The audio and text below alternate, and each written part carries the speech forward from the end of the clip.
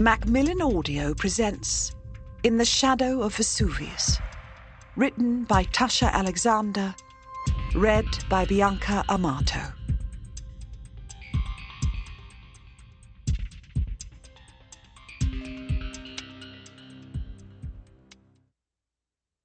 Of the many misfortunes that have occurred in this world, no others have given posterity such joy. Johann Wolfgang von Goethe, writing about Pompeii. 1902. Chapter 1. Some corpses lie undisturbed longer than others. We expect that our own mortal remains, shrouded in silk, buried in mahogany coffins, and marked by granite stones, will be left untouched for eternity. So, too, did the Egyptians, whose mummified bodies now entertain the ghoulish among us at unwrapping parties. Their elaborate tombs offered no protection. Why should our fate be any different? Even the victims of the unexpected eruption of Mount Vesuvius nearly 2,000 years ago, blanketed by impossibly deep layers of ash and pumice, have re-emerged. Plaster casts, formed by archaeologists, allow tourists in Pompeii a glimpse of the terror and heartache of their final moments. None of us is safe from exposure after death. Standing in the ruins of an ancient dining room, a triclinium, as the Romans called it, we, my husband Colin Hargreaves, Ivy Brandon, and I, had gathered around a group of these casts. 3 walls remained, each covered with bright frescoes. The 4th side of the room, marked with columns, opened into a charming garden, in the centre of which stood a fountain. They would have dined here in the summer, I said. The chamber is positioned to take advantage of the angle of the sun at that time of year, flooding it with natural light. The columns frame the outdoor features beautifully, and I never would have thought the Romans wore sideburns, Ivy said, crouching next to one of the casts. This gentleman looks as if he stepped off the streets of London last week. Ivy, who since we were children had tried to provide a tempering influence on my more outrageous iconoclastic impulses, was not prone to interrupting anyone. From the earliest days of our acquaintance, I had observed her effortlessly perfect manners, but had never managed to emulate them. Her patience was unmatched. Once, from a safe distance, I watched her listen for more than half an hour, an expression of rapt attention on her face, to a dull MP drone on about some speech he'd given in the Commons that afternoon. She never tried to get in a single word. My husband struggled not to laugh. "Emily, you'd best stop lecturing," he said. "No detail about ancient dining rooms can compete with the gruesome pleasure of the mortal remains they contain." I turned back to the casts. 2 of them, a woman and a male slave, identifiable by her hairstyle and his thick belt, curled in fetal positions, she covering her face with her arms, he frozen for eternity, with one hand stretched toward the sky. The 3rd, which Ivy was examining, lay with his arms at his sides, one knee bent, the other straight. "Did you say sideburns, Ivy?" I asked. "The Romans didn't wear them. Not like that." I forced myself to kneel beside my friend. I like to believe that after more than a decade spent investigating heinous murders, I am capable of remaining undaunted in the face of violent death. I have observed a multitude of bodies in a variety of hideous states, and, while always grieved that any human should suffer such an end, I can compartmentalize these emotions in order to pursue justice for the dead. Yet almost from the moment I stepped into the ruins at Pompeii, the tragedy of the sight overwhelmed me. I could hardly bear to look at the casts, let alone scrutinise them. Their humanity was all too palpable. Colin squatted on the other side of the man. This doesn't look right. He pulled a penknife from his pocket and began to dig into the plaster. Don't! I reached to stop him. This is an archaeological site. You can't. This man is no Roman.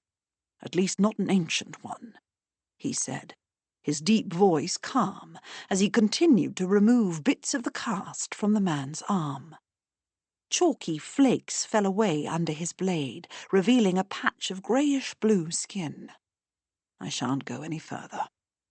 If he were a victim of Vesuvius, we would find hollow space beneath the plaster, not flesh. Our friend here has not been buried long enough to decay. I'd wager he hasn't been dead for more than a few weeks. Ivy's brown eyes widened, and the colour drained from her rosy cheeks. She turned away from the cast, struggled to her feet, and was sick behind a convenient cypress tree. We had arrived in Pompeii 4 days earlier, travelling at Ivy's invitation. She had recently made the acquaintance of 2 Americans, a brother and sister, Benjamin and Calliope Carter. He, a moody painter, and she, an enthusiastic archaeologist, were preparing to leave London to work for an American called Balthazar Taylor at what many consider the world's greatest ancient site. My friend's gentle kindness endeared her to everyone she encountered, and soon after meeting the siblings, she hatched a scheme to follow them to Italy. Knowing of my passion for the ancient world, she invited me to join her. Inseparable in our youth, Ivy and I had not seen much of each other of late. My work and her devotion to motherhood, at last count she had a brood of 6, meant that our paths no longer crossed with regularity, but this was not indicative of a loss of affection between us. When she asked me to accompany her on her excursion abroad, I rejoiced at the chance to rekindle our friendship. Colin, whose discreet work for the palace now included special attention to King Edward VII's personal protection, was harder to bring around, but was at last convinced by a sly move on the part of Ivy's husband, who could not abide the idea of his wife travelling with only a solitary female companion. I adore Robert, but his views can be rather old-fashioned. On this occasion, I was profoundly grateful for his outdated morals. When Colin hesitated, Robert went straight to the king, who went straight to my husband, bursting into our library in Park Lane before our butler could announce him. "Hargreaves, old chap, you can't let the ladies down. They need a chaperone, and there's none better than you," His Majesty had said. Colin knew the futility of arguing with Bertie. I would never be able to think of him as Edward VII or otherwise, but that was not what persuaded him. Robert and the king had appealed to his sense of duty, something Colin would never shirk. And so, by the next morning, my husband was organising the details of our trip. I suspect he took no small measure of delight in leaving London.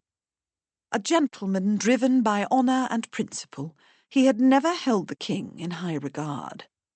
Bertie, during his tenure as Prince of Wales, had proven more interested in gambling, mistresses, and cruel pranks than in useful occupation, and as a result, Colin had nothing but scorn for him. The only disappointment that stemmed from our trip was the knowledge that another mutual friend, Margaret Michaels, was unable to join us. After a decade of marriage to an extremely even-tempered Oxford don, she was not so eagerly awaiting the arrival of her first child, and had expressed in no uncertain terms how unfair it was that she be excluded from the adventure. The baby, she said, was sure to be a delight, but if she could have hired a servant to give birth in her place, no sum would have been too great to pay. Colin found for us a charming villa south of modern Pompeii, only a few miles from the excavations, with sweeping vistas of the Bay of Naples in one direction and of Mount Vesuvius in the other. After an uneventful journey, we were soon comfortably settled and ready to tour the ruins. The Carter siblings proved able guides, giving us a splendid overview of the site. "You must call me Callie," Miss Carter said, when we first met her under the brick arch of Pompeii's Marina Gate. "Calliope is such a mouthful, ironic for the muse of epic poetry and eloquence, don't you think? Dear old Papa loved the classics. I'm fortunate he didn't decide to call me Polyhymnia or Euterpe." She was considerably shorter than I, but gave the impression she could command an army battalion without visible effort. With Titian hair and a voice so melodious she would have sounded as if she was singing if she didn't speak with such an assertive rhythm, the name suited her. Her alluring figure was more like that found on an ancient depiction of Aphrodite than the pigeon-breast silhouette favoured by the current crop of fashionists. And although her face, with a spattering of freckles across her nose, could not be described as beautiful or even pretty, it was undeniably intriguing. Her eyes, hazel, with flecks of green that would perfectly suit some legendary Irish queen, flashed with intelligence. Her brother, Benjamin, bore almost no resemblance to her, at least not physically. His features were as unremarkable as hers were beguiling, but his fiery temperament mirrored Callie's. He explained that his expertise was not in archaeology, but as an artist. He had exhibited his work at 2 small shows in New York before they came abroad, and now hoped the Italian landscape would inspire him to the greatness that so far had eluded him. "Callie insisted I take this position so she might have access to Mr. Taylor," he said. "She was convinced, rightly so, that faced with the force of her personality, he would take her on as well." His sister's tenacity impressed me.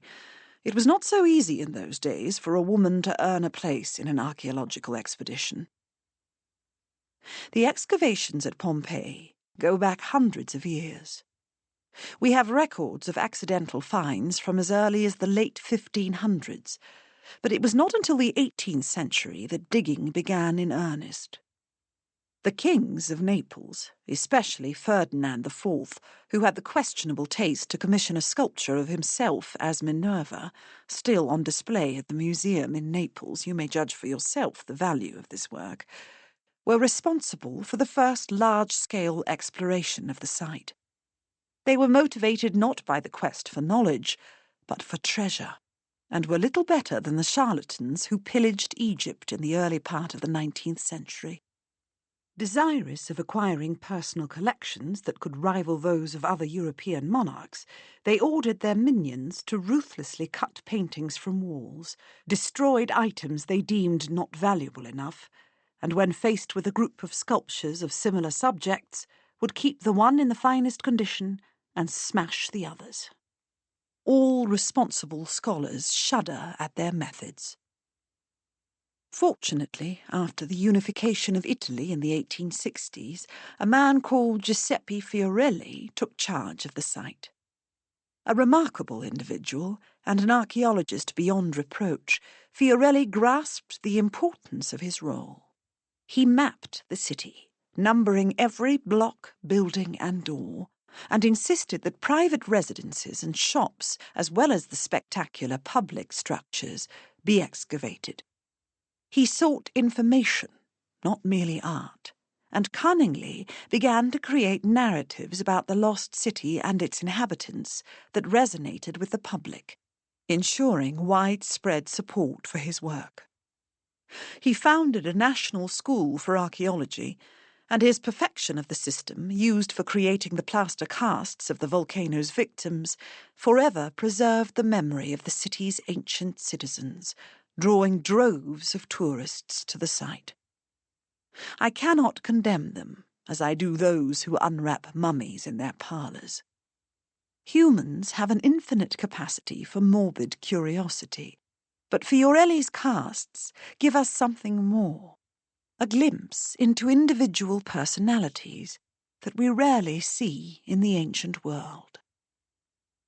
Even so, they troubled me, looking at those faces, frozen at the moment of their deaths, engulfed me in a deluge of emotion through which I could not wade. But now, faced with a fresh corpse, instead of one 2,000 years old, I found myself once again able to compartmentalize. "I'll send for the police," Colin said, handing Ivy a clean handkerchief after she'd finished being sick. He turned away while she cleaned herself up and ran a hand through his tousled curls. "Perhaps you, Emily, would be so good as to inform the archaeologists of our find." A.D. 79. Chapter 2. These dark days, engulfing me with gloom and hopelessness, have inspired me to write my story, the narrative of a woman silenced, while simultaneously being one of the best-known poets of her time. In Pompeii, at least. But that is the fate of slaves, is it not? Even after they purchase their freedom. I must go back in time now, and explain how all this came to be. I am officially Quinta Flavia Cassandra, my first two names taken from the man who owned me, Quintus Flavius Plautus, but I have always been known only as Cassandra. My father, Aristides, named me for the doomed princess of Troy. Apollo gave her the gift of prophecy, but when she refused to become his lover, he cursed her, condemning her to a fate in which no one would ever believe her predictions. Hence my father's choice. I was born a slave, destined to have a voice that would never be heard. He was a scholar and philosopher, born in Athens, the most glorious city in the world, at least to hear him tell it. My mother hailed from Macedonia, the land of the great Alexander, and gave me her golden hair and lapis blue eyes. Pirates attacked the ship meant to carry them to Ephesus, and they soon found themselves in Pompeii's slave market, my mother heavy with the child they had years ago given up hope of ever having. Plautus's steward, a man of uncommon kindness, bought both my parents. They might have had a happy life in their master's house, if she'd not died bringing me into the world during our city's last great earthquake. Greek to the core, father railed against all things Roman, but even he could not deny we had landed in circumstances not altogether horrendous. Well educated and wealthy beyond measure, Plautus installed my father as the tutor of his children and gave him charge of the family's substantial library. I grew up alongside my master's daughter, Octavia Lepida, born on the same day as me, and although my station required that I do whatever she asked, we were more like friends than mistress and slave. Her mother, Claudia, the quintessential Roman matron, noble, capable, loyal, and beautiful, never allowed her children to treat their inferiors badly. I was educated with Lepida and her brothers until the boys went off to school. After that, Lepida focused on the skills essential to a good wife, spending hours at her loom and assisting her mother with the household accounts and management. My duties expanded to include dressing Lepida's silky raven hair and learning how to artfully apply cosmetics to her smooth face, but I always preferred reading aloud to her from the enormous collection of scrolls in the library. The habit had started when we were quite young. Lepida plagued me with questions about Greece, a place I had never been, and of which I had no real knowledge. All I could do was recount for her the myths my father had told me, charming her with my use of the gods' Greek names. As a Roman, she was taken with all things Greek, confident in her belief that while there was no place better than Rome, there was no culture superior to the Greeks. We would sit in the peristyle garden, Doric columns around its perimeter, our bare feet in the fountain, the flowers of Citrus medica trees fluttering above us, as we lamented the tragic fate of Orpheus and Eurydice, Hero and Leander, Pyramus and Thisbe. I adored all things Roman, and argued frequently with my father about the merits of the empire. He admonished me to remember my heritage. I was a Greek.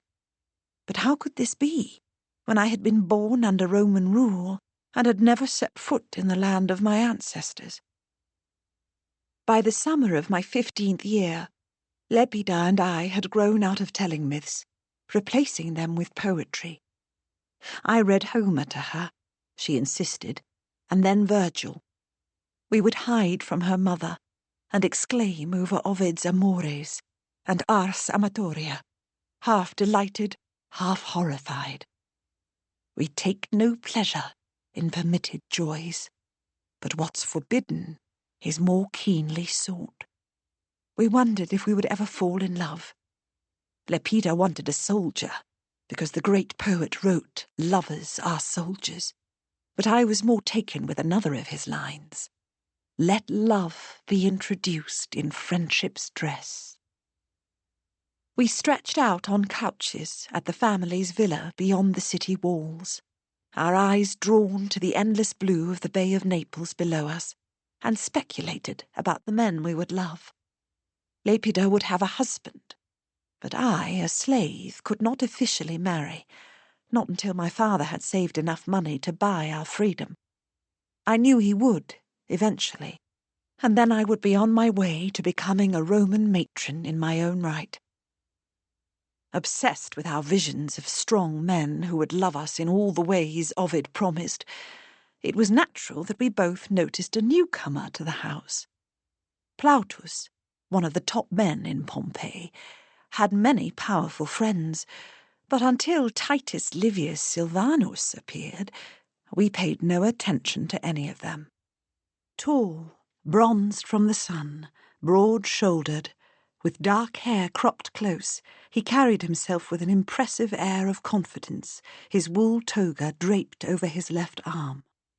Lepida spotted him first, and pulled me through the atrium to the doorway of her father's tablinium, where he met with his clients. The two men were engaged in conversation about a business concern of some sort. We had no interest in their words. "I'm certain he was a soldier," Lepida said, whispering as we peeked into the room, not wanting to draw their attention. "Look how he holds himself." "His voice sounds kind," I replied, "and I like his eyes." "What are you girls doing?" Plautus said. "Mean you to interrupt us?" We giggled. We were young. He waved for us to come into the room and introduced us to the visitor. 2 weeks later, we both considered Silvanus a friend. 3 weeks after that, Lepida was engaged to him. The following week, when he returned his fiancée to the house after a banquet, he asked to see me alone. I was a slave.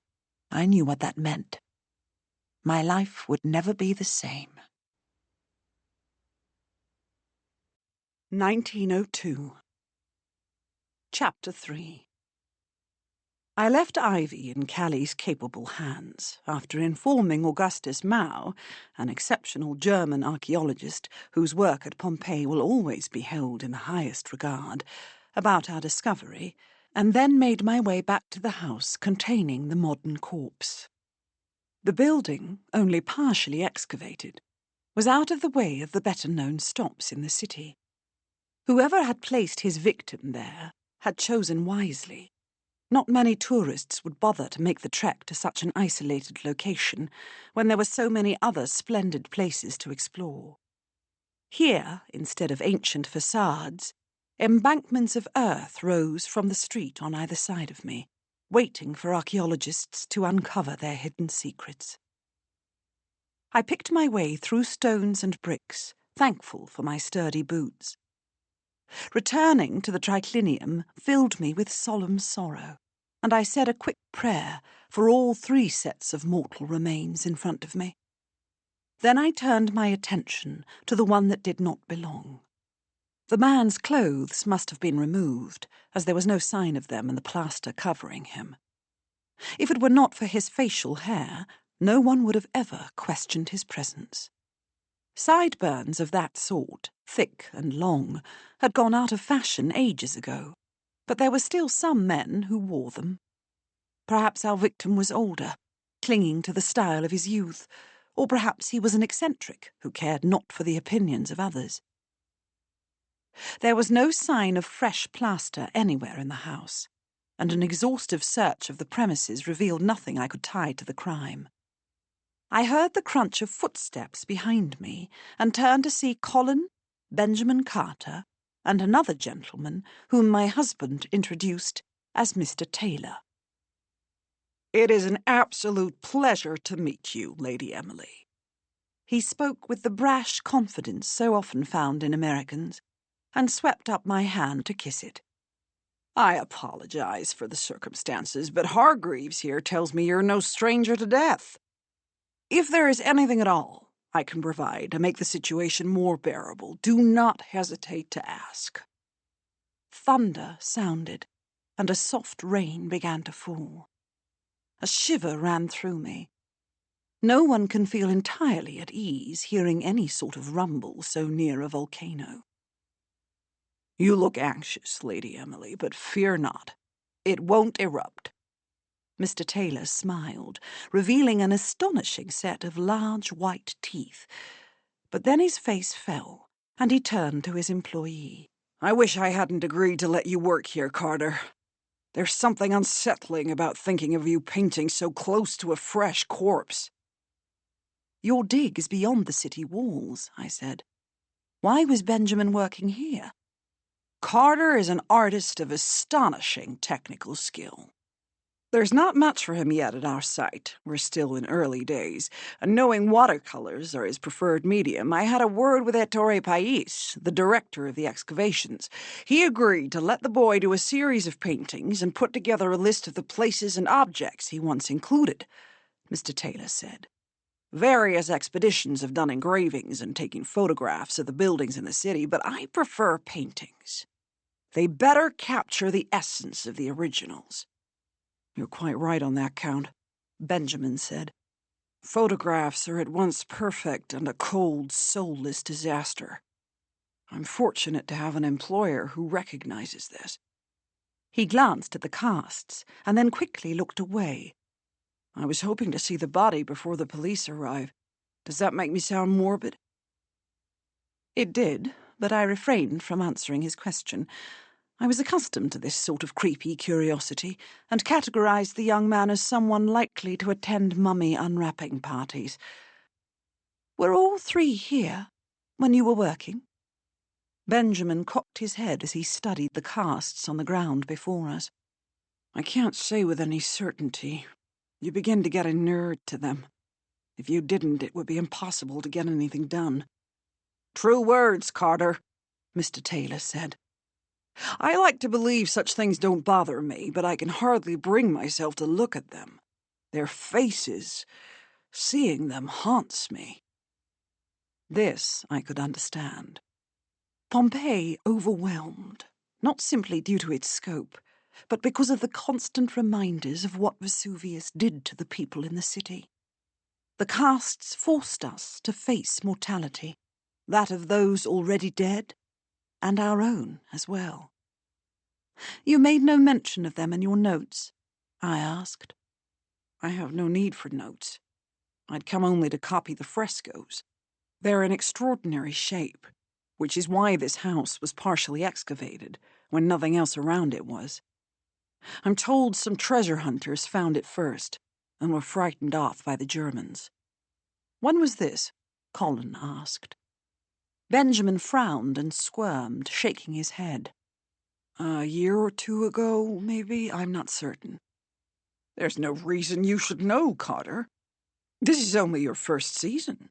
And you're an artist, not an archaeologist," Mr. Taylor said. his attitude toward his employee magnanimous. "I've funded digs in Pompeii for more than a decade and have studied the site extensively.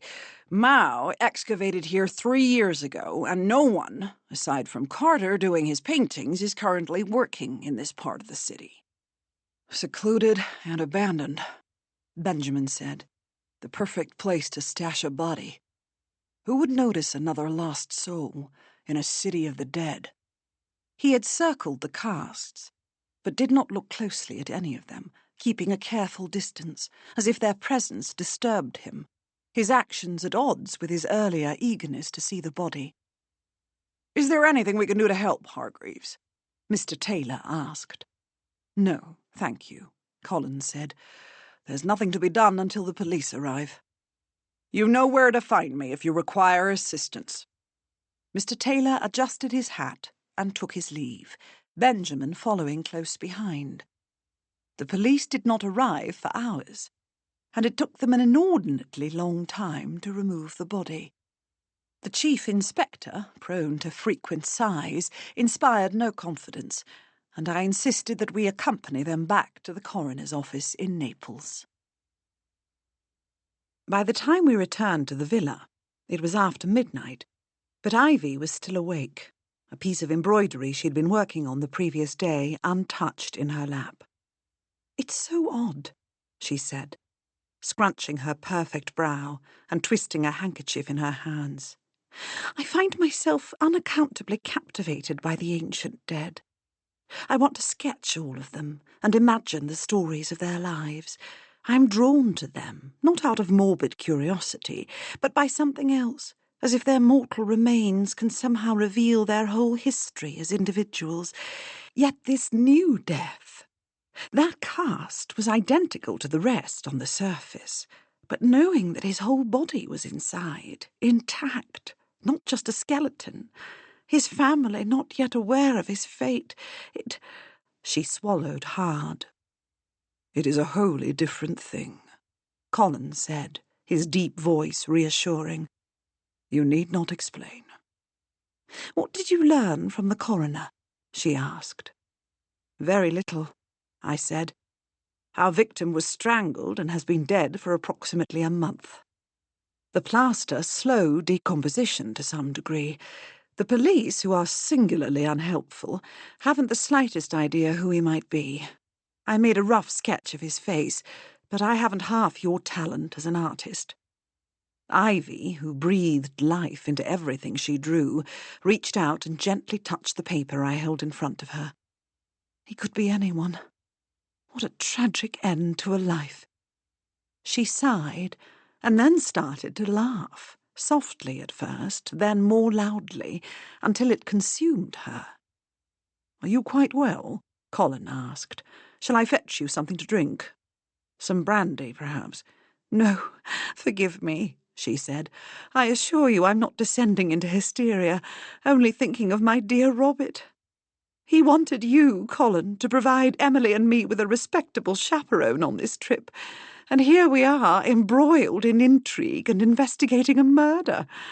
Not what he had in mind for our holiday." The next morning, Colin received word that the police were not planning to return to Pompeii, instead asking him to see if any of the archaeologists at the site recognised the man in my sketch. Ivy, fully recovered from her shock, accompanied us, and before long we had learned the dead man's name. Karl Richter, one of Herr Mau's workers, identified him as a journalist who a few years earlier had visited the site while researching an article. "There can be no doubt. It is Walker. Clarence Walker," Herr Richter said. "He's a man of impeccable integrity, works for the Times in New York. I was the one tasked with giving him an overview of how we approach a dig." His voice faltered. "He had a guide called Maria Sorrentino, but Walker wanted to understand something about the method of archaeology and asked me to school him in the basics." "Do you know where we might find this Sorrentino?" Colin asked. "I couldn't say.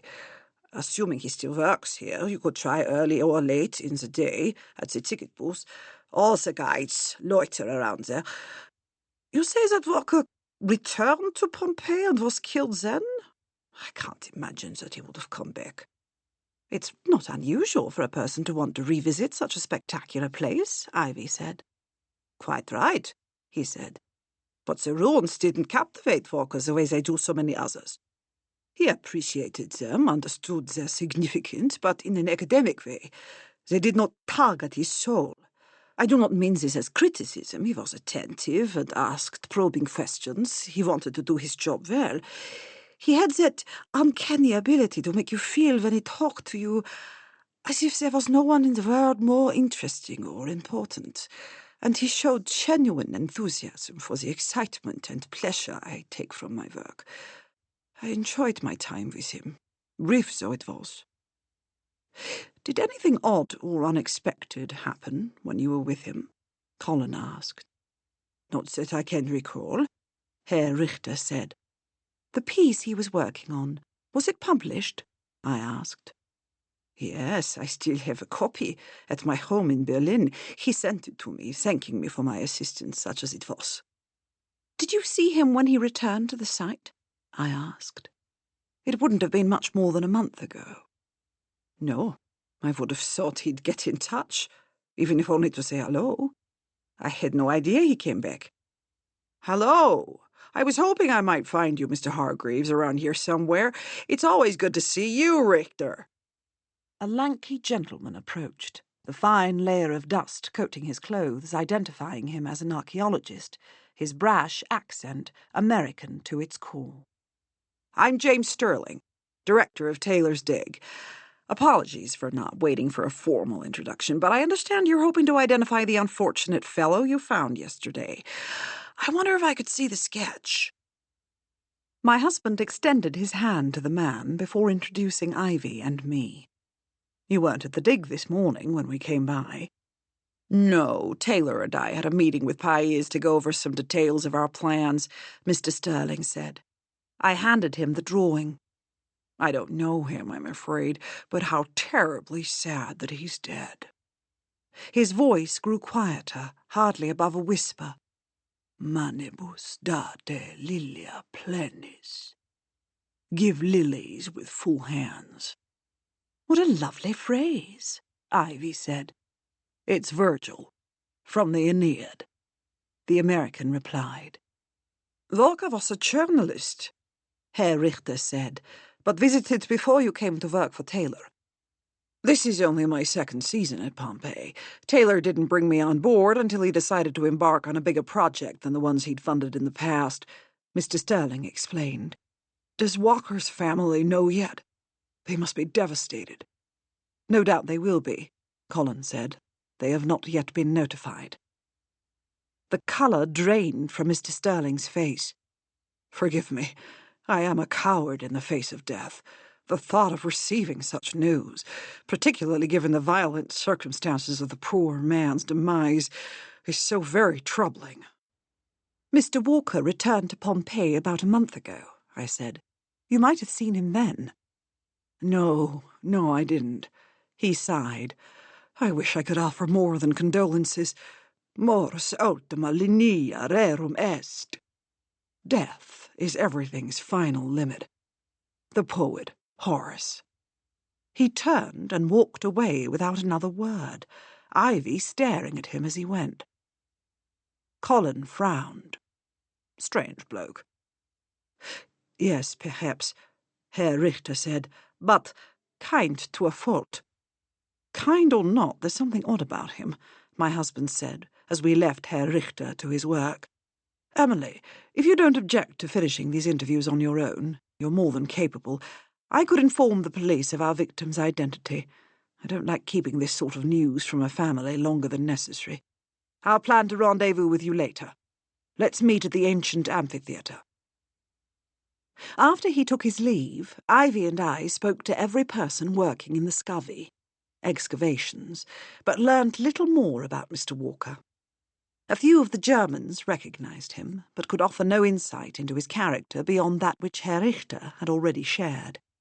One of the Italians lauded his generosity, explaining that the journalist had brought a bag of oranges for them to share after he and his guide had visited them. Beyond that, those who recalled him described him as sincere and earnest, but not all that interested in Pompeii itself. None of them admitted to having seen him when he returned to the city. It had rained throughout the night, but the morning sun had dried all but the most stubborn puddles in the city. A little after noon, we stopped for luncheon in front of the ruins of a thermopolium, a casual sort of restaurant common in Roman cities. On the wall above where tables would have stood, there was a glorious fresco showing two gladiators engaged in combat. Tempting though it was to place on the ancient countertop, covered with colourful pieces of marble, the basket packed for us by the cook at our villa, we didn't want to damage the sight, and instead sat on the curb in front of the shop.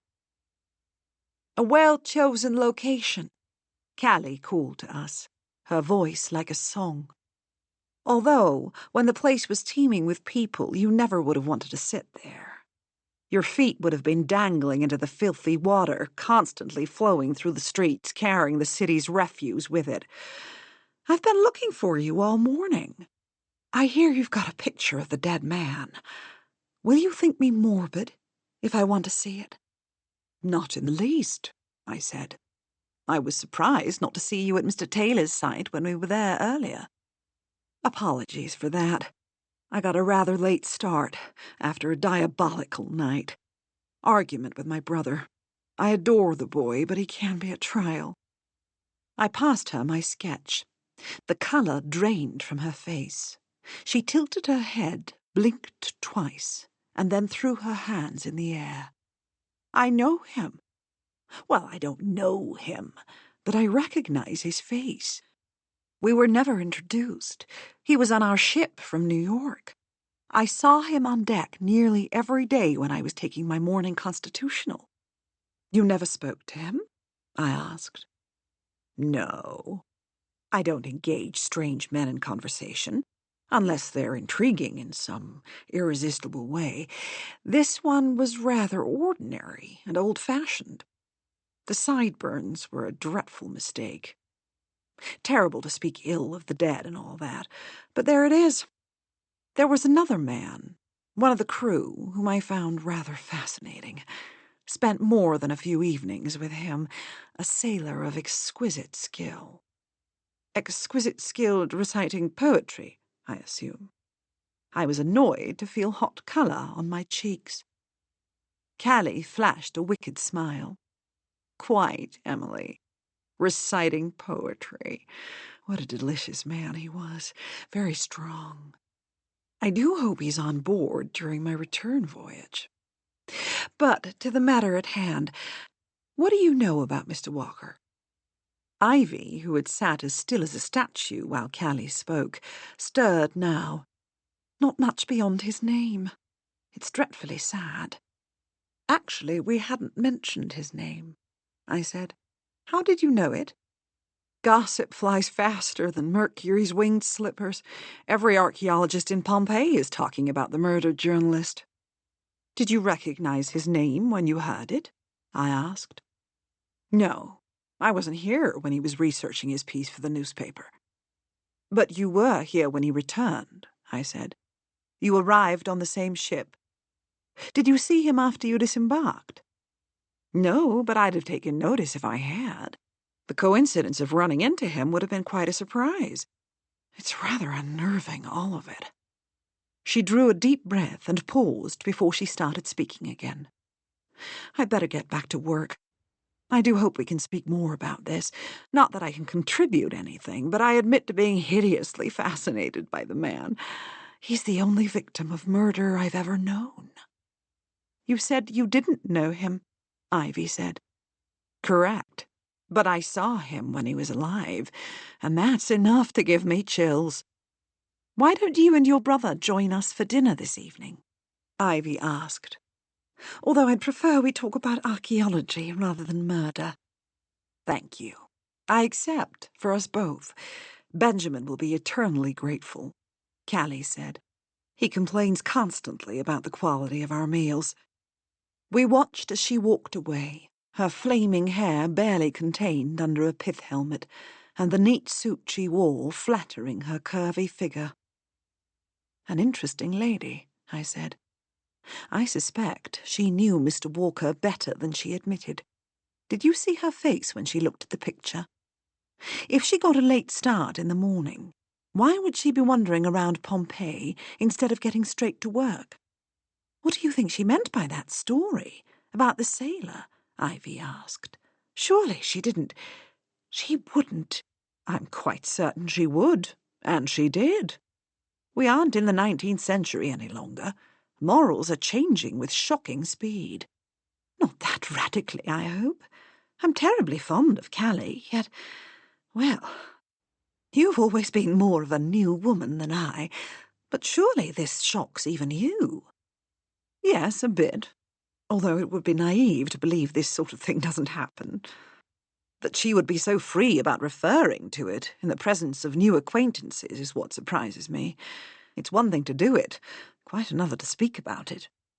Dear me, aren't we a couple of dowdy matrons? We might be matrons, technically speaking, but we are not dowdy in the least, I said. I commend Callie, who I'm quite certain can't be more than 5 years younger than us. She's living life on her own terms, and that's to be much admired, even if I would choose a slightly different path. Slightly different?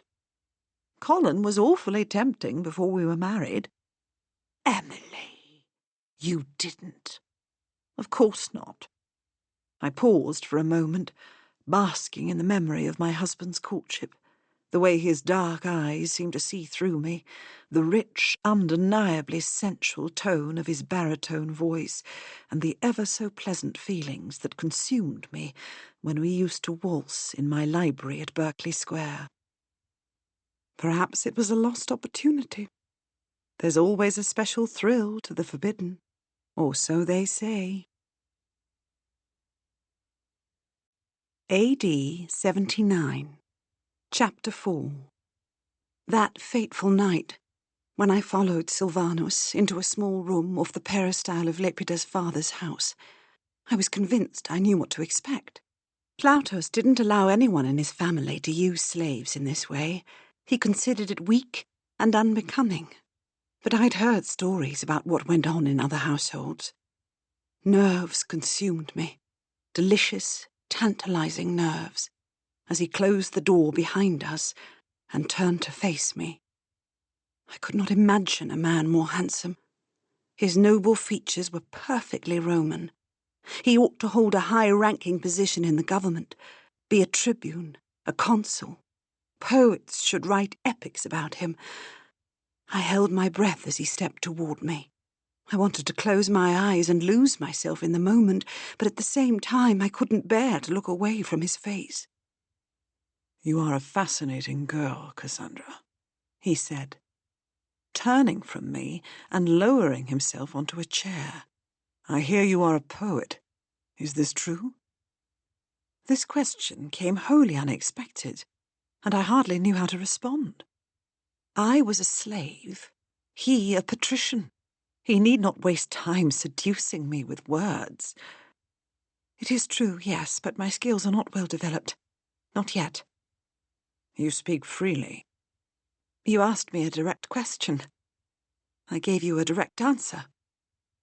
"Plautus is impressed with your talent. You recited for him a poem you wrote about Aeneas. I would like to hear it." "My poem about Aeneas?" My brow crinkled. "It is of little consequence, I assure you. I only meant it as a homage to Virgil. You might prefer that I recite some of the Aeneid instead." "I know Virgil as well as I know my own thoughts," he said, leaning forward and resting his elbows on his knees.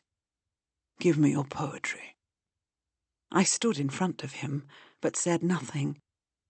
"You are shy now?" Was he flirting? I couldn't tell.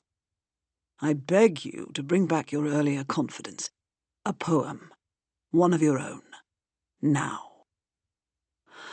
I drew a deep breath, closed my eyes, and began to recite, no longer wanting to look at him, terrified to see his reaction to my immature derivative work. I gave him only a few lines. "Look at me, Cassandra." His voice, commanding and deep, must be obeyed. So I obeyed. A slave has no choice. He was staring at me, his dark eyes full of question, but I saw no criticism in them. "You do have talent, my little Greek girl. A flair for language. I will come again and expect to hear more. I won't be satisfied with only a handful of lines next time." He rose from the chair and stepped forward, standing so close I could feel his breath on my lips. But he did not touch me. Without another word, he turned and left the room. I felt more vulnerable than if he had taken me. Words, I learned that evening, can have more power than anything physical. 1902, Chapter 5. As the afternoon faded, and Ivy and I finished our interviews, Mr. Taylor and a number of others remembered meeting Mr. Walker, but no one was able to give us much that illuminated the dead man's character. The time came to meet Colin at the amphitheatre. Questions about Callie and Mr. Sterling swirled in my head as we walked, but our surroundings distracted me from adequately contemplating them. Pompeii mesmerised me. It was impossible not to catch glimpses of the past, standing in the exact spot ancient people had so long ago, feeling the acute pain of the heartbreak of their final moments. It was intoxicating and frightening, a lure I couldn't resist. The sun having grown quite hot, Ivy snapped open her parasol and admonished me to do the same, but I liked the feeling of the heat on my face.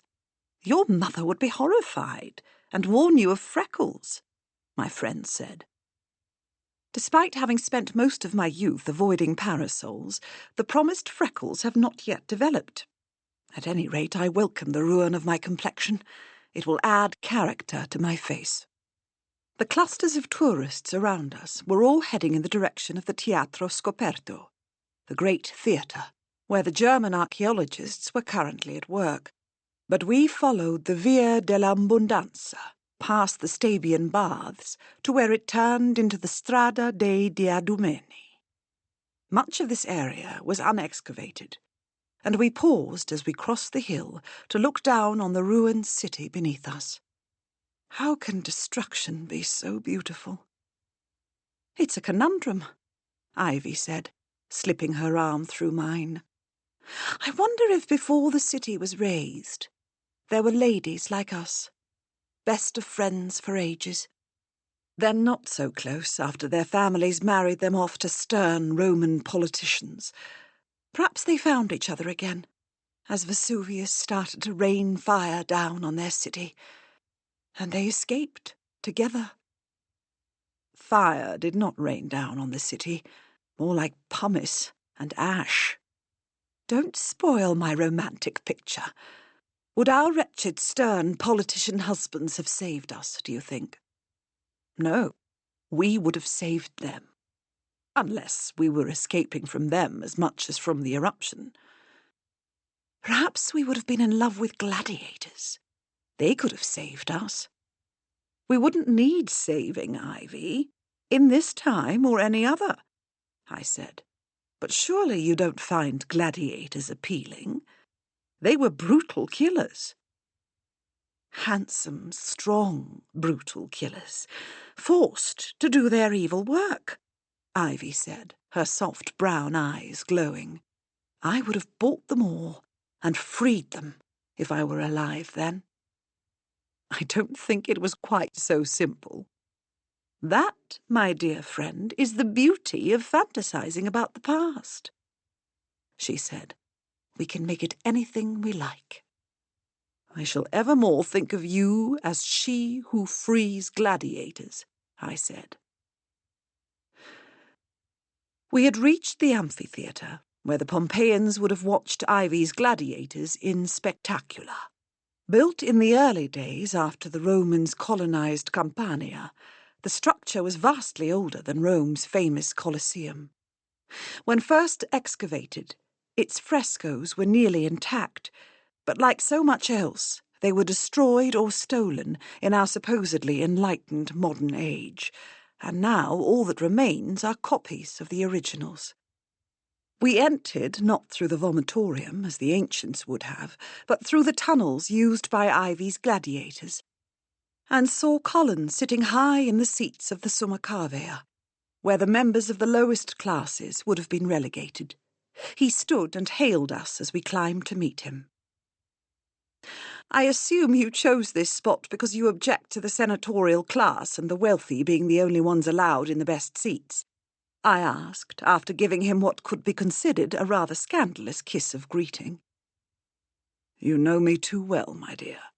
His dark eyes sparkled in a way that made me wish we were alone, but his countenance grew serious. "Sit. We have much to discuss. A telegram is en route to Mr. Walker's family to notify them of his death, and arrangements for formal identification and the return of his remains to the States organized. The police consider the case closed." Closed? I had far too much experience with the incompetence of official investigations for this to surprise me, but felt outraged nonetheless. "They know who killed him. Already." I said they consider the case closed, not that they've actually solved it. I suspected we'd run into something like this. This part of Italy is a nest of corruption and crime. The Camorra, a criminal organization, control much of the area, although their power has lately waned. Apparently, Mr. Walker penned an article about their failure to get their preferred candidate elected in Naples last year, and the police are satisfied that his death was retribution for what the Camorra view as an insult from the journalist. "Retribution isn't effective if one disguises and hides the victim," I said. "Have they made an arrest?" I asked. They don't often arrest members of the Camorra. How convenient. Should I ever decide to join the criminal underground, Naples shall be my first stop. I frowned. "Do you think the Camorra are responsible?" "It's possible, but we have no evidence to support the theory, beyond a piece in a New York newspaper that unlikely anyone here would have seen." "There are loads of immigrants in New York, aren't there?" Ivy asked. "Perhaps one of them read it and sent it to family here." Colin nodded. "Possible, but unsatisfying. We have the murder of a foreigner, no immediate clues, no idea as to where the killing occurred, and only a vague notion as to its timing. Easier for the police to pin the crime on the Camorra and move on to cases they have a better chance of solving." "What would this criminal society think of being blamed?" Ivy asked. "Would they take it lying down?" "An insightful question, Mrs. Brandon," Colin said, smiling at her. "Most likely they would view it as a sign that city officials weren't interested in interfering with them. It could be a subtle move to placate the Camorra without actually giving anything up to them." "Surely you, Mr. Hargreaves, shall not stand by and let justice be perverted? I expect better things of you." "It's not my place to interfere," he said. "However, if we were to quietly investigate and manage to solve the crime, I doubt the police would object to us handing them the evidence necessary to convict a murderer." "What if the Camorra are responsible?" I asked. "They won't look kindly on our actions." "I wouldn't expect even the Camorra to frighten you off, my dear." "Quite right. If anything, it spurs me on." I was less than best pleased with the police in Naples. How could they be so quick to abandon the search for Mr. Walker's murderer? Why would a man with no apparent interest in Pompeii return to the site only to be killed before any of the people who had earlier made his acquaintance knew of his arrival? What had motivated him to make this second trip? As we left the ruins, we stopped at the ticket booths and inquired after Mario Sorrentino. Neither the clerks nor his fellow guides had seen him recently, but one of his colleagues told us where he lived. Colin, insisting that Ivy and I return to the villa to dress for dinner, attempted to call on him, but there was no answer at his rooms, so he left a note requesting an interview. The guide didn't send a response. The murder dominated our conversation that evening when Callie and Benjamin came to dine. Callie considered it something of a lark. Not the death itself, but the idea of our investigating it. But her brother was much more serious. "If you insist on pursuing the case, I shouldn't let the police know," Benjamin said to my husband after we'd finished eating and retired to the terrace. "They won't look kindly on foreign interference." "There's no cause for worry on that count," I said. "Mr. Hargreaves specialises in situations that require discretion. The police won't have an inkling of what he's doing until he's proved the murderer's guilt beyond all doubt. It's just that, well, these locals can be a bit hot-headed." Benjamin scowled. "Violent, even. You don't want to anger the Camorra." "They won't object if we prove someone outside their organisation guilty," Colin said, "if they give the matter any attention at all." A maid approached with a tray of glass goblets, fashioned in an ancient style, filled with honeyed wine. Ivy wanted it served as a nod to the ancient residents of Campania. Colin grimaced when he tasted it, and poured himself a whisky instead, from the bottle he had brought with him from England. For too much of his life, his time abroad was spent taking covert action for the Crown, and part of his ritual was to bring a piece of home with him, generally in the form of a fine single malt. "What about you, Emily?" Callie asked. "Our acquaintance may only be brief, but I feel confident in predicting you will not leave this to your husband. You'll investigate as well." I liked Callie. She was sharp, insightful, and pert, unbound by the mores that governed polite society, but not so radical as to be tedious. I found myself surprised that Ivy had taken such a shine to her. From childhood, Ivy had always been a tempering influence on me, pulling me back from my most outrageous schemes, gently persuading me that I ought not reject everything I disliked about society all at once. She had enjoyed our debut season more than I, quickly found a husband, and adapted readily to the role of dutiful wife.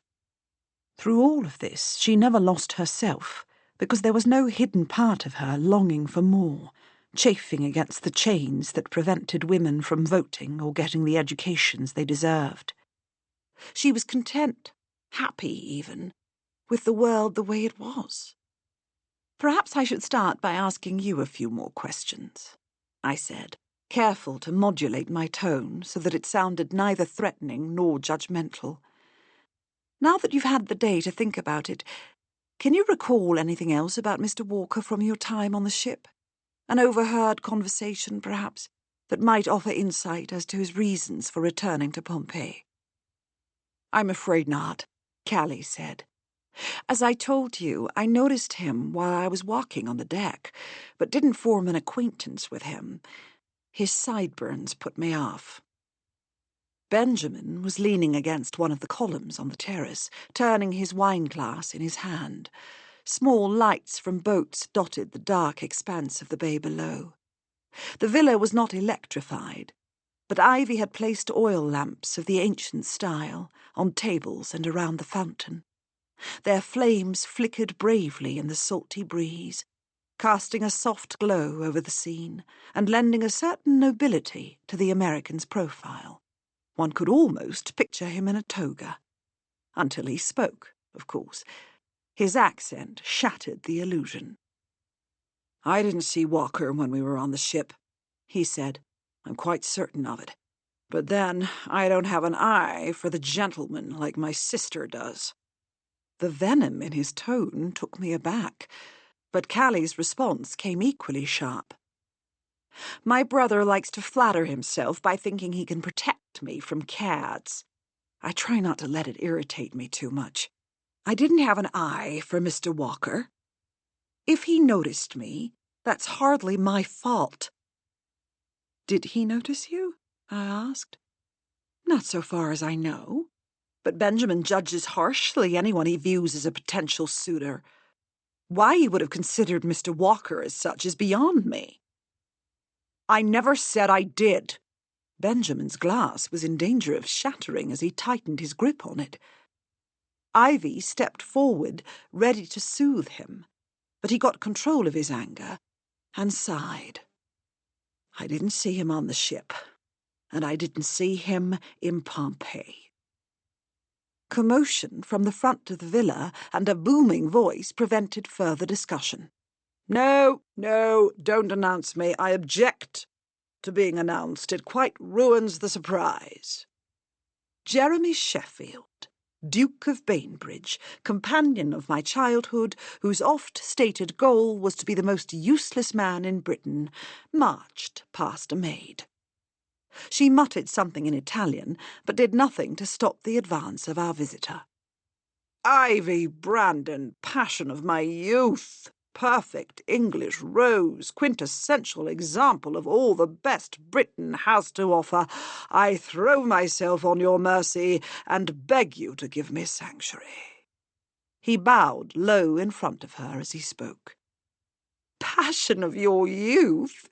Ivy's laugh rang loud. "I've never heard you utter something so ridiculous. And I've heard more than my share of the absurd coming from you. Why on earth do you require sanctuary, and what are you doing here?" "I've been in Rome. It was quite dreadful, if you must know. I had the misfortune of inflaming the interest of a young lady there, who took my attentions rather more seriously than she ought. I've had to flee. Her mother was beginning to terrify me. I heard you were visiting Pompeii and could think of nowhere I'd rather be. You will take me in, won't you? I'm desperate." "Bainbridge, when will you learn?" Colin asked. "Toying with the ladies always gets you in trouble." "So it does, Hargreaves, so it does, but it's so bloody much fun. Pardon my language. I didn't realize you had other guests." He flung his hat onto a nearby table and grinned. Ivy, rising to her duties as hostess, introduced our American friends. The good Duke, as was his habit when he met a potential new conquest, lingered over Callie's hand, but she pulled it away before he could kiss it. "You shan't tempt me with any aristocratic charms, Mr. Sheffield." "It would be your grace, actually," Jeremy said, "but you'll wound me if you refuse to call me by my given name." Callie beetled her brows. "Then prepare to be wounded. I despise the aristocracy." Her words were harsh, but her dancing hazel eyes cast a different tone. "I shall make it my life's work to convince you to admit that at least one among us is undeserving of your scorn." Jeremy was standing dangerously close to her now, but I was happy to see it. It had been too long since I'd seen him flirt so outrageously. Heartbreak has a tendency to remove the joy from a great many things.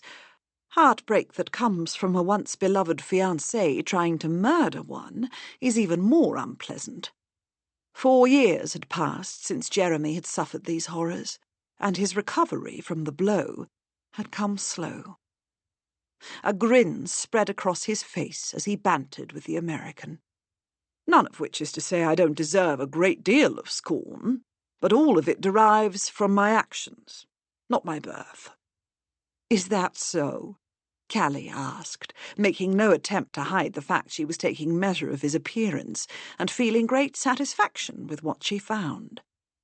"Perhaps, then, I shan't consider you entirely beneath my notice." "Callie, dear, what were you working on today?" Benjamin asked, his attempt to disrupt his sister's flirtation clumsy and obvious. "We've been so distracted with this other business that we haven't spoken of anything else all evening.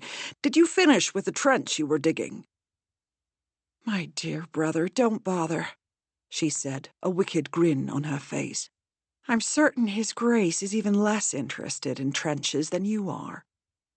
The veins in Benjamin's neck bulged.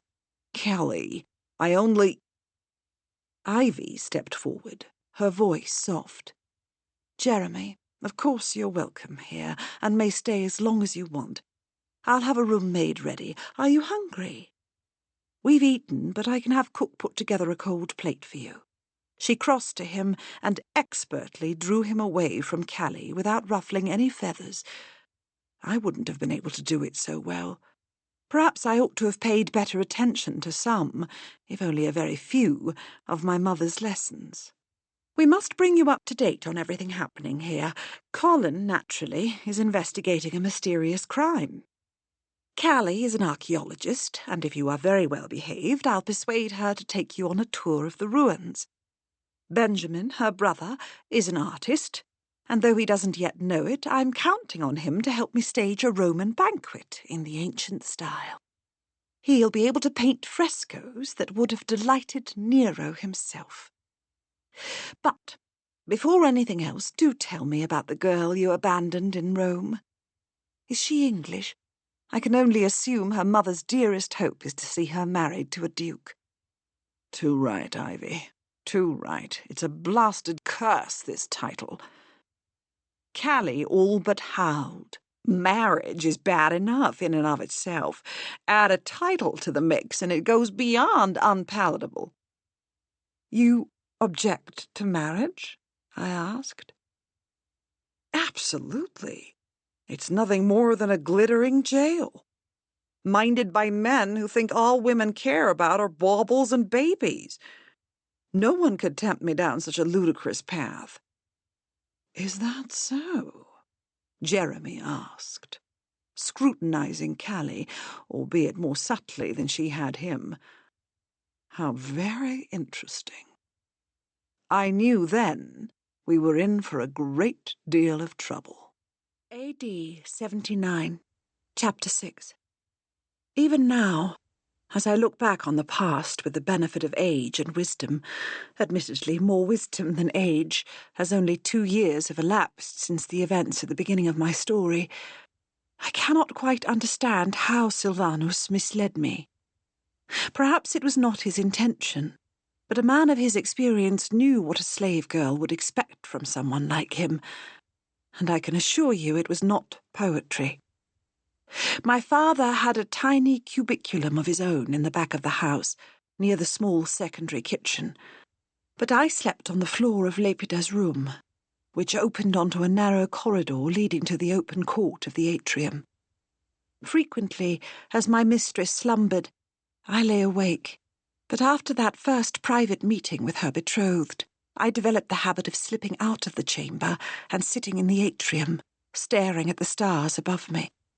Soon I began taking a wax tablet and stylus, and wrote poetry inspired by the heavens, complicated tales of impossible love.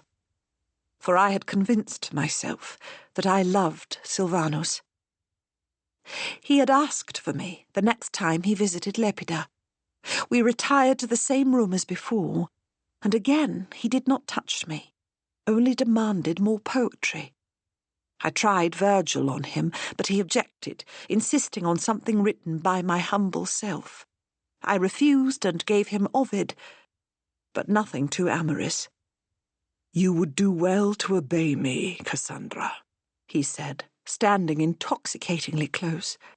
A poem, one of your own. I stared into his dark eyes as I recited one that had come to me a few nights earlier on a moonlit excursion to the atrium. He listened intently and nodded when I'd finished. Good girl, he said. Will you write it down for me? Then I'll be able to read it whenever I want. He lifted his hand to my cheek, stopping before he touched it. I ached to feel his skin against mine, and knew then that I could refuse him nothing. The following morning, when Lepida was off somewhere with her mother, I went to the library and asked my father for blank papyrus. He gave it to me almost without noticing, so absorbed was he in his own work, repairing a damaged scroll from Livy's monumental history of Rome, Ab Urbe Condita Libri. With great care, I sat down and copied out the words of my poem from the tablet upon which I'd originally scrawled them. I rolled up the papyrus, tied it with a piece of twine, and unsure what to do with it, I had no private space of my own, hid it in the library's Latin room, in the back of a box that contained volumes of Seneca's philosophical writings. Plautus kept a complete library, and hence included the works of the Stoics, but as an Epicurean, was unlikely to come looking for them. My little scroll would be safe there until Silvanus fetched it. For that was my oh-so-clever idea. I would not give it to him, but tell him where to find it, hoping that by making it a game, a hunt, he would find me more alluring. As I left the library, I was fairly floating, lost in my fantasies. Lost, that is, until I saw Lepida, who was sitting on a bench in the peristyle, swathed in a red silk tunic fastened at the shoulders with gold brooches. She called to me, asking that I join her. "Look what Silvanus has sent," she said, holding out her hand to show me a pair of pearl earrings. "He is the best among men, is he not? I will be fortunate to have him as a husband." A sickening feeling crept through me. Until that moment, I had not thought Lepida had given Silvanus much consideration. Oh, I knew she believed him handsome. That was clear from the first day we saw him. But she had never expressed any particular interest in him. Girls like her did not expect much out of marriage, at least not in terms of affection. A husband would provide for her, he would respect her, trust her to manage his household and bear him children. But he would not love her, not with the sort of passion to be found in the myths of old. Marriage was about duty and loyalty. Love was something else altogether. Or so I had believed, but I knew Lepida as well as I knew myself, and I recognized the look in her eyes as she fingered the dangling pearls in her hand. She was in love with Silvanus. As a slave in her household, for I assumed her father would let me go with her when she was married, she could not object to her husband taking a physical interest in me, but as her friend, I could not welcome the attention. Not in my heart, not anywhere. I must do what he wanted, but I would have to learn to guard my emotions. I could not let myself crave and nurture a passion for the man who had won her love. 1902, Chapter 7. Before I got out of bed the following morning, my husband brought me the longest telegram I had ever seen. I cringed at the thought of what it must have cost, knowing that we would be footing the bill. I asked the New York Times to send the full text of the Walker's articles about Pompeii and the election. Unless I'm missing something, I can't see anything that might catalyse a murder. "Nor do I," I said, after reading the first. "This is well written and engaging, certain to inspire tourists to visit the ruins. But there's nothing else to it. What about his piece on the Camorra?" "It's no more enlightening. He was writing in general about elections abroad and only makes the barest reference to the results in Naples." "So we're nowhere." "More or less. No clues, no hint of motive, looks from every angle to be a hopeless business. A perfect challenge." His eyes brightened. He'd devoted his life to serving crown and country, and was always happiest when his missions proved intellectually stimulating. As was I. But that was not all the job entailed. The physical effects of his work troubled me as much as they thrilled him. I wished he'd never had cause to learn how to treat bullet wounds, and that I'd never again find a new scar on his skin. He'd had a brief respite from danger, serving the king at home, rather than running about the continent in pursuit of unnamed threats to the empire. But it would not last. Protection duty did not suit him.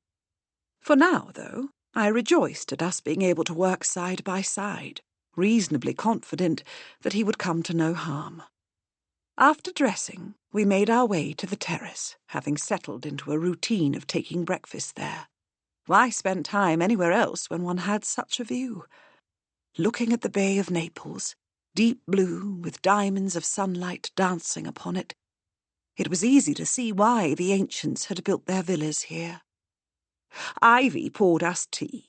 while Jeremy, kitted out in an elegantly tailored linen suit and slouching with his usual air of studied ennui, filled a plate with cheese and olives. "I've decided to entirely embrace Italian culture at the exclusion of all others," he said. "I shall fire my cook, replace her with one from here, cancel my account with Fortnum's, and insist that every morsel of food that comes into the house is directly imported. I never knew olives could taste like this. And the coffee! Oh, the coffee! What is wrong with the English? I shall never take tea again." "And next month, when you go to France, you'll claim a lifelong devotion to their cuisine," I said. "You'll never fire your cook. She's the only one who looked after you when you were a child. Nanny was horrid. You know that." He pulled a face and glowered at me. "I admit to a certain tendency toward getting carried away when I travel, but don't you think it a rather charming eccentricity? I've devoted years to cultivating it." "You're an inspiration to us all," Ivy said, her voice dripping with sarcasm. "Ah, the mundane ways in which we occupy ourselves in the moments before something, or someone, crashes in and unalterably changes our lives.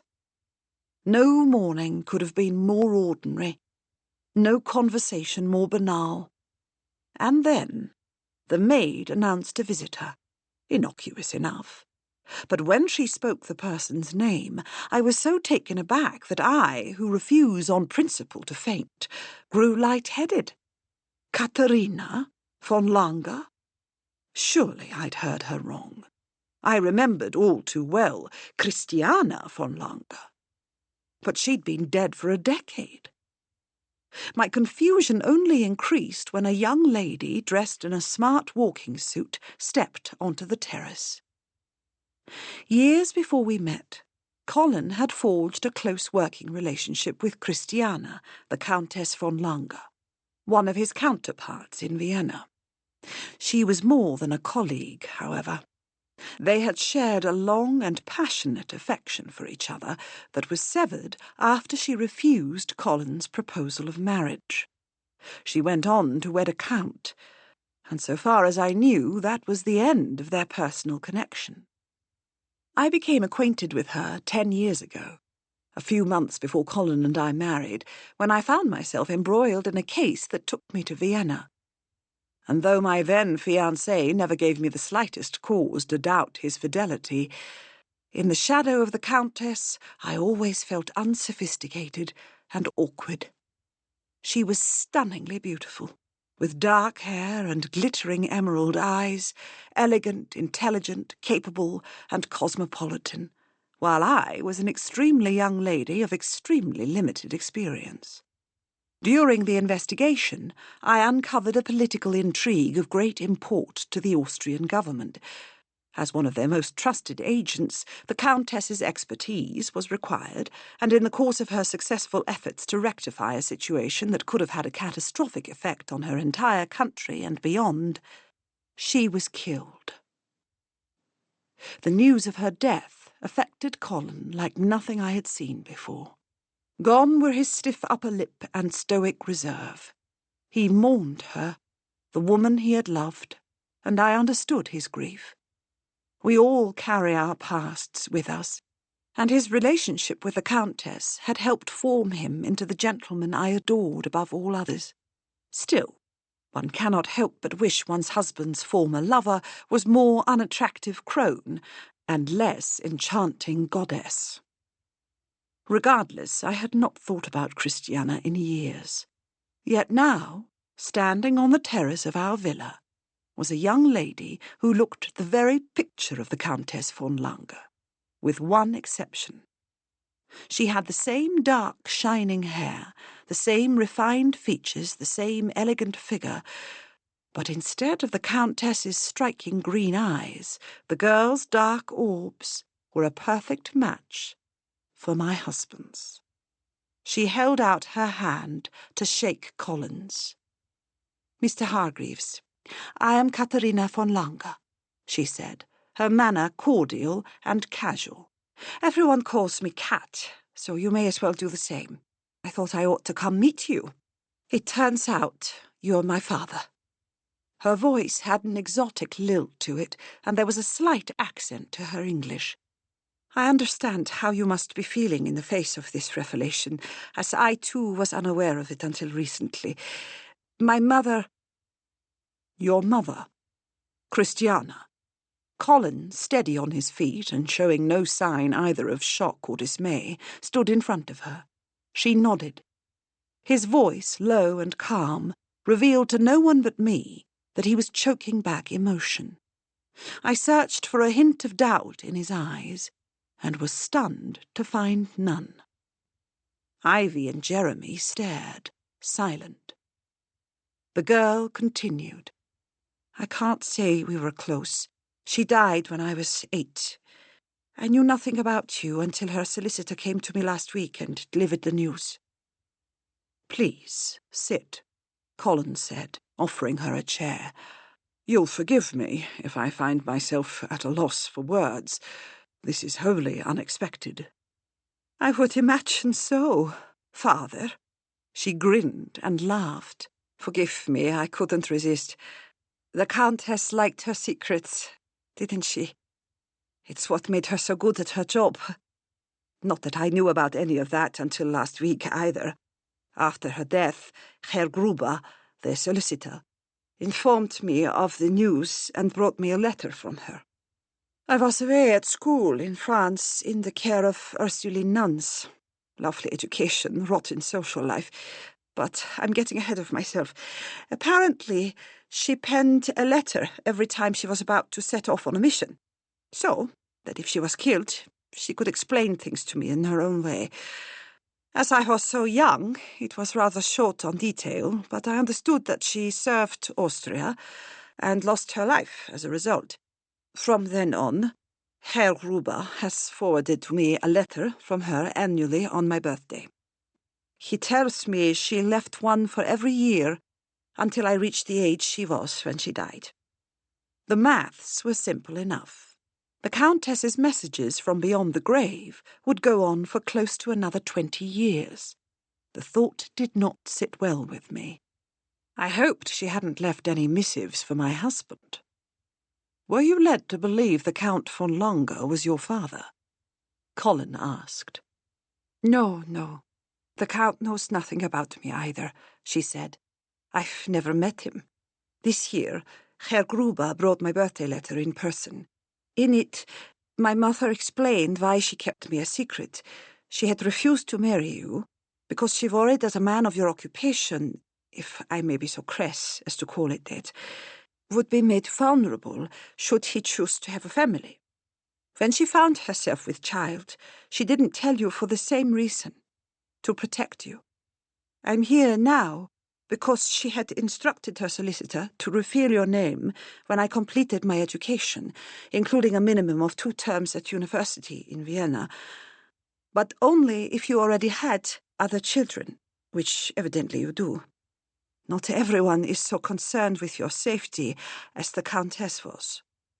She looked directly at me for the first time since she'd entered the room. I blanched at her words and opened my mouth to speak, but could find no appropriate words.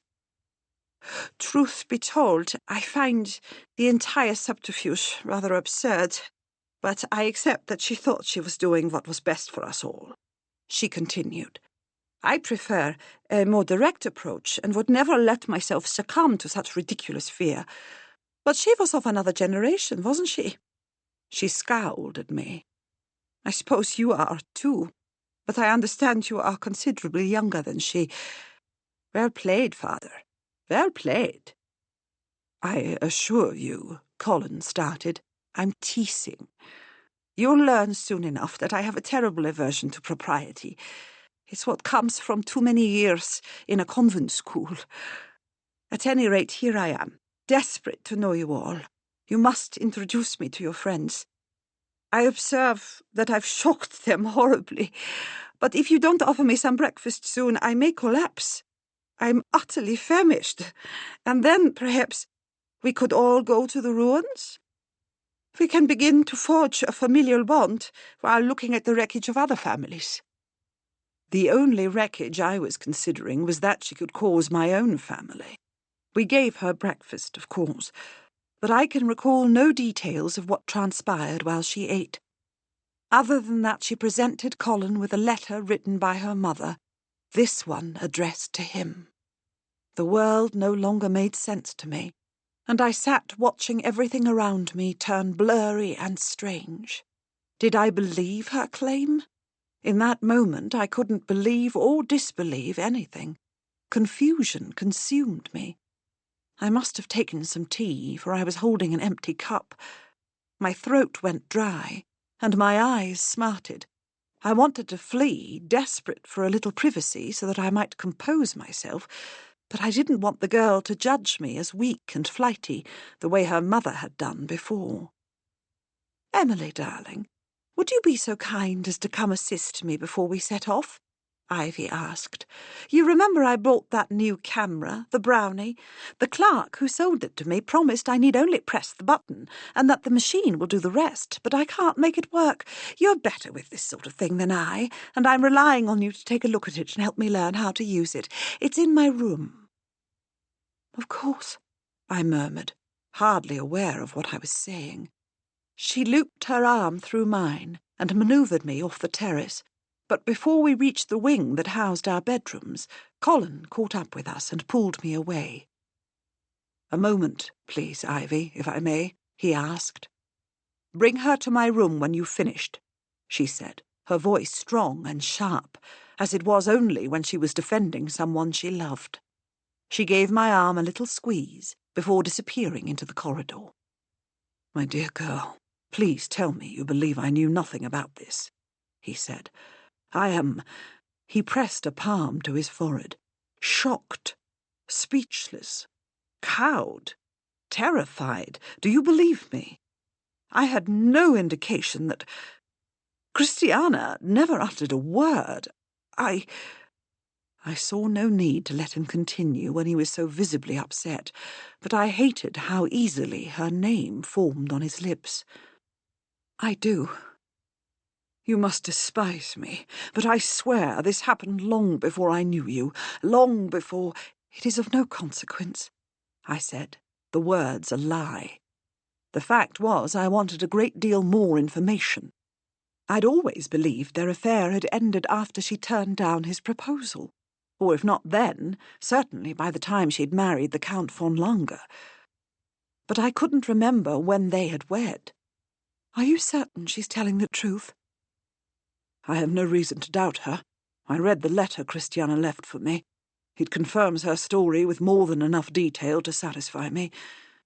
It is perhaps best not to discuss that further." I waited for him to offer to show it to me, but he did not. A searing heat flooded through me.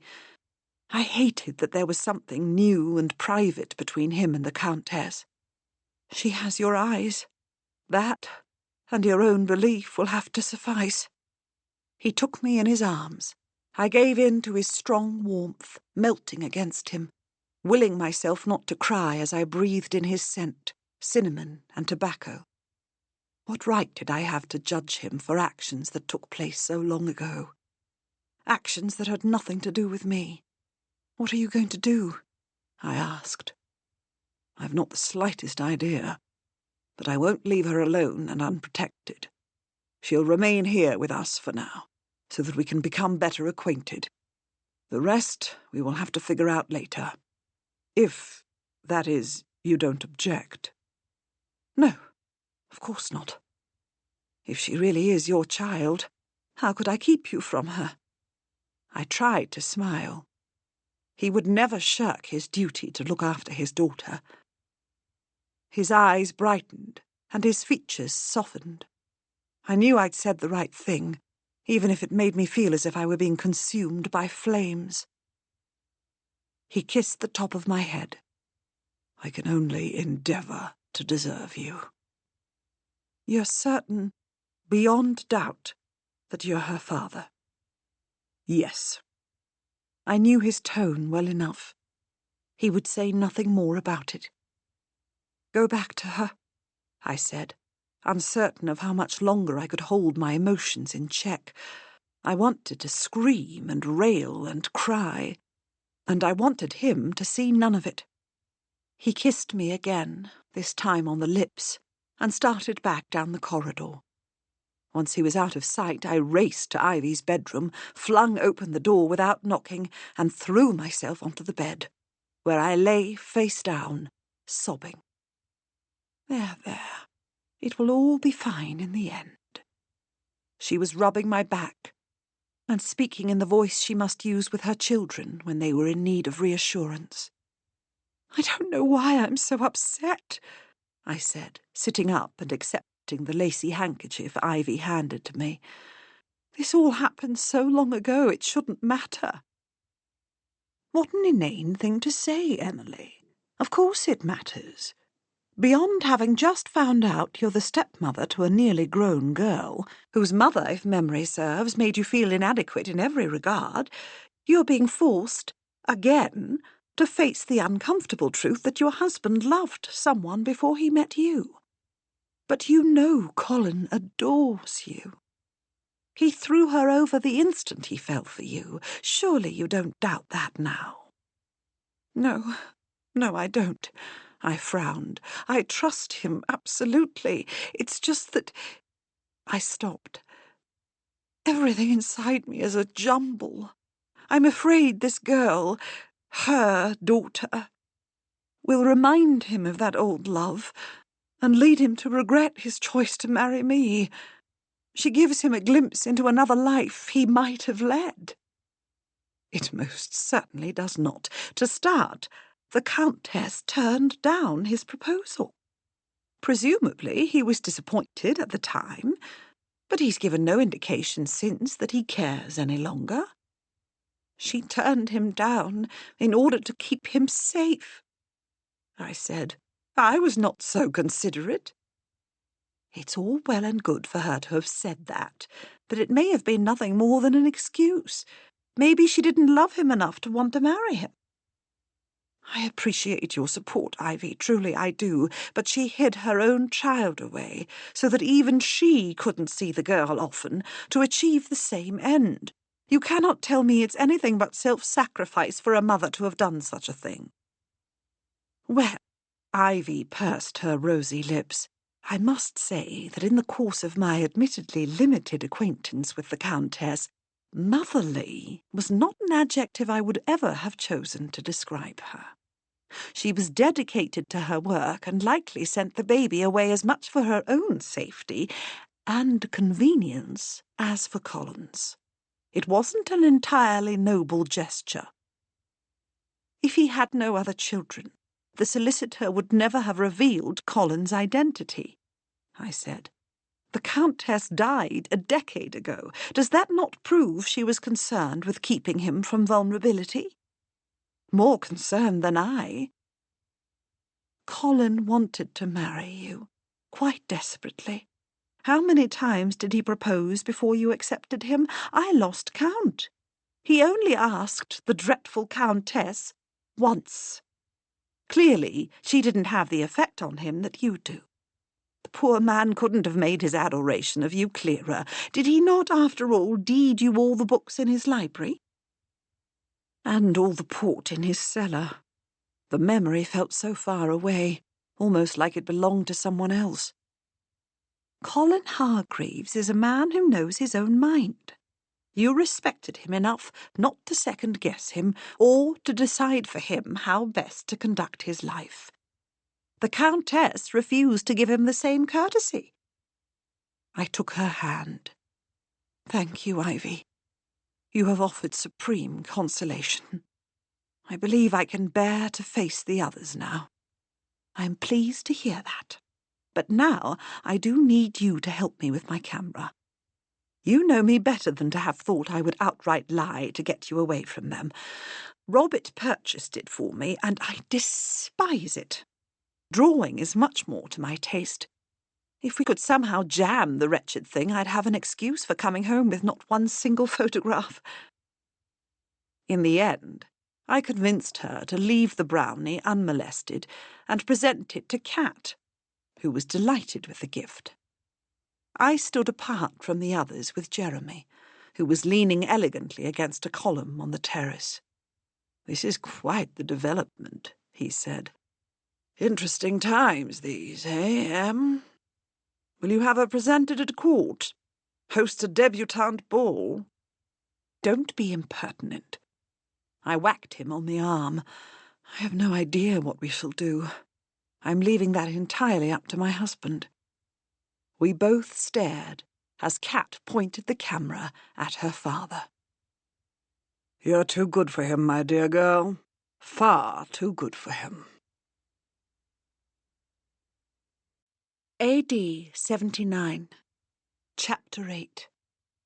As I write these words, I am struck by how young I was back then, convinced I had full control of my heart and confident I could read Lepida's thoughts. I saw Silvanus in private 6 more times before his wedding, and on each occasion he extracted from me another of my poems. After the first that I hid in the library, I no longer bothered with subterfuge. My cunning had no visible effect on him beyond a slight annoyance, but it had stirred the embers of my affection, and I no longer wanted the flame to grow. But grow it did, despite my good intentions. No longer did I hesitate to share with him my work. Instead, I wrote for him, not that I expected he would notice. I didn't compose love poems, that would have been coarse and obvious. Instead, I embarked on a great epic, recounting the tale of a hero invented by myself, modelled on Silvanus. I would praise the man I loved without ever naming him, and make him the greatest warrior Rome had ever known. Hector and Achilles were weaklings compared to him, Aeneas a mere child. The muse Calliope sat by my side, the verses coming almost without effort. I prayed to Mars and Minerva for an understanding of war, but it was to Diana that I made my most frequent offerings. Like her, I would never marry, and I would scorn any attention from men. Poetry would be my only love. The first lines of my epic delighted Silvanus. He demanded more, desperate for the rest of the story, never realizing he was the inspiration for it all. Before Lepida left her father's house, I had completed the first book of my great work, and gave it to her betrothed. When the auspicious day chosen for the wedding arrived, I helped my friend prepare, even fixing in place the flammeum that would veil her head. I stood near her when she uttered the required words to Silvanus. Ubi tu Gaius, ego Gaia. I followed the torchlight procession from Plautus's house to the grooms, but did not have the heart to join the others in their exuberant songs. I hung back as Lepida applied oil to the door of her new home, tears smarting in my eyes as her husband lifted her over the threshold. Try though I might, I could not hold my feelings in check. I envied Lepida for the attentions she would receive from her husband that night. At last, mired in unhappiness, I returned to the only home I'd ever known. Plautus had not given me to his daughter, despite Lepida's pleas. Neither of us wanted to be separated, and couldn't imagine him refusing such a simple request. But in the end he did, not because of his own feelings or inclinations. What did he care for one Greek slave, more or less? The source of my anguish came not from my master, but from someone else altogether. My father, who since his mother's death had never cared for anything beyond his books and ideas, held all the blame for my misery. 1902, Chapter 9. I'm not entirely certain what motivated me to suggest that Ivy give her camera to Cat, but I suspect it was an effort to disguise my unease with the situation. The earth beneath me no longer felt reliable, all the stability upon which I counted erased in an instant. The girl exclaimed over the gift, and Colin, who deduced that the idea was mine, whispered thanks. "I know incorporating her into our lives won't be easy," he said, "but I'm most appreciative of your support." I smiled, all the while knowing I was a fraud. How could he accept so readily that she was his daughter? The answer was simple. Unlike me, he wanted to believe her. And unlike me, he was privy to whatever intimate details the Countess had written in her letter. I was an outsider, alone. Kat had showered the warmest thanks on Ivy for the gift and started taking pictures of everyone but me, instructing them to pose. Before long, she announced that she preferred candid shots and started circling the terrace like a lion in search of prey, peering through the camera as she went. "How did you know to find us here?" I decided I ought to try to engage her in conversation. "After Herr Gruber departed, I contacted Buckingham Palace," she said, not looking at me. "My mother's letter suggested that you, Father, were an agent of some sort, so I thought I'd go straight to the top. But my telegram did not lead to a helpful reply. I sent 2 more, one to the Foreign Office and one to the Department of Defense. Then I learnt that you English are more reticent than I expected, so I did the only other thing I could think of." "I'm almost afraid to ask," Colin said. "I found a clerk at one of the Fleet Street papers much more willing to be of assistance. He gave me your London address. The skeleton staff you keep there when not in residence forwarded my telegram to your house in Derbyshire. Your butler, Devious, I believe he is called, replied saying you were in Pompeii." "Did you tell him who you are?" I asked. "Oh, heavens, no. That's best left to my father," she said. "I presented myself as an old family friend whose parents had recently died and was in need of consolation." "Well done," Colin said. "Thank you," she grinned. "So, we've all breakfasted, and you lot look dressed for exploration. Can I persuade you to take me to the ruins?" "While we were about to set off for the archaeological park, I'm afraid our plans for the day aren't quite so straightforward," Colin said, and explained, without going into particulars, our role in investigating the murder. Kat expressed neither horror nor shock, only clapped her hands. "This is better than I could have imagined.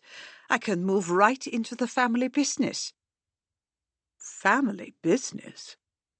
Yes, her mother was a spy, and her father an agent of incomparable talents, but there was no family business. "I don't want you to become embroiled," Colin started, but she interrupted, sliding her arm through his and pulling him toward the door. "You'll learn soon enough there's no point arguing with me. I'm coming with you, and expect to have heard a complete account of every gritty detail of the case by the time we reach the excavations." I caught a glimpse of pride in Colin's dark eyes as he let her lead him to our waiting carriage. Ivy looked worried, and Jeremy huffed. I did not feel it was my place to interfere. If my husband wanted the girl to accompany us, that was his decision. Our plan was innocuous enough: to examine each of the plaster casts in the city to make sure there were no other modern victims hidden among the ancient dead. Nothing sensitive or delicate in that. Bringing her along would not hinder our work. Most of the casts were housed in the museum near the ancient Porta Marina. But once that space had been filled, the general consensus was that any more would be better displayed where the remains had been found. The emotional impact of seeing them in situ was far more powerful than viewing them in a gallery. We quickly determined that nothing had been added to the museum's collection. We had expected as much, but had to be thorough, and then commenced taking an inventory of the rest. armed with maps of the site. The task was daunting. Pompeii is unlike other ancient sites in that it is an entire city, not simply a temple, a marketplace, or even an acropolis. Only 3/5 of it have been excavated thus far, but those 3/5 are comprised of acres and acres of houses, shops, taverns, temples, baths, and every other sort of building found in a Roman provincial city. We had to scour its entirety, not simply check each place marked on the map as containing casts. Our murderer could have hidden another one anywhere, in the back room of a bakery, perhaps, or a cubiculum in the remains of a modest dwelling overlooked by casual tourists. While the most celebrated houses, those containing the finest paintings, the best preserved peristyles and atria, could be locked, the rest of the site was accessible without a set of keys. Knowing the scale of the work before us, we decided to separate.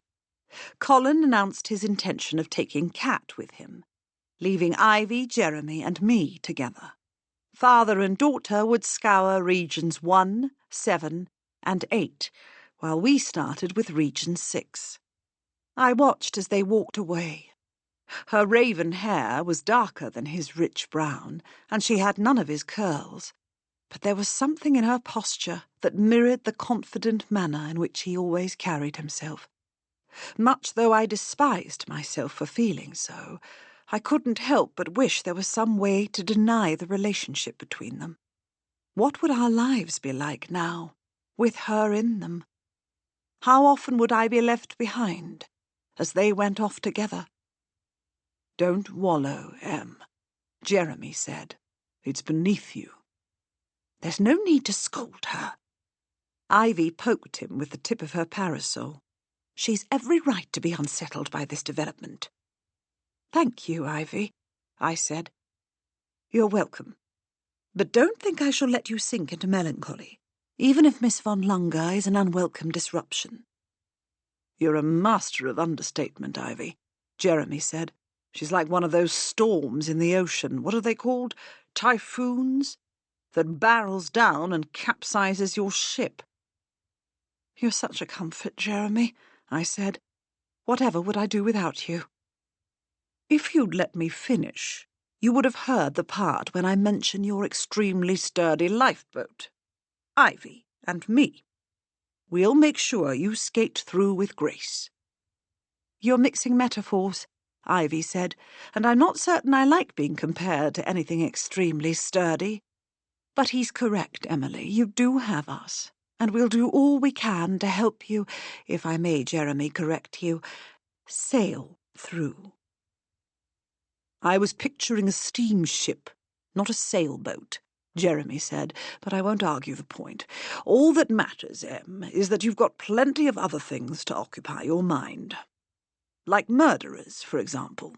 And if that's not enough, I'm prepared to whisk you away to whatever romantic location you choose and show you once and for all that I'm twice the man Hargreaves is." This made me laugh. I was grateful for the distraction and ready to get down to work. From the Herculaneum Gate in the northwest corner of the city, we made our way through structure after structure. The homes of the wealthy proved the simplest to search. There was an obvious path through most of them. The labyrinth of what tourists dismiss as insignificant was more difficult. With countless rooms and storage spaces, stairways and alcoves, and claustrophobic corridors that appeared to lead nowhere. While the main streets of the city were relatively wide, the rest were narrow and close, with no space between the facades of the buildings lining them. There was no distinction between residential and commercial areas. Even the largest homes, owned by the wealthiest families, were surrounded by shops and taverns. Vesuvius loomed over it all, a constant reminder of its destructive force. Our exhaustive exploration gave me an entirely different perspective on the place than I'd gained from casually wandering through it as a tourist. Now I could imagine what it must have been like to live there. Constant bustle. and could almost hear the clatter of donkey carts in the streets, the splashing of water, the sound of shopkeepers hawking their goods. What it didn't do, however, was reveal a single cast of a body that shouldn't have been there. I consulted my map. We've only a small bit of Region 9 left to cover. The central baths should be straightforward. We've finished with the dye house and the inn, but there are still 2 more houses. More like mazes. I'm beginning to have a deep appreciation for what Theseus suffered in his search for the Minotaur, Jeremy said. I'm shocked to find you so well versed in mythology, I said. Surely you haven't been reading Bullfinch? Of course not, but I have paid a certain amount of attention when Miss Carter talks about it. Ladies do like a gent who can listen, and you know I make a habit of hoarding quotes and little bits of useless information that give one the appearance of being educated. Naturally, I said. Heaven forbid anyone realize you actually are educated. My time at Harrow is eclipsed only by that I spent at Oxford in total hours dedicated to making sure I learned absolutely nothing. Yet you spent so many more years at Harrow, I said. My efforts, or lack thereof, were more concentrated at university. I had matured. He wanted us to believe that, and may even have believed it himself, but I remembered his marks at school were never all that bad. He didn't want to disappoint his father, not that he ever would admit such a thing. After the old Duke died during his son's 2nd year at university, Jeremy did not step up to his new responsibilities, instead making a point of behaving even more outrageously. He took great pride in having come down from Oxford with a degree he claimed would disgrace every Bainbridge ancestor, but at the same time his refusal to move his mother into the dowager house at Farringdon, the family estate in Kent, offered a glimpse into the gentleman he truly was. He wouldn't allow her to lose both her husband and her home in one fell blow, regardless of what tradition dictated. The awful truth about you, my friend, is that you aren't nearly so black-hearted as you'd like everyone to believe, I said. Don't ever say such a thing in public, Em. I may have loved you madly since you were 10 years old, but I will never forgive you if you destroy my reputation.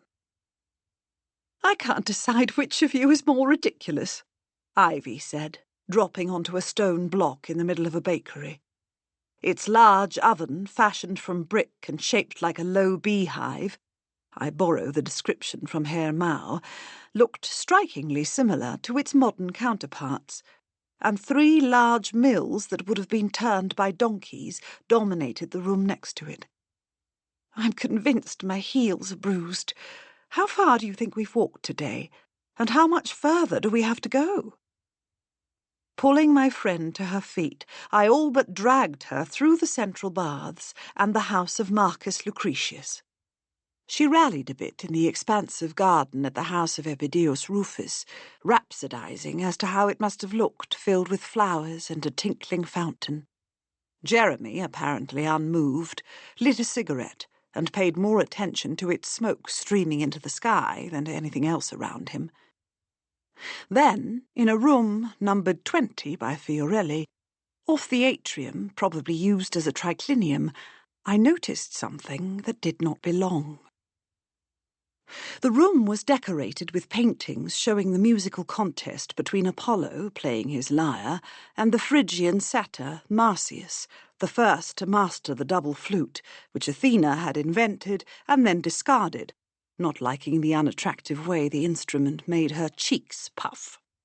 The satyr believed himself in possession of a talent greater than Apollo's, and the Muses judged the ensuing competition. Needless to say, Apollo won, for he could play the lyre upside down, a feat nigh impossible with a flute. 4 of the room's panels depicted the Muses, and directly beneath the centre of each of them, on the floor, was a single clay disc, similar to those used as voting ostraca in ancient Athens.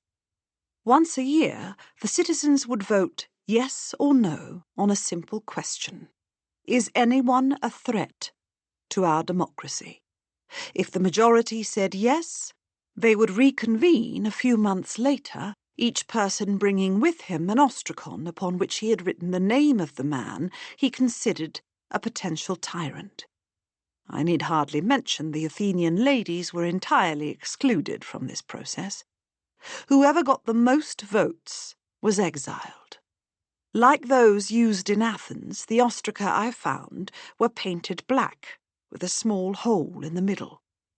Scratched into the surface of each, revealing the red pottery beneath, was a single word: Hargreaves. "This does not bode well for Colin," Ivy said. "It's obviously meant as a threat." "Let's not leave him to have all the fun. My surname is Hargreaves as well," I said, gathering the discs and wrapping them carefully before putting them into my bag. "Someone doesn't like us investigating, but that doesn't necessarily constitute a threat to our safety. It may be nothing more than a message to say we should stop what we're doing." "Is it too much to hope you will heed the advice?" Jeremy asked. "If you are in danger, I could whisk you off to Rome. No, Florence. I can't go back to Rome until I'm certain that wretched mother of that wretched girl isn't still there." "Don't bother making any travel plans," I said. "If anything, this encourages me, as it suggests the murderer is still in Pompeii, and further that he isn't a student of ancient history, given that he chose an anachronistic vehicle for his message. The Romans didn't use ostraca. Only the Greeks." "So not an archaeologist, then?" Ivy asked. "Who else but an archaeologist would wrap the body in plaster?" Jeremy asked. "The method is not the same as that used by the archaeologists," I said. Ivy pressed her lips together. "Perhaps the difference is meant to deliberately deceive." "A definite possibility," I admitted. "Regardless, if the murderer is still here, he must either be local or have some connection to the excavations. There's not much else in the city. Let's finish our search for casts, and then visit the stands outside the ruins to see if any of them sell souvenirs of this sort." We made our way through the remaining structures in our section of the map, careful not to sacrifice thoroughness to speed, but found nothing else. Our survey of the merchants beyond the ancient walls was only slightly more fruitful. 3 of them carried discs of the type we had found. They had Roman names scratched on them, compounding the historical error of their presence. True, the Greeks had colonized southern Italy, but even so, ostraca did not make sense as a souvenir of Pompeii. When I inquired about this, the merchants all shrugged, unconcerned. How many people would notice, let alone care? Tourists wanted anything that looked ancient. As for who had bought them, no one remembered anything about the customers in question. Fatigued, we returned to the villa, where Colin and his daughter were sipping whiskey on the terrace with Callie. Kat shot a look that dared me to comment, so I ignored her. She then convinced Jeremy to join them. So much for his adoption of all things Italian at the exclusion of everything else. I pulled my husband aside, wanting to show him the ostraca privately. "You can see that someone painted over the Roman name, let it dry, and then scratched Hargreaves into it," I said, as he examined one of the discs. 10 years of exile, wasn't it? Colin asked. "Do you think we'd be allowed to choose the location? I could do with 10 years alone with you on Santorini." "Don't joke," I said. "You know this is serious. I found them under a group of paintings of the Muses, Calliope included." "You suspect Miss Carter might be responsible?" he asked. "Surely she wouldn't be so clumsy. Drawing deliberate attention to the Muses would be akin to signing her work." "I don't have any reason to think she's guilty, but she did admit to seeing Mr. Walker on the boat. Can we take her at her word when she claims not to have an acquaintance with him? If they were involved, he might have followed her to Pompeii. I know it's absurd, but I can't help wanting to protect Jeremy. He's already fallen in love with one murderer, and seems rather taken with Callie. Bainbridge is most decidedly not in love with Miss Carter, Colin said. I can promise you other emotions are governing him. He's a grown man, perfectly capable of protecting himself should it become necessary. You, my dear, are not responsible for him. I take it you didn't find anything unusual in your half of the city? I asked. Nothing to speak of, but I will say that Kat has an uncanny ability to hone in on a person's character with astonishing speed, a talent her mother possessed as well. I didn't much relish considering any talent the Countess possessed. Do you think she would be an asset to the family business, as she called it? I don't want her to continue her mother's work, if that's what you mean, he said. I'm well aware of how dangerous that would be. She's far too young to take on such responsibility. I may not share the talent that she and her mother do, but I'm confident I'm on safe ground saying you won't be able to stop her should she decide to pursue such a course. Colin shook his head and sighed. Strong-headed ladies are my blessing and my curse. And you, my dear, are without question the most talented lady of my acquaintance, not only when it comes to investigation. I appreciated the compliment, but took little pleasure in being part of any group that included the Countess. We must return to the matter at hand. As our search turned up no additional modern casts, it appears our villain has only killed one person. What does that suggest to you? A crime of passion? Possibly, although he chose a time-consuming method of disposing the body, Colin said. Making the cast would have involved a not insignificant amount of plaster, and he wouldn't have been able to move it. A harrowing task, given its weight, until it had dried. So not Callie, then? I asked. Unless someone, her brother, for example, helped her. We'd need a great deal more evidence before we could support such a claim. Tomorrow we'll return to the excavations and take a closer look at the shed where supplies are stored. The modern town is too small to have a shop that would sell plaster in that quantity. If he didn't use what is on hand at the site, he would have had to go to Naples, which seems unnecessarily complicated, I said, particularly if he had access to and familiarity with the ruins. How well secured is the site at night? The gates are locked, but they're hardly impenetrable. I suspect our villain killed Mr. Walker in the ruins. He could have hidden the body, stayed inside until the site closed, and then applied the plaster under cover of night. The process would not have been nearly so delicate as the casts done by the archaeologists. He wasn't filling a hollow made by hardened ash, after all, only applying fabric strips coated in plaster to the body. He would have had ready access to water. The fountains throughout the city have working taps. It would have been a messy project, Colin said. We should take a walk through the unexcavated areas of the city in the morning.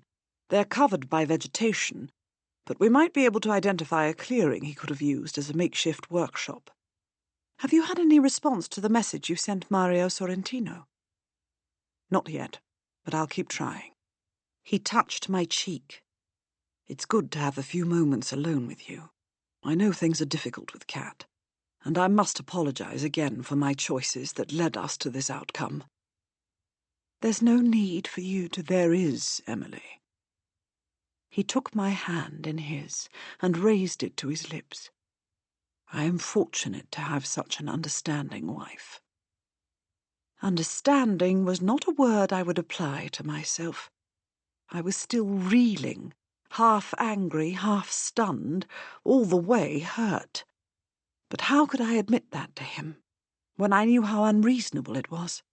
I couldn't bear to be candid, not when doing so would reveal this unwelcome side of myself. I forced a smile and kissed him on the cheek. We should return to our friends before Jeremy gets himself in too much trouble. Whatever he was up to, we were too late to find out. Ivy and Cat were cosied up on the terrace. The girl made no attempt at concealing her preference for my friend over me. But he and Callie were nowhere to be found. "They left together," Cat said, grinning. "Something about a moonlit stroll, although I wonder how they'll fill the time before the moon rises. His Grace is quite a romantic, isn't he?"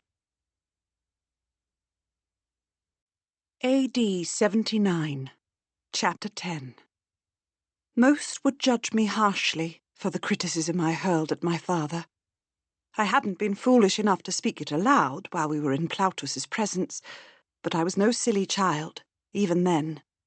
I awoke long before dawn on the morning after Lepida's wedding and lingered on my bedroll, wondering what the day would bring. My duties would change now that Lepida was gone, and I considered what this might mean for my future. Claudia, her mother, was a generous mistress. With luck, I would find myself assigned to her, or perhaps I'd assist my father in the library.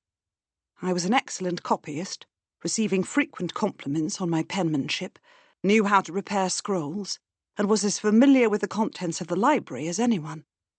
I could place my hands on any scroll in an instant, and would have no trouble maintaining the collection list.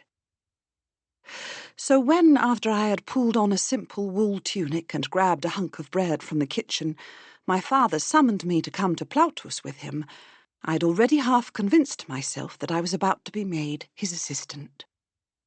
In this, I was both absolutely correct and entirely in error. Plautus was in his tablinum, finishing up with some clients. I stood next to my father in the doorway, studying the mosaic on the floor, a jumble of fanciful sea creatures.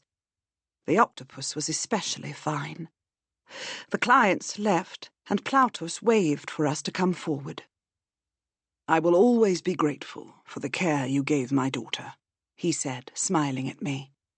"She would not have taken to her education so well without your encouragement, and is now poised to be one of the most influential women in Pompeii. An excellent partner for her excellent husband. All great men know the importance of having a wife upon whom they can rely, and Titus Livius Sylvanus will value her." "It was my pleasure, Dominus," I said, my head bowed. "I love Lepida like a sister." "Which no doubt has made you wonder why I did not allow you to accompany her to her new home," Plautus said. "That, my child, is due to your father. He has purchased both his own freedom and yours. As of today, you are no longer slaves. Lepida will now be your friend rather than your mistress." I remember that moment, and the sharp burning in my gut that accompanied it, as if it had happened today. I was elated and terrified, taken totally aback. My father had never hinted we were so close to manumission. So why the burning pain, you ask? Why the need to heap blame on my father? Not for buying our freedom. That took me a step closer to becoming a Roman citizen, but for removing us from Plautus's house. I had grown accustomed not only to the luxury of it, but to its society, its library, the music and poetry that filled its halls, the sculptures in the garden, the exquisite frescoes covering every wall and ceiling. And now it would never again be my home. Never again would my work be so free from strife. For the job of body slave and companion to Lepida had never been onerous. Quite unlike my new life. 1902, Chapter 11. To remark casually that vegetation covered the vast, unexcavated sections of Pompeii grossly underestimates the jungle that Colin, Cat, who insisted on accompanying us but avoided looking at or speaking to me unless absolutely necessary, and I faced the next day. We slogged through it, but found no sign of where the murderer had covered Mr. Walker's body with plaster. Ivy had stayed at the villa, occupied with her embroidery. Jeremy did not appear at breakfast, and when we ran into him that afternoon, he was still wearing yesterday's suit, which no longer looked quite so fresh as it had. Kat muttered a few comments under her breath about men who stay out all night, but I didn't feel it my place to criticise her for speaking about so inappropriate a subject. Jeremy was in right high spirits, and accompanied us on our search of the supply shed in which the archaeologists kept their stash of plaster. Comparing the inventory records with what was actually on hand told us that 2 large sacks were missing. We uncovered not a single clue as to who might have taken them, or when, but at least we knew where the murderer had got his plaster. And his familiarity with the archaeologist's supplies, not to mention his access to them, for there was no sign of forced entry into the shed, suggested that he had some affiliation to the site.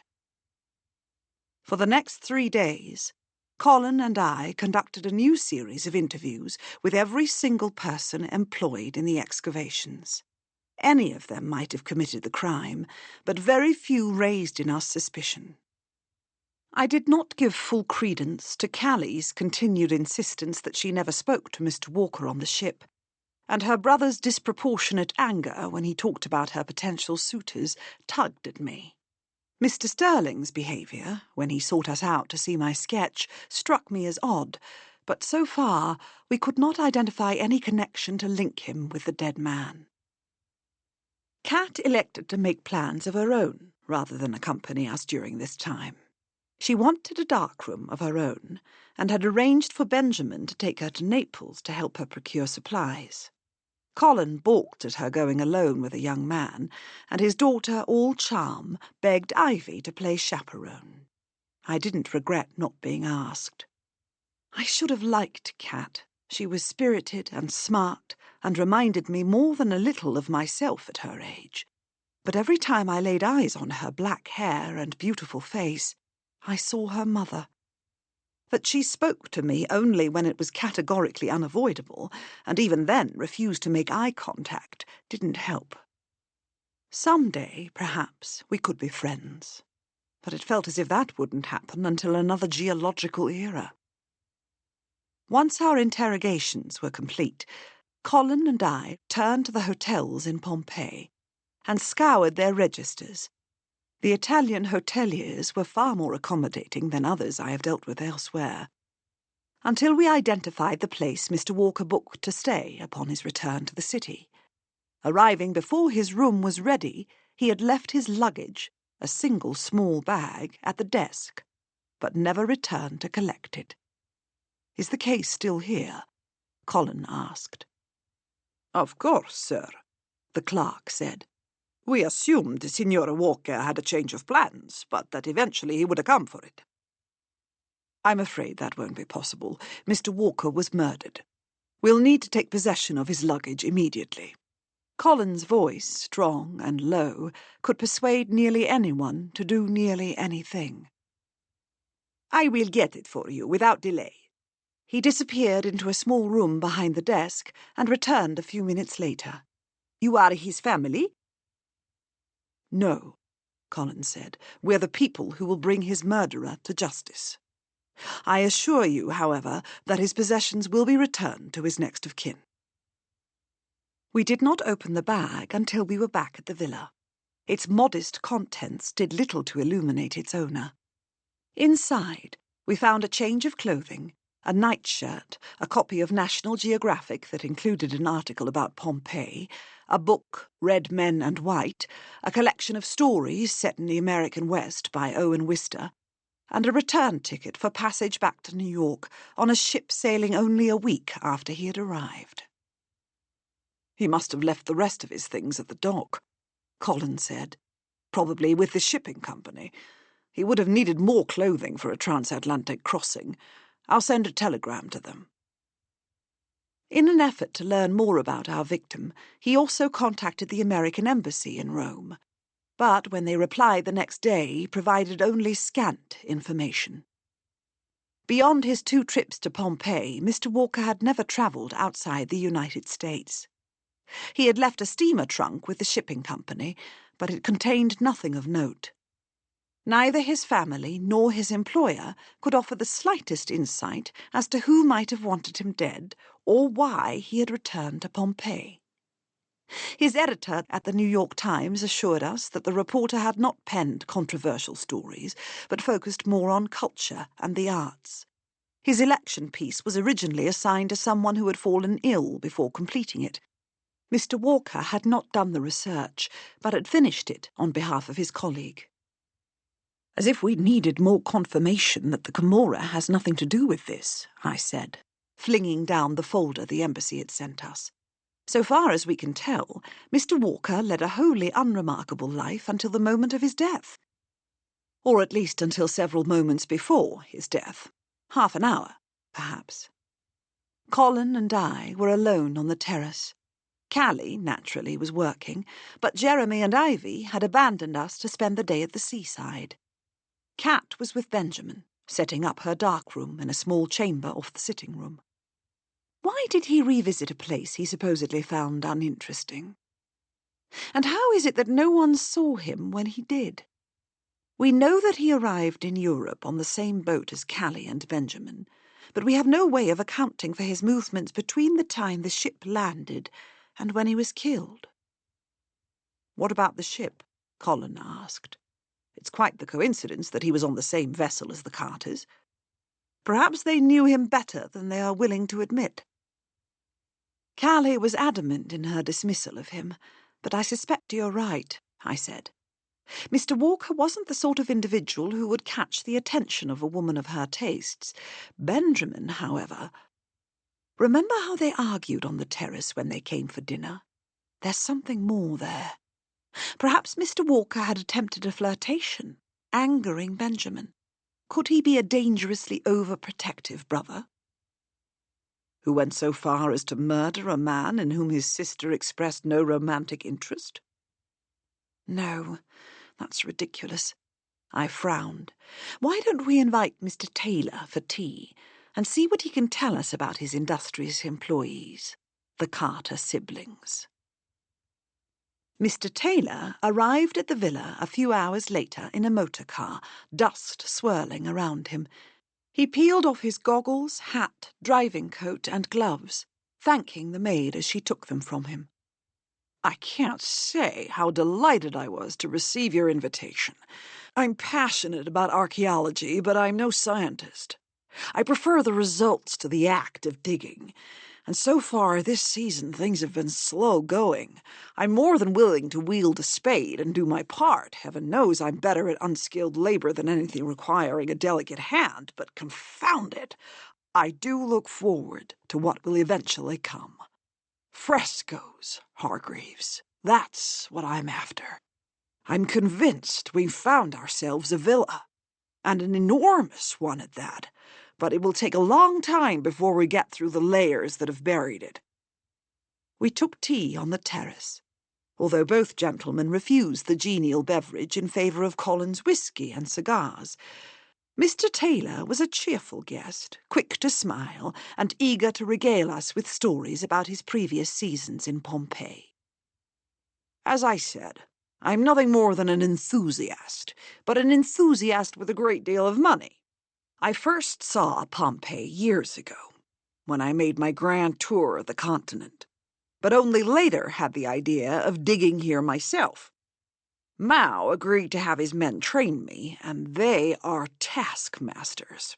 I can't say I precisely enjoyed the work, but I'm not the sort of man who wants to be a mere dilettante. Yes, I could throw my money around, hire experts, and swan in and out like so many do in Egypt, but I find that distasteful. I won't waste my time on something for which I have no aptitude. You should see the disastrous results of my attempt to learn how to draw, but archaeology is something I can do. I'd rather lend a hand than sit back and play benevolent patron, but I've always hired experts. I know I'm not knowledgeable enough to direct a dig." "How did you settle on the site you now occupy?" I asked. In the past, I'd funded projects already in progress, but decided I wanted a dig of my own. We know that there were many villas beyond the city walls. The area offered more space to build and gave the wealthy more privacy than in town, he replied. The literature, Pliny and so forth, tells us as much. I polled every archaeologist I could find who has worked in the region, and then bought the land the majority of them recommended as the most promising. Did you bring Mr. Sterling on board before or after you'd chosen a location? I asked. Before. He was with me last season. We did a great deal of preliminary work before I could come to a decision, digging test trenches, evaluating the merits of various options. Did you hire the rest of your staff? Or did he? Colin asked. I left most of it to him. He is, after all, director, Mr. Taylor said. He chose to consult me when it came to evaluating candidates. You did handpick a few of your workers, I said. Benjamin Carter, for example. Yes, I suppose there were a few more. Perhaps I'm more of a tyrant than I'd like to believe. Tell us about the Carters, Colin said, watching the smoke streaming from his cigar. An enterprising pair, aren't they? Mr. Taylor bared his teeth with a broad smile, his eyes crinkling in his tanned face. I met Benjamin in New York last autumn. He was in the Metropolitan Museum, drawing in one of the Egyptian galleries. I recognized his talent at once, assumed he was interested in archaeology, and offered him a position on my staff. He refused, explaining his focus was landscape painting, and that he was sketching ancient artifacts only as an academic exercise.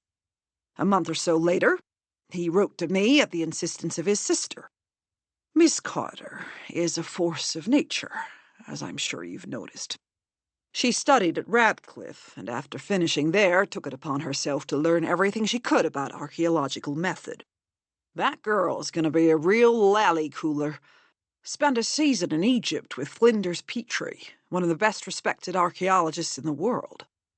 His wife took her under her wing and would have happily kept her on staff, but Miss Carter prefers the Romans to the Egyptians. She did mention that she'd hoped to work with someone else, another Englishwoman married to an Egyptologist even more famous than Petrie. Unfortunately, that lady was unwilling to take her on. But you were, I said. I told her so long as her brother came too, I'd be happy to have her. I don't care much about social niceties, but one can't entirely ignore the problems that would arise from having an unescorted female working on the site. He would believe what he wanted. Until men stopped viewing unescorted females as problematic, we would continue to struggle for our rightful place in the world. How is her work? I asked. Flawless. She has endless patience. And so far as I can tell, that's the most valuable quality an archaeologist can possess. She loves nothing better than digging a trench with painstaking care, keeps meticulous records, and is more comfortable in mud up to her ankles than in a ballroom. And her brother? Colin refilled Mr. Taylor's whiskey. He's an artist of astonishing technical skill, and is good with a camera. There's not much for him to do yet for me, but as you know, he's doing a series of paintings for Pompeii. What a far cry from the early days of excavation at Pompeii. The kings of Naples had refused to let anyone visit the site without a permit. Even with one, tourists were required to always be accompanied by an approved guide, and all drawings and notes were strictly forbidden. They did arrange, in the mid-18th century, to have a book of engravings produced, but it was not made available to the public, only given by the king as gifts to select individuals. These policies led to outrage by many visitors, Goethe included, and to the production of illegal books based on the memories of artists lucky enough to have been granted access to the site. How fortunate we are to live in more enlightened times, when archaeology has become a science, and Pompeii is open to all. The conversation veered to Greek literature, and Mr. Taylor and I had a lively debate about the depiction of women in the Iliad and the Odyssey. His opinions were what I would expect of any ordinary man. He carelessly tossed off the contributions of the goddesses and hardly noticed the mortal females, assuming them all to be slaves and seductresses. Most disappointing, however, was that it had never before occurred to him to consider the topic. "The scathing look on your face tells me I've made a grave mistake in my analysis of the works of Homer," he said.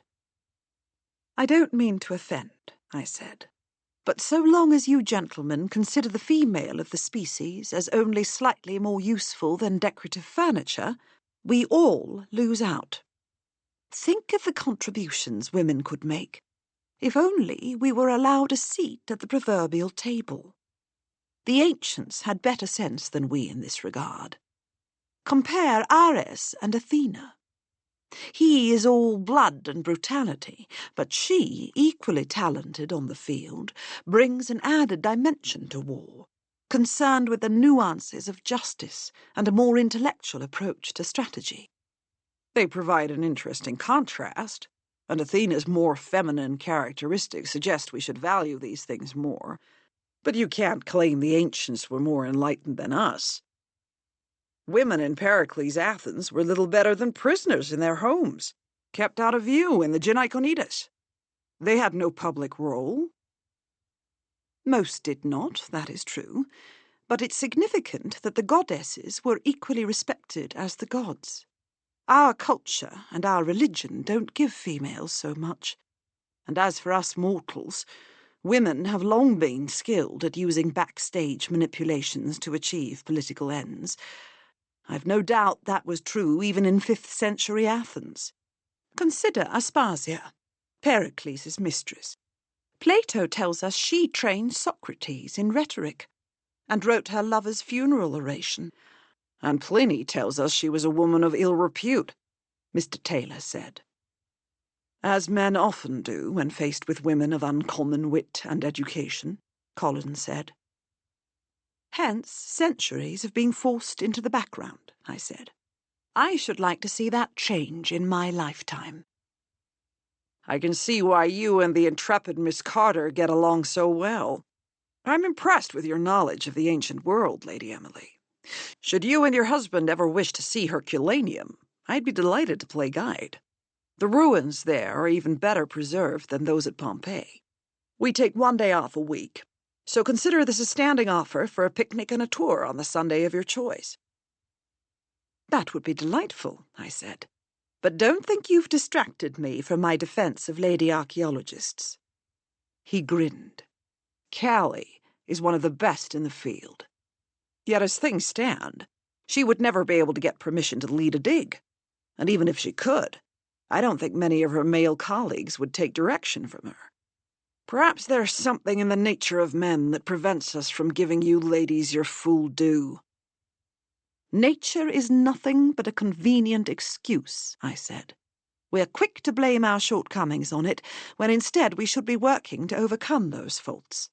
Had you been born in a society that treated women as the equals of men, it would never occur to you that Miss Carter shouldn't lead a dig, or that men would balk at her orders." "We have free will, but we're not free from original sin," Mr. Taylor said. "Before this conversation descends into a pit of religious mire, I should like to circle back to another topic, that of Clarence Walker," Colin said. "Other than his piece on Pompeii, are you familiar with his work, Mr. Taylor? You live in New York, so it's not unlikely that you've read him." "I have a house there, but spend very little time at it. Mrs. Astor and her 400 bored me to tears. I prefer European society. It's far less prudish than its American equivalent. I don't know Walker beyond the article you mentioned. I read it, but it didn't make much of an impression on me. I certainly never ran into him in Manhattan." "It's probable that whoever killed him was connected to the excavations," I said, "but that doesn't preclude someone he could have met in New York. There are a considerable number of Americans working at Pompeii." "Most of them at my dig," Mr. Taylor said. "I don't make a practice of hiring violent criminals, at least not so far as I know." "How long have you known Sterling?" Colin asked. "He's a bit of an odd fish." That may be, but he's a fine fellow. Met him a few years ago and took to him at once. Might be too obsessed with poetry for his own good, but I can't imagine he'd hurt any living creature, even if provoked. He's soft. Unlike Benjamin Carter, I said. Carter? Another decent man. Sure, his temper flares on occasion, but he's never given me cause for worry. And on that note, I'm afraid I must take my leave. I've a dinner engagement with a delightful young lady in Naples this evening. Her mother is chaperoning us, wholly unaware that I find her more charming than her daughter. I do hope I can avoid making a mess of the whole thing. AD 79. Chapter 12. The argument that ensued after my father and I left Plautus was one for the ages. I can admit now that my fury over losing every familiar part of my life was not merited, but at the time it consumed me. My father let me shout and rail against him, not commenting until I'd finished, and then only to say something about Achilles and rage. This only further fueled my anger. I stormed out of the house, something I couldn't have done without permission while still a slave, and stalked through the streets, so furious that all coherent thought was impossible. And then, as I turned a corner, I noticed a graffito on the wall of a thermopolium that so shocked me I could not breathe. It was 2 lines from one of the poems I had given Silvanus. Below them, a second person, the handwriting markedly different from that of whoever had scrawled the verse, had commented that truer words had never been so beautifully expressed. This improved my mood, slightly. I kept walking, and then I saw them again, the same lines of my poem, this time scratched into the wall of a house. No one had responded, but I couldn't help feeling bolstered. Had Silvanus liked my poems enough to share them with someone else? Someone inspired to share them with the rest of the city? Or had he himself hired someone to do it? By the time I returned to Plautus's house, I was no longer filled with ire. My mistress, Claudia, sent for me soon thereafter, and presented me with a wooden box. Inside were 2 heavy gold bracelets, formed as snakes that would curve up the wrists when worn, their eyes bright emeralds. "I'm grateful to know you, Cassandra," she said. "You've worked hard, and have always been a wonderful companion to my daughter. You'll always be welcome in this house. I'll miss not seeing you every day." I could hardly speak, taken aback by her generous gift. I'd never owned something so valuable or so beautiful. I thanked her again and again, and clutched the box to my chest, determined not to let it out of my sight until it was safe in our new home. My father did not seek me out that evening, but I would see him on the morrow. No doubt he would chastise me for my behaviour, but I hoped that the chaos of relocating would mitigate his words. Regardless, I was not looking forward to any of it. 1902. Chapter 13. Mr. Taylor's acknowledgment of Benjamin's temper, coupled with my own observations, prompted me to invite the young man to accompany Ivy and me to Naples, ostensibly to help us procure supplies for her Roman banquet. Admittedly, his artist's eye would be useful when searching for period-appropriate decorative objects, but I was more interested in getting him away from Pompeii and from his sister, so that I might further question him about Mr. Walker. But no matter how I approached the subject, he revealed nothing. Naples was not the city I expected it to be. Teeming with people, dirty and chaotic, it felt, though didn't look, more like some eastern marketplace than part of Italy. There were beautiful bits, to be sure, but Benjamin's constant reminders that we must remain vigilant to avoid pickpockets, and then nearly getting run down by 3 separate people on bicycles, did not endear the place to me. The sun beat down relentlessly, making us unbearably hot. Our first official task was to scour antique shops for couches that Benjamin could transform into reasonable facsimiles of their ancient counterparts. This took nearly half the day, but was worth the effort.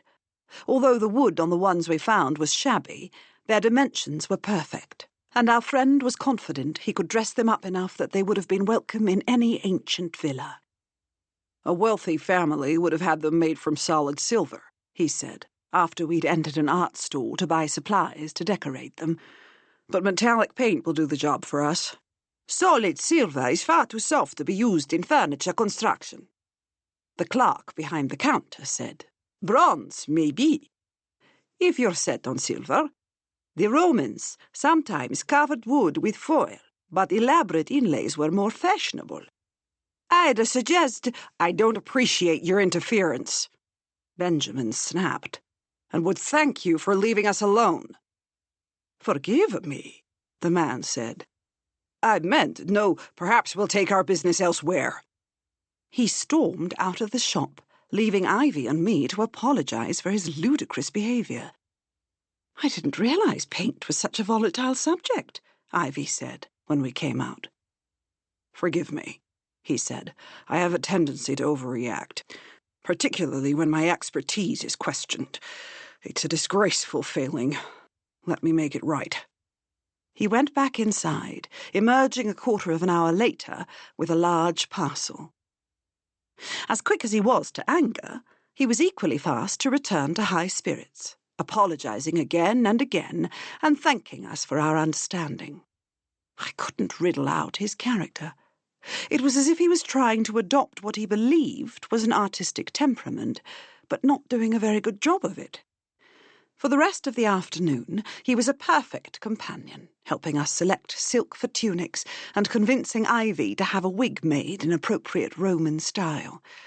He'd gleaned an impressive amount of information about trends in fashion and hair from wall paintings, and done an admirable job of internalizing the sensibilities of the city's ancient residents. Once we'd found every item on Ivy's exhaustive list, we stopped at a cafe, where Benjamin pulled out a notebook and started making sketches of his ideas for how to decorate for her soirée. Seeing a bookshop across the piazza, I excused myself, wanting to find copies of Dante's Divine Comedy and Virgil's Aeneid. When I returned with those, and many more, it is impossible to leave a bookshop with only what one planned to purchase, my friends were still engrossed in their plans. I had to tear them away so that we didn't miss our train. Back in Pompeii, Ivy and I planned to hire a cab to take us home, but the young American refused our offer to drop him at his hotel. "Look there! I see Sterling at the far end of the platform," he said. He shouted to his colleague, who turned and gave a half-hearted wave but did not come over to greet us. Instead, he increased his pace and rushed away. "I'll catch up with him and we can walk together. We're both at the same hotel. Hope to see you both soon at the dig." "Mr. Taylor doesn't seem too concerned with his employees being on site," Ivy said after Benjamin had rushed off. "Do any of them work when they're supposed to?" "He might have sent Mr. Sterling to Naples. The museum is there, after all. He might have needed to consult with a colleague, or he could have been collecting supplies."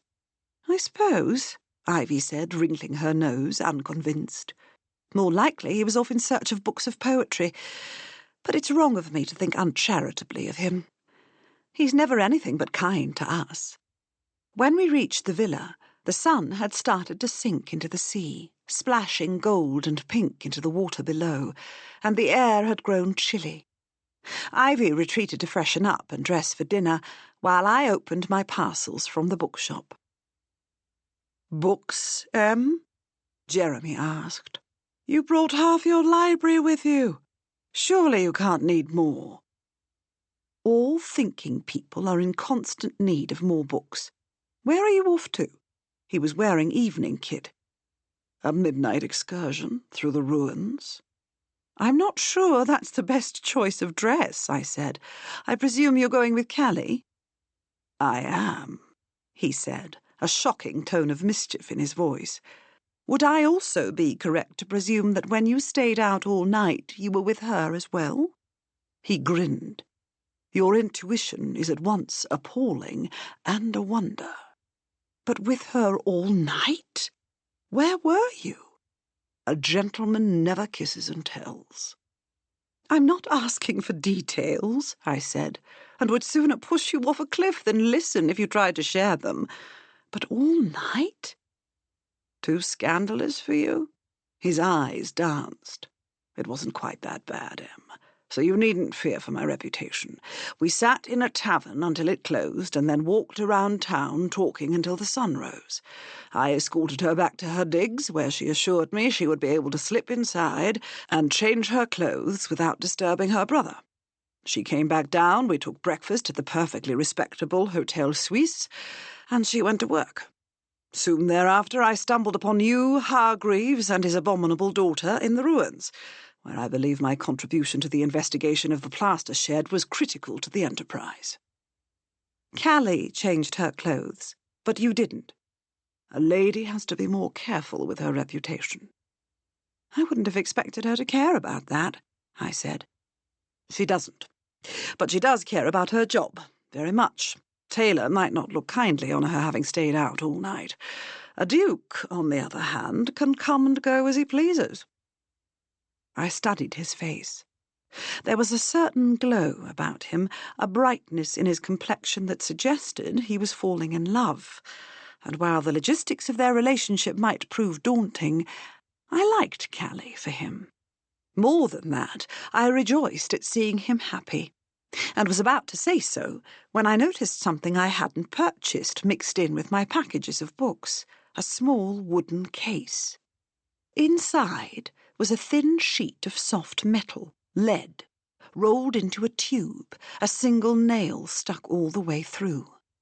I carefully pulled out the nail and started to unroll it. The metal was in dire condition. It looked as if someone had attacked it before impaling the cylinder with the nail. Visible beneath these marks of violence was a short passage of text. I curse Lady Emily Hargreaves, and her life and mind and memory and liver and lungs mixed up together, and her words, thoughts, and memory. Thus may she be unable to speak what things are concealed, nor be able to communicate anything she finds. I bind her tongue, so that it will be twisted and devoid of success. Blimey, Em. Bringing down the wrath of the gods, are you? What's the commotion? Colin asked, entering the room, dressed for dinner, his tousled curls still damp from the bath.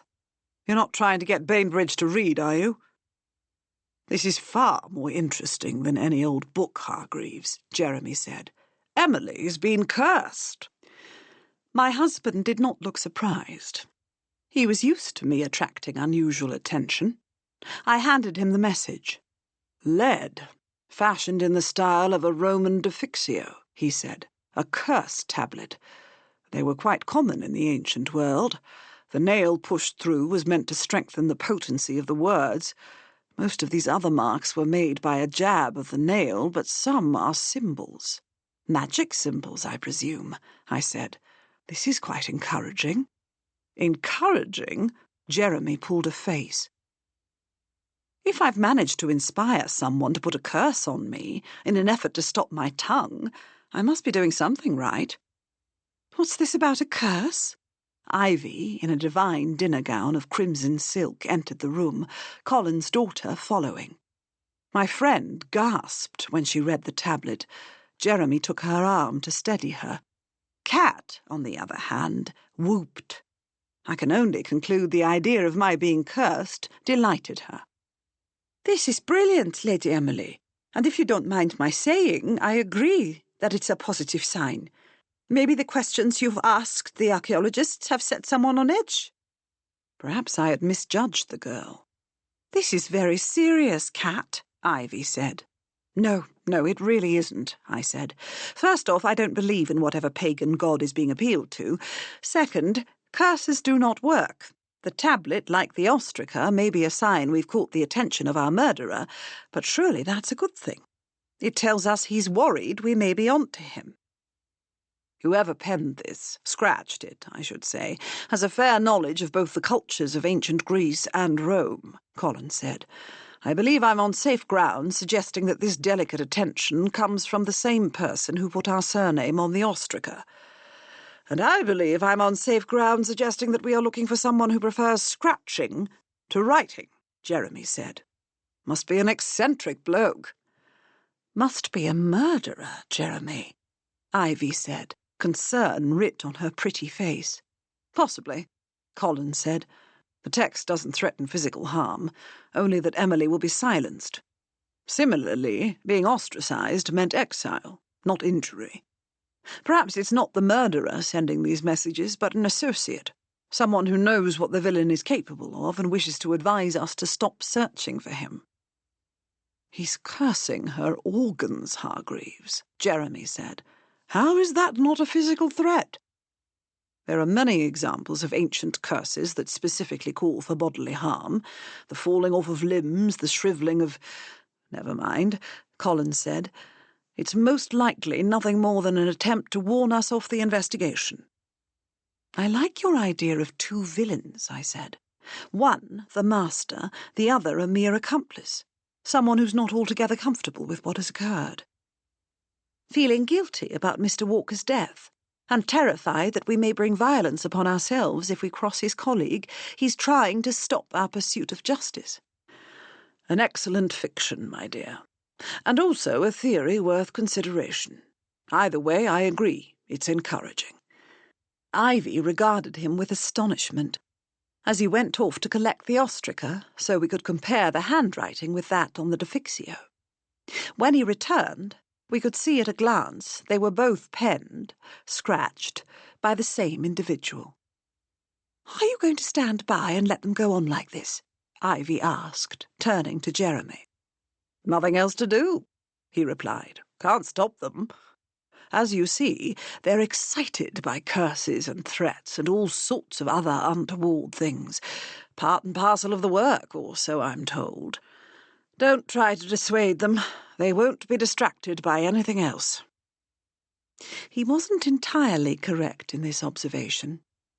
I was distracted by Kat staring at her father and me, her eyes narrowed. "Who knew you were going to be in Naples today?" she asked. "All of you," I said, "and Benjamin, obviously. He could have told any number of people." "He would have had to ask for time off work, so Mr. Taylor would know too," Kat said, "unless the request would have gone through Mr. Sterling. I've spent a great deal of time with Mr. Carter, working on photography, and know him well enough to say he doesn't have sufficient knowledge of ancient history to have made this." "I can't share your opinion," I said. "He's demonstrated a decent grasp of ancient culture." She glared at me. "He did have ample opportunity to slip the tablet in with the books," Colin said. "He wasn't with me in the shop," I said, "but he could have done it on the train." "Did you not hear me, Lady Emily?" Kat scowled. "He couldn't have made it." "Making it and delivering it are two separate things," Ivy said. "Quite," Colin said. "Did you notice anyone following you today, Emily?" "No, and I was careful to keep an eye out," I said. "I'm not infallible, though." My husband nodded. "No one is. Where were your parcels on the train?" "On the luggage rack across from our seats," I said. "The one directly above was already full when we boarded. The car was horrendously crowded. People were standing in the aisle. It wouldn't have been difficult to insert something into our things without us noticing. We saw Mr. Sterling at the station in Pompeii. Benjamin rushed off to catch up with him so they could walk back to their digs together. He must have been on the train as well." "He certainly would be aware of defixiones," my husband said. "Wouldn't all of the archaeologists?" Ivy asked. "We're surrounded by classically educated individuals who possess the knowledge, background, and means to commit the murder, as well as to send these messages of warning. How do we begin eliminating suspects?" "You can start with Callie," Jeremy said. "Walker was strangled, correct? She wouldn't have had the strength to do that. She's little more than 5 feet tall." Would have had trouble even reaching his neck. Cat, to no one in particular, muttered something about men in love. I'm inclined to agree with you, Bainbridge, Colin said. Jeremy grinned. Glad to hear that, Hargreaves. Wouldn't want to make the mistake of falling in love with a second murderess. Love, did you say? I asked. I only suggest it as a possibility, Jeremy replied. Stay focused on the crime, please, not my romantic life. With pleasure, my dear boy, I said. It will be a relief not having to worry about you any more. You worry about me, Em, do you? How very sweet. I shall have to bring you flowers tomorrow. For now, though, it doesn't appear there's anything left for me to do here. I'm off. See you in the morning. Planning to be out all night? Colin asked. Jeremy grinned. Of course not. But I do expect you all to be snug in your beds by the time I come home. You especially, Miss von Lange. You're far too young to be embroiled in any of this nonsense. AD 79. Chapter 14. Arguing with my father always proved futile. I had expected him to chastise me in the morning, but he did not so much as mention the furious abuse I had hurled at him the previous day, leaving me feeling worse than if he had criticised my behaviour. I stayed silent for the duration of our move. As we walked to the new house, Plautus had sent our few possessions over during the night, as carts, with only a few exceptions, were not allowed on the streets during the day. I spotted 7 more walls on which lines of my poetry had been scratched. If I weren't so full of guilt over my appalling performance yesterday, I would have pointed them out to my father. As it was, I let them pass unnoticed. Our new home had been cut from the domus of a wealthy family. It faced one of the busiest streets in Pompeii, and was little more than a block from the elegant Stabian baths. We had 2 entrances in the front, the doors nearly on top of one another. The first led into our modest atrium, the other into a tiny room that might have been suitable for a doorman.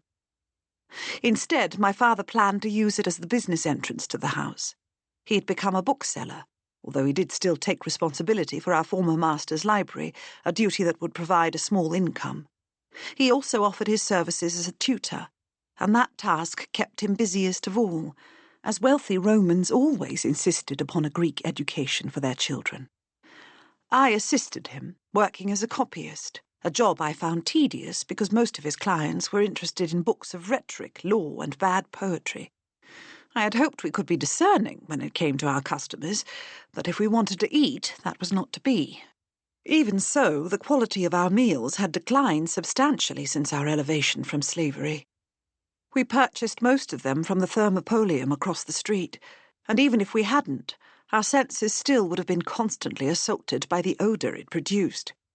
No more delicate perfumes wafting through the air like at Plautus's villa, only grease and old beans. I did, however, have my own room, and a bed, for the first time in my life. Father encouraged me to have the space decorated any way I liked. He had hired a well-respected artist, a Greek called Melas, who had a business supplying skilled painters of interiors throughout the city. I disliked him the instant he started criticising the plans I had for my walls, which I wanted covered with scenes from the Aeneid. A Greek girl like you should prefer the Iliad, he said, his arms crossed over his chest, his eyes disapproving. I was born in Pompeii and raised in a Roman household. I'm more Roman than Greek, I snapped, so don't be impertinent. Even if I didn't know your ancestry, your golden hair would have alerted me to your Macedonian roots. You shouldn't be ashamed of them. I bristled as he said this, hating his words. I have no interest in discussing anything with you other than the frescoes in my room. He and his crew had already completed much of the rest of the house, and I had to begrudgingly admit that his work was good. Naturally, my father had chosen scenes from Greek mythology and epics. He was proud of his heritage. But it was Melas's miniature landscapes that most captured my imagination. Those and the delicate floral garlands in our triclinium. Melas said nothing more about Greece or Rome, about Virgil or Homer, but pulled out a tablet and silently started to make sketches as I described what I wanted. By the time I'd convinced him to include a panel showing the scene from the Aeneid in which Venus appears to her son dressed as Diana, it was nearly time for dinner, and my father interrupted us. "Cassandra, my dear, fetch us a meal from across the street. Melas, will you join us?" "I'm sure he has better things to do, father," I said. "I would be delighted to, Aristides," the painter said. "Perhaps your daughter can explain to me all the ways she finds Virgil superior to Homer." My father laughed. "Don't encourage her. She will come around to the truth on her own, if we give her enough time and space." I glowered at them, pulled on a veil, shouted for our slave, Telecles. No Roman sees irony in the fact that former slaves own slaves of their own, and went to Galen's wretched thermopolium. Graffiti, painted red, covered the upper sections of the walls on either side of his doorway, begging votes for Cneum Elvium Sabinum, who was running for aedile. According to the message, Galen's waitress Maria was doing the asking. I'd never heard her express the slightest interest in politics. Galen greeted me warmly, calling me by name, and as always insisted on speaking Greek. I told him we needed food for 3, and that I didn't care what it was. While he filled containers for me, I ducked into the bakery 3 doors down and got one of their last loaves of bread. Ordinarily, I went to one further away, where the owner ground his own wheat and baked all day, but I didn't care if what we had tonight was slightly stale. I had no desire to impress Melas. Telecles chafed whenever he was called on to serve me. He had aspirations of becoming a copyist, and much preferred waiting on my father. He carried the tray Galen had prepared, only after telling me it was beneath him. Telecles was 12 years old, but behaved more like a man of 40. I quite liked the contradictions in him. Back at the house, my father and Melas were in the triclinium, reclining on adjacent couches. I cringed. Here we were, entertaining a tradesman, about to dine on street food, and they were sprawled out as if ready for an elegant banquet. I bit back my criticism. As mistress of the house, if I wanted things to improve, I would have to see to it myself. To be fair, Galen had done a respectable job. His chicken in prune sauce was better than I could have hoped, and he'd put some lavender in the salad. My father always insisted on drinking decent wine, and tonight was no exception. A flagon of his finest Falernian sat on the table in front of his couch. Telecles wasn't pretty enough to serve it. That was the domain of Lysander, another of our slaves, who filled a beaker for me, cutting it with the right amount of water. "Your father has ordered me to refrain from all comments pertaining to your taste in poetry," Melas said. "He also tells me that you write verse yourself." "I do, although my talents are modest." "You exhibit the humility of a true Roman girl." I did not miss the sarcasm in his voice. "Why do you stay here, if you hate all things Roman so much?" I asked. "I shan't forever," he said. "At the moment, there's no better place for me to earn a living. But once I've saved up enough, I will return to Greece, buy an olive grove, and content myself with pressing oil and indulging in pastoral fantasies. Perhaps in a nod to Virgil, I'll keep bees as well." "Won't you miss painting?" "I won't abandon it altogether, but will no longer rely on it for money. I'll have more artistic freedom." "My father tells me we're lucky to have you. Apparently all of Pompeii is desperate for you to redecorate their homes. Yet you took this job, which is on a much smaller scale than you're used to. Why?" "I'm a great admirer of your father," Melas said. "Because he is Greek?" I asked. Melas shrugged, leaning on his left elbow. "Because he tutored me in my youth. That, and Titus Livius Silvanus asked me to do it as a favour to him." "You're acquainted with Silvanus?" I asked. This piqued my interest. "I decorated his family's villa in Baia," he said. "Silvanus is a bit of a poet himself, you know. Perhaps you would enjoy his work. I understand it owes more to Virgil than Homer by way of inspiration. I hated the way he was smiling at me. 1902. Chapter 15. After dinner, Colin and I took the curse tablet and headed for our rooms, but Kat stopped us outside the door. "Could I keep it overnight?" she asked, addressing her father, not me. "I'd like to photograph it." "There can't be enough light to do that now," I said. "I'd be happy to give it to you in the morning, but at the moment I can use reflectors and lanterns. Benjamin showed me how." "Mr. Carter, not Benjamin," Colin said. "Mr. Carter," she repeated. "Please, father, let me take it and try." I resented her acting as if I were irrelevant to the discussion. "I'd prefer if You look tired, Lady Emily," she said, interrupting. "Best that you get some rest now, and examine it further in the morning." "There's no harm in that," Colin said, and handed it to her while I stood, stunned by her impertinence. She kissed him good night, waved vaguely in my direction, and sauntered off. As if nothing unusual had occurred, my husband slipped his arm around me and pulled me close. "Now we'll have nothing to distract us for the rest of the evening. However shall we pass our time?" He closed and locked the door behind us, and kissed me with an urgency that ordinarily would have left me in a pool of desire, but for the first time in our marriage I was not seduced by his charms. "Is something wrong?" "No. Yes. I don't know." I sighed. "Forgive me." He took a step back and rested his hand gently on my cheek. "I know how challenging things are right now. This case is trickier than most.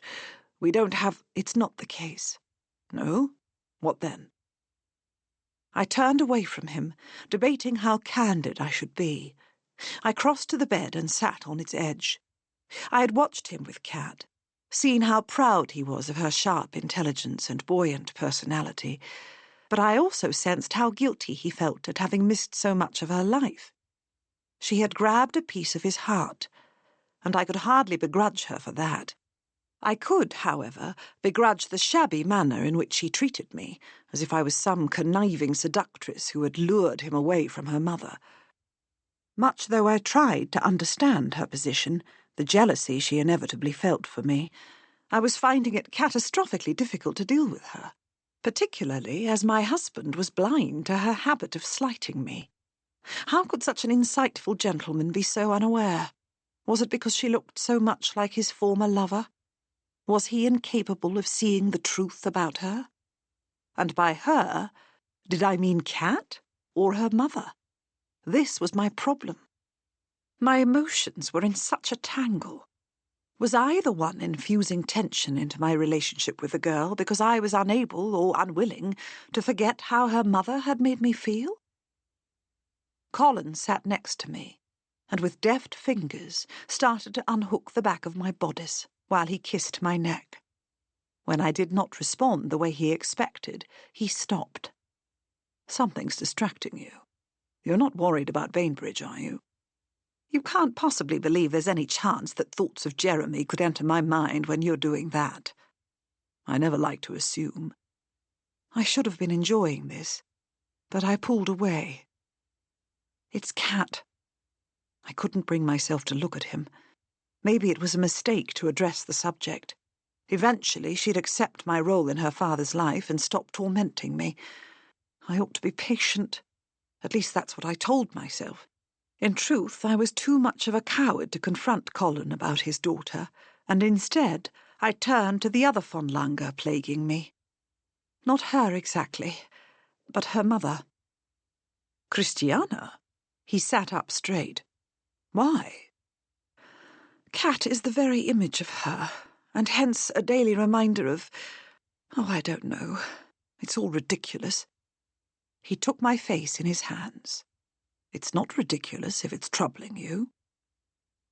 "I always felt so inadequate in her presence, and now all those old insecurities are creeping back." "My dear girl, rest assured that you couldn't be inadequate if you tried. No woman, Christiana included, could hold a candle to you. I've always been honest with you about her. We shared a deep passion, and I loved her, but the foundation of our relationship wasn't our hearts. It sprang unbidden, born of the intensity required by our work.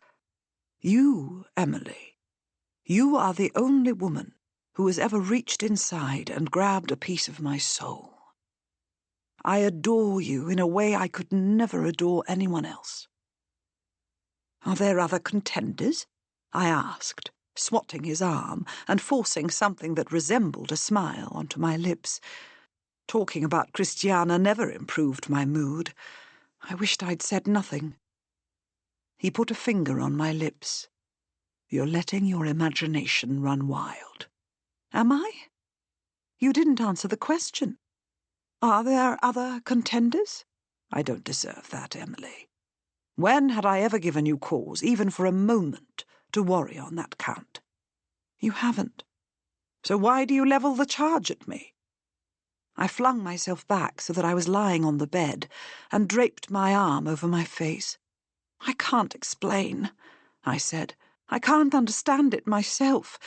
I don't know why I feel so vulnerable. I don't either, and could do without your censure. This is a challenging time for me. Cat is... I didn't like his tone, but could understand his feelings. Forgive me. I ought not have said anything. It doesn't matter. It matters a very great deal. She's my daughter, and... I sat up. I didn't mean she doesn't matter. What doesn't matter is my reaction to the way the situation plays on my emotions. I will try harder to master my response, so that you don't have another source of difficulty. He closed his eyes and sighed. None of this can be easy for you. I wish I'd never loved anyone but you. Wish I'd kept my heart for you alone. All I can do is beg for your forgiveness, and hope that my transgressions, for that is what they were, don't hurt you more than they already have. You're too hard on yourself. No one could say your behaviour was outside what's expected of a gentleman. I ought to have held myself to a higher standard. I'm so very, very sorry. He kissed my hand.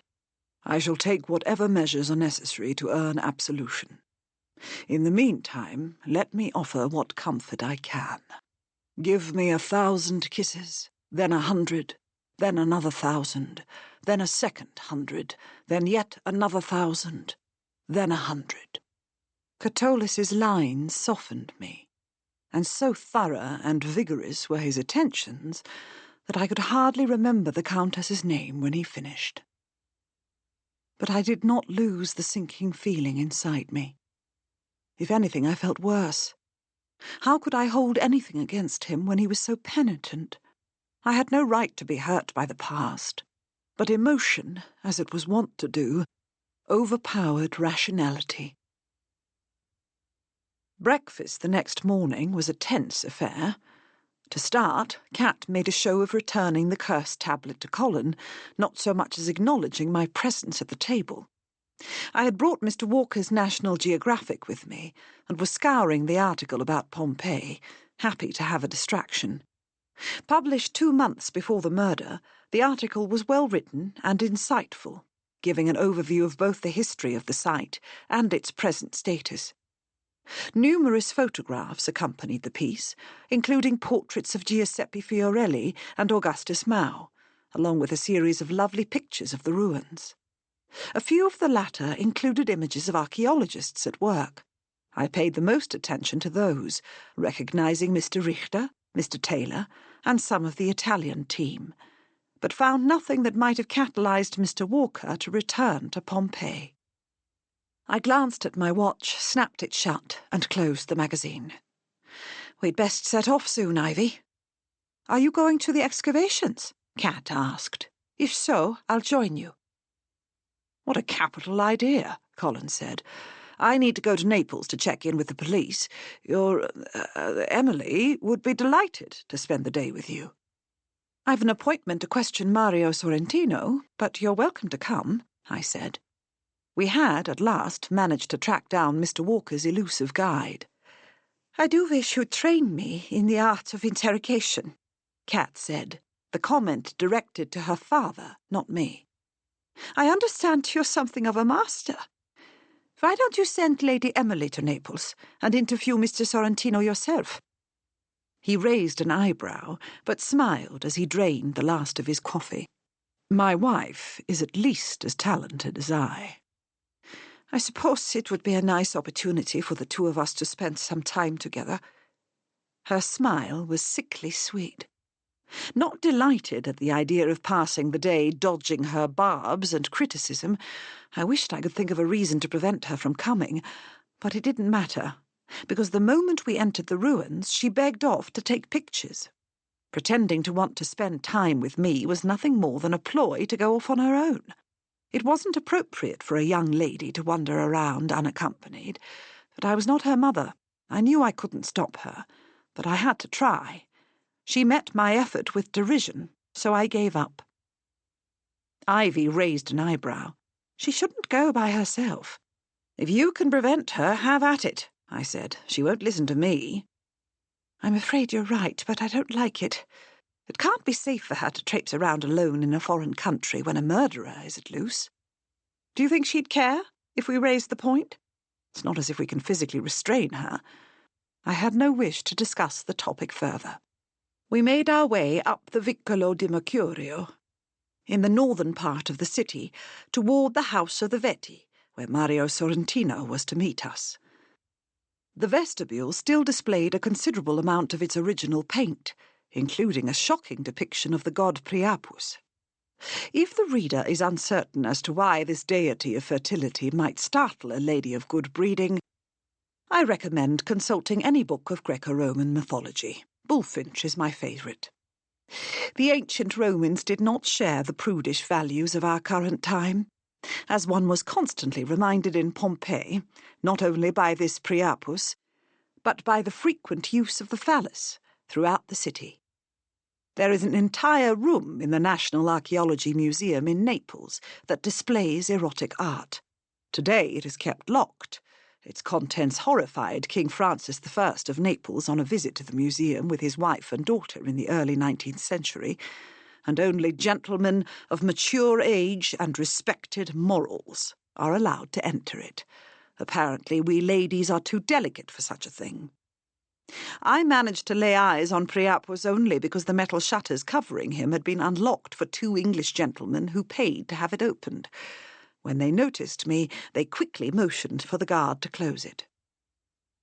Ivy blushed and went inside, but I remained longer than I would have if the visibly uncomfortable gentleman hadn't been present. How absurd to hide such a painting from women. Let them bristle a bit. Their nervous tittering made it clear that, gentlemen or not, they were incapable of dealing with the content of the work, and I had great doubts as to them possessing respected morals. Once I'd tormented them enough, I stepped into the atrium, the central court found in every Roman house, and joined Ivy, who was standing at the edge of a large marble impluvium, a basin that, in antiquity, would have been filled with rainwater, situated directly below an opening in the roof called the compluvium. From there we had a spectacular view through to the colonnaded peristyle. Cherubs were painted on the pillars that led to it, and on the walls the decoration consisted of black panels surrounded by cinnabar red borders and blocks of yellow with painted columns. In the centre of each of the black panels was a floating figure, Poseidon, Apollo and Daphne, Perseus and Andromeda, among others. The garden itself held a riot of bronze and marble sculptures, bits of numerous fountains, 4 marble tables, including one supported by 3 legs in the shape of lions, and a considerable amount of shrubbery, planted in the spots the archaeologists identified during their initial excavation of the house. A young man was leaning lazily against one of the peristyle's white columns, and I was about to reprimand him when I noticed a badge around his neck, identifying him as an official guide. "You ought to know better," I said. He shrugged. "It survived the eruption. It can survive me." Regardless of this impertinent opinion, he stepped away from the column, looking at me through hooded eyes.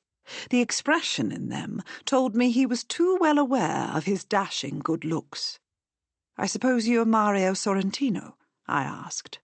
"Yes, and you are the two loveliest ladies in Pompeii, Lady Emily Hargreaves and Mrs. Ivy Brandon. Please, you must call me Mario. I already feel as if we are old friends."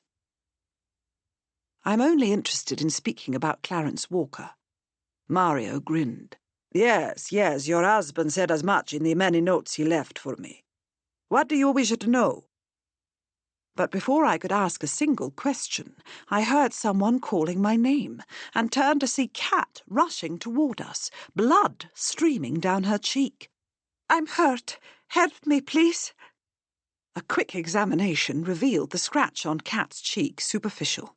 More concerning was the way she was holding her wrist. "What happened?" I asked.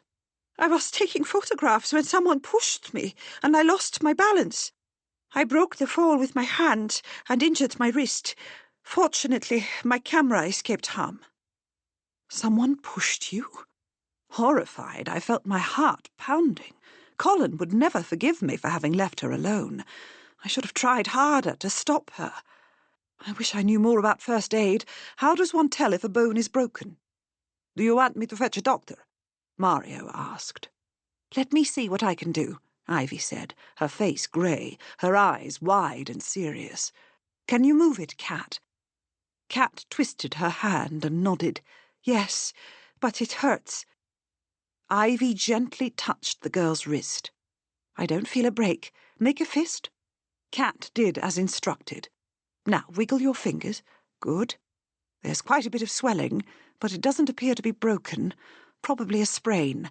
Let's get you home and we'll wrap it. The doctor can come to you there." "How do you know so much, Mrs. Brandon?" Kat asked, all but fluttering her eyelashes at Ivy. 6 children prepare one for most minor injuries," Ivy said. "I'm so fortunate you're here. Not everyone is so skilled." She looked at me with a pointed expression. The 2 gentlemen who'd been so taken with Priapus must have heard the commotion and came running toward us. "What can we do to assist? We're at your service." Kate smiled at them and fixed her gaze on Mario's handsome face. She blushed and then fainted, or at least did a credible job of pretending. Given her injury, I ought not have judged her, but it was impossible not to notice that she didn't let herself fall until he was close enough to catch her. The performance was nothing short of graceful, a demonstration of perfect timing. And for someone in a dead faint, she had quite a satisfied smile on her face. AD 79. Chapter 16. More than a month passed in our new house before I received a message from Lepida, inviting me to spend the afternoon with her. I dressed carefully in my best tunic, pale blue linen, the colour of the sea after sunrise. We didn't have the money to spare for a litter. My father spent everything on books and wine, so I had to walk. As a result, I couldn't wear my prettiest sandals, but instead had to content myself with sturdier shoes that would stand up to the cobbles and filth on the streets. I hopped across the stepping stones at the crossroad by the Stabian Baths and continued on until I reached the Forum, which was as crowded as ever. I saw 3 lines of another of my poems scrawled onto a wall. Encouraged by this, I darted between clusters of merchants and a group of students gathered around their teacher and marched on, past the earthquake-damaged Temple of Jupiter, until I came to the enormous facade of my friend's domus, one of the largest houses in the city. Glorious images of the twins Castor and Pollux with their horses greeted me as I approached, and the doorman called for a slave to take me to his mistress, who received me in a large peristyle garden, lush with greenery, and filled by the scent of jasmine. "It's too fine a day to be inside, don't you agree?" Lepida asked, greeting me with an affectionate embrace and sitting me next to her on a marble couch covered with soft cushions. A slave with a tray stepped forward and handed us each a silver beaker full of cool wine. We sipped in silence for a few minutes, neither of us sure what to say. I didn't consider it my place to speak first, and was relieved when she at last did. "It is too strange, is it not, that we should feel awkward with each other?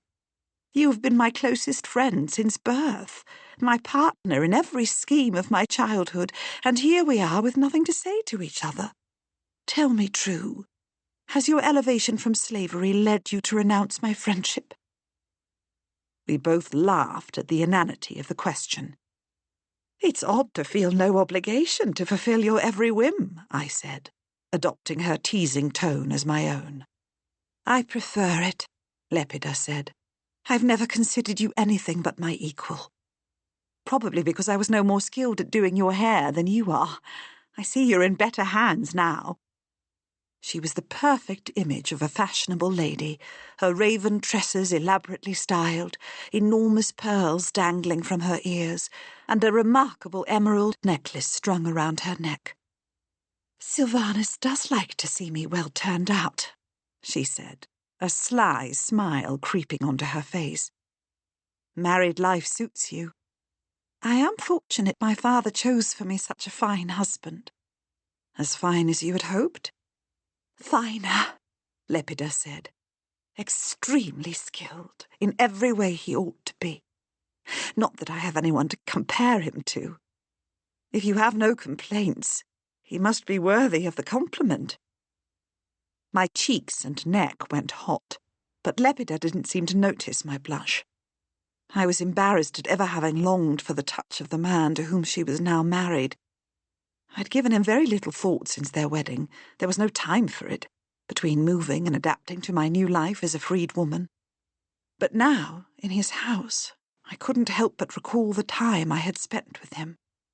I missed sharing my poetry. "We must find you a husband, Cassandra," Lepida said.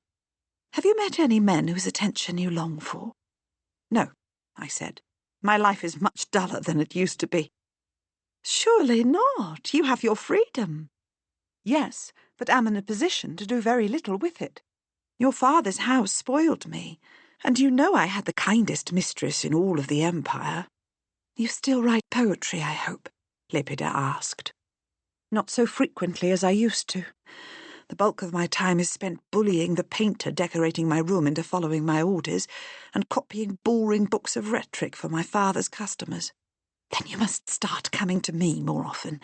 We're having a dinner party tonight. Stay for it. You will find the company most diverting." She clapped for a slave and asked the boy to send a message to my father, telling him I wouldn't be home until late, and then she turned her attention to my appearance. "You always were prettier than I, with that golden Macedonian hair. I quite envy it. We'll find something of mine for you to wear. When I'm through, you'll be more gorgeous than any princess of Troy." 1902. Chapter 17. Mario and the English tourists insisted on carrying Kat out of the excavations and helped us put her into a cab. She made sure to regain consciousness before they departed and showered them with a profusion of thanks. The pain of her injury did not interfere with her ability to flirt.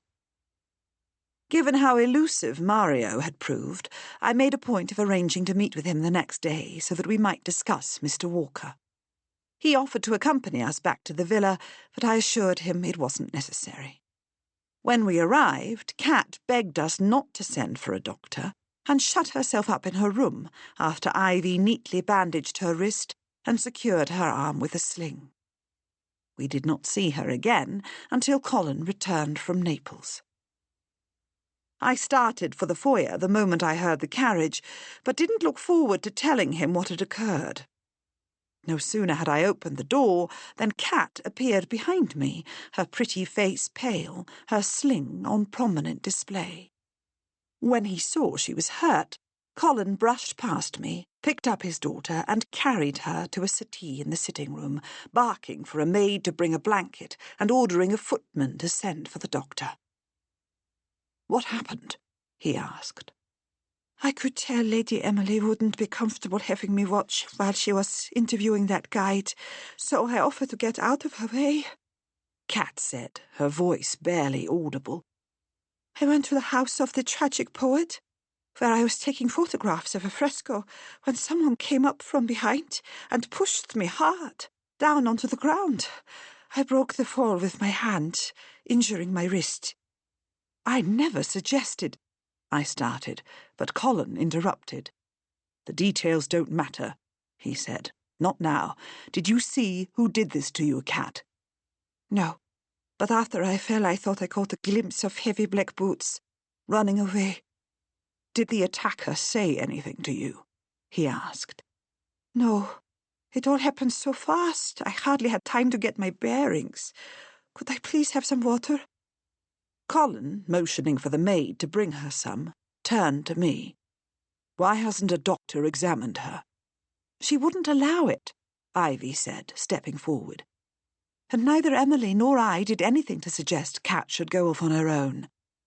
How could you let her do such a thing? Colin's voice was calm and low, a sure sign of anger. We didn't let her, Ivy said.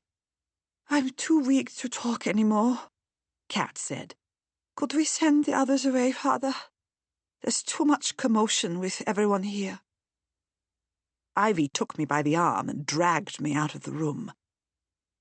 She's a cunning little thing, she said, after we'd retreated to the terrace. She's hurt, but not as badly as she's making out. I wouldn't expect Colin to be so easily taken in. I wish I shared her surprise. The doctor came and went, but we heard nothing about his visit.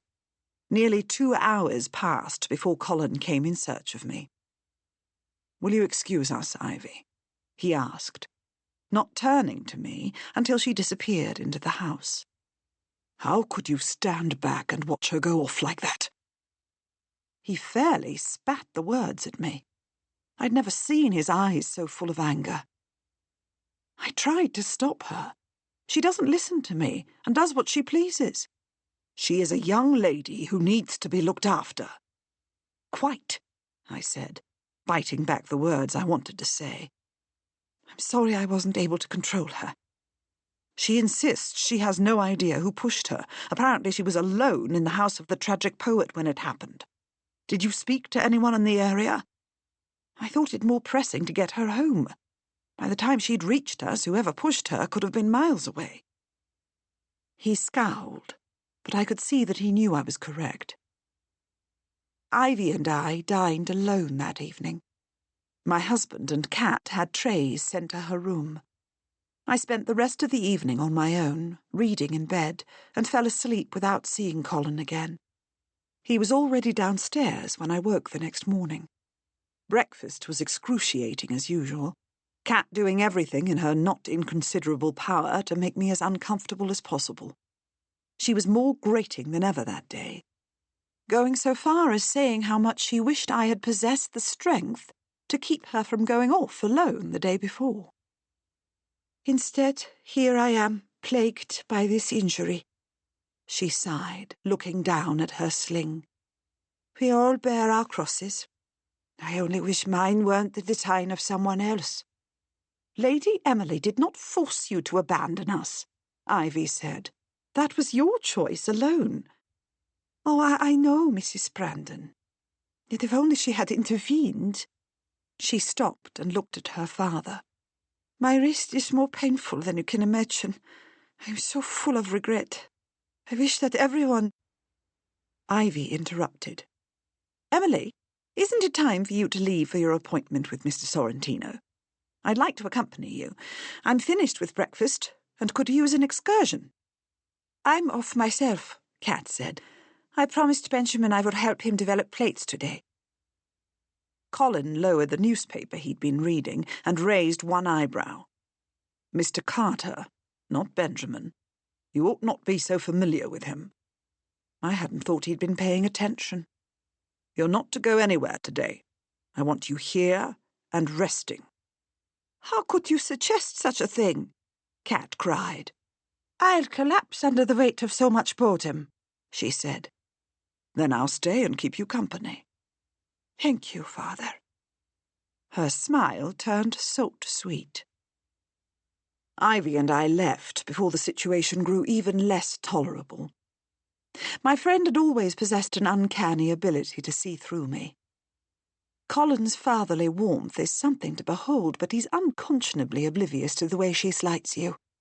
And it's wrong of him to place any of the blame for her injury on you. I could have tried to stop her too, but I knew it would be futile. I find the whole incident perplexing.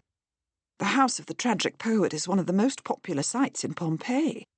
How could she have found herself alone in one of its rooms? What are you suggesting?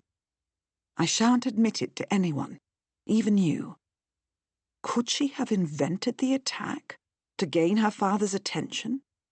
He was, after all, spending the entire day with her, his only purpose to entertain and soothe. Ivy's brow crinkled. I can make a fair guess. She feels threatened by you, unreasonable though that is. You've had her father all these years, and now she wants him to herself. No doubt she blames me for her mother's death. She's too smart to do that. But it's understandable, even if erroneous, that she views you as the person who kept her from having a normal family. We both know the Countess would never have settled for an ordinary life. I can't tell her that, I said. She worships the memory of her mother, and I won't be the one to cast the harsh light of reality on the situation. She'll grow tired of sniping at you soon enough. She's a bright, cheerful sort of girl, intelligent and witty. If we'd met her in other circumstances, I'm sure we'd adore her.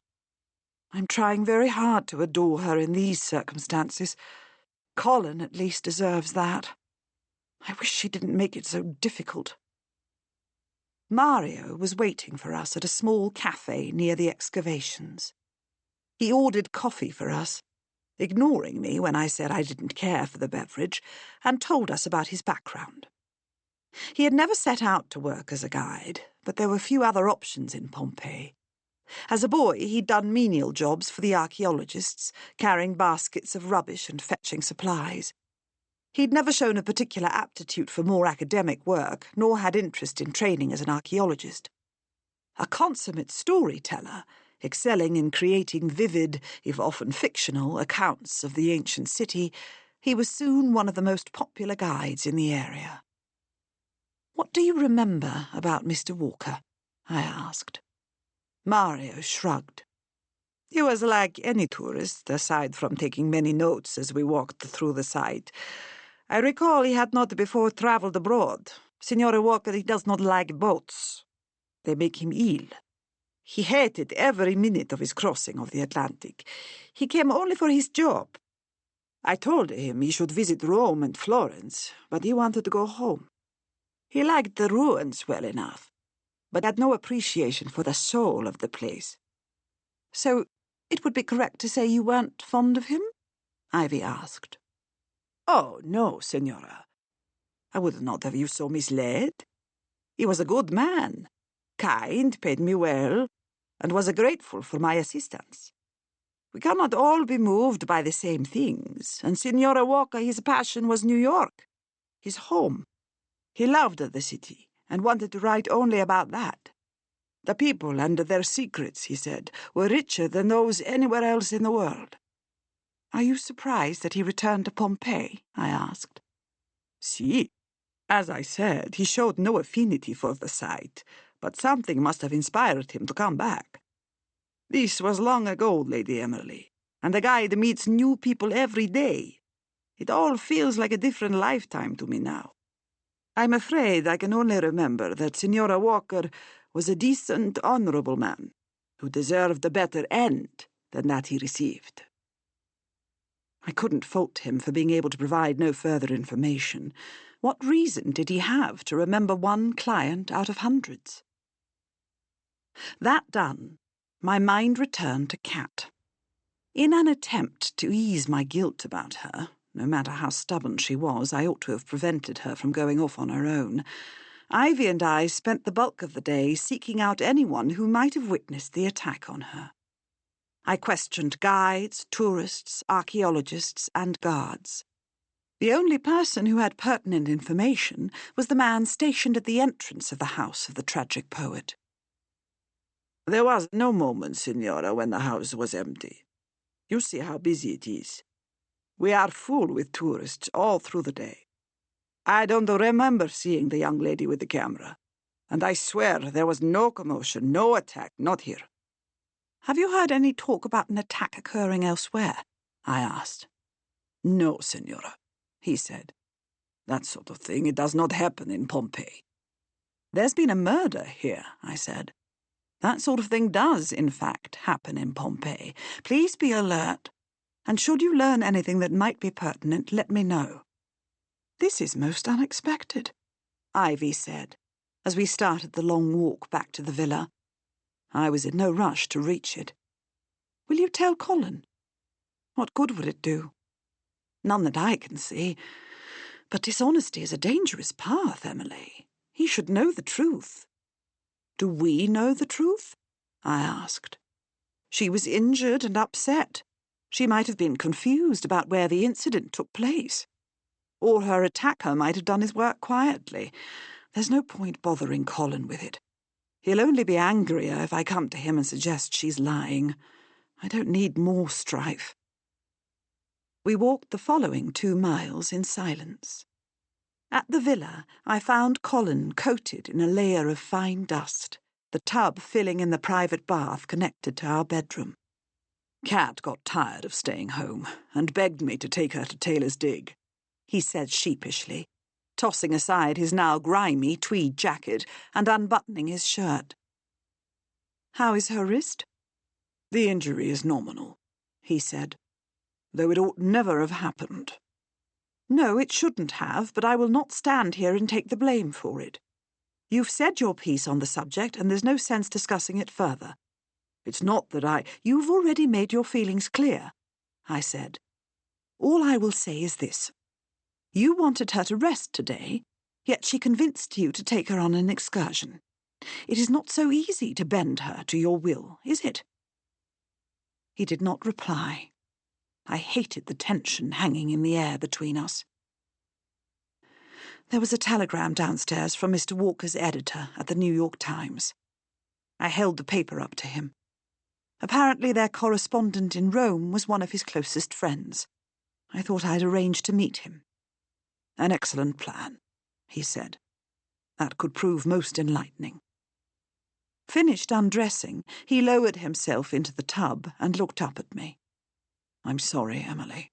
I shouldn't hold you responsible for what happened. It was wrong of me. I nodded and pressed my lips together. Did anything of note occur when you were at the dig? He looked grateful for the change of subject. I heard more about Callie's romantic history than I'd ever care to, he said. She talked to you about that? I'm shocked. She didn't. Her brother did. Not very sporting of him to gossip about his sister. I wouldn't call it gossip, Colin said. He took a breath, ducked under the water, came up and lathered soap in his hair. Concern, more like. She has a certain amount of money at her disposal, not so much that she would be a target for fortune hunters, but enough that she's self-sufficient. He fears this will discourage her from ever settling down. Is that such a bad thing? I asked. She's an intelligent lady of independent means. I don't imagine there are many husbands who would tolerate her working as an archaeologist. A fair point. He disappeared under the water to rinse the soap from his hair, pushing his curls back from his forehead as he re-emerged. There was something off about all of it. I'd swear Carter was as uneasy about Bainbridge getting hurt as Callie. Pass me a towel, will you?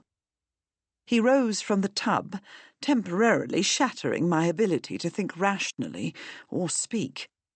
What a pity Praxiteles had not lived to sculpt him. It would have been the master's finest work. Another thing. Sterling wouldn't let Cat photograph him. I'm not sure she noticed, but I did. She'd removed her arm from her sling and was taking candid shots. Every time he might have been in a frame, he'd turn away, he said. I invited them all to a picnic dinner tonight. Taylor's crew. But at the dig, not here. The tables are being set up even as we speak. I'm hoping that a combination of wine, good company, and a complete lack of formality will encourage them to give something, anything, away that might help us better understand what we have on our hands.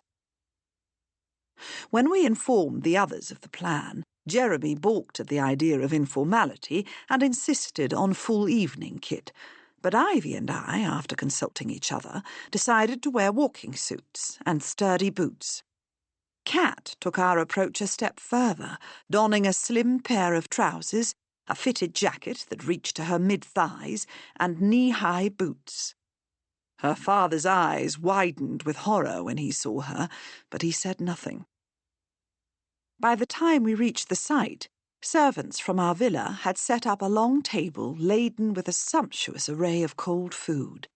Thin-sliced prosciutto and salami, hunks of savoury cheeses, olives, figs, crusty bread dipped in buttery olive oil, dried apricots, and a velvety red wine. Most of Mr. Taylor's workers had filled their plates and eschewed the table, gathering instead on rocks near where they'd spent the day digging. Socialising at a distance from their employer was no doubt more enjoyable than staying close and being on their best behaviour. Their laughter, fuelled by the wine, brought an air of merriment to the evening. The rest of us congregated closer to the buffet. Jeremy sat next to Callie, who started to lecture him on excavation reports. I assumed he was feigning interest, but something in his eyes suggested otherwise. "She likes a captive audience," Benjamin said. "She's fortunate to have a brother willing to put aside his own interests to forward her own," I said. "She would tolerate nothing less." He sat next to me, putting a plate heaped with meat and cheese in front of him. "The experience here isn't a total loss for me. I do enjoy photography and have done 2 paintings I'm rather proud of, both of the Bay of Naples. On my own time, of course." "What do your parents think of your work?" I asked. He blanched ever so slightly. "I'm afraid I lost my parents long ago." "I'm so sorry." "Don't be. My father never approved of me." Callie interrupted. "That's absurd, and you know it. He would be oozing pride if he could see your landscapes." "I'd prefer not to discuss it." "There's no need to be tedious," she said. "Your work—" "Could we please move on to something else?" He glared at her. Callie's tone dripped sweetness. "It's only that—" His voice rose to a shout. "Must you insist on returning to a topic about which you know nothing?" He threw his napkin onto the table. Now, let's all calm down," Mr. Taylor said. "I, like you, Benjamin, have very little patience. It's not in my nature, and I long ago gave up on trying to cultivate it. The same way I abandoned learning to draw. Once it became clear I lacked any talent for it. We must accept ourselves for who we are, and no one, not even your sister, should force you to try to be something you aren't. My wife has made great strides in curbing her impulsive nature," Colin said, "but I'm skeptical that anyone can change his fundamental nature." "Spoken like an aristocrat," Benjamin said. Jeremy bristled and Kat laughed. "Perhaps you should excuse yourself," Callie said. "You're making everyone uncomfortable." Her brother leapt to his feet, knocking against the table and sending 2 wine glasses flying. "Perhaps you should stop trying to force me to bend to your will. I've already done more than enough, haven't I? I've a mind—" "Carter, my good man, get a hold of yourself," Mr. Sterling said, his tone sterner than I'd heard from him before. "You'll come to regret your words. An angry man is again angry with himself when he returns to reason. Publilius Syrus." "Naturally, I'm the problem, not her." Benjamin scowled. "I've had quite enough." He stormed off. "There's not enough moonlight for him to get far without a lantern," Mr. Taylor said. I'll go after him and soothe his ruffled feathers." "Forgive me," Mr. Sterling said. "I ought not have interfered." "It's not your fault." Callie reached across the table and took his hand. "When his temper flares, there's no stopping it." "I should have known better," Mr. Sterling mumbled. "Confrontation never leads to anything but trouble. Do excuse me. I'm afraid I'm no longer in a mood conducive to social discourse." He shambled off. "Poor man," Ivy said. "He did nothing wrong." "No one ever benefits from crossing my brother," Callie said. "I apologize for his behavior and his vile temper." I considered the events of the evening. Benjamin needed to better control his emotions, but that came as no surprise. Mr. Sterling's incongruous interference was another matter entirely. The dynamic between the two men made me wonder at their relationship. Could one be our murderer and the other his accomplice? It took little imagination to picture Mr. Sterling adopting oblique methods like the ostraca and the curse tablet to warn us off our investigation. He knew Benjamin's propensity for outburst. Did he also know it could lead to violence? A thundering crash and a hideous scream interrupted my thoughts. With his usual fluid grace, Colin dashed toward the sound. I gathered my skirts and followed, our friends close on our heels. My husband stopped short as he approached a spot where moments earlier a towering pile of debris had stood. The heap had collapsed, burying someone, leaving only his booted foot visible. The workers who had dined closer to the excavations reached the scene of the accident before us and had set up a semicircle of lanterns to illuminate the area. We all worked furiously to uncover the man, but no effort could save him. Amidst the rubble sat a large boulder with a pattern of bloodstains that mirrored the gash on the back of the dead man's skull. "It's Jackson," Alan Powell, one of the American archaeologists, said, his voice shaking. "Was anyone else with him?" Colin asked. "Do we need to keep digging?" "Yes, keep digging. He was talking to someone. I heard voices." Tears left damp trails through the film of dust on Mr. Powell's face. "Is everyone accounted for?" I asked. While they continued to dig, we listed the names of everyone who had come to dinner. Everyone save Benjamin, Mr. Sterling, and Mr. Taylor was present. "I don't think there's another body," Colin said. "Ivy, would you please take my daughter back to the villa?"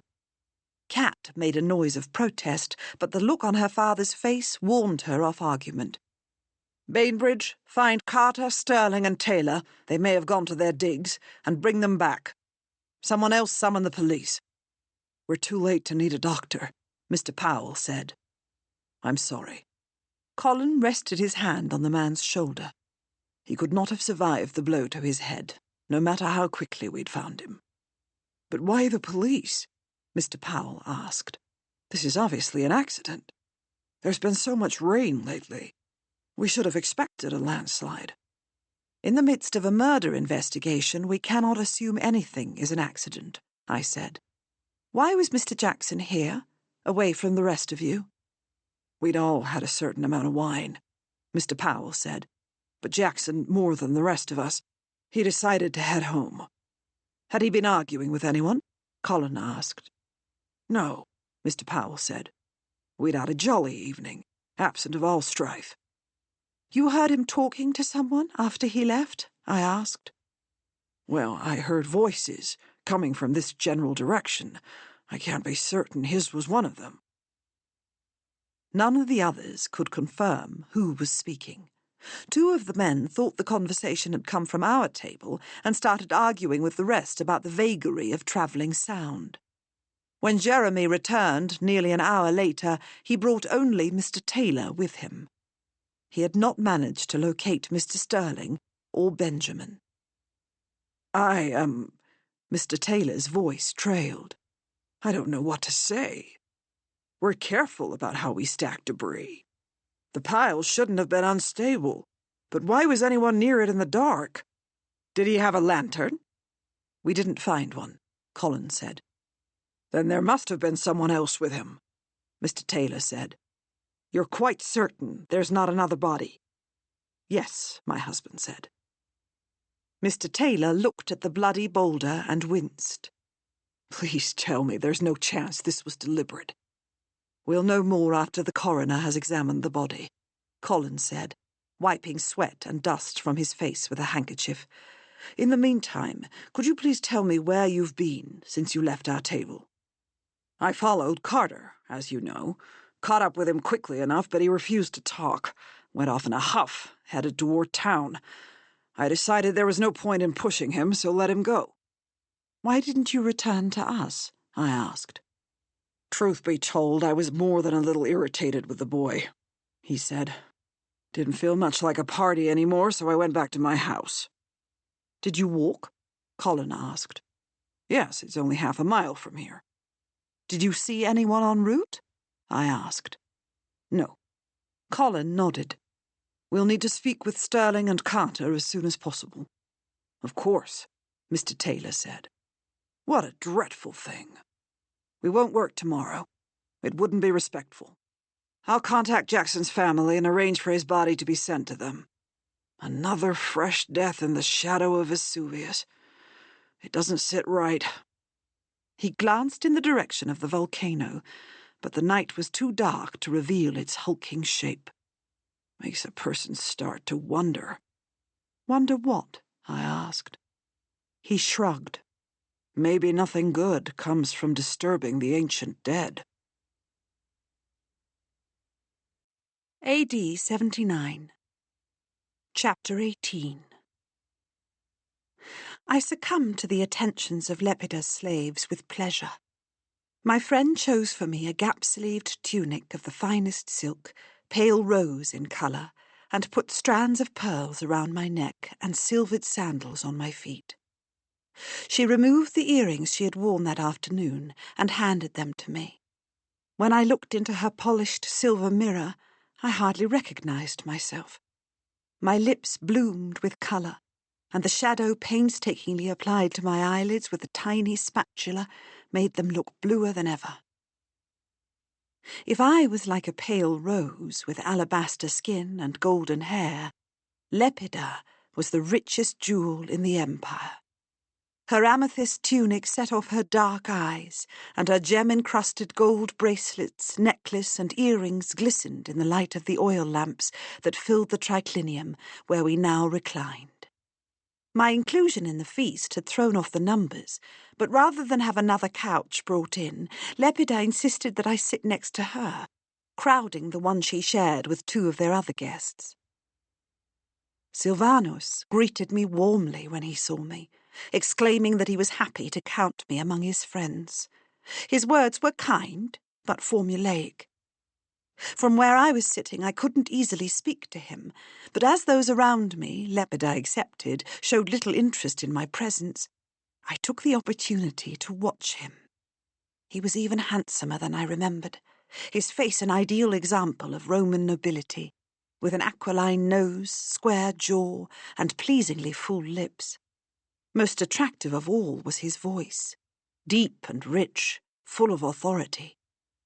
I looked at the synthesis he was wearing, a tunic bordered with wide braid, and the heavy gold cuffs on each of his wrists, and couldn't help recalling the first time Lepida and I had seen him, when we wondered if he'd been a soldier, and pictured him in leather tarouges and a gleaming cuirass.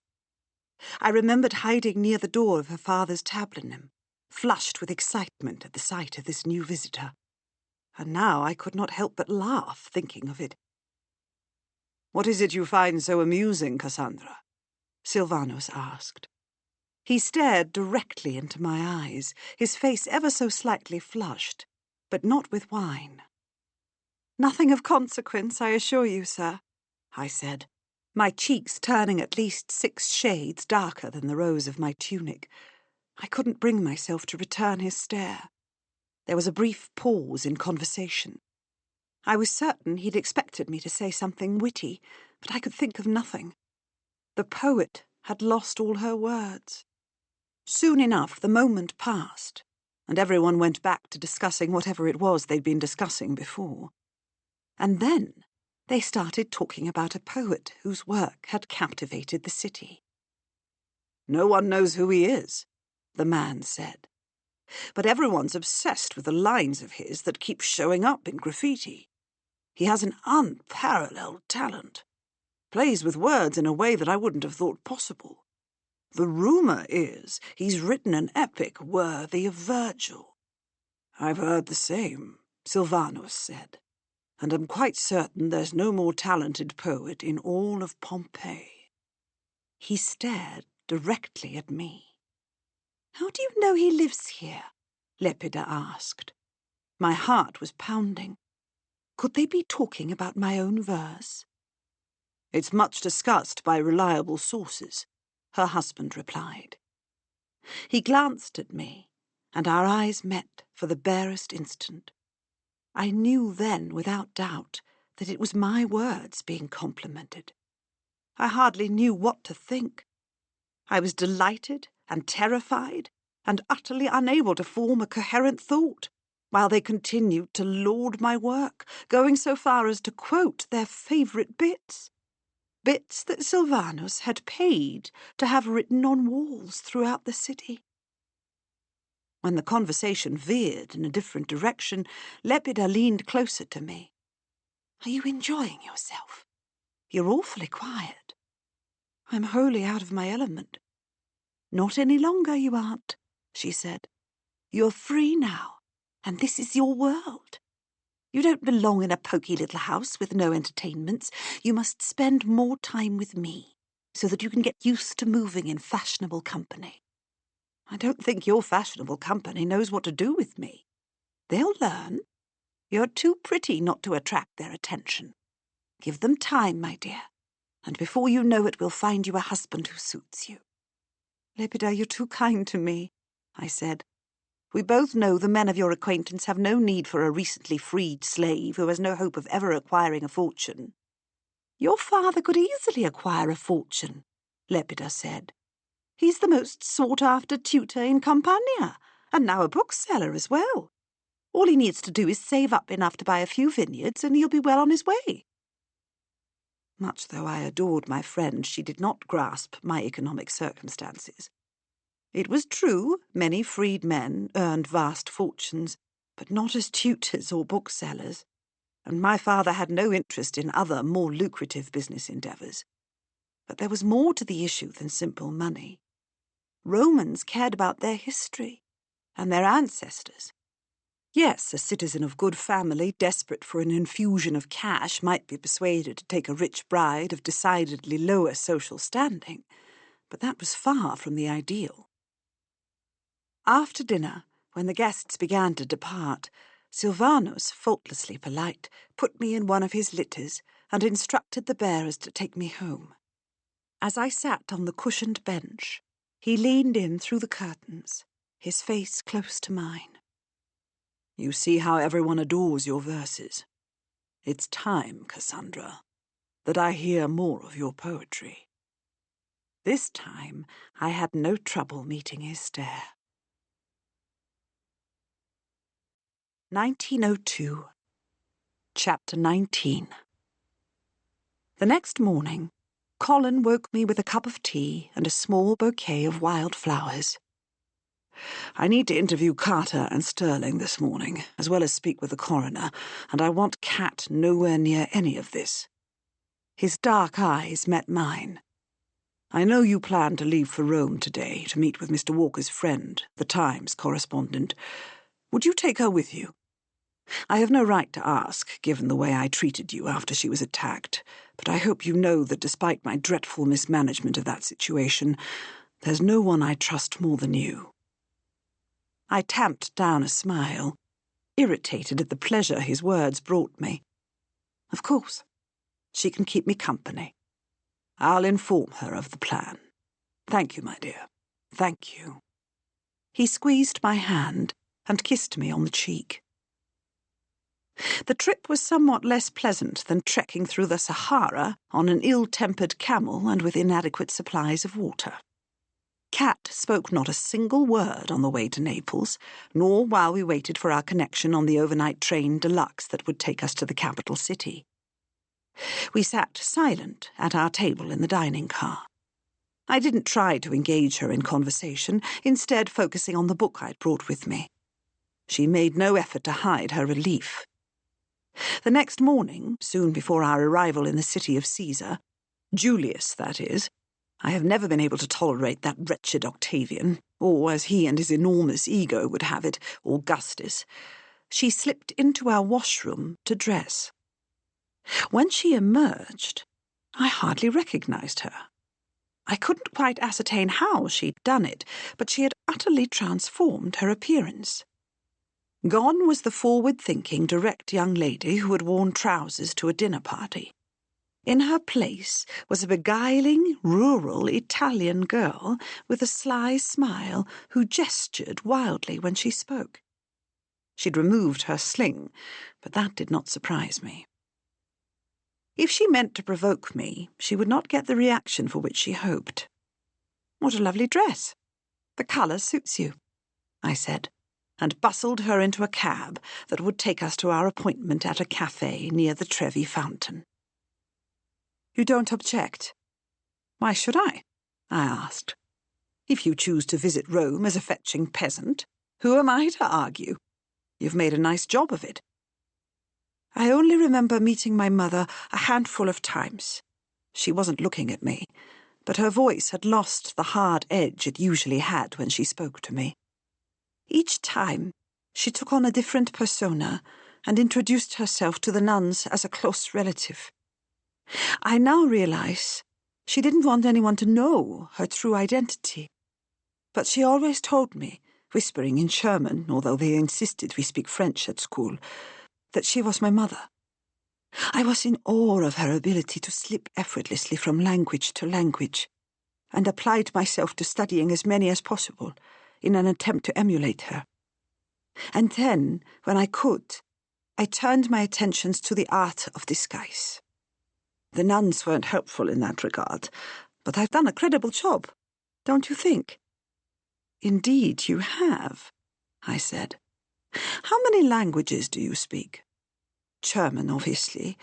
I may have grown up elsewhere, but I'm Viennese at heart.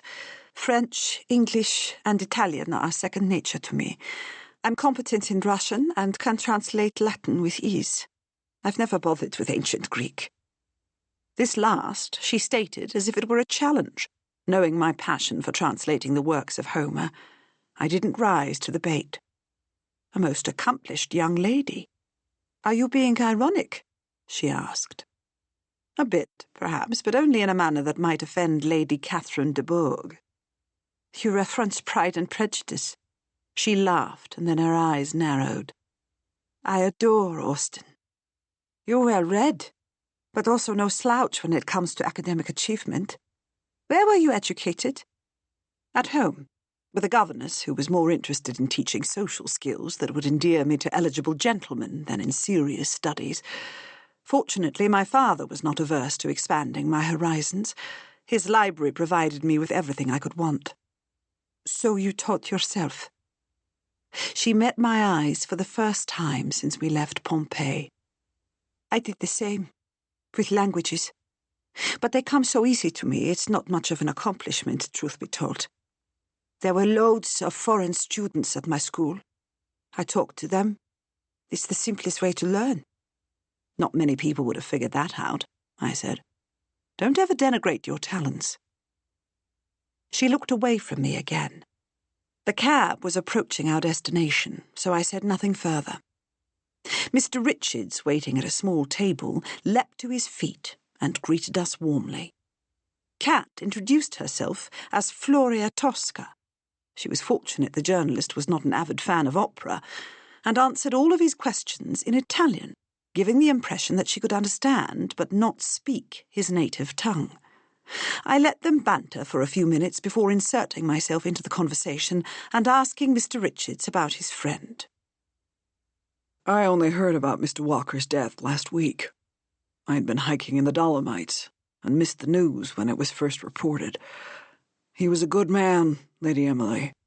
A good man." I understand you knew him well, I said. We both started at the newspaper in the same month and shared an atrocious room near the Brooklyn Bridge for 6 months until we could afford something better. There's nothing that bonds two men together like trying to keep rats out of their beds. He was a big personality, friendly, outgoing, and strong as an ox, the sort of gent who could get caught up in a so-called brilliant idea and throw himself into it, heart and soul. He was the man you wanted at your side in a fight, as much for his strength as for his pig-headedness. Once he decided he was on the side of right, he wouldn't back down, even when everyone else around him was ready to go home and lick their wounds. A dog with a bone would have given it up to get rid of him. He could be relentless, but relentless in a good way. Have you met his family? I asked, as Kat motioned for the waiter to bring her a second cup of coffee. No. He had a brother, Fergus, somewhere in Montana, and a sister who lives in Virginia, but he wasn't close to her. Walker spent considerable time in Montana as well. Rather, I should say he wasted time there, looking for gold, near a place called Last Chance Gulch. It won't shock you to hear he didn't find his fortune. His brother had even worse luck. Got into a bar fight and wound up beaten to death. Some sort of argument over gold. Rough places, those mining towns. Kat battered her eyes at him. Non mi piace pensare a te in un posto così pericoloso. She did not like thinking of him in such a place. What was she playing at? Nor do I, Signorina Tosca. He cocked his head and looked pensive. I feel as if I've heard your name before. Is that possible? I recognized the source of her words. Quoting Puccini's libretto seemed to me taking things a step too far, particularly as she was making no useful contribution to the conversation. It's a common enough Italian name, I said. What happened after Mr. Walker's brother died? Walker gave up on mining, came back east, and turned his attention to journalism. He'd written a fair number of pieces for the paper in Helena, and was a good enough operator that he managed to persuade the Times to give him a couple of assignments after he arrived in New York. The editor liked them, and pretty soon he was on staff. I understand he didn't travel much. No, not after his adventures out west, Mr. Richards said. Those were hard years to hear him tell it, and he didn't want any more like them. Said all the man needed was a clean room, a good pub, and decent friends. And a job to pay the bar bill, naturally. He loved New York City. You can't understand Walker without understanding that. Loved it like it was his own blood. That's why he did cultural pieces. They let him expound on the merits of the city. Kat had remained quiet through all this, but she was listening with such attention I suspected she was memorizing every bit of the conversation. Clever of her to refuse to speak English, as it now gave her the opportunity to focus on listening. How did he wind up in Pompeii? I asked. You don't refuse a piece you're assigned, Mr. Richards said. Not if you want to keep working. His editor thought it would be a good fit for him, as he did a bang-up job on cultural articles in the city. So Walker went, and he wrote something competent, but unimpressive. Wanted to be sure he wouldn't get sent abroad again. He hated the ocean. Hated boats. Why did he come back? I asked. I wish I knew. I was still working out of New York when he was here the first time, but I can't understand why he didn't get in touch when he decided to return. His editor said it wasn't for work. I can't imagine what would have induced him to make the trip again. I'd love to be more useful, but I don't know anything else. Do the old boy good, will you? He didn't deserve to die like that. I could have sworn I saw a hint of moisture in Mr. Richards' eyes as he spoke. I thanked him for his candour, and watched him stroll away across the piazza after he made a meal out of kissing Kat's hand by way of farewell. We sat at the cafe for another hour. Kat drank a shocking amount of coffee while she scribbled furiously in a notebook. How fortunate that her injury had not affected the hand she needed to write. I collected my thoughts and penned a series of messages, finishing in time to drop them at the telegraph office at the railway station. We boarded our train, and I opened the novel I'd brought with me, Mary Elizabeth Braddon's Willard's Weird, while Kat changed back into her ordinary clothes, erasing all evidence of Floria Tosca. She emerged from the tiny room housing the washstand in our compartment, looking uncharacteristically sheepish. I'm aware that sometimes I'm too brash and too impulsive for my own good. She'd gone back to her habit of not meeting my eyes. The latter is a fault levelled at me more times than I care to count, I said, closing my book. I've a shockingly good memory for conversation, cultivated by years of using it as a party trick. I wrote a complete transcript of your meeting with Mr. Richards. She handed me her notebook. I hope it goes some way toward making up for my bad behaviour. I wanted to try my disguise and got carried away. It's fortunate my father wasn't here to see it. He'd probably send me away forever. I can promise you he will never do that. I do so want to get to know him, and through him come to learn something of my mother. I realise that's uncomfortable for you. I don't know much about my parents' relationship, but it takes no leap to deduce that you're bound to find it painful. It all happened long before I met your father, I said, and he and I are well versed in awkward pasts. I was married to his best friend. No. How scandalous. Are you divorced? There was perhaps a bit too much excitement in her voice. Heavens, no. Philip died not long after our wedding trip. It was only after I was out of deep mourning that Colin and I became close. How frightfully romantic, she said. I had no idea. Was he very tortured over it, my father? He strikes me as the sort of man who could brood beautifully. Tortured enough, but he would never allow himself to get carried away. No Heathcliff, then? Never.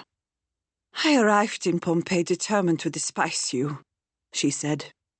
If he'd never met you. If Colin had never met me, very little in Kat's life would have changed.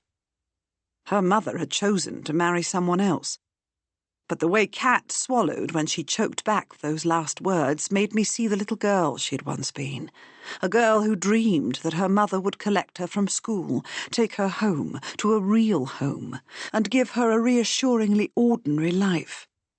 The Countess would never have abandoned her work, not even for her child, regardless of the circumstances. Christiana's choices reflected a devotion to Colin, but little consideration for Kat. Not that I would ever say that to her.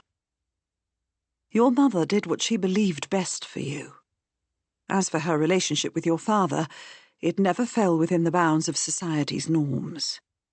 There's no reason to think it would have, even if he'd never met me. They made their choices, and we are left to live with them. I've read my mother's diaries, but she never once mentioned him, or me. She never mentioned anything of interest. Every page was staggeringly dull, as if written to deliberately put off anyone reading them. Given her work, she may have done just that. It wouldn't have been sensible for her to keep a detailed, intimate diary, and she wanted to protect your father. You know as much from the letter her solicitor gave you. Yet you do not share her fears. No, I don't, I said. I'll never understand his work so well as she, who was engaged in the same occupation. She was privy to much more than I can ever be. Yet you weren't jealous of her? Just when I thought we were starting to get along, that hard edge had crept back into her tone. She wanted me to be jealous, wanted me to feel threatened. I was consumed with jealousy when I first met her. She was everything I was not, sophisticated, experienced, and essential to Colin's work. And stunning, absolutely gorgeous, but not in a sweet, pretty way. She possessed a beauty that went beyond her perfect features. Her intelligence and independence shone brighter than her eyes. Next to her, I always felt insignificant and awkward She turned away, looking out the window. "And now I'm a reminder of something you'd prefer to forget." She did have a way of seeing the truth about people. Not everyone can marry his first love, your father included. I wouldn't change anything in his past, for to do so would inevitably alter the man he is today. "I'm sorry I set out to despise you." I hesitated for a moment, but then reached across and took her hand. "Don't be too hard on yourself." The train was pulling into Naples, so we both fell silent. Colin was waiting on the platform when we emerged. He took our bags from the porter, gave me a kiss, and quickly, if a bit awkwardly, embraced Kat. "If we don't dawdle, we can catch the next train to Pompeii," he said. "I'm afraid we'll have to go to the telegraph office first," I said.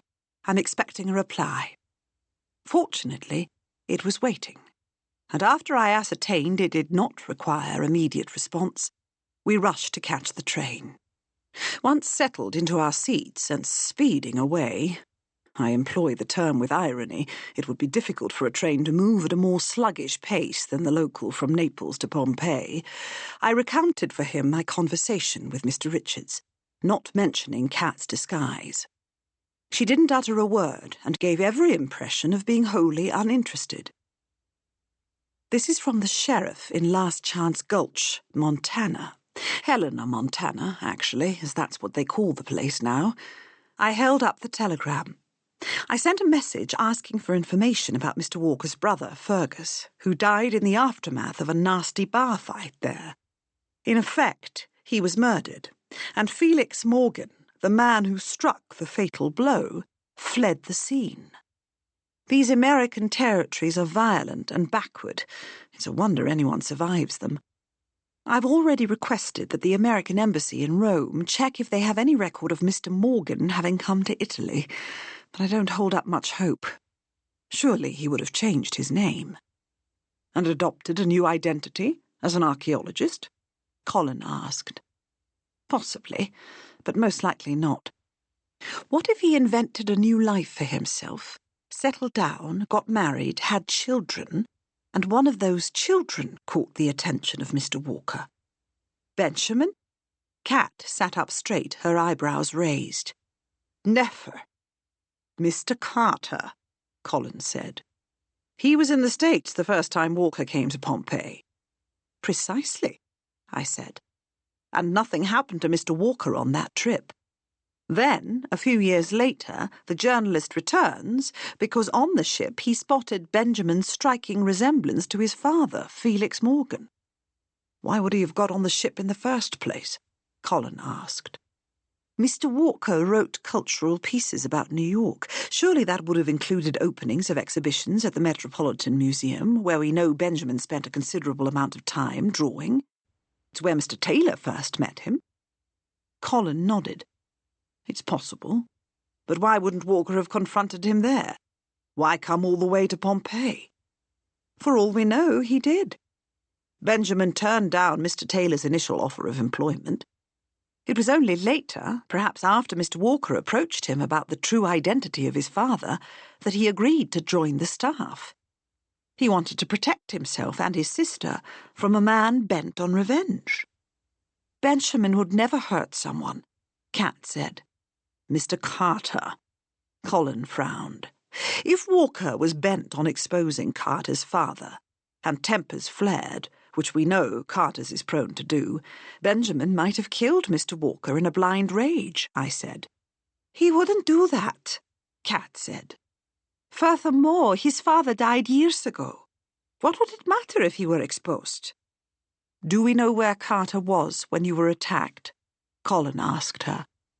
"At Mr. Taylor's dig," she said, crossing her arms and pulling them tight against her chest. "His work doesn't always take him there," I said. "If he was painting, he could have been anywhere in the excavations, including the house of the tragic poet." "You've gone completely off the rails with this one," Kat said. "Benjamin, Mr. Carter, would never hurt me. I believe I'm on safe ground claiming to know him better than either of you." Be that as it may, I'd prefer to see you spend less time with him, Colin said. Now you'll tell me better safe than sorry, I suppose. Kat was fuming, but for once her ire was directed at her father instead of me. AD 79. Chapter 20. Oh, that I had ignored those words uttered by Silvanus as I sat in his litter, ready to go home after the banquet. But I did not. Nor did I refuse to see him the next morning, when he appeared at my father's house. I'm ashamed to admit that every noble virtue I possessed flew out the window when I saw him standing in our modest atrium. Your presence last night took me by surprise, he said. He greeted my father like an old friend, and after ordering copies of 3 books, pulled me aside into our tiny garden that struggled to let even an insufficient amount of natural light into the house. You look content, which pleases me. I know you've always meant a great deal to my wife, and I'm glad to see you so happily settled in a lovely home. More like a suitable home, I said, scowling. Don't pretend it's more. It's small, but serves its purpose. The wall paintings are of the finest quality. Your father was right to ask me to secure Melas for him. I don't imagine you've come here to discuss a Greek artist, I said, suddenly feeling ill at ease. No, I did not. I find myself missing your poetry, Cassandra. Did you hire someone to do the graffiti? I asked. I've seen it throughout the city. Yes. I wanted to share your words with the world. They're already wildly popular. Your work resonates with everyone in the city. And now I'm hoping to persuade you to write more for me. I shrugged. There's no reason I wouldn't. You only need ask. It's not so simple. I should like to keep our connection private at present. He was standing close to me, a habit apparently, and held his hand up to my cheek but did not touch it. I could feel his heat, and my skin prickled. Why? I asked. It's not as if reading poetry is scandalous, especially not mine. He wasn't looking at me, but instead gave a decent impression of having a serious interest in the unremarkable fountain that took up most of one end of the garden. There are some things, Cassandra, that must be kept between 2 people. Now he stared into my eyes. My heart pounded. Was he trying to seduce me? It wouldn't have been so unexpected when I'd been a slave, and would have in fact been expected had I been a slave in his house. Not even Lepida would have given it a second thought. Such is the oddness of the Romans. But now, circumstances had changed too much. Did this explain his desire for secrecy? No, Silvanus, I said, my voice trembling. Lepida is my friend. I can't do that to her. She has no love of poetry. She has a great love for you, and she trusts me. I will not betray her. I'd never ask you to do that. I'm speaking of poetry, Cassandra, and nothing more. Perhaps I wasn't clear enough. His words did not mirror his tone, which to my inexperienced mind sounded heavy with desire. She wouldn't care if you read my verse. Why would you think it necessary to hide such a thing? My bride is young, and I will not give her any cause, even an unsubstantiated one, to worry. All I ask is that you agree to meet with me and share with me what you've written. I'll come to you, in the tavern of your choice, a place where no one knows us. What harm could come from that? I couldn't think of any, which serves only to reveal the limitations of my imagination. I could offer no defence beyond my youth. I agreed. Melas, who was working in the atrium, glowered as he watched Silvanus depart. I tossed my head and ignored his impertinence. It only strengthened my resolve to do what Silvanus asked. And so it started, And so it grew, for there is little more infectious than clandestine acts. A hard lesson for any of us to learn. The evil truths of such deceptions, small though they may seem, are never revealed until it's too late to stop what they have set in motion. 1902. Chapter 21. Colin and I sequestered ourselves in our room after returning to the villa. Kat had gone off in a huff, muttering that she knew Benjamin better than we did. The coroner was unable to determine whether Mr. Jackson's death was deliberate or accidental, Colin said. The landslide could have been catalyzed by rain, but also by someone pushing the boulder over the unstable pile of debris. Sterling claims he went directly back to his digs after he left dinner, but that he found himself too agitated to sleep and went for a walk. No one saw him. He's staying in the same place as the Carters. Wouldn't he have had to collect his key from the desk? He's moved from there into a rooming house, hence no desk and no one to notice his comings and goings. And Benjamin? I asked. He admits to having been in a rage, we all saw as much, so there'd be no point denying it, and went to a tavern not far from the train station. The owner confirms he was there but wasn't sure about the time. I also spoke to Taylor's servants. He did go home, but could have left again without anyone noticing. His dressing room has direct access to the garden at the back of the house. What do we know about Mr. Jackson? He'd worked at Pompeii for the past 5 seasons. Studied at Harvard, has published several well-received articles, and is a respected scholar. Got along well with all of his colleagues. No one had a word to say against him. He was a shy sort, spending more time on his own than socializing, but was never awkward about it. He was to be married this winter in Connecticut. His poor fiancée, I said. Quite. Colin blew out a long breath. His father is coming to collect the body. Doesn't want his son taking this final journey alone. It's heartbreaking. The only discrepant thing I could uncover about him concerns Sterling. He told me Jackson loaned him a not insignificant amount of money, enough to cover the rent on his rooms for 3 months. Might he have murdered Mr. Jackson to escape the debt? Money's a powerful motivator, Colin said. But we don't know if we're dealing with a murder. No, we don't. If someone killed Jackson, the murderer pushed the boulder down the debris pile. When Kat was attacked, she was pushed. You suspect the same person was responsible for both incidents? I asked.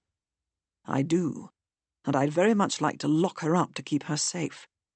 She won't tolerate it. You'd do better keeping her at your side. She'll adore the attention. He shot me a quizzical look, but said nothing.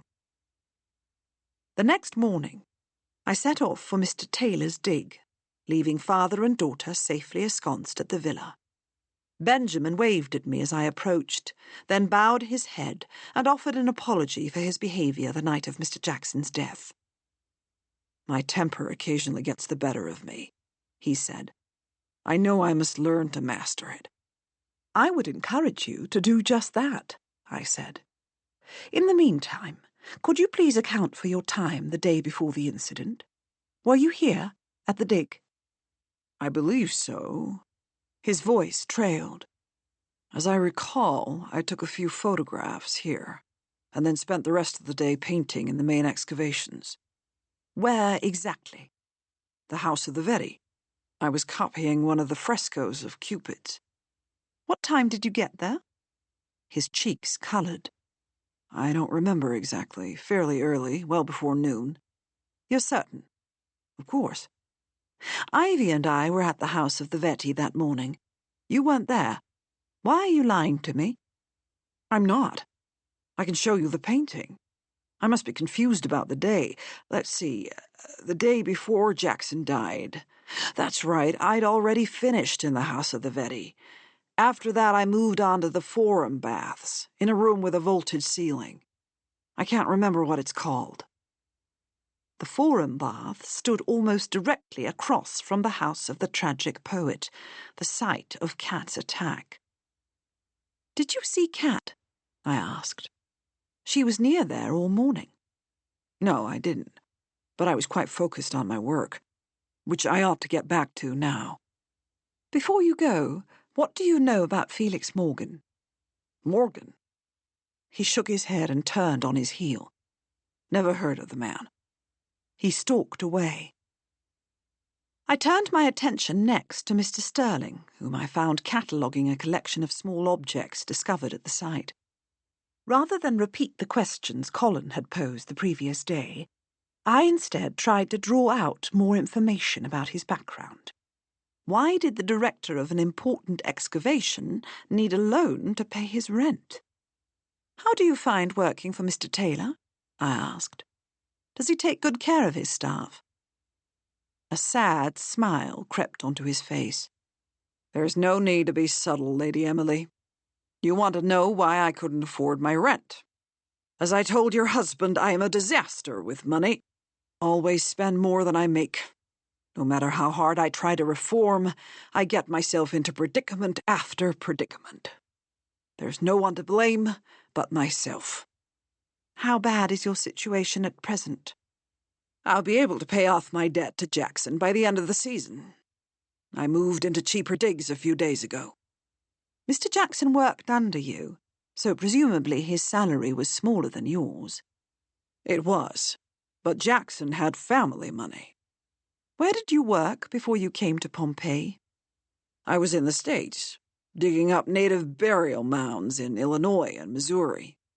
Incalculably different from Pompeii. We know so little about the culture of the tribes that built them.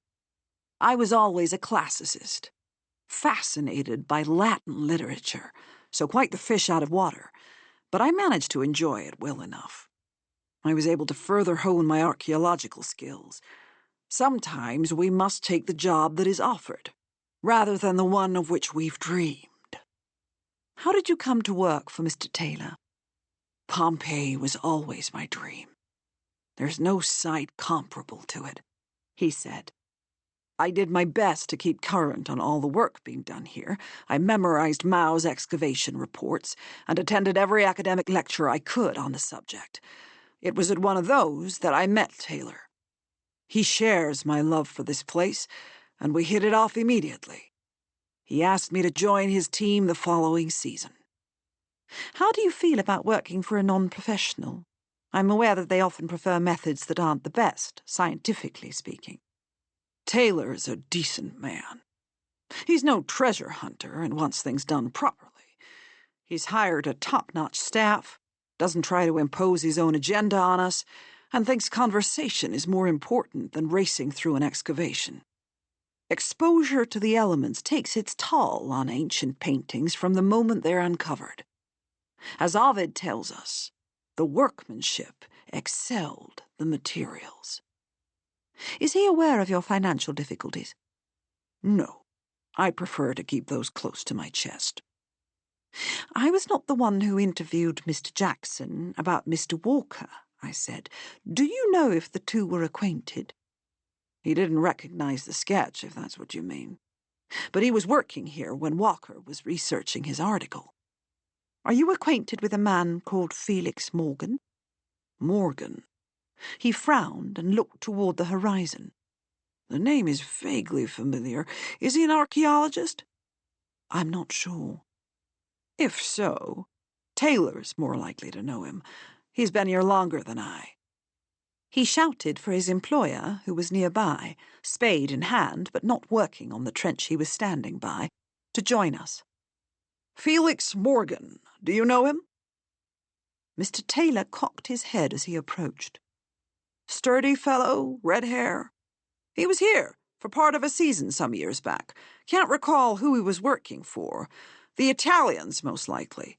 Definitely not the Germans. Didn't take to it, but seemed a decent sort." "Can you recall exactly when he was here?" I asked. "Golly, Lady Emily, I don't know. There are an awful lot of people who come through Pompeii."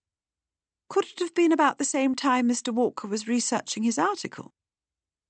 He removed his hat, wiped his brow with the back of his hand, and shook his head. I wish I could tell you for sure, but the best I can guess, it was before that. Why did he leave before the end of the season? I asked. That's a question for him, Mr. Taylor said. I didn't know him well. Wanted to try his hand at archaeology, but discovered it was more dust than treasure and lost interest. How did he get hired if he had no background? We occasionally get young men in the midst of a grand tour who are convinced archaeology is for them. Sometimes they're persuasive enough to worm their way into a dig. It's harmless enough, and they're generally bored within a week. So Mr. Morgan had been on his grand tour. Mr. Taylor shrugged. I couldn't swear to it. You might ask the Italians if they remember him. You've never met him, Sterling?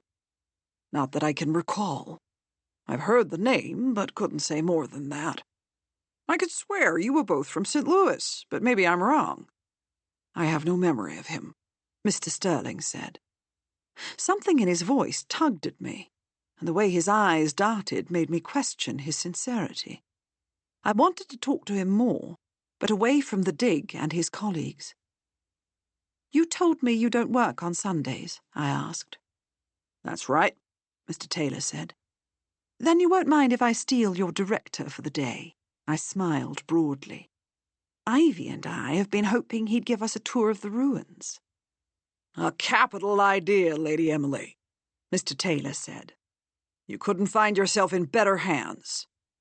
Only if you've no other plans, of course, Mr. Sterling, I said. I'd be delighted.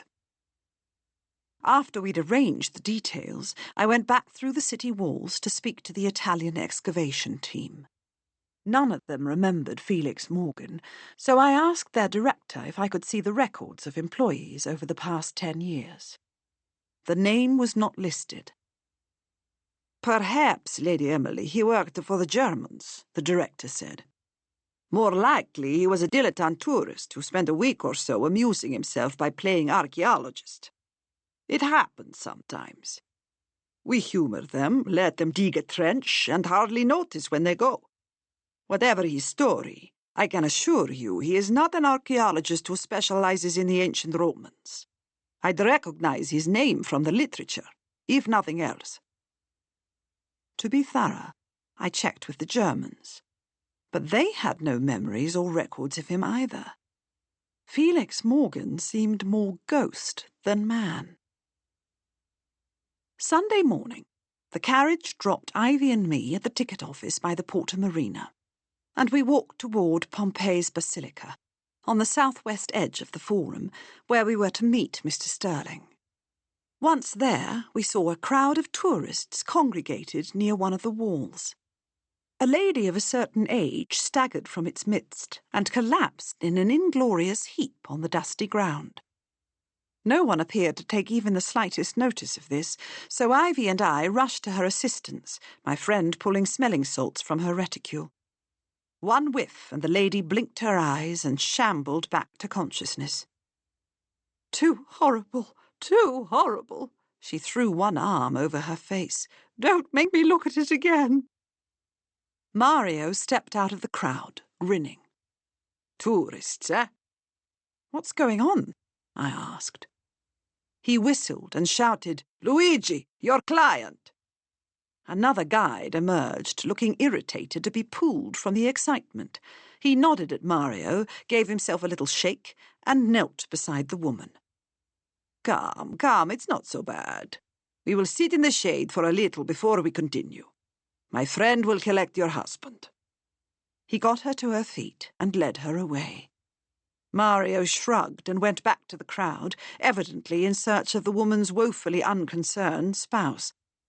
I followed him, pushing my way to the front, where I saw 8 dead ravens arranged in a circle around a beautifully rendered chalk drawing of a man and a woman dressed in contemporary clothes, the spitting image of Colin and me. Ivy, close on my heels, started and turned away. I was as disturbed as she by the sight, but forced myself to take a closer look, only to feel Mr. Sterling take me firmly by the arm and pull me away. What a dreadful thing, I should have intercepted you so you might have been spared horror instead of standing here gaping." His face coloured, and beads of perspiration dotted his forehead. "I would have looked, no matter what you did to intervene," I said. "Ivy, I know it's unpleasant, but could you please make a copy of the drawing so we have a record of it?" I shouted for those gathered to be quiet and asked if anyone had noticed the grisly scene being arranged, but got no sensible answer. 2 guards were standing away from the crowd, amusement on their faces. They, too, denied having seen anything. I rounded up the guides in the vicinity, who pled ignorance as well. Useless, the lot of them. I suggested to the guards that they ought to clear up the mess. They didn't hide their distaste at being ordered around by a lady, but set about the task and shooed the tourists away, while I tried to decipher the graffito scrawled in the wall above the ravens. "Mr. Sterling, my Latin is not good enough to read this. Could you translate?" I asked. "It's not your Latin that's lacking, Lady Emily. It's difficult to even make out the letters. Let me see. Minimum malum fit contemnendo maximum. The smallest evil, if neglected, will reach the greatest proportions." "Ominous," Ivy said. "And quite fitting, don't you think?" I nodded, tapping the tip of my parasol on the ground. "The tableau is reminiscent of the first omen that predicted the death of Alexander the Great. Ravens fell dead at his feet as he approached Babylon." "I don't like where you're headed with this, Emily," Ivy said. She'd finished copying the drawing. "Is this meant as a portent of your demise? Perhaps we should skip our tour and see what Colin thinks." "That's a sensible suggestion, Mrs. Brandon," Mr. Sterling said. "I wouldn't want to do anything that might compromise your safety." If I had even the slightest inkling that this message suggested there's some vicious criminal hiding in the ruins, ready to dispatch me, I would seek shelter, I said. There was something about the graffito that made me think once again that we were dealing with 2 villains. The murderer might have ordered the tableau, but could his accomplice have chosen the location? And by doing so, was he suggesting the path to Mr. Walker's death and Mr. Jackson's started with some small evil, the sort of thing likely to go unnoticed? Mr. Sterling knew we would be here this morning. Was he behind it? "Perhaps it would be best if we postponed our excursion," he said, wiping sweat from his forehead with a handkerchief. "This is likely just another warning meant to discourage us from continuing our investigation. I shan't be daunted. Lead on, Mr. Sterling." He looked nervous. "Only if you're quite sure." "I am," I said. He looked at Ivy, who nodded. "We'll skip the rest of the basilica for the moment and go back to the Porta Marina, the gate through which those arriving from the ancient port would have entered the city. Imagine, if you will, the sounds that would have greeted you. Donkeys carrying loads, merchants hawking their wares. Look down at the street. Do you see the small white stones between the larger, dark ones? They were set that way deliberately.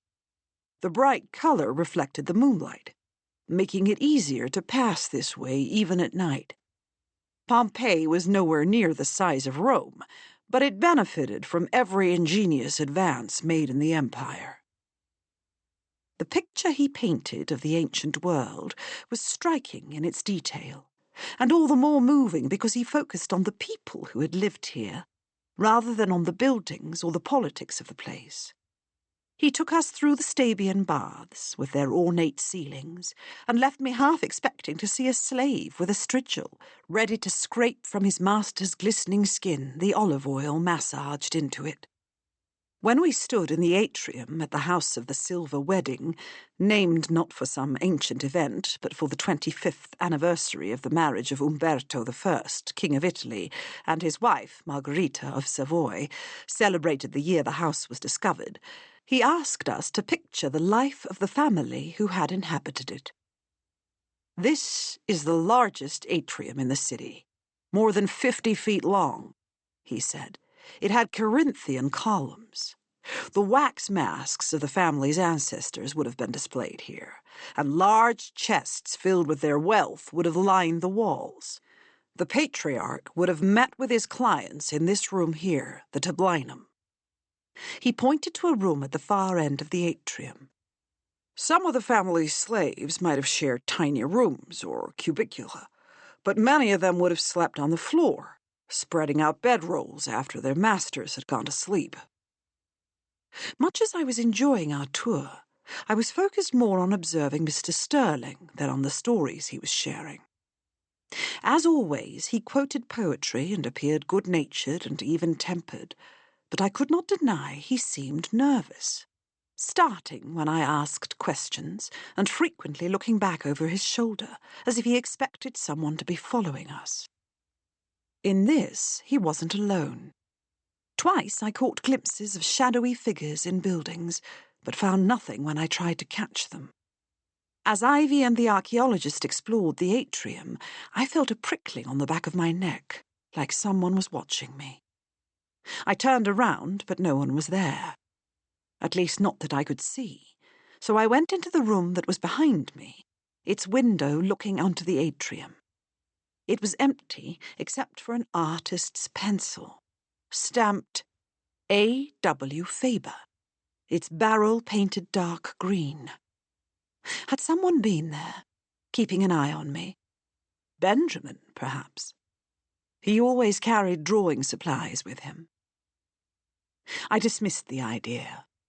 No one could have left the room without me seeing. There was only one door, and it led directly into the atrium. Countless visitors to Pompeii sketched the ruins. Anyone could have dropped a pencil. I returned to my friends, making no mention of the discomfort I felt. We continued on.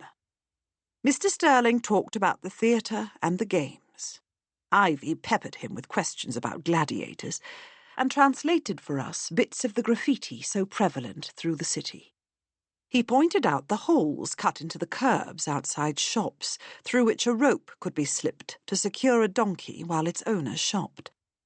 By the time we had completed our circuit and were back in the basilica, all evidence of the morning's grisly scene now gone, I felt a deeper connection with the ancient Pompeians than I ever would have thought possible.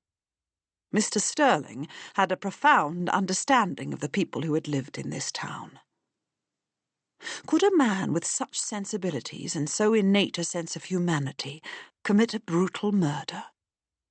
Something about him made me unable to trust him, but I couldn't quite identify the source of my unease. Perhaps there are things capable of driving any of us to that darkest of deeds. I was still contemplating this when Ivy and I returned to the villa. I sought out my husband, who was playing chess with Kat, and pulled him aside. She glared at me and stormed out of the room. Colin gave no indication of having noticed this, but as he studied Ivy's copy of the chalk drawing, a mask of grave concern fell over his handsome face. Is it a coincidence that the birds appeared the very day after I started asking questions about Felix Morgan? It certainly supports the theory that Morgan is a critical component to our investigation, Colin said.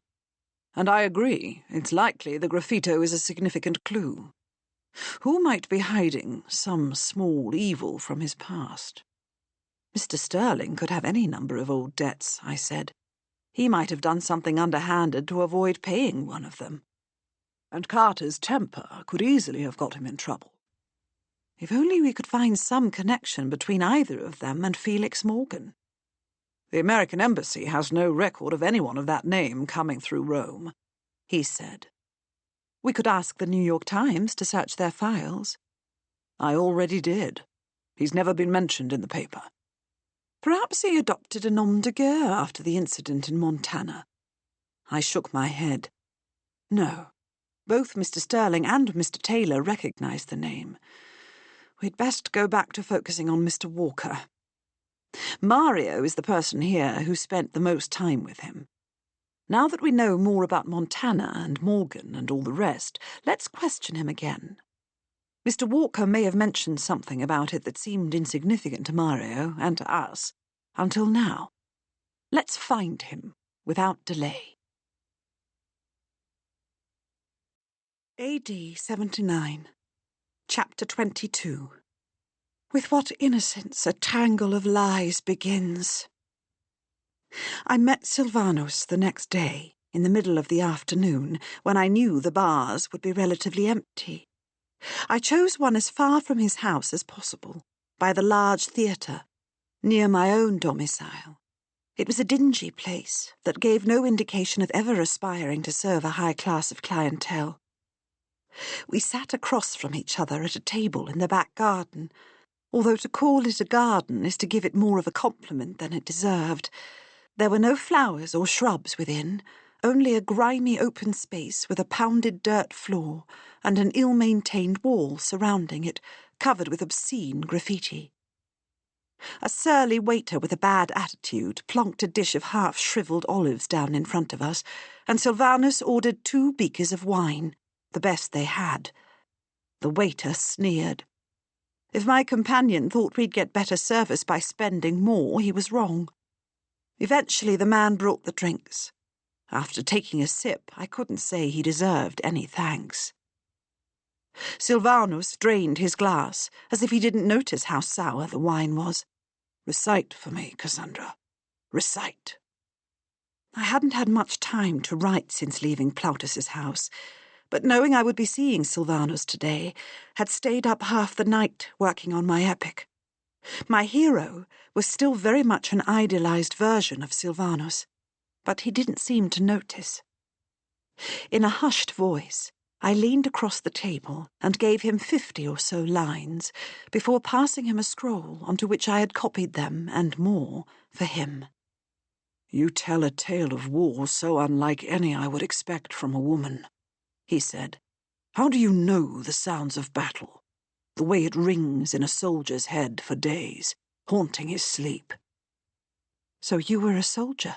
I said, ignoring his question. A man of his rank would likely have spent some time as a military tribune. He ignored my question as well, unrolling the scroll as if he hadn't even heard what I said. "How quickly can you have more?" "I can't spend as much of the day on poetry as I used to. In Plautus's house I had more free time. Satisfying my father's needs for a copyist is more consuming than keeping Lepida content." He grunted. "You have too much talent to waste it on the works of others. I shall speak to your father and arrange something." "You could hire me to write the poem. That would be the simplest solution." "Perhaps," he said, not looking up from the scroll. He sounded unconvinced. "Meet me back here 3 days hence, and bring whatever else you've managed to compose." "I don't know what to make of you, Silvanus. Why all this secrecy over a little poem?" He looked at me, and now it was his turn to lean over the sticky table. His eyes burned into mine. "You are so wonderfully unaware of your charms. I can't decide if this is due to some mystical innocence, or if it's a well-calculated act." "Why would I need a well-calculated act?" I asked. "I know you expected something else from me that first night I asked to see you in private. It put me in a most awkward position in the house of my betrothed." "If that's true, it resulted from no deliberate action on my part." I could hear my heart thudding. I couldn't deny I had wanted him then, nor that I still did now. "There's something rather dangerous about you, Cassandra." He reached toward my face and touched my lips with his fingertips. "A wiser man than I would flee and never speak to you again. But I'm not so wise, even if you will prove my undoing." 1902. Chapter 23. Given our past experience, we suspected Mario might not be easy to track down, so Colin left messages for him both at the excavation ticket booths and at his rooms, inviting him to meet us for dinner. This garnered a quick response. He told us to meet him at a restaurant owned by his brother, Pietro. When we arrived, he greeted us like long-lost friends, introduced us to his mother and grandmother, and ushered us to a table near the window. After asking about Kat and accepting that her injury was not serious, he refused to discuss anything further until we agreed to eschew ordering off the menu and instead let him bring us whatever he wanted, starting with a carafe of house wine. Once we had put ourselves in his hands and he had filled our glasses, he asked how he could help. I explained to him what I'd learned from Mr. Richards, and the moment I mentioned Montana, a broad grin spread across his face. "Oh, yes, Montana," he said. "Senor Walker told me about this place. There, the skies are bigger than the ocean, and the weather unimaginable.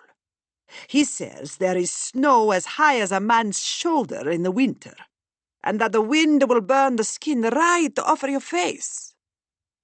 Did he mention his brother? I asked. No, only said that he lived there for some years before going to New York. Maybe New York is where his family was.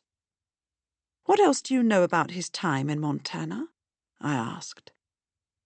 He was like some Spaniard from many centuries ago who crossed the sea to find a city with streets paved in gold. That Spaniard, he told me, conquered a whole people. But Senor Walker had nothing to show from mining. He did not speak of it much, only when we sat to have lunch in the amphitheater. I decided it was best not to tell too many tales of gladiators while we were eating, so I asked him about his life. Did he tell you anything about his colleagues in New York? Colin asked. No, only described the city, which to me it sounds marvelous. Bigger than Rome.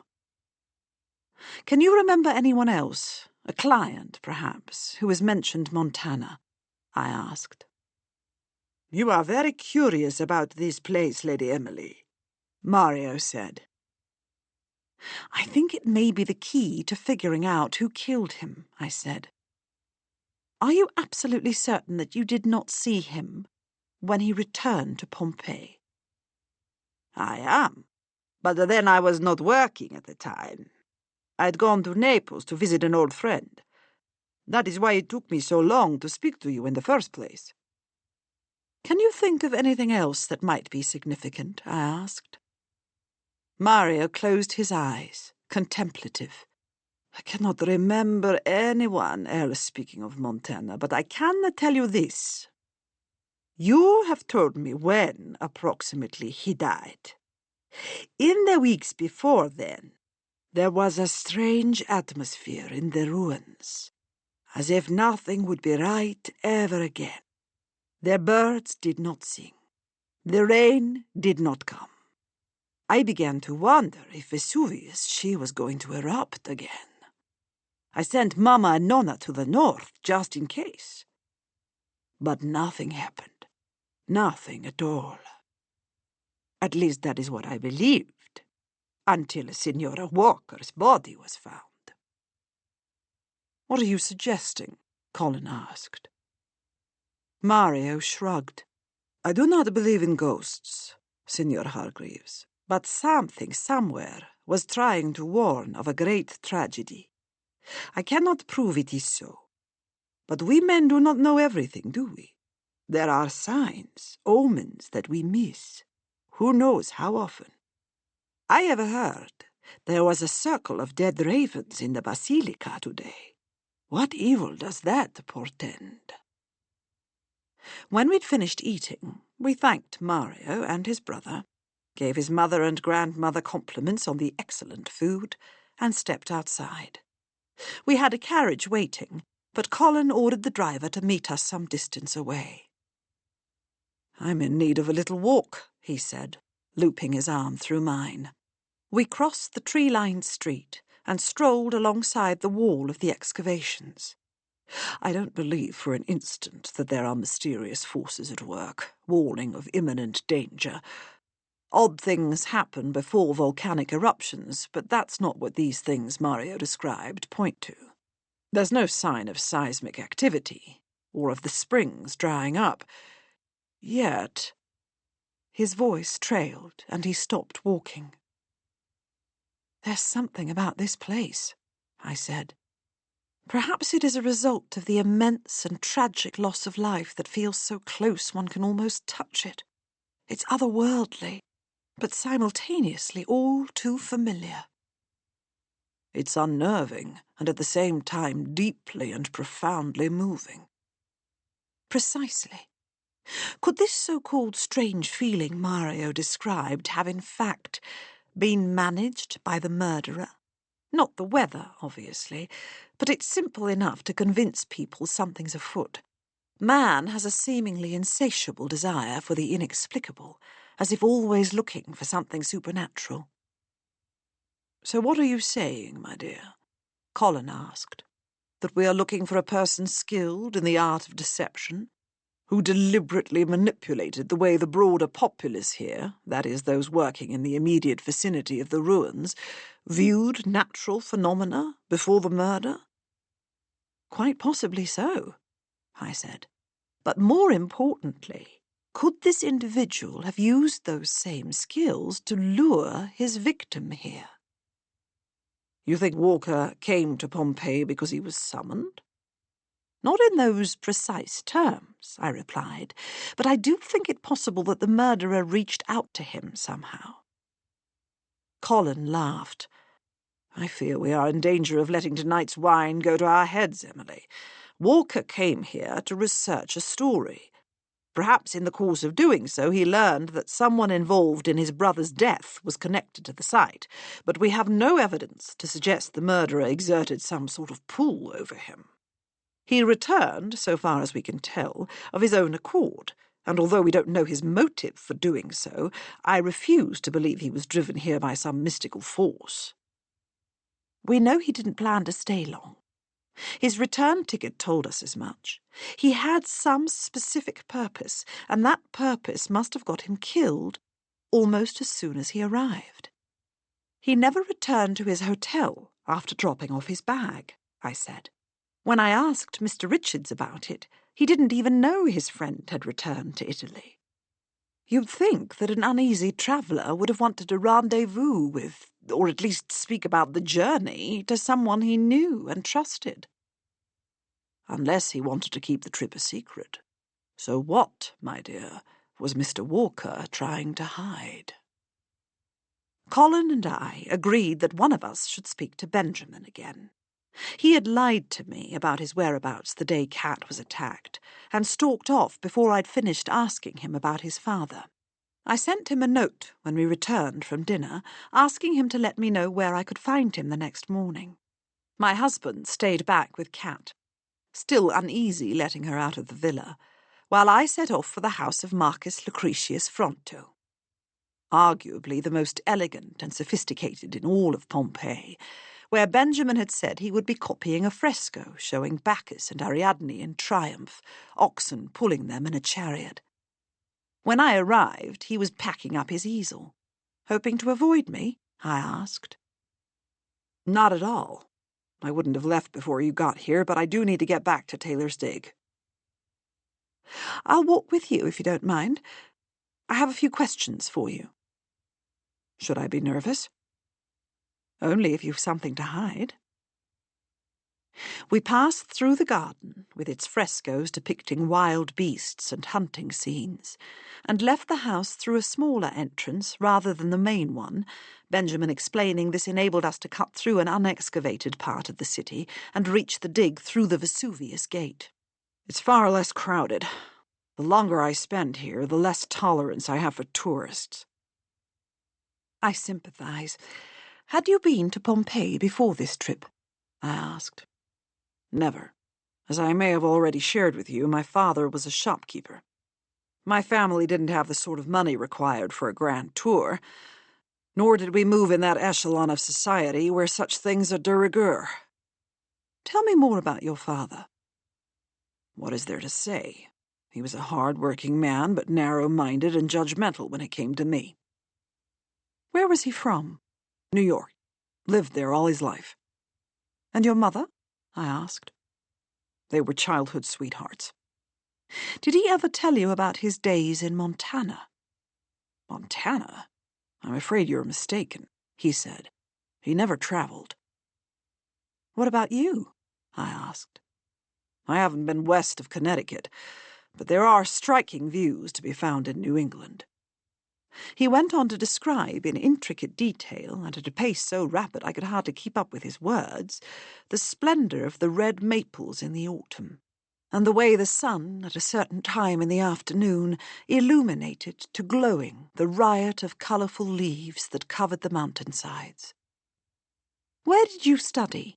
In New York? I've had no formal training, he said. There wasn't money for it. My parents didn't discourage my interest in art, but they couldn't financially support the study of it. Callie went to Radcliffe, I said. I'm shocked they paid for her education and not yours. Some things are best not thought about, Benjamin said. Had his shopkeeper father been so progressive that he preferred to see his daughter educated over his son? Unlikely, unless the expectation was that Benjamin would take over for his father. Archaeology and classics for a daughter, who they likely believed would never need to find employment, she would be married instead, might have proven more palatable to them than an artist son. As we neared the Vesuvius gate, Benjamin stopped walking. "What's that?" he asked. I looked in the direction he was pointing and saw a flash of red fluttering from high up on an unexcavated section of the city. Colin and I had combed these areas when searching for a location where Mr. Walker's body might have been encased in plaster, and I was certain I hadn't seen anything red on that occasion. I started to climb the hill. It wasn't really a hill, rather an immense amount of earth covering ancient buildings, motioning for Benjamin to follow. At the top, I found a piece of bright fabric caught in a thorny bush. How very strange, I said. It's almost as if it were left here deliberately. It looks like a piece of a scarf of some sort, but I don't see how it would have been accidentally torn by the bush. It's too low to the ground. Maybe someone had been carrying it rather than wearing it, Benjamin said. He might have dropped it and bent to pick it up, causing it to rip. Is it important? Given what else is here, I'd say so. A few feet further back stood the remains of an abandoned camp. Someone had cleared a small circle in the brush and ringed a fire pit with rocks. Narrow holes in the dirt marked the spots where tent poles once stood. Who would want to sleep here? He frowned. And even if someone did, it can't be allowed. I imagine not. I searched for any sign as to who had been here or when. The remains of the fire were cold. A largish rock had been moved close to it, the perfect improvised seat. I shifted it and found almost underneath a battered cuff-link monogrammed F.M. Rather than show it to Benjamin, I slipped it into my jacket pocket. How convenient to stumble upon such a thing so soon after I'd started asking questions about Felix Morgan. Someone had deliberately staged this scene. There were a few footprints on the ground, made with ordinary-looking boots, not deep enough to reveal anything specific, but nothing else of note. "Do you think this is connected to the murder?" Benjamin asked, a little too eager. No, I don't. It appeared that way initially, but it's probably just some tourist who didn't have enough money for a hotel. Are you sure? Maybe we should look again, see if we can find anything. He went over to the rock, as if he expected to see something there. He kicked it over and looked surprised. I guess there's nothing. I started for the pavement below, taking a slightly different route than that we'd come up, because I could see that someone had recently broken through the brush. Halfway down, I spotted a pencil on the ground, different from the one I'd found in the House of the Silver Wedding. This one was from Stedler, and some of its blue paint was scraped, as if it had been in a pencil holder. I picked it up, careful that Benjamin didn't see. He had denied knowing Felix Morgan. Yet he'd taken me on an out-of-the-way route through the excavations that just happened to bring us to a spot where someone had, purposely, dropped a cufflink with the man's initials on it. Benjamin chatted as we continued to walk, tearing through an immense span of topics at a manic pace, hardly pausing to let me reply. When we reached the dig, he rushed off to help dig a trench without so much as saying goodbye. I looked for Callie, and found her covered in dust, her Titian hair grey and dingy. Hadn't Mr. Taylor described Felix Morgan as having had red hair? "Do you have a moment to answer a few questions?" I asked. "Only if you'll help me apply mortar in an attempt to stabilize this wall," she replied. "What we ought to do is build a roof over our excavations, as had been done elsewhere within the city. But unlike my colleagues, I favor a technique using new supports rather than having it rest on the actual ruins. That way, there's less chance of the ancient structure being adversely affected by the weight. In the meantime, all I've got is this canvas. A drainage system would be helpful as well, so that the rain wouldn't cause so much damage. When it's heavy, it can destroy everything in its path." "That doesn't sound simple to construct," I said. "It's less complicated than you might think. A good start would be to unearth and then unblock and repair the original Roman drains. The infrastructure is still there, and it's criminal not to take full advantage of it."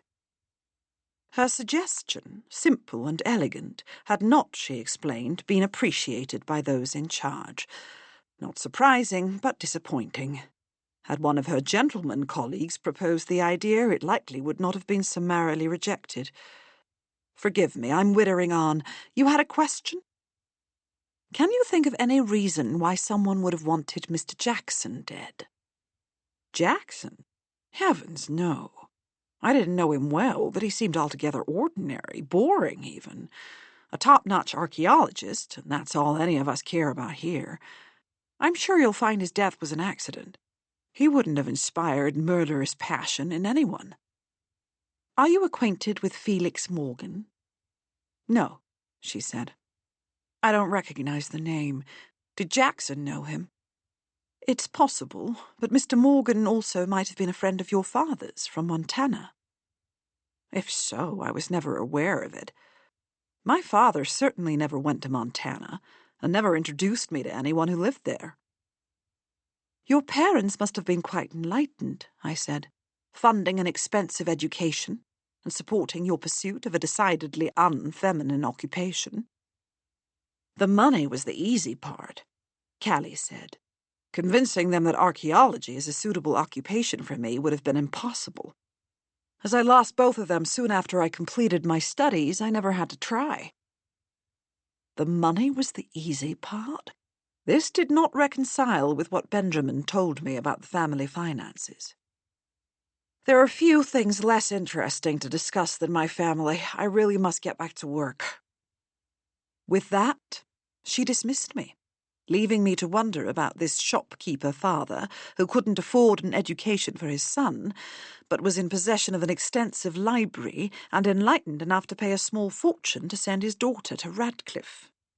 One of the Carter siblings was not being altogether forthright. AD 79, Chapter 24. I saw Lepida the day after I met her husband in that wretched bar near the theatre.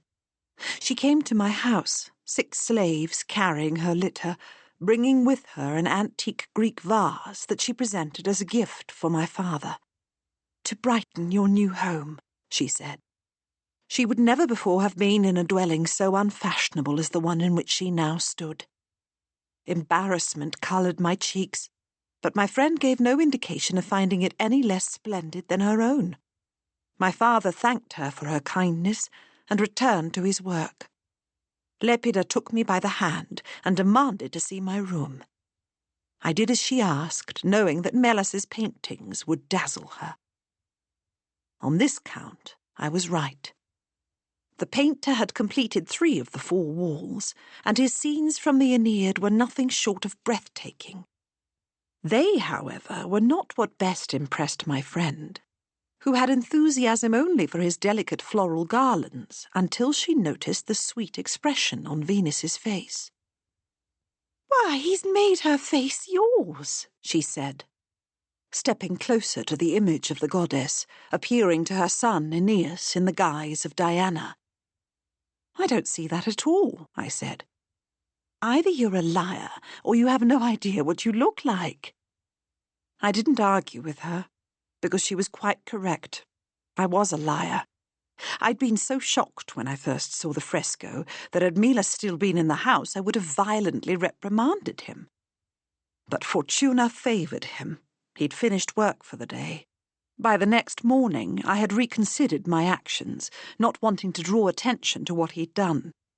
Surely he meant it as an insult of some sort, a criticism that implied I viewed myself as worthy of being portrayed as a goddess. So I said nothing, and made a point of avoiding him for the following week. "You must tell me more about this painter," Lepida said. "I know he's Greek. Silvanus mentioned it. How long has he been in love with you? Do you welcome the match? I'm sure your father would." "He's not in love with me," I replied, queasy at the thought. "We can hardly hold a civil conversation. He's judgmental and impossible." "He brings to mind a certain quote from Ovid, of which you've long been fond. 'Let love be introduced in friendship's dress.'" "We're not friends, and even if we were, I would prefer a Roman husband, as you well know." "Then I shall make it my mission to find you one. Have you seen anyone you like? I caught a glimpse of a rather handsome wine merchant a few blocks from here." My heart clenched in my chest. I didn't want to marry a wine merchant, handsome or not. But I knew I would never have a husband as noble as Silvanus. Men like him did not take former slaves as their wives. Maybe the wine merchant wasn't such a bad idea. If he was wealthy, or on the way to becoming so, I would at least stand a chance of being mistress of a house with a spacious atrium, and my children would be well and truly Roman. What more could I ask than that? But then I remembered the way Silvanus looked at me, the heat in his eyes, and I couldn't control the fluttering of my heart. "Tell me, friend, do you find married life to your liking?" I asked, desperate to change the subject. "Would you recommend it?"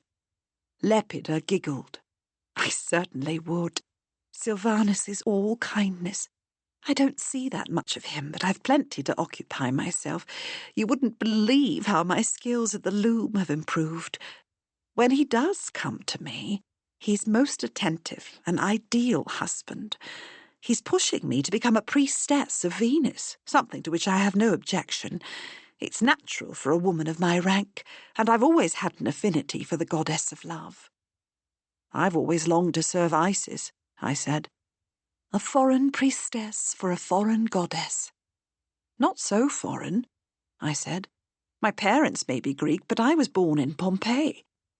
I had never before questioned my devotion to Isis, but seeing it through Lepida's eyes, I wondered. Without meaning to, I had chosen a foreign god. "One only need to look at your golden hair to see that you are no Roman, Cassandra. Don't frown. I know all too well your thoughts on this matter. But you should embrace your heritage.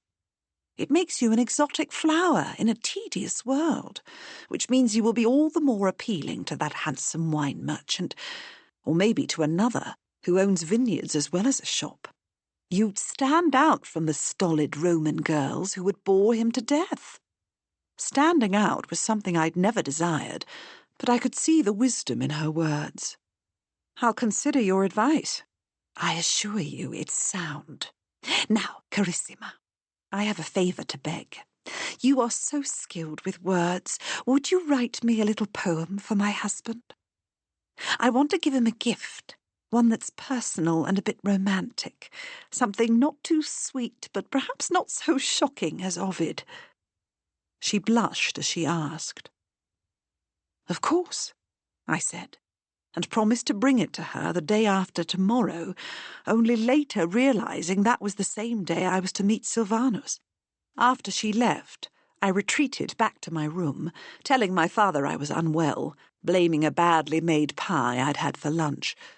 I closed my door and spent the rest of the day bent over the wax tablet on my table. By the time I was satisfied with the result, it was too late to copy the poem onto papyrus. I snuffed out my oil lamps and crawled onto my couch. There, enveloped in darkness, I contemplated what to do now. For I had not written what I'd promised Lepida. Instead of her love poem, I had scrawled more than 200 lines of my epic. 200 lines that more than primed me to compose an ode worthy of Sylvanus. 1902, Chapter 25. When I returned to the villa, I recounted for Colin the events of the day. "I'm most suspicious of Benjamin," I said. We already knew he lied about where he was the morning Cat was attacked, and then he admitted to having been practically across the street from her when it happened. And now we have that ridiculous camp. Yesterday, I asked him about Felix Morgan, and today he takes me on a walk where I find a strategically placed cufflink. "He had plenty of time after receiving your message last night to stage the scene," Colin said. "But he's not the only one you asked about Morgan. Sterling or Taylor had opportunity as well." "Yes, but neither of them brought me to the site.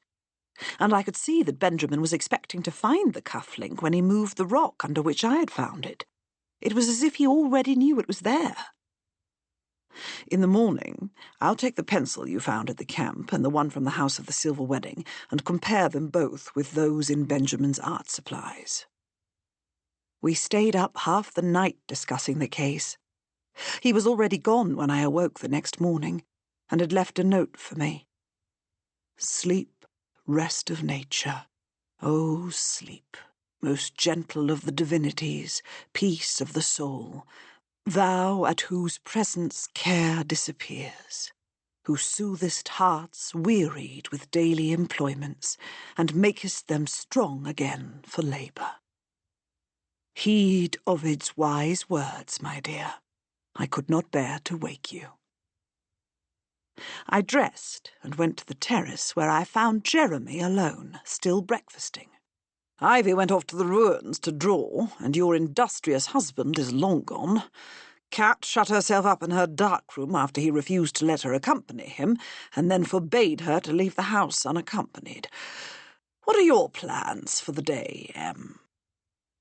"Colin let me have an unexpected lie-in, so I'm at loose ends. What about you?" He brushed a stray crumb off his otherwise immaculate tweed jacket. "I'm going to the summit of Vesuvius. You should join me. Thomas Cook operates a funicular railway that reaches the top from a road part way up the mountain. I'd hoped to persuade Callie to skive off work, but she was insulted I suggested she would even consider such a thing. I need to stop giving her reasons to despise my aristocratic upbringing." "She knows your background. There's no hiding it from her." "I agree, but I can't figure out how to convince her I'm not all bad." "Perhaps because you are all bad?" I suggested. "I do adore you. No one else knows me so well. Come explore Vesuvius with me. We can make an offering to Vulcan. You can ask for help solving the murder, or is it murders, now that we have poor dead Jackson? And I can beg for assistance in winning Callie's heart." "I have grave doubts about the efficacy of petitioning pagan gods," I said. "But the excursion is appealing. It would give me a break from the investigation, which might allow my thoughts some much-needed percolation time. Shall we collect Ivy from the ruins and bring her too?" "If you don't mind, I'd prefer we go alone.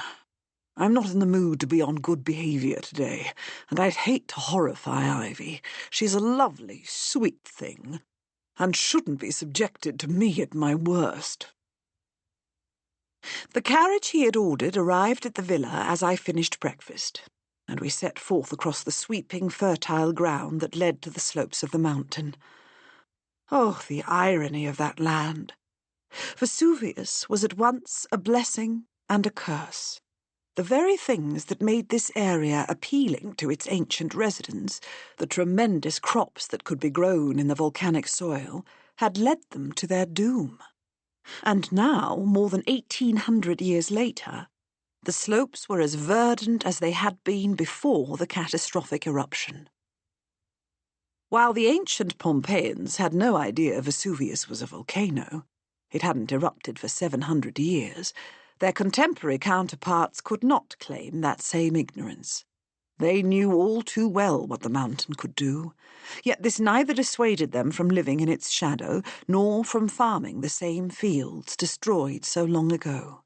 Today, a small stream of smoke was rising from the peak, and I asked Jeremy if it was unwise to ascend the slopes. "That happens with great regularity, I'm told," he said. "Even your Baedeker mentions it. It's nothing to cause alarm. We aren't ancient Romans, Em. We're armed with science now, and there are no signs of imminent eruption. If you want something more exciting, you only need turn to Mount Stromboli, south of here. It's constantly erupting. I'm quite taken with the idea of visiting. Apparently one can climb it when the smoke isn't too dense." "I never expected you to have so much knowledge of volcanoes." "I can't take credit. Callie told me most of it.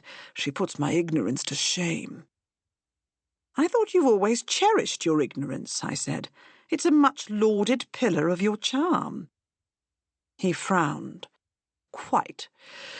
But perhaps it's time to expand those pillars, or rebuild them, or, I don't know, insert whatever architectural metaphor you think appropriate."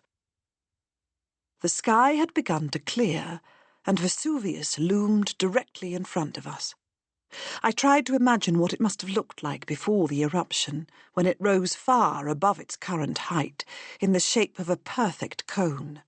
As much as it dominated the landscape now, it would have been even more impressive prior to that infamous day in August AD 79. Our carriage snaked up the steep road, winding through vineyards and the lush farmers' fields that fill the Campanian countryside, navigating terrifying hairpin turns until we reached a wire-rope railway. Jeremy had already procured tickets, and soon we were zooming up the steep slopes of the mountain. A short while later, we alighted from the funicular and were greeted by a cook's guide, required at this part of the site. He led us over the path, strewn with ash and pumice, to the crater. We passed several ladies who refused this short walk. It would take even the least energetic individual no more than a quarter of an hour, and were instead carried in porte-chaises that looked monstrously uncomfortable as they bounced along. These conveyances may have been direct descendants of the litters used by the ancient Romans, but they were a poor imitation. No ornate boxes with curtained windows here, only stiff wooden chairs with poles attached to the sides, each carried by two unhappy-looking men. It could not be a pleasant way to earn a living. At the top, we peered over the edge into the smoking crater. The guide assured me, as had Jeremy, that this was not indicative of imminent eruption, and after we'd made a thorough exploration of the area, took us to a spot where we could see soft lava. We trod carefully, not wanting to burn the soles of our boots, and Jeremy pressed a coin into the not-quite-liquid stone. That done, we picked a pleasant spot to stand and take in the view. The city of Naples sprawled below us to the west, a labyrinth of buildings and streets impossibly close together. Looking straight ahead through the sparkling waters of the Bay of Naples, most of the morning's clouds had blown away, leaving the sunlight to dance on the waves, we could make out the Tyrrhenian Sea, dotted with rocky islands. We remained there for some time, mesmerized by the scenery, our guide keeping a tactful distance.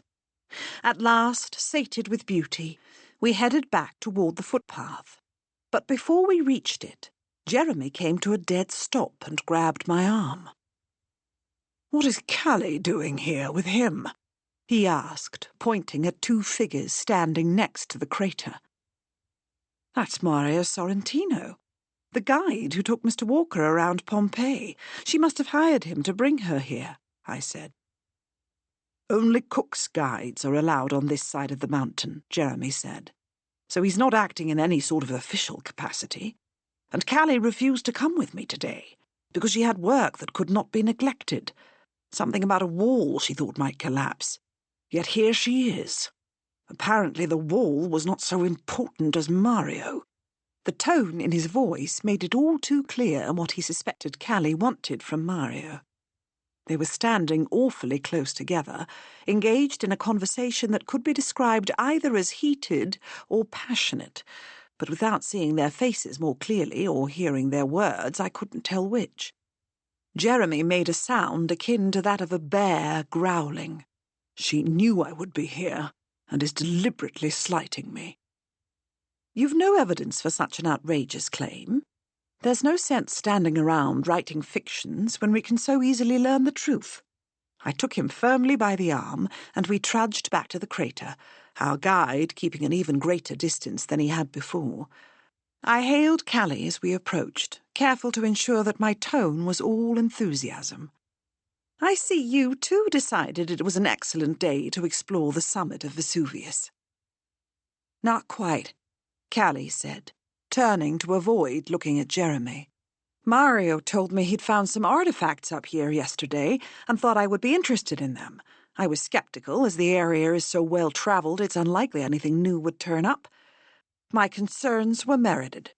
Our expedition has proved a complete waste of time. If you'll excuse me, I have a great deal of work to do." She turned on her heel and started for the footpath. Jeremy pressed his lips together, his brow furrowed. "Bloody hell," he said. "I'm going after her." This left me with Mario. I glowered at him. "Let's have a little chat, shall we? Artifacts on the summit of a volcano?" "I did not tell her that," the Italian said. "I cannot explain why she would lie so shamelessly."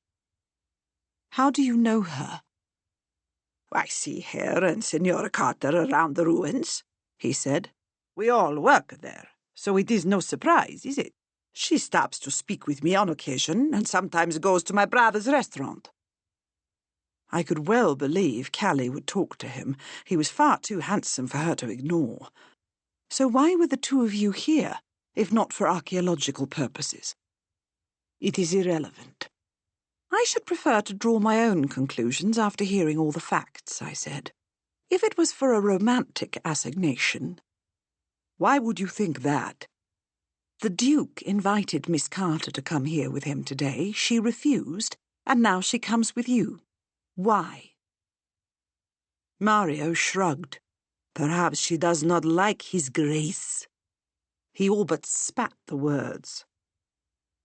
"If you and Miss Carter are attached in some way, I will not sit in judgment of you. You're both adults, free to do as you choose." "Forgive me, Lady Emily. I should not have let my temper get the better of me. I bear the Duke no ill will. No doubt he is an excellent man, and I would be lucky to count him as a friend. But as for Signorina Carter, there is nothing between us. You have reached the wrong conclusion. She asked me to meet her, so that we might speak about a topic that has lately been of much interest to me, and I suggested this location as it is a place where one's conversations will not easily be overheard." "What is this topic?" I asked. "Nothing that concerns you. I will say nothing further, as I gave my word to keep what we discussed private. But I swear to you that there is no romantic attachment. I would never involve myself with such a lady, nor, if he is wise, should your friend." "Why do you say that?" "Signorina Carter is not what she seems. There is nothing more he needs to know. Trust my advice and tell him to protect his heart." The cook's guide, hovering some feet behind us, was looking at his watch, pretending to find it utterly fascinating. "You cannot leave me with so little, Mario," I said. "My friend is quite fond of Miss Carter. If his feelings put him at risk, I need to know why." "I can tell you nothing more. Is not my warning enough?" "Not without an explanation. Please, Mario. This feels like something more than the suggestion that she will toy with his affections. You know a murder occurred in the excavations. Does your warning have something to do with that?" A shadow crossed his face. Not a change in the hue of his complexion, but an actual shadow. The sun disappearing behind a stray cloud, as if the ghosts of Pompeii were making a point. "If Senora Walker had found himself involved with her, he would not have been murdered, Lady Emily. He would have fallen on his own sword, like a good Roman." AD 79, Chapter 26. "I can't keep doing this," I said the next day, sitting across from Sylvanus in the sad little dirt garden of our wretched bar. The same surly waiter from our previous visit had scowled at me when I crossed the filthy threshold, and I promised myself I would not come back again. "Your wife is coming to see me later today. How am I to pretend I didn't meet with you earlier?" "Why would the subject arise?" he asked, motioning for more wine. "Why would it not? She's going to ask me what I did today, and I don't like to lie.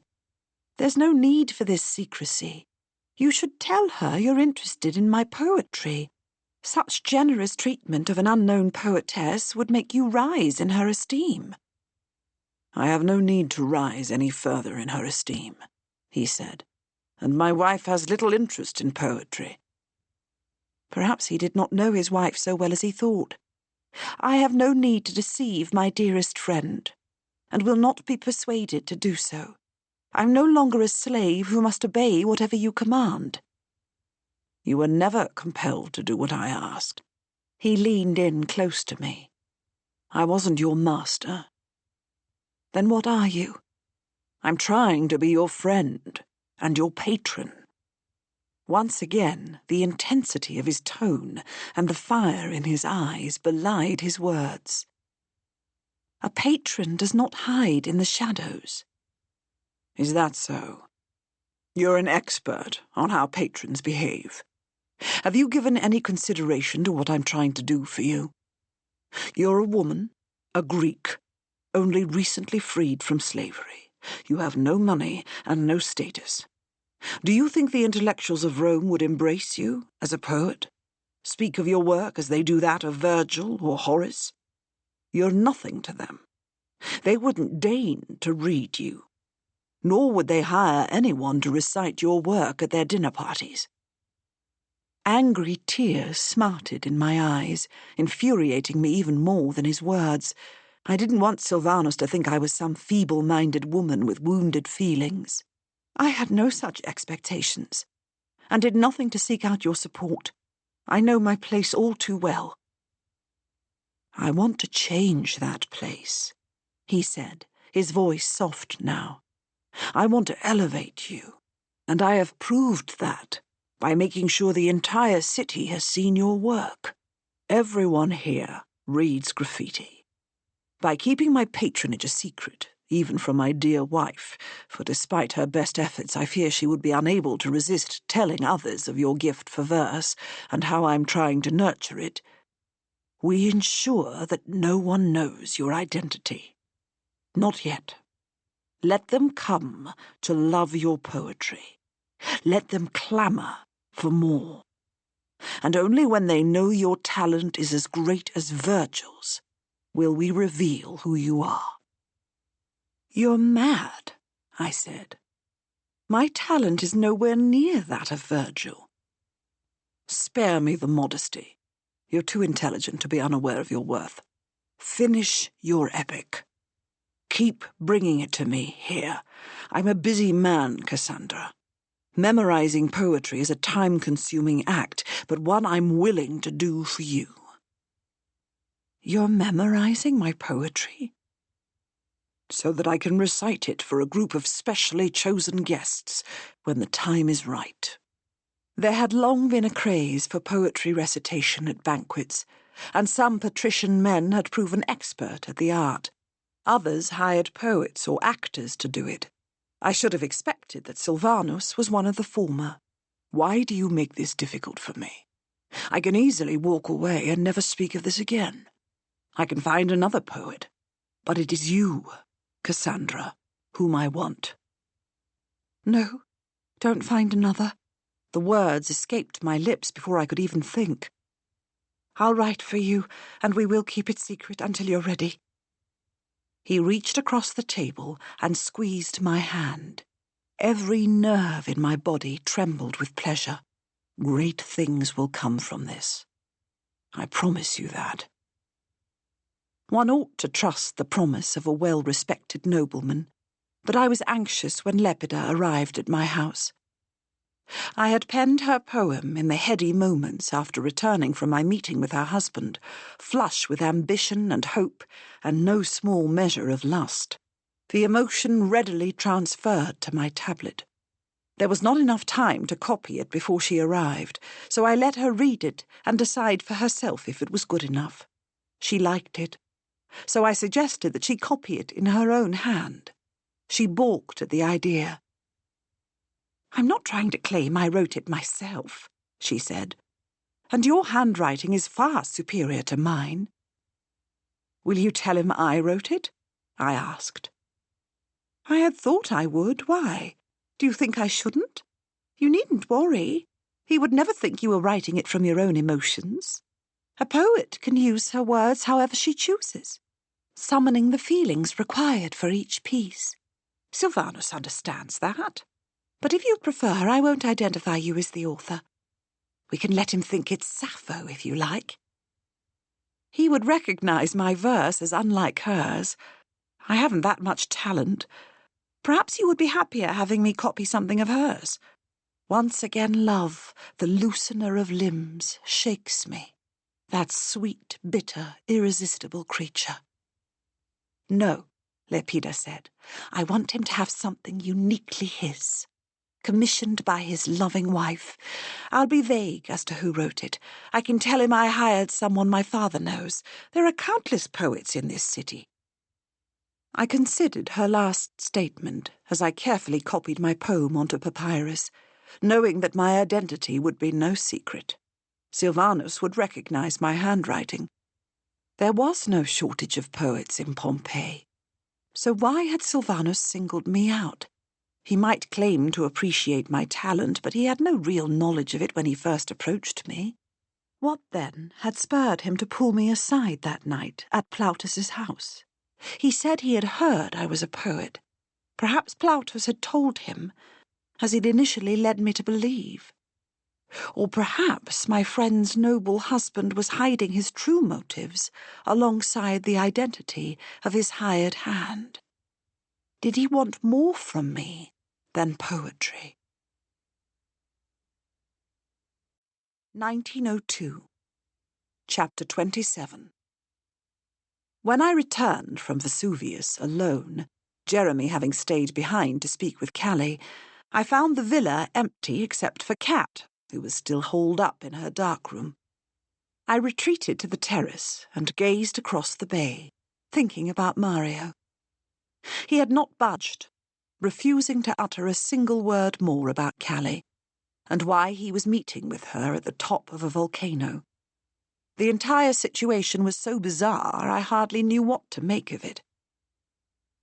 Even if the archaeologist and the guide were romantically involved, that would not explain such an odd rendezvous. Callie wouldn't have ignored her duties at the dig for a tryst. She'd revealed nothing to me during the weeks of our acquaintance that led me to believe she harboured tender feelings for Mario, but given her not-so-secret views on marriage and attraction, it wasn't inconceivable that she had embroiled herself in some sort of dalliance. He was the perfect picture of a dashing Italian lover. Dark, curly hair, liquid eyes, and a lean, muscular physique. Kat emerged from inside, carrying the latest batch of photographs she had developed. She had an uncanny ability to capture the essence of individuals, never letting her subjects pose formally, preferring to catch them unaware. She revealed the wicked gleam not often visible in Ivy's eyes, and the loneliness that occasionally crossed Jeremy's face. My favourite was one that revealed an undeniable passion emanating from Colin as he looked at me. While I would have preferred her to have had the sense to show it to no one but me, I reminded myself that she was very young and either too romantic or bent on embarrassing me. I treasured the image. "I don't suppose you have any of the guides who work in the excavations?" I asked. "Not many, particularly as my father's unreasonable refusal to let me leave the house had paralyzed my ability to work. Could you show them to me? Is it for the case?" "It is." She smiled slyly, rushed off, and returned quickly with a stack of pictures. Only one showed Mario. He was in constant motion and used expansive hand gestures, so I was not surprised to find it half blurred. She'd captured him looking sideways at someone out of the frame. There was something shifty in his expression that I'd never before noticed. More significant, though, was that I recognized the location, as well as the two tourists in the background. She had taken the picture from the entrance of the house of the Vetti, the day I met Mario there, when she was supposedly being attacked. "When did you take this?" I asked. "I don't recall exactly." She pulled the photograph away from me. "I have others that will interest you more." She bustled off to her room again, and returned with a series of shots she'd taken of the archaeologists at work. Mr. Jackson was in several of them, always staring at Callie. "Was she looking at him when you took this one? Do you remember?" I asked, holding up an image of Callie scowling. "Yes, she was." "I don't think she much liked him," Kat said. "He watched her in an unseemly way. I wonder if she ever confronted him about it." "Not that I ever saw." "No one else has mentioned it," I said. "I don't think most of the others would have noticed, except Benjamin. He's always keeping a close eye on her. You can keep these if you think they may prove useful. I've more work to do." She slunk back to her darkroom. I had no doubt now that she had lied about being attacked. She'd been spying on Ivy and me while we talked to Mario. Yet I hesitated to question her story. What good would it do? She wanted her father's attention and had sunk low to get it. If she knew I was on to her, it would not improve things between us. Colin did not return until much later, but did not share with me the results of his day until after we were alone in our dressing room, getting ready for dinner. "Benjamin uses Faber pencils," he said. There was no other sort in his supplies, which isn't surprising, as artists get attached to their favourite kind. That doesn't prove the one you found at the House of the Silver Wedding is his, but it could be. The Stedler likely belongs to someone else, unless he bought and left it deliberately. How was your day? Did you enjoy your lion? I did, thank you, and managed to be unexpectedly productive despite it. I detailed for him everything that had happened at Vesuvius. It's unlikely any of this has a connection to the murder, and beyond that, Bainbridge does not need you to interfere, he said, fastening the studs on his shirt. He has a not inconsiderable amount of experience with the ladies. However things turn out between him and Miss Carter, he will come through it unscathed, at least in the long run. But what of Mario's warning about her? Darling, he's hot-blooded and passionate. Who knows what he meant? It may be nothing more than a jealous desire to prevent another man, a duke in particular, from receiving the favours he could not persuade her to give him. He doesn't seem like that type of person, I said. We're only slightly acquainted with Mario. Colin turned to the mirror and tied a cravat. Let me talk to him. He may be more comfortable speaking candidly to another man than he was with you. Colin was correct about Mario being more comfortable with him. The guide insisted that there had never been a liaison between him and Callie. If anything, he had appeared alarmed by the suggestion. He said nothing that could lead us to believe his comments to me at Vesuvius pertained to the murder of Mr. Walker. Most important, perhaps, he gave my husband, who possessed an unparalleled skill for reading the silent signs that someone has something to hide, no indication of being anything less than open and honest. Colin and I agreed it was a personal matter, and hence none of our business. Jeremy could make his own decisions. We might have quite forgot the whole incident at Vesuvius had Mario not turned up at the villa 2 days later, long after midnight, his face battered and bruised. I had never seen such dreadful evidence of a violent beating. We brought the injured man to one of the house's empty bedrooms. Ivy, with her preternaturally gentle touch, tended to his wounds, cleaning them up and bandaging them as necessary, while Kat took photographs, insisting they be recorded as evidence of the attack. All the colour had drained from my Ivy's face. I knew she was struggling at the sight of so much blood, but she did not let her emotions prevent her from the task at hand. Only when she was done did we let Mario speak. He had gone to bed early, he explained, and had been awakened from his slumber by the sound of insistent knocking. Assuming it to be his brother, coming to inform him of some calamity afflicting either their mother or grandmother, he leapt from his couch and flung open the door.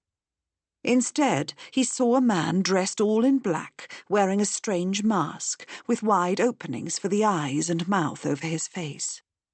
He said it might have been made from clay.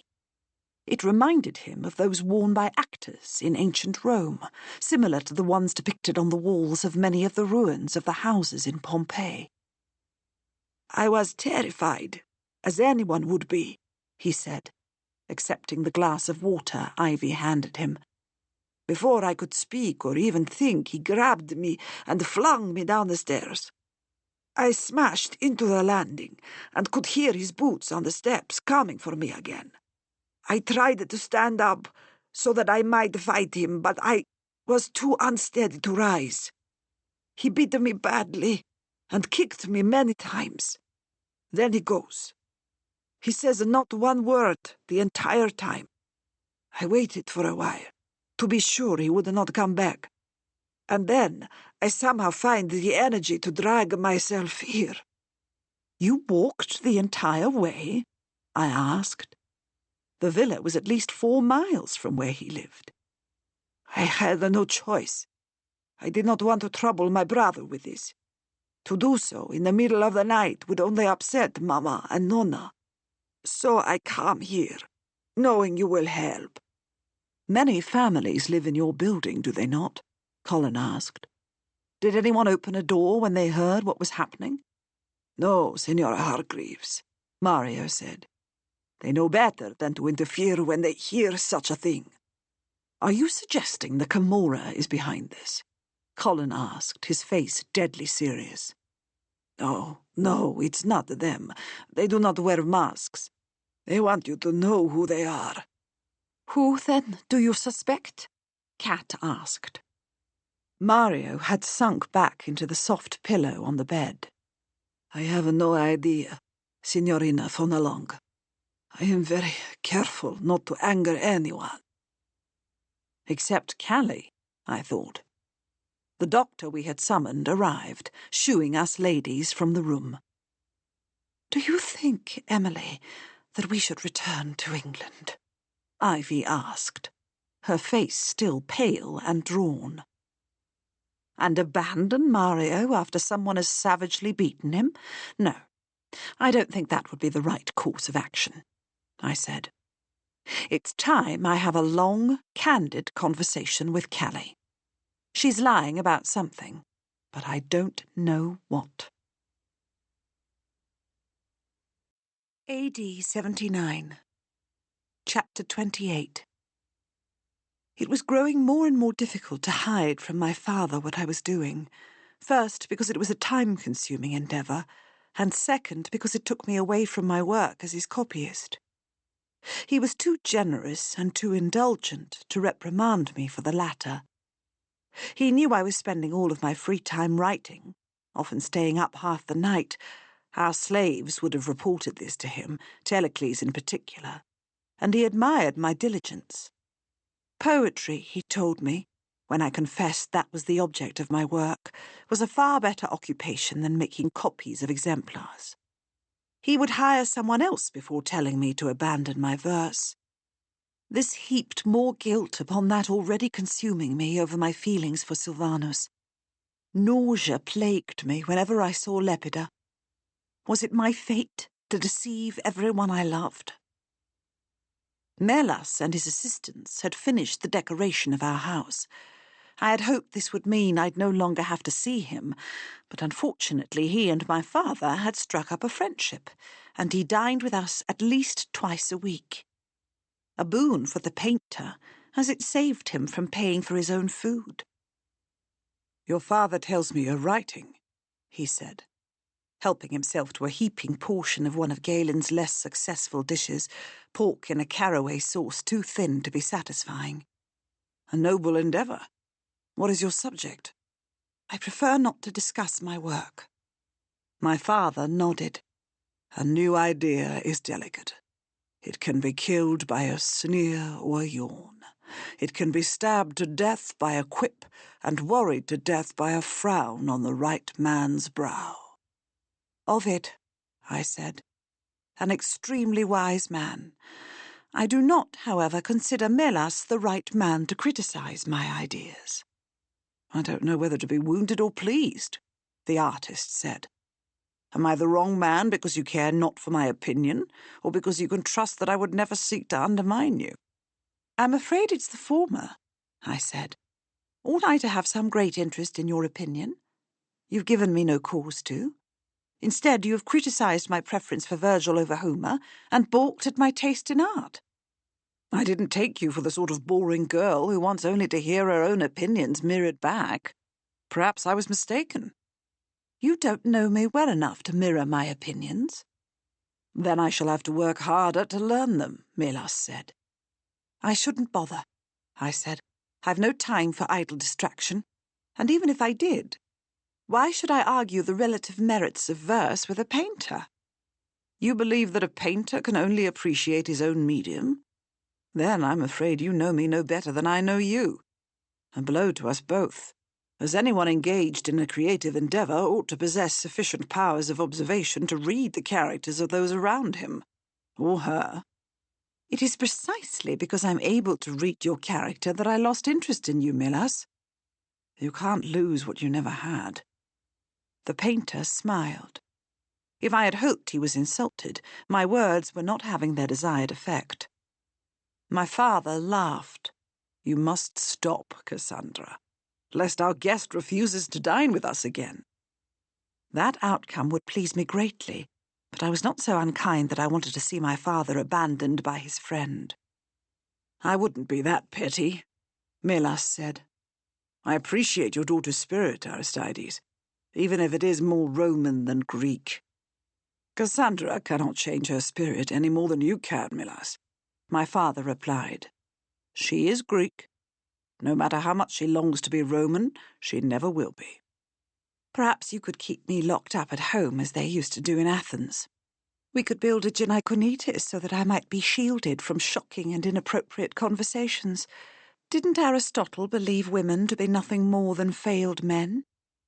"I never claimed Aristotle is without fault," my father said. "Now, if we want to discuss philosophy—" I drained the wine from my beaker and raised it for Lysander to refill.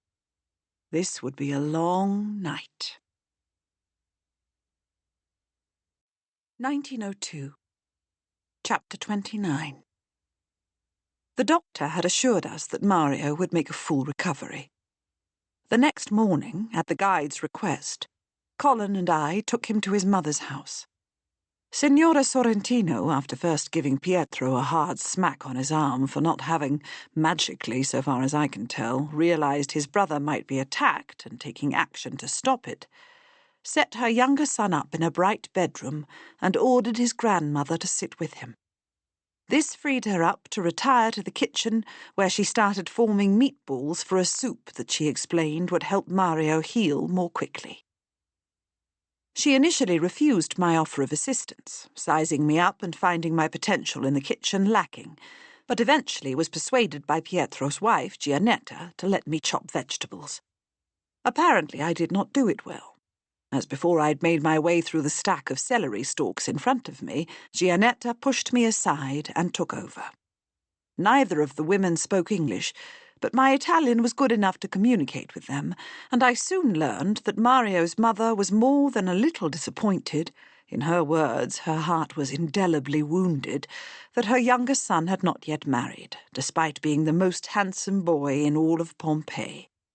When I asked her who she thought might have attacked him, she shook her head and suggested it was some jealous farmer's son.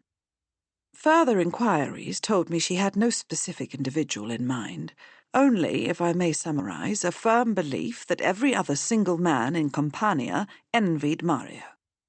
Giannetta, through frequent eye-rolls, communicated that she did not agree with her mother-in-law, but she admitted it was long past the time that Mario should have wed.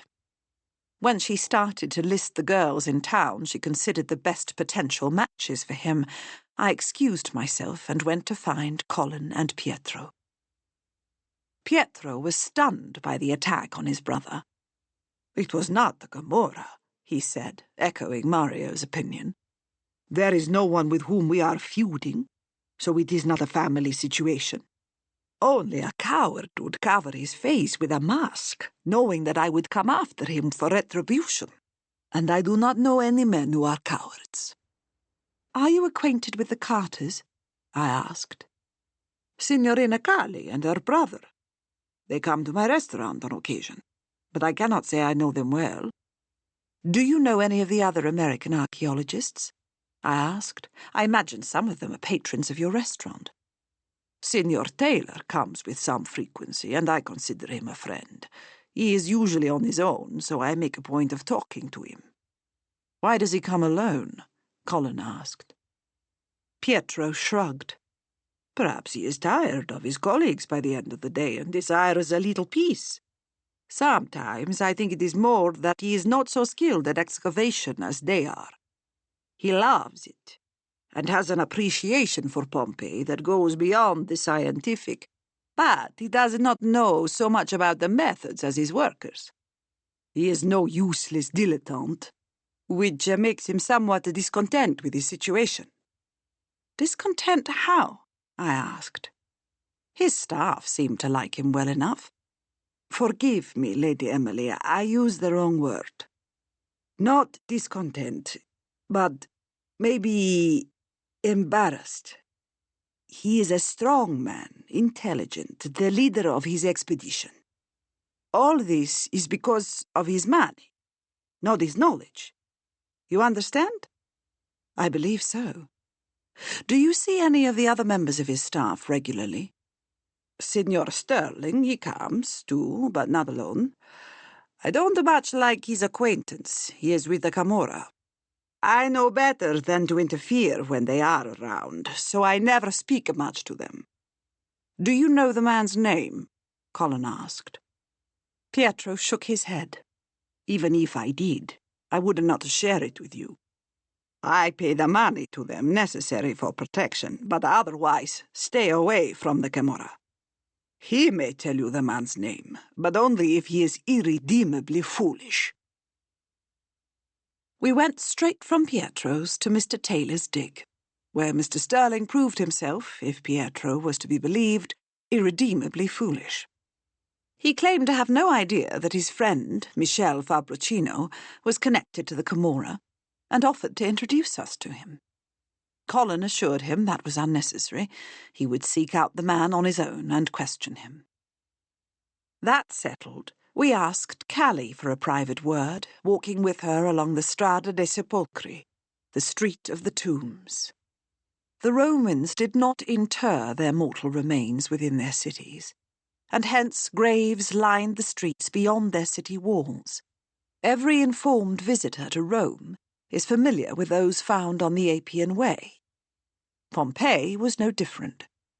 The tombs here were not yet completely excavated, and their ruined state contributed to an eerie feeling that chased me as we wound our way through them. Just beyond these monuments stood the Villa of Diomedes, where the bodies of nearly 20 women and children had been found, huddled together in a cellar, surrounded by supplies. They had hoped to wait out the eruption there. Equally chilling was the discovery of a man still holding the key to the house, his body close to that of a slave who clung to his few valuable possessions. Was the man locking the door, hoping to keep his family safe? Or had he and his slave tried to flee to safety? There was a hideous irony in passing by so many formal tombs, only to come upon a house that now stood as the makeshift marker of so many graves. "Let's stop here," Colin said. "Should I be scared?" Callie asked. "The two of you pulling me off for a quiet chat?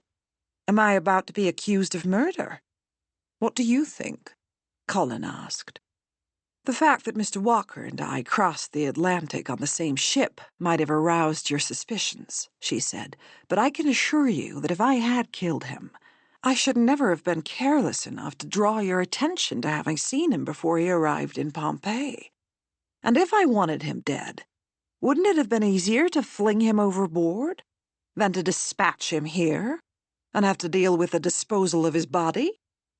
"You appear to have given the matter a certain amount of thought," Colin said.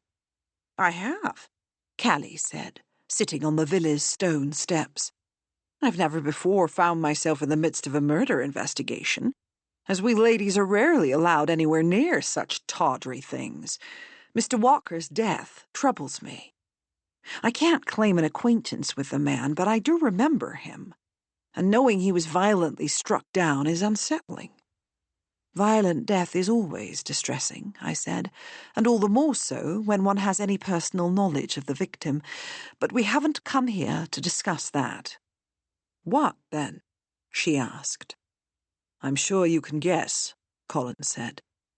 "I've already been scolded by Bainbridge for not going up Vesuvius with him. Surely he's not so weak-minded as to have sent you to reprimand me as well." Colin leaned against a tree and crossed his arms.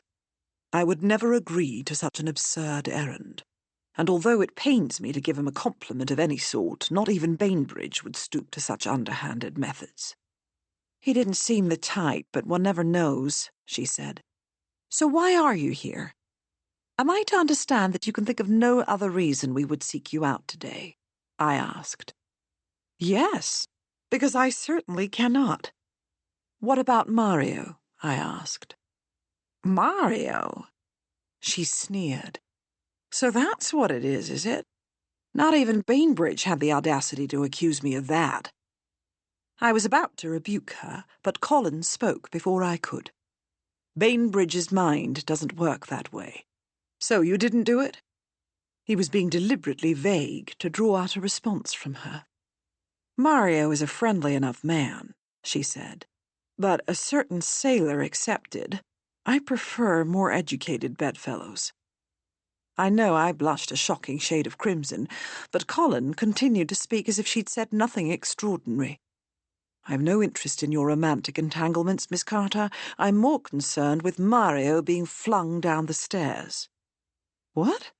Flung down the stairs? What stairs?" She looked genuinely flummoxed. I sat on the steps next to her. "He was attacked in his home last night by a masked individual who beat him badly and left him in a pool of blood. True, the pool of blood was an embellishment, but I wanted to take advantage of her shock and lower her guard." "Why would anyone do that?" she asked. "We were hoping, Miss Carter, that you might be able to enlighten us on that point," Colin said. "My wife was a witness to the conversation you had with him at Vesuvius, and it did not appear to be particularly friendly. What is the trouble between you?" "There is no trouble," Callie said. "Not any trouble that matters on a larger scale, at any rate. He and I had a disagreement, a private disagreement, that concerns no one but me. It wasn't the sort of thing that would lead me to want him physically harmed. I'm afraid I need to know more about the nature of this disagreement, Colin said.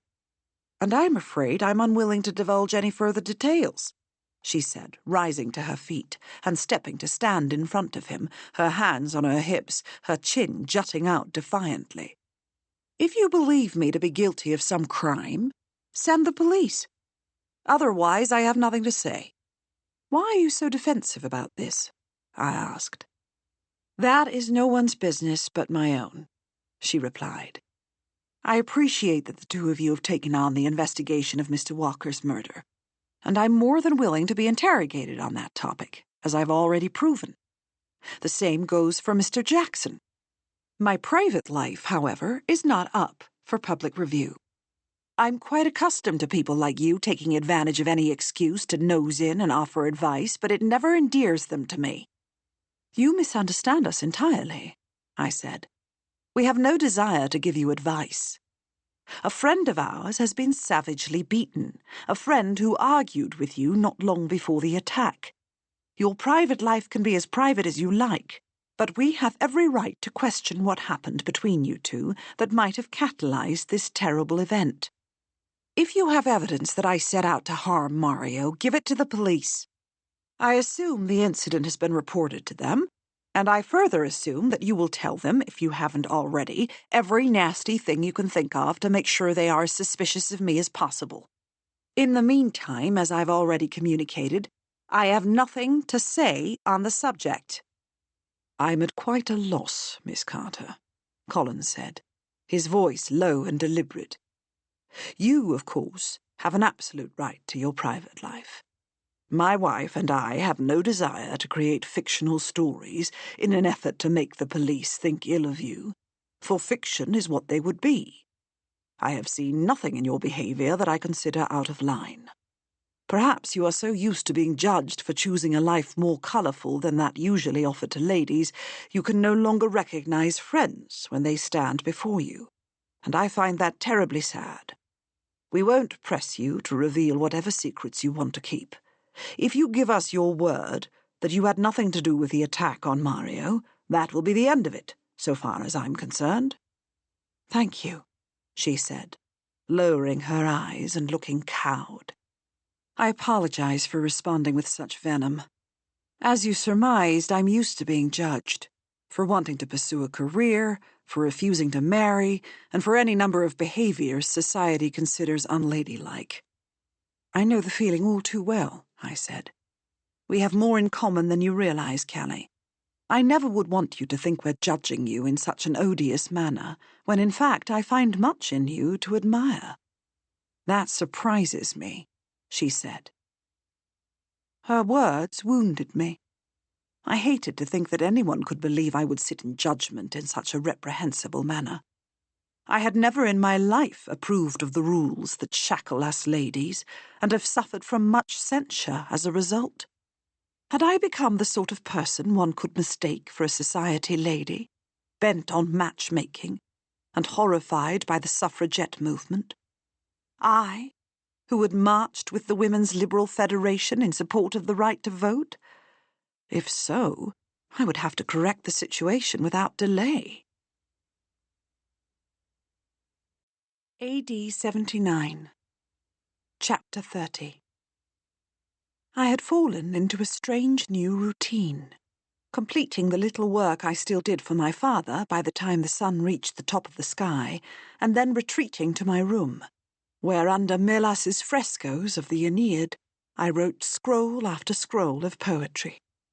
Every 5th day I met Sylvanus in the bar, and twice a week I went to his house to visit Lepida, who had not the slightest clue I was seeing her husband so frequently. Although there was nothing but poetry between the patrician and me, I could not help feeling I was betraying my friend, especially now when I'd started to believe Sylvanus wanted more from me. Even if he didn't, aren't all secrets a sort of betrayal? There might be kind ones, ones to which no one would object, the the sort when one lies to hide a gift until the occasion on which it will be given. But this was not what Sylvanus and I were doing. I was never at ease when I called on Lepida, and was beginning to recognize luxury as less important to me than I'd previously believed, for it was only in my father's modest house that I could rest easy any more. I had grown accustomed to the noisy streets of our new neighbourhood. Galen knew my favourite dishes now, and made a point of having them on hand at his thermopolium at least twice a week. When I went to buy bread each morning, Telecles in tow, I chatted with the daughter of the man who owned my preferred bakery, and soon we had taken to going to the sumptuous and comfortable Stabian baths together. I also found, most unexpectedly, that I had started to miss the banter I shared with Melas when he was working in our house. He still dined with my father on occasion, but they had taken to going out more often than staying in. Initially, this caused me to rejoice, but one day when I was returning from the baths, I ran into the painter. More like we ran into each other, as we both landed on the same stepping stone at the same time. I would have fallen into the street if he'd not had the sense to grab me around the waist, saving me from toppling into the filthy water flowing through the gutter. "I should have needed another bath if you hadn't acted so quickly," I said. "Thank you." "I would do the same for anyone. I'm not such a savage as you think." "I've never said you were a savage." "Will the two of you move if you want to have a conversation?" a man with a heavily loaded donkey shouted. "We're trying to get through here." Melas took me by the arm, and we leapt from the stepping stones onto the pavement. "You may never have employed the term directly, but you've made no secret of your dislike of me." He was standing close to me, and I took the opportunity to study him. No one would describe his features as handsome, but his eyes were pleasing enough, and his skin clear. "It's not so much that I dislike you." My voice trailed, because the fact was I did dislike him, but until now I had never really considered why. "You're not persuading me, Cassandra," he said.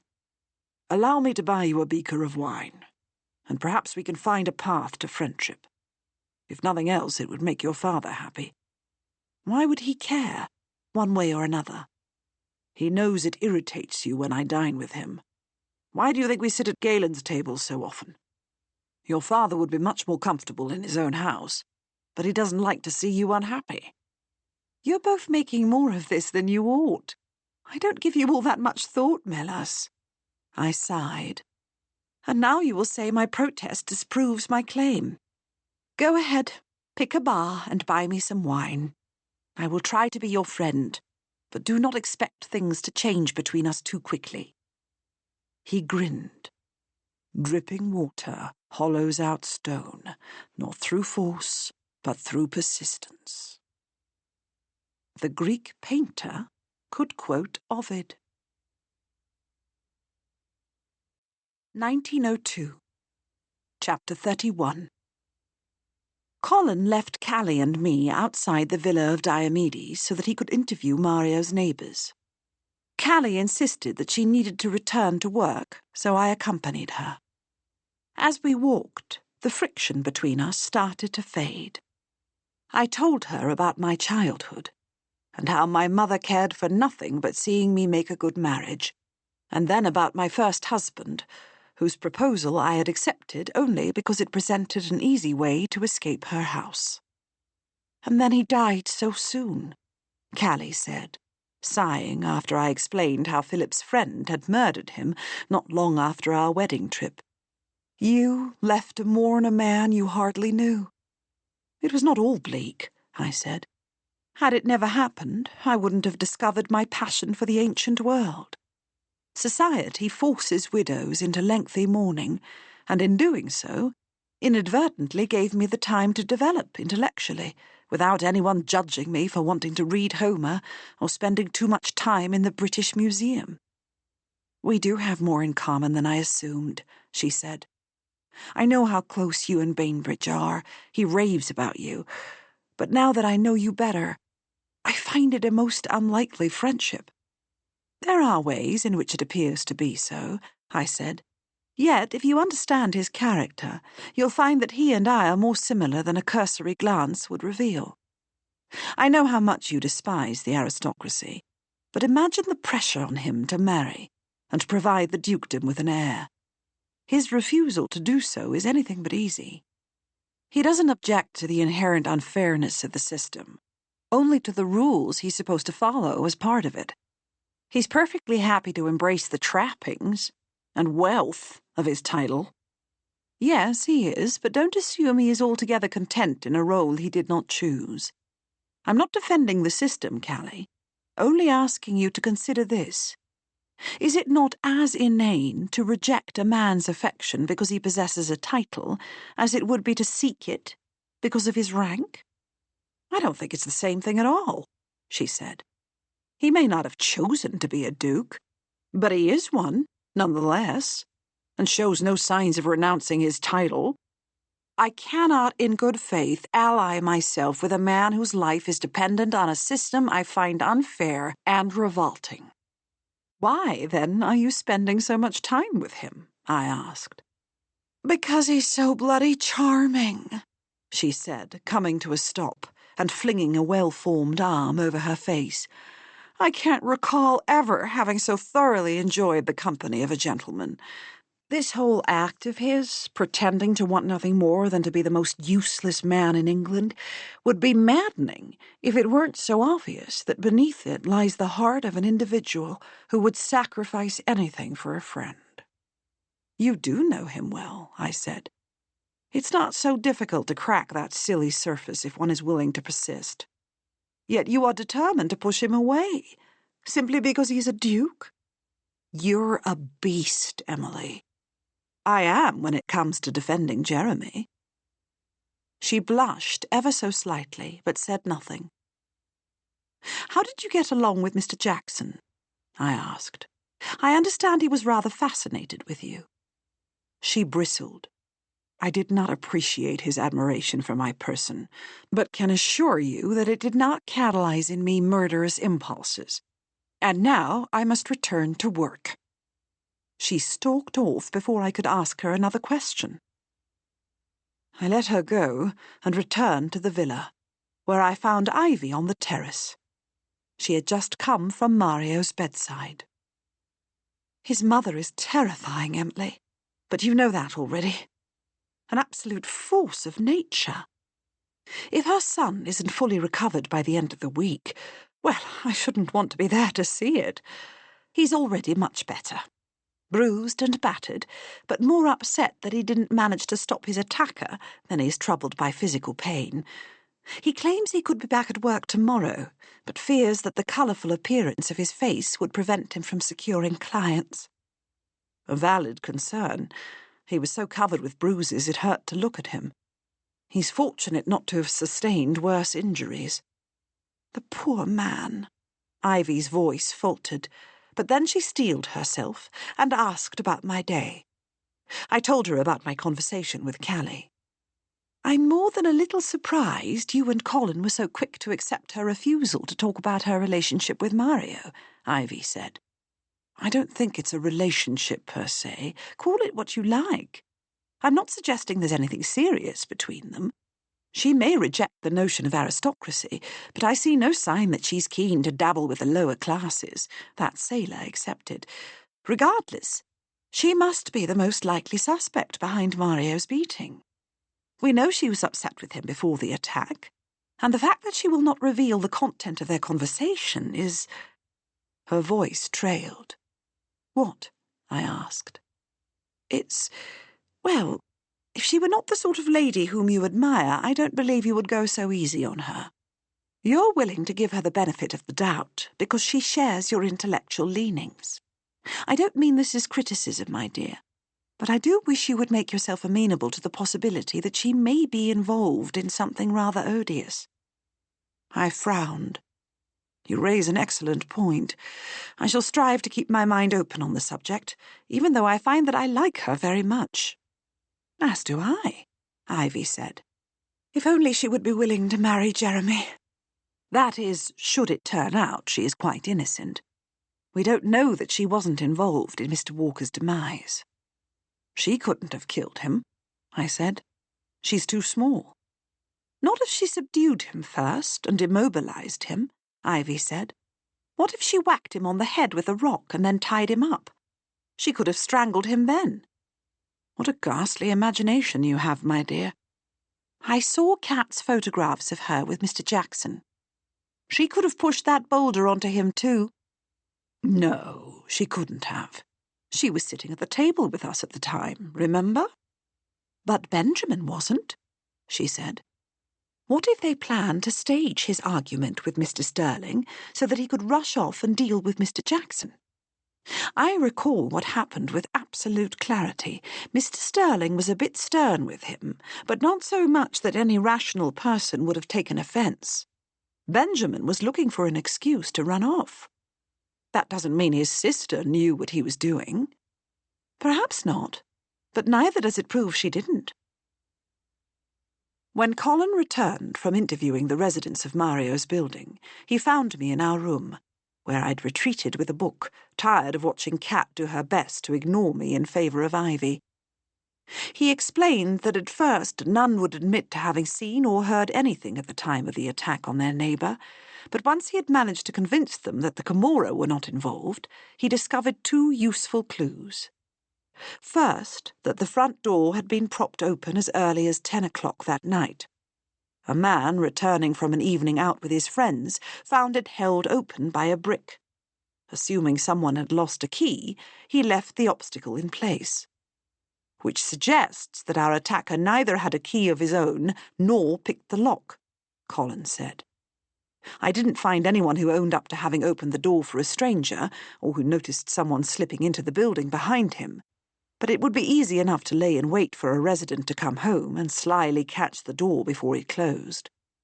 Someone could have noticed the brick and removed it. I'd wager our intruder kept close, ready to catch the door again if necessary.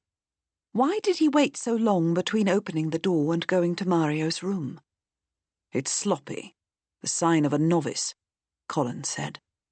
He could have slipped in and hidden somewhere in the building. In the cellar, for example, until he was ready to make his move. That would have been more sensible than loitering outside for 2 hours. So we're not looking for a professional thug who chose a Roman theatrical mask to hide his appearance. No, we are not. Which brings me to the other bit, Colin said. He handed me a canvas bag that contained the shattered remains of the mask. Given to me by an elderly lady who swept it up this morning. She has very strong feelings about the common areas of the building being kept clean. I poured the contents onto a table, and we arranged them in the manner of a jigsaw puzzle as best we could. Many of the pieces were too small to be of use, some little more than powdered remains, but when we finished, we had a fair idea of what the mask had looked like. It was an unsophisticated rendering in ordinary clay of one of a pair of tragic masks featured in a mosaic originally found in the House of the Faun, now in the Naples Museum. I questioned the souvenir sellers again. They all sell similar masks, but no one remembers anyone out of the ordinary, Colin said. It could have been purchased at the same time our ostraca were. If so, Mario's attack would be related to Mr. Walker's murder, which makes me suspicious of Callie, I said. Ivy pointed out that she could have strangled him if she'd first incapacitated him. Do you think we're making a mistake in trusting her? I don't, my husband said. We have no evidence that suggests any involvement on her part in the murder, which is not to say we should accept everything she says as a home truth. The attack on Mario wasn't pulled off with the delicacy of the killing. It was noisy and messy. Granted, that could be a feint to make us believe that the two incidents are unconnected, but for now, at least, I think we should treat them separately. AD 79. Chapter 32. Despite myself, I came almost to enjoy Melas's company. Which is not to say I still found him anything but immensely irritating. He had that intolerable Greek sense of superiority, and an annoying habit of whistling when he started to grow bored with a conversation. Fortunately, he didn't do this often with me, only when I started talking about Lepida. "You would like her, you know," I said one day, when he'd once again persuaded me to sit in a bar with him. He had a favourite, much nicer than the one Sylvanus and I frequented, but as neither of us could afford much, the actual beverages were no improvement. "She's not some vapid girl without opinions." "Sylvanus would never have married a vapid girl," Melas said. "He's far too ambitious to have a useless wife. I wonder that he even stays in Pompeii. A man of his family and fortune could do well in Rome." "His family has a house on the Palatine Hill," I said, "but he prefers Pompeii." "Who wouldn't prefer Pompeii? Rome is crowded and filthy." "And Pompeii isn't?" I snorted. "The streets are a disgrace." "You know quite a lot about our friend Sylvanus," Melas said. "Lepida must enjoy regaling you with stories about him." I deduced from his tone that he did not believe Lepida to be my source. I shrugged. "Is that so surprising? She's a new bride and enamoured with her husband." "I see," he said. I didn't like the way he was looking at me. "What are you working on now? Your father tells me he's hired 2 new copyists so that you might have some more time for your poetry. Do we have a budding Sappho in our midst?" "I prefer epics," I said. Not that I would have the hubris to Spare me the false modesty. So, you're writing an epic.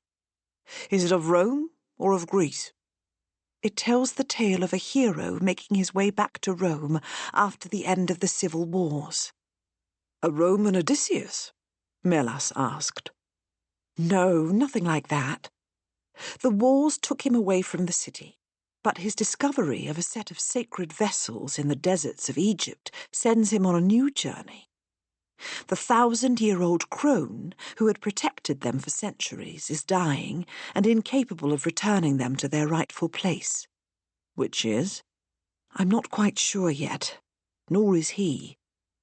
She dies before she can tell him and leaves him with a riddle. If he can solve it, the answer will lead him to the location of the next clue." "So it's a quest, really, where I can only assume he faces tests of strength and bravery in order to set things right, as it were."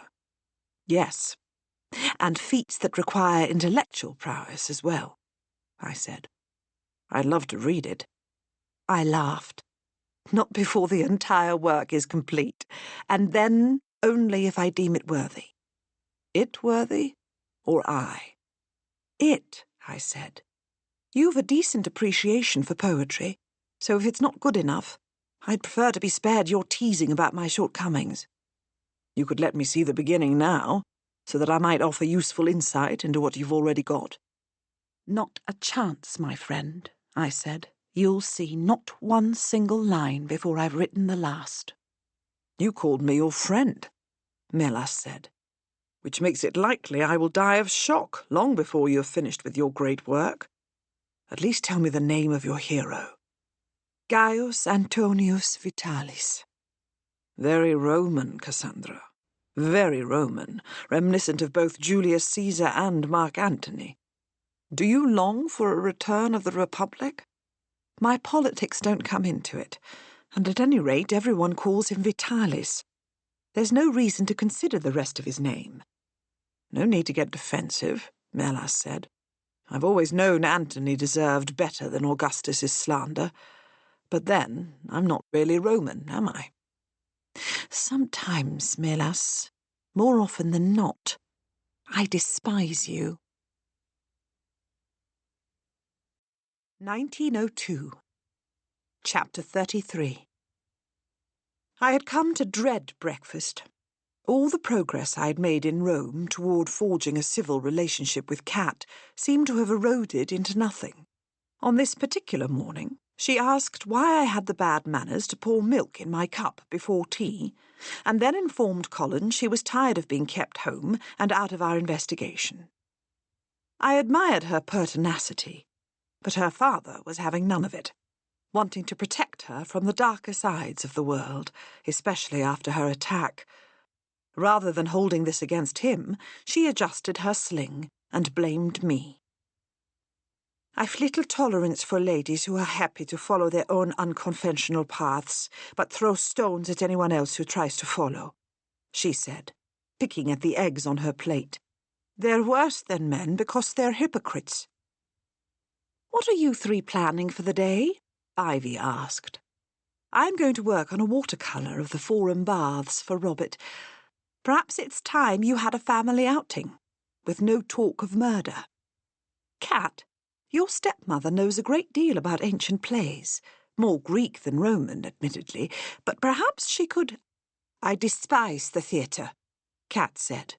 "And we can't avoid talk of murder. What's more important than bringing Mr. Walker's killer to justice?" "I quite agree," I said. I understood and appreciated Colin's desire to shield his daughter from our work, but suspected it was a futile endeavour. About the murder, not the theatre. But Ivy's suggestion has merit. Let's go to the ruins and play tourist. Perhaps something there will inspire us to see the case in a new way. "Personally, I'm considering making an offering at the Temple of Isis," Cat said, "in the hope that the goddess can assist in our quest." Her father laughed. At this point, that might not be a bad idea. Fear not, dear reader, that my worthy husband had abandoned his religious morals and embraced the pagan, although I cannot in good conscience make any statement on the subject regarding his daughter's beliefs. We headed off to the Temple of Isis. Its ruins included nothing recognizably Egyptian, just the usual sort of Roman colonnade surrounding the ruins of the usual sort of Roman temple, perched at the top of the usual set of stairs. "Is it marble or stucco made to look like it?" I asked, stepping closer to better examine the cladding on the cellar, the rectangular room that would have originally housed a large statue of the goddess. Cat had removed her sling, as she did whenever it proved inconvenient, pulled the brownie out of her bag, and was taking pictures of me. Could this be a sign of improving relations between us?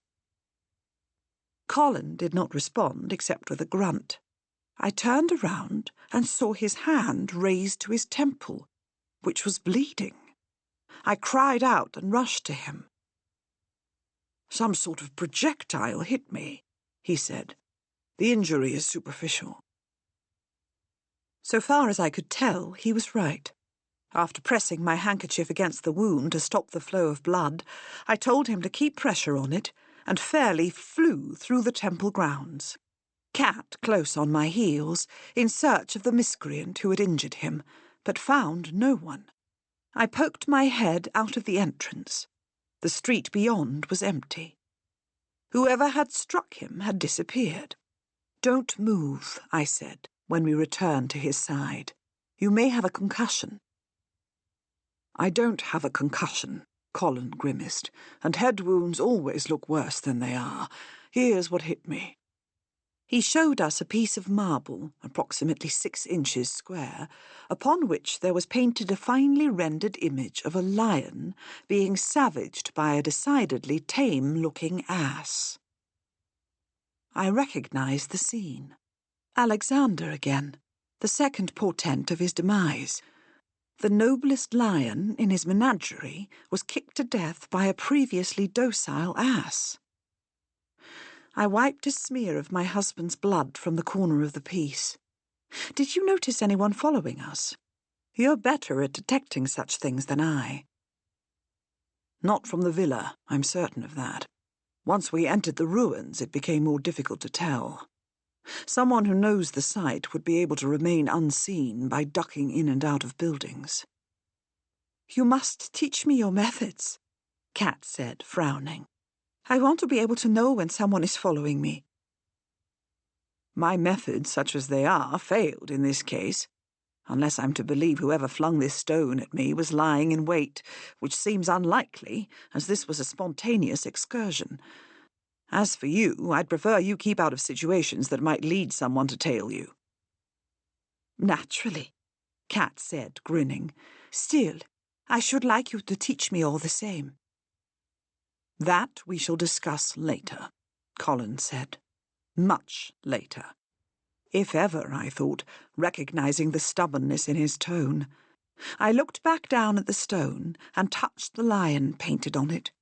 It's beautifully done. Whoever painted it has considerable artistic talent. Someone like Benjamin? Mr. Carter? Cat asked. Possibly, I said. Whoever it was must have kept it on hand, ready to take advantage of the opportunity to fling it at us whenever he could, she said. I noticed she was no longer defending Benjamin, as she had before. Not the best strategy. Colin ran his hands through his curls, picked up his hat, which had fallen to the ground when the marble struck him, and sighed. Let's go find Carter. He took me firmly by the hand and led us to Mr. Taylor's site.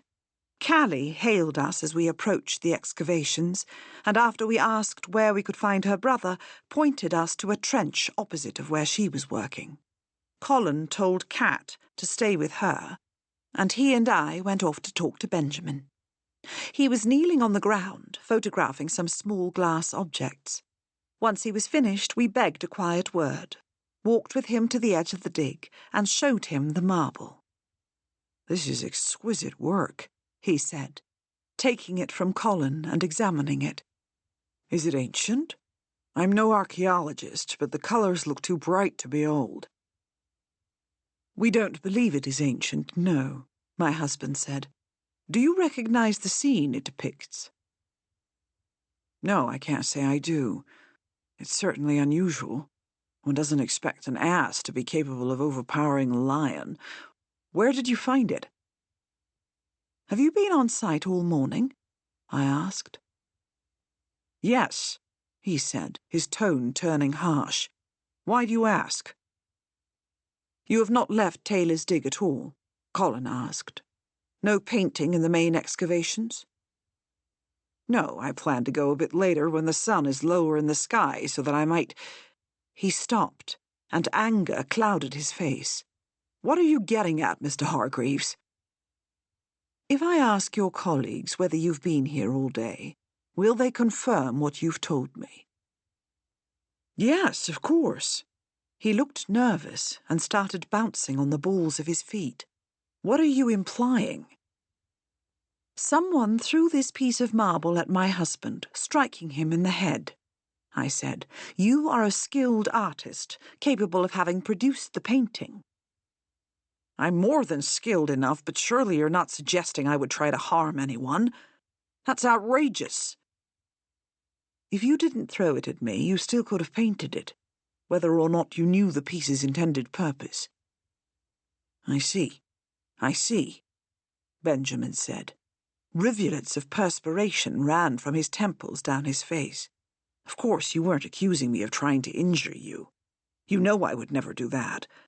But this painting, while of outstanding quality, is not my work. I don't use this particular shade of blue." He indicated the sky on the marble. "It's cobalt, and I prefer cerulean. Well, that's not entirely honest. Cobalt is considerably more expensive, and I can't afford it. Regardless, this is done with oil. See how the paint is still a bit soft? And I've only watercolors with me." "So you wouldn't object to us searching your supplies here, as well as in your rooms, to confirm that you have no oil paint?" Colin asked. "Certainly. We can go now." His tone was defiant, but then in a flash he looked concerned and spoke more softly. "Tell me, are you seriously injured? This is most concerning." "As you can see, I am not," Colin said. "That is excellent news, the most excellent." Benjamin, still bobbing on his feet, looked an absolute mess. "Shall we go to my rooms, then? But no, first I should show you the materials I have here." A quick perusal of his painting kit at the site confirmed he had nothing but watercolours and chalk pastels. Pastels that could have been used to make the drawing we'd seen in the basilica. as well as a tin of Faber pencils with him. We then set off for his rooms, Kat, on her father's orders, remaining behind with Callie. "You can't keep her wrapped in cotton wool forever," I said. "She won't tolerate it." "You're right, of course, but I'm going to do my best to try." The Carters were staying in the Albergo del Sole, which provided modest accommodations popular with scholars and those who could not afford the swankier and more convenient Hotel Suisse. The nondescript building sat almost directly across from the ancient amphitheatre, but its exterior belied the cosy atmosphere inside. The man behind the desk, who handed Benjamin the key to his rooms, could not have been friendlier. We climbed to the first floor.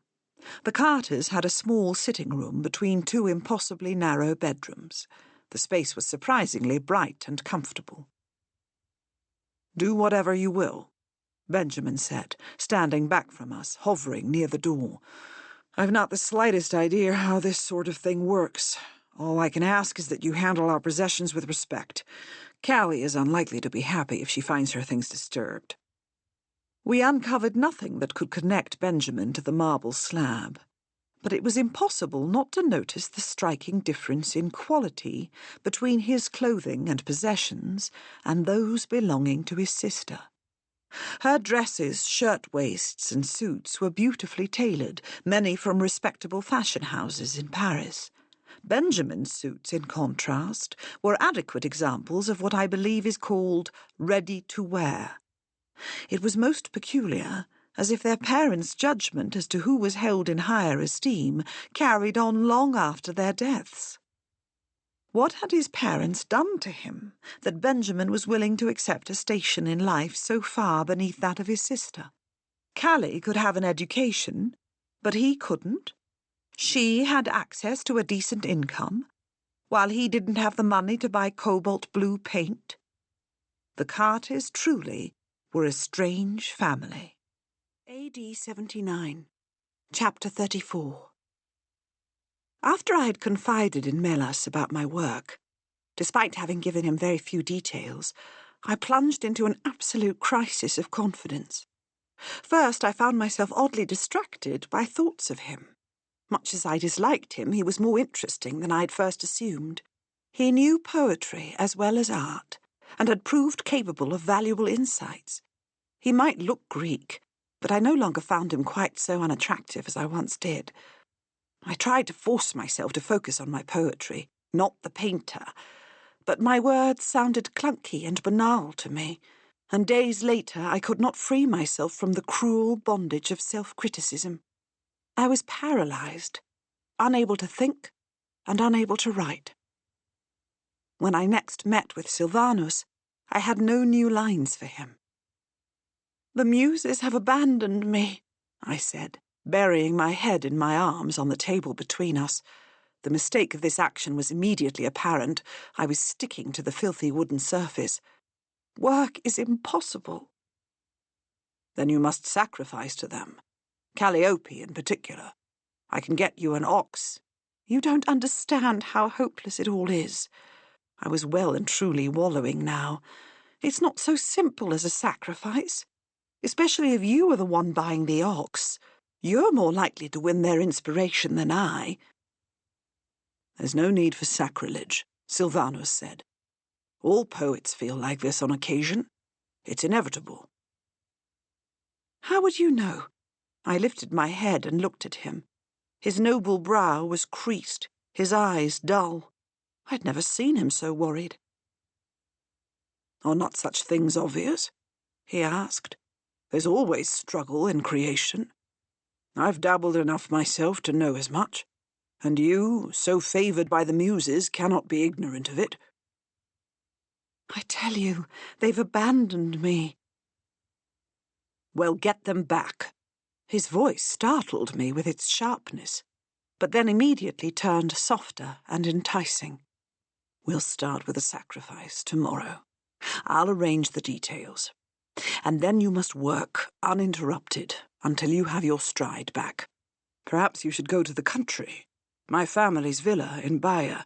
"I can't go to your family's villa. What would people say?"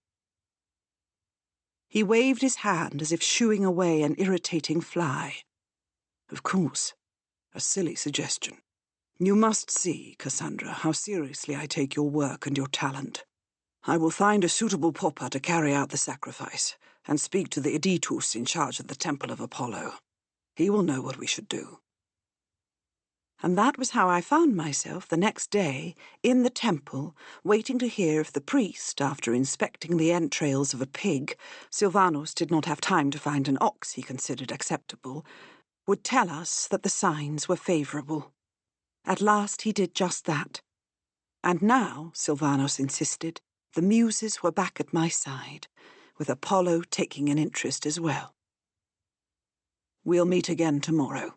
I will expect at least 300 new lines. 1902, Chapter 35. The day of Ivy's Roman banquet was now upon us. I confess to having half forgot about it, consumed by our investigation. Benjamin arrived scandalously early that morning, ready to assist my friend in turning the villa into an ancient paradise. He said very little to me when I found them in a charming little room that opened directly onto the courtyard garden. Within this modern version of a triclinium stood the 3 wide couches we'd found in Naples, arranged to form a U-shape with a table in the centre.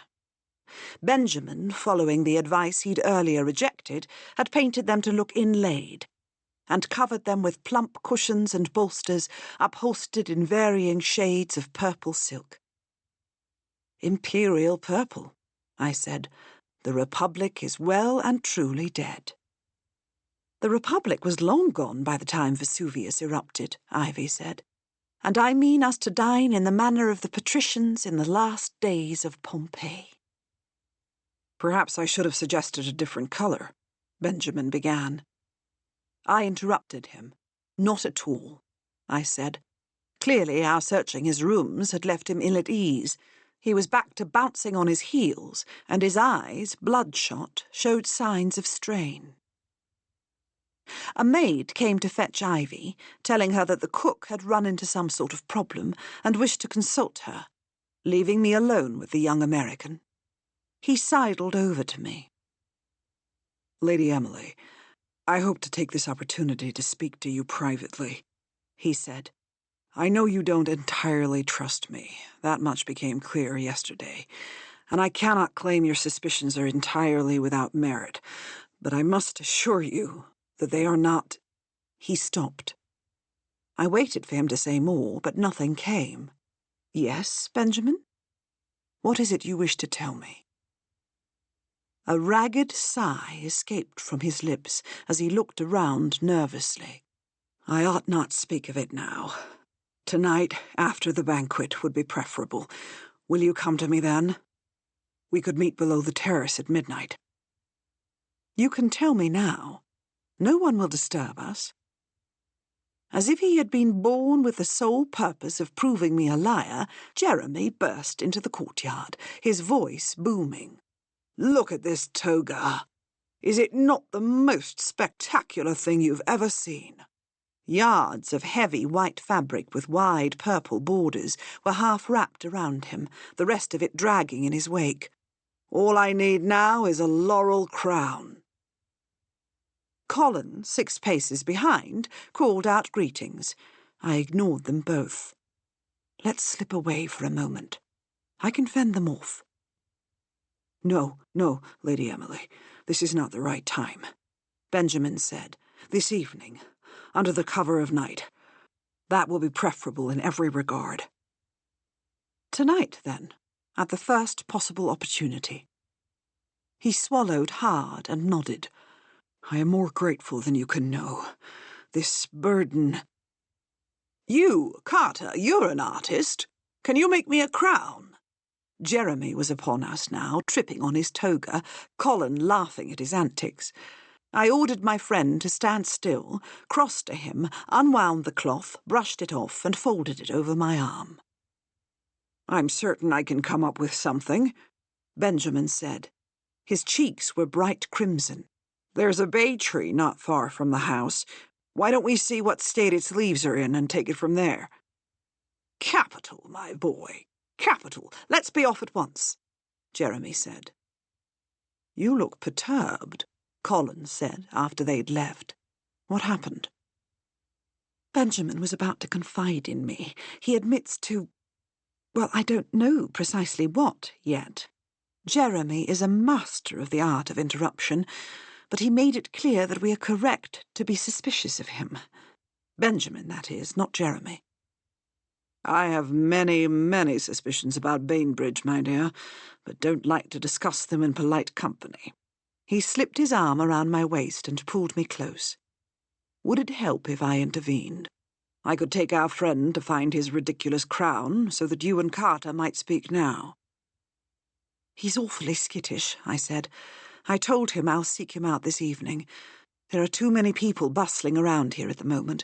He lost his nerve. Let's hope he can regain it. By the time the sun was slipping below the horizon, its fiery fingers splashing the bay with shades of vermilion and bronze, and the sky had turned inky, Ivy's transformation of the villa was complete. Oil lamps in the ancient style glittered from every corner, and candles floated in the courtyard's central pool. The scent of jasmine and roses filled the air, and strains of harp music greeted our hostess's guests. Ivy had lamented being unable to find someone who could play the lyre. I'd had my hair styled in appropriate fashion, parted in the centre and waved around my face, with ringlets behind my ears, and donned a simple, elegant tunic fashioned from fine silk of the palest shade of blue, with a single darker band around the bottom hem. Unlike nearly every gown I'd worn from the moment I was out of short skirts, it required neither a corset nor any other stiff binding or heavy undergarment. Ivy was resplendent in fringed silk the colour of the setting sun. For once we ladies get the better end of things, and the gentlemen are left to suffer, she said, adjusting the heavy gold bracelets she wore on her wrists. The toga is an absolute nightmare, difficult to manage and dreadful for the posture. Yet not nearly so bad as the corsets we suffer daily, I said, relishing the novelty of being able to draw a full breath while wearing evening dress. I don't know how I shall go back to my usual clothes.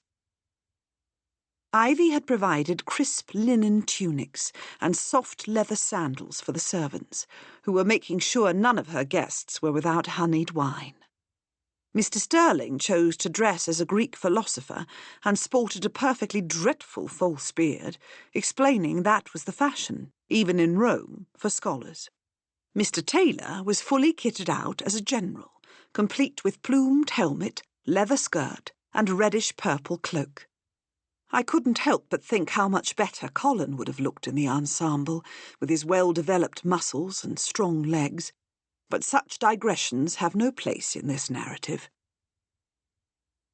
Instead of military garb, which he insisted no one would have worn to dinner, my husband was wearing a synthesis, the Roman equivalent of evening dress for men. To my eyes it looked no different from an ordinary belted tunic. I had expected Kat would take the occasion to make full use of her talent for disguise, but she had chosen a simple dark green tunic, with only a pair of pearl earrings as an accessory. She looked very young, shockingly so. Callie and her brother arrived late, Benjamin rather dishevelled in a nondescript rumpled tunic, keeping a careful distance from me. His sister, instead of dressing as a Roman, had hired a costume maker to create for her a delicious concoction meant to evoke Cleopatra, but not the Cleopatra ignorant persons imagine today, with a heavy Egyptian wig and eyes rimmed with kohl. Instead, she was draped in white silk, her gown cut in the style of a Greek queen, which, as a descendant of Alexander the Great's general and friend Ptolemy, was exactly what Cleopatra had been. A thin golden diadem circled her head. "If I am Cleopatra," she said, gliding over to Mr. Taylor, "you must surely be Caesar." Better him than Antony, Mr. Taylor replied. I wouldn't be so quick to say that. Callie poked his arm. Personally, I prefer Antony, which I mean as a compliment to him, rather than an insult to Caesar. But tonight is not a time for argument. Then I won't beg you to call me Caesar, Jeremy said.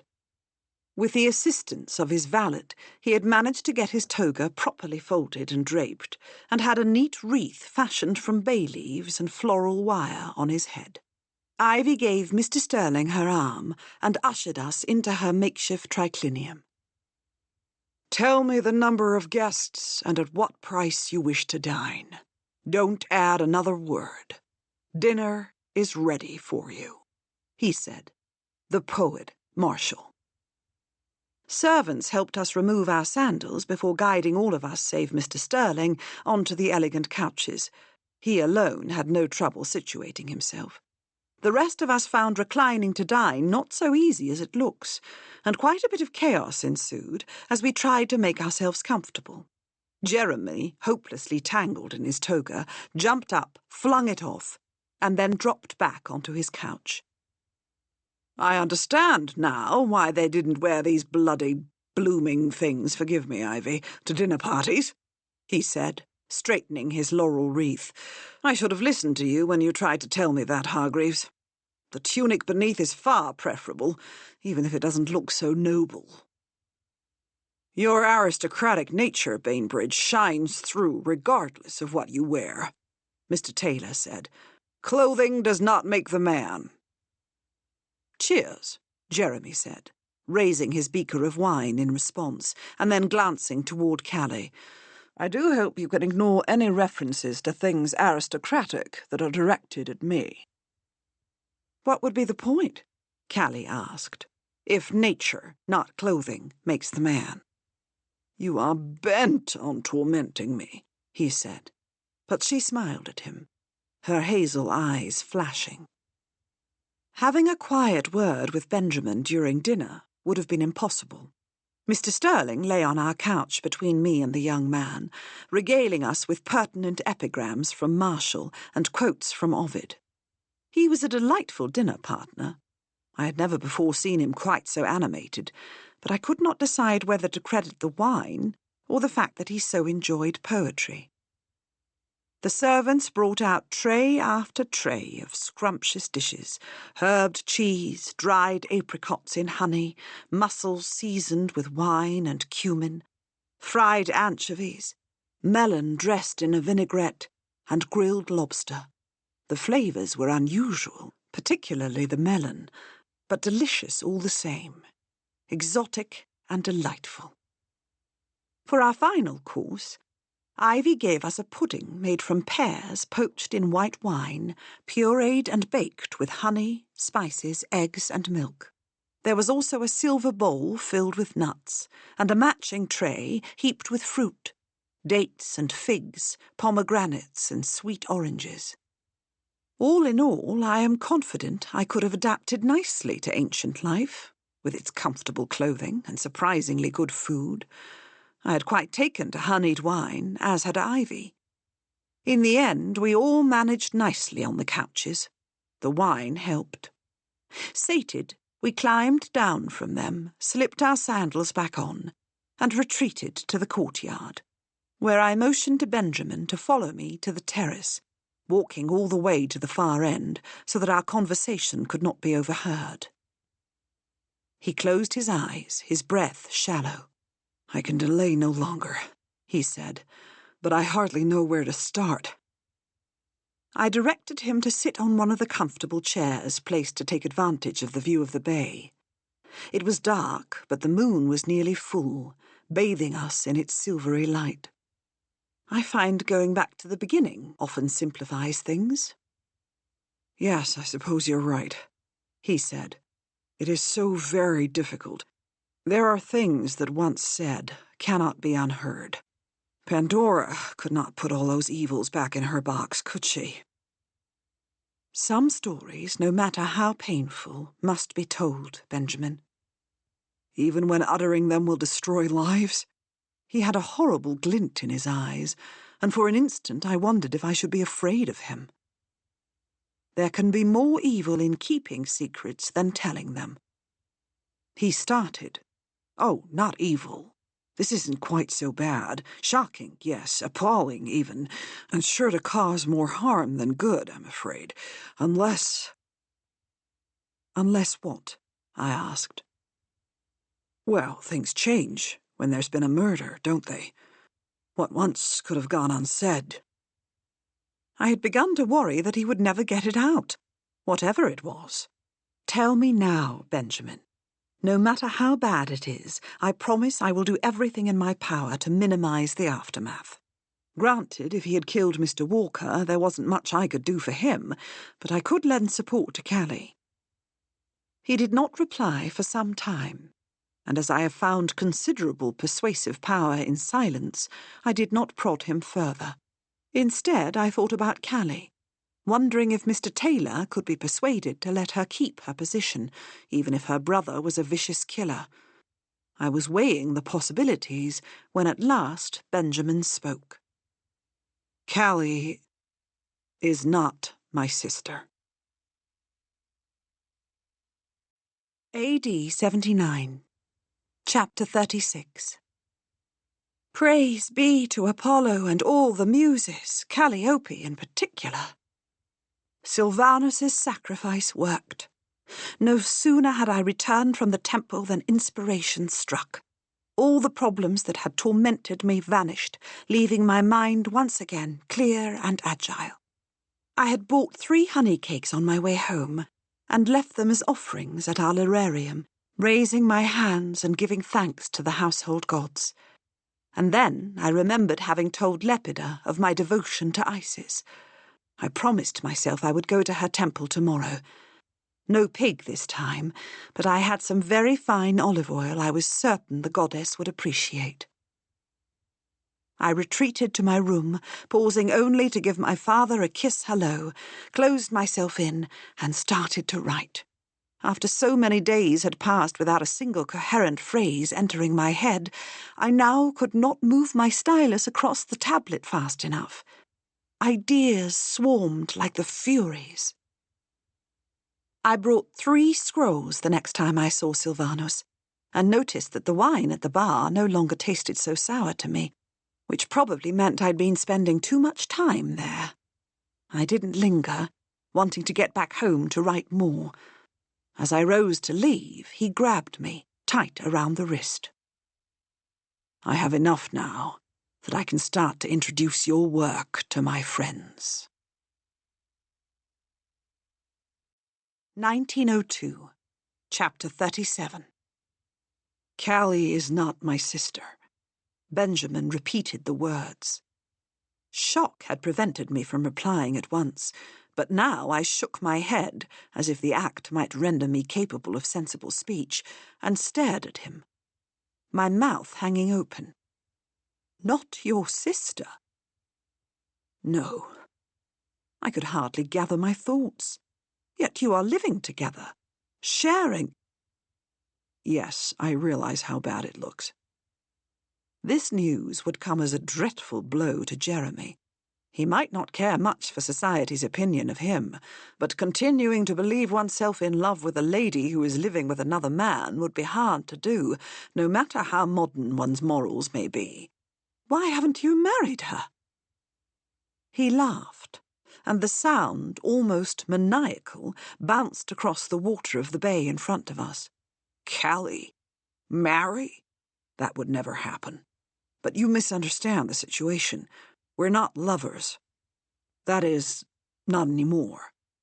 We were close, long ago, when she was studying at Ratcliffe and I was living in Boston.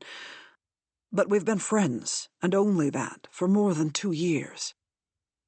So how is it, then, that you are sharing rooms in Pompeii? I asked. She wanted the job, didn't she? And she knew, or at least had good reason to believe, that Mr. Taylor would not hire an unaccompanied lady. She'd been turned down for 7 positions, all because of her gender. When I met Mr. Taylor in New York, and he offered me a job, she begged me to pretend to be her brother, and ask him to take her on as well. It was not difficult for her to convince me, nor was it difficult to convince Mr. Taylor. One conversation with Callie, and he could see how supremely qualified she is. As for me, I was in love with her. There was nothing I wouldn't do for her. If your feelings are of such a tender nature, you might, perhaps, have given better consideration to her reputation. I deserve your censure, Benjamin said. But truly, neither of us believed we were risking anything. My heart, perhaps, but I had no illusions in that department. Callie never loved me, and never would. I accepted that, and was grateful to at least have her friendship. I don't have such a high opinion of myself that I believe I could change her feelings on the matter.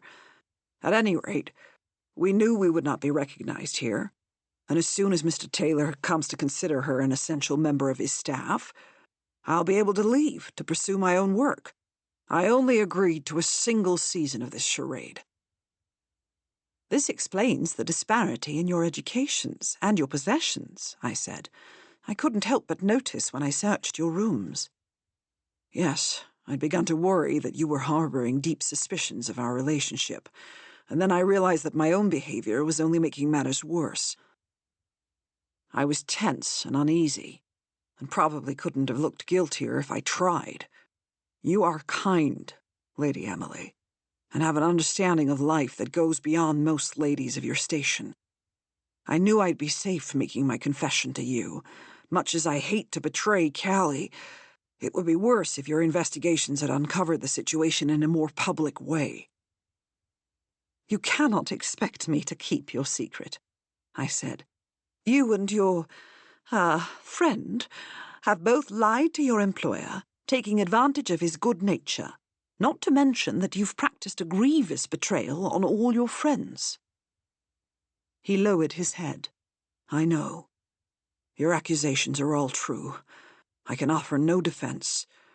I've proven myself unworthy of your friendship, but all the same, you cannot tell anyone.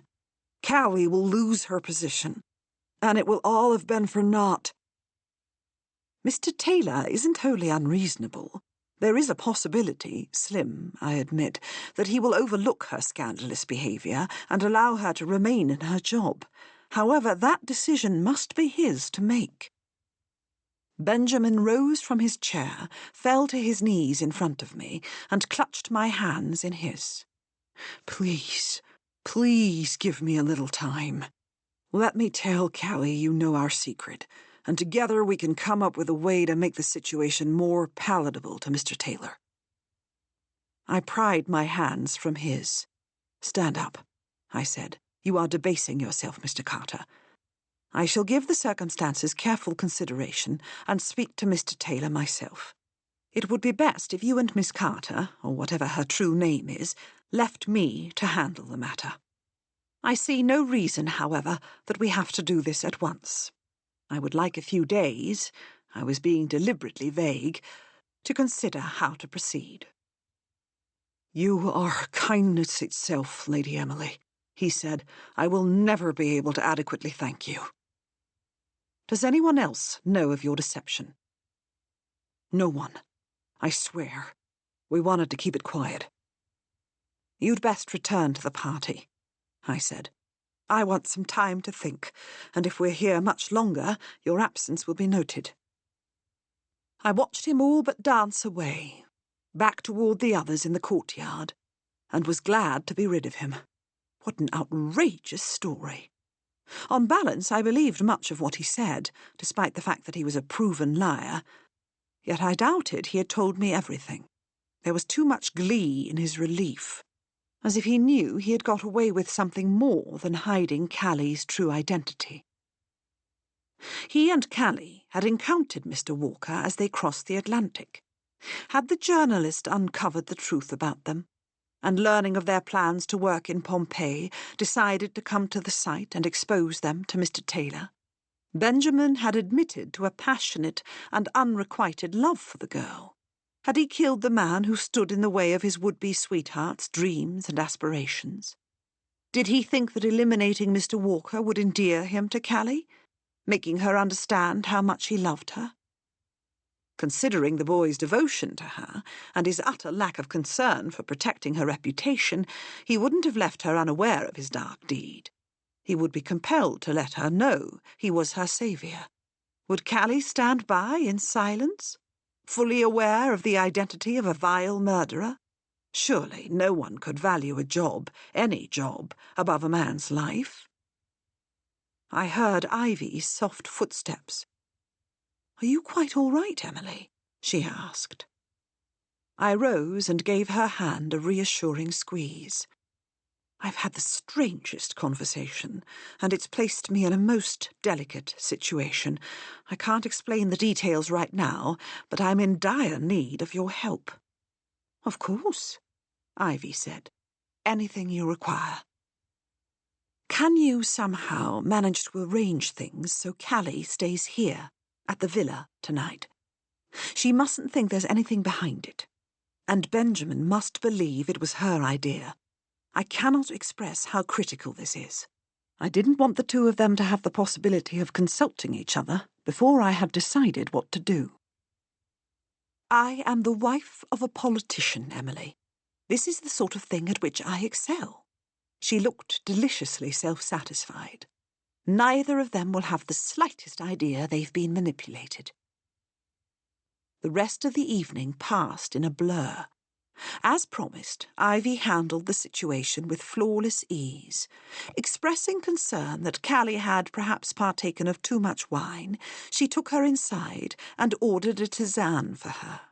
By then it had grown rather late, and the guests had started to take their leave.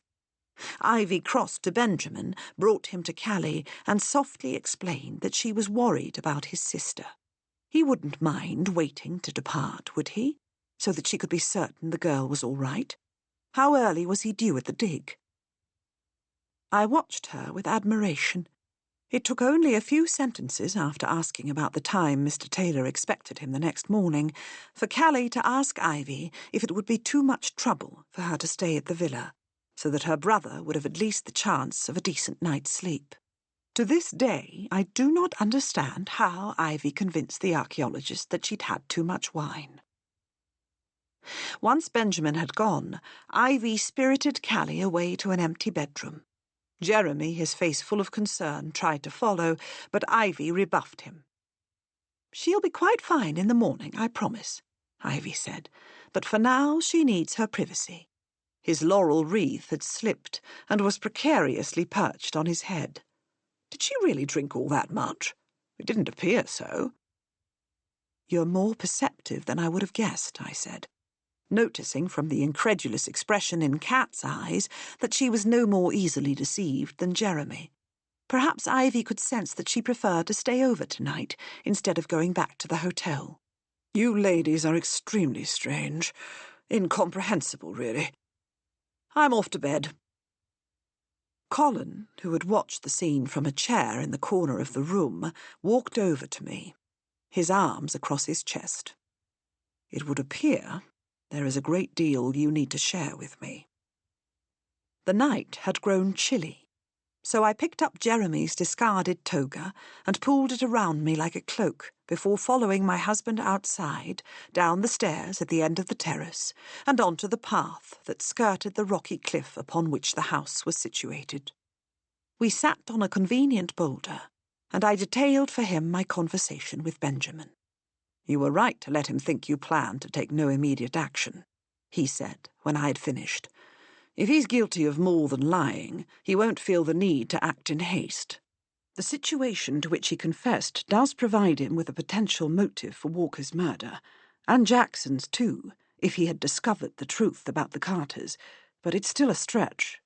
We can't explain why Walker boarded the ship in the first place. He hated travelling, did it infrequently, and wouldn't have gone back to Europe without a most compelling reason. If Felix Morgan is Benjamin's father, and Mr. Walker saw him in New York and noticed a resemblance, he could have deliberately followed the boy to Pompeii. It's not inconceivable, but we have no evidence that he encountered the Carters before the crossing. It could have been a coincidence that they were all on the same ship. Once there, though, he might have somehow learned about their subterfuge. Would that have troubled him enough to induce him to come all the way to Pompeii? If Pompeii was his intended destination all along, and we have no reason to believe otherwise, Benjamin might have misunderstood the man's motives, and assumed he was here to expose him and Callie.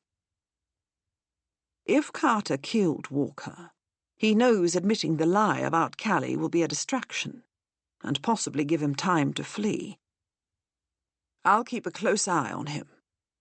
In the meantime, you should tell Taylor the truth about his devious employees. Just because you said you would wait doesn't mean you must. He blew out a long breath. For the first time in a very long while, I feel like we might be getting somewhere. However, it's the middle of the night, which means there's nothing more we can do at the moment. With the moonlight shining on your hair, and the way those folds of cloth are draping across your shoulders, you are the very image of Aphrodite. Not Venus? Even in a Roman province? I know you prefer the Greeks, my dear. Would you object to returning to our rooms? Naturally, I did not. AD 79, Chapter 38. The hours moved at 6 times their usual pace. The summer had been uncommonly hot, something I noticed more in our snug city house than I would have at Plautus's sprawling villa, cooled by gentle breezes from the sea. I was dressing to go to dinner at Lepida's, trying to decide which tunic would look the least shabby next to her fine silks, when my friend appeared, a veil covering her head. Our doorman let her in, and Telecles, always fond of Lepida, too fond, I'd say, but given his youth there was no danger in his infatuation, brought her to my room, although this was wholly unnecessary, as she could have walked the short distance herself, particularly as my door was in plain sight from the atrium.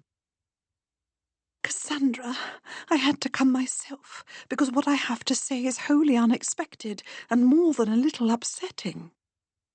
My dear friend, your hands are shaking. I made her sit on my bed. What's wrong? I'm afraid I must rescind your invitation to dinner tonight. I'm mortified. Parties get cancelled, I said. There's no need to feel bad. That's not what happened. She swallowed hard and stared at the geometric black and white mosaic on the floor. When Silvanus arrived home not an hour ago, he came to me and said I must send word to inform you that you would need to make other arrangements to dine tonight. No doubt he's invited guests who wouldn't be impressed by his wife's friendship with an insignificant freedwoman. Don't trouble yourself. I understand. It's more than that, Cassandra. He told me I was never to see you again, that you were no longer welcome in our house, and when I pressed him for an explanation, he refused to give one. It was as if someone had struck me. Have I done something to offend him? I can't imagine how you would, and I am sorrier than I can say. If you're not allowed to come to me, rest assured that I will come to you, no matter what lies I have to tell. And I'll dine more happily here with you and your father and that abominable Greek painter than I ever will again in my own home. My heart was pounding. Had the scrolls left him dissatisfied? Was I in disgrace, having disappointed him? I could say none of this to Lepida, and I started to grow angry at having let myself be persuaded to lie to her. Still, I had given my word, and telling her now would only catalyse Silvanus to turn all the more against me. The ground began to shake. Pompeii had frequent earthquakes. The most devastating in recent memory had marked the very day of my birth. But other than that one, they rarely caused severe damage. Enough to keep Melas busy repainting cracked walls, but not enough to cause anyone to take particular notice. We were used to them. Reacting without thinking, as we all did during earthquakes, we started for the doorway, seeking shelter in the sturdiest space we could find. But even before we could cross the room, the tremor had stopped. Relief relaxed Lepida's face, and she embraced me. This earthquake shows the gods do not condone my husband's decision. We will have their full support in subverting him. I feel much better now." I wanted to reassure her. "You shall be late to your own party if you don't head home. Don't let any of this trouble you, my friend. I'm sure it will all blow over before long." She kissed me and took her leave. As I watched her slide into her litter, I caught something in her expression, a mixture of confusion and sadness, that made a sob stick in my throat. But beyond that lay something else, something more terrifying than whatever disappointment Sylvanus could cause. The earthquake had not struck when Lepida told me I was banned from her house. It started after her promise to keep our friendship, regardless of the lies she would have to tell in order to see me. I was born during an earthquake. Some people insisted this was a good omen, that it meant I was a survivor, that I could not be defeated. But others say it was a portent of doom, that my birth was cursed. Now, for the first time in my life, I could give credence only to the latter. 1902, Chapter 39. Colin set off early the next morning, cat in tow, en route to Benjamin's rooms at the Albergo del Sole. Somehow she'd persuaded her father to start teaching her how to discreetly follow someone. He must have thought the Americans' walk to the dig an innocuous enough place to start. Ivy, Callie, and I sat on the terrace enjoying the sunshine until Jeremy emerged from his room, dressed in a crisp linen suit. "Callie, my dear girl, might I have a word?" he asked. I cringed, wishing there was some way to keep him from being alone with her until I could share with him the truth about her relationship with Benjamin. "Only if you accompany me to the excavation," she replied, rising from her chair. We had sent a servant to fetch her clothes, so she would not have to return to the hotel. "I'm late as it is." I wanted to keep her away from Benjamin, but Colin, who would reach the dig before her, could do just that. As soon as they were gone, I told Ivy everything. She was aghast. "I never, ever would have suspected such a thing," she said. "Whatever can they be thinking? The deceit, the utter disregard for propriety. Only imagine what sort of heartache a girl capable of such chicanery could heap upon Jeremy." I agree it's shocking, but after contemplating the matter, I can't judge her so harshly as I did at first. Her behaviour is unacceptable. It is grievously wrong. Of that there is no question, I said. Yet I understand why she did it. Is it fair that she be denied employment for which she is amply qualified simply because of her sex? Does she need the income? Or does she do the job only to satisfy her own whims? Ivy asked. If it's the latter, which I very much suspect, she is keeping some more worthy individual from earning honest and necessary pay. And that aside, she was living with Mr. Carter. We must not place the blame solely on her. Benjamin is as guilty as she, yet his reputation will not suffer like hers as a result. Society won't care about him in the long run.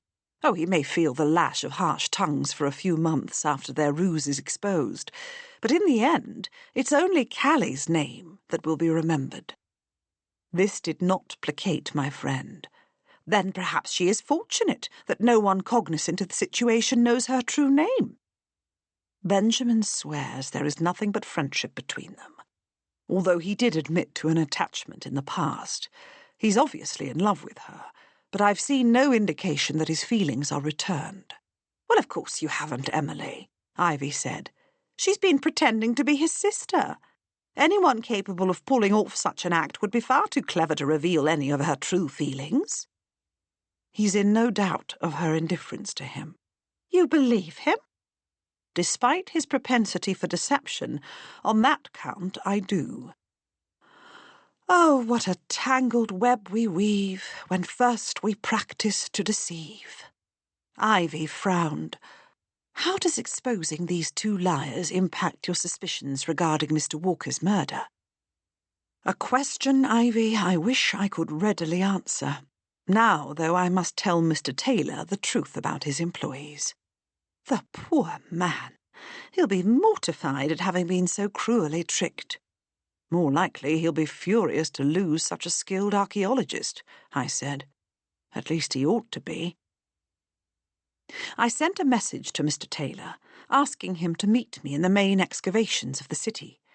A crowded public place often offers more privacy than a quiet room where one can be overheard, I explained, when he came to me outside the Stabian Baths. The archaeological park was more crowded than usual, owing partly to the weather, sunny and warm, and partly to the fact that we were approaching the high tourist season. Someone called Hazel, I'm aware of her name because her husband employed it while shouting at her to be quiet, was abusing her beleaguered spouse for having forced her to visit such an uncivilized place. Apparently she had twisted her ankle, but this could hardly be his fault.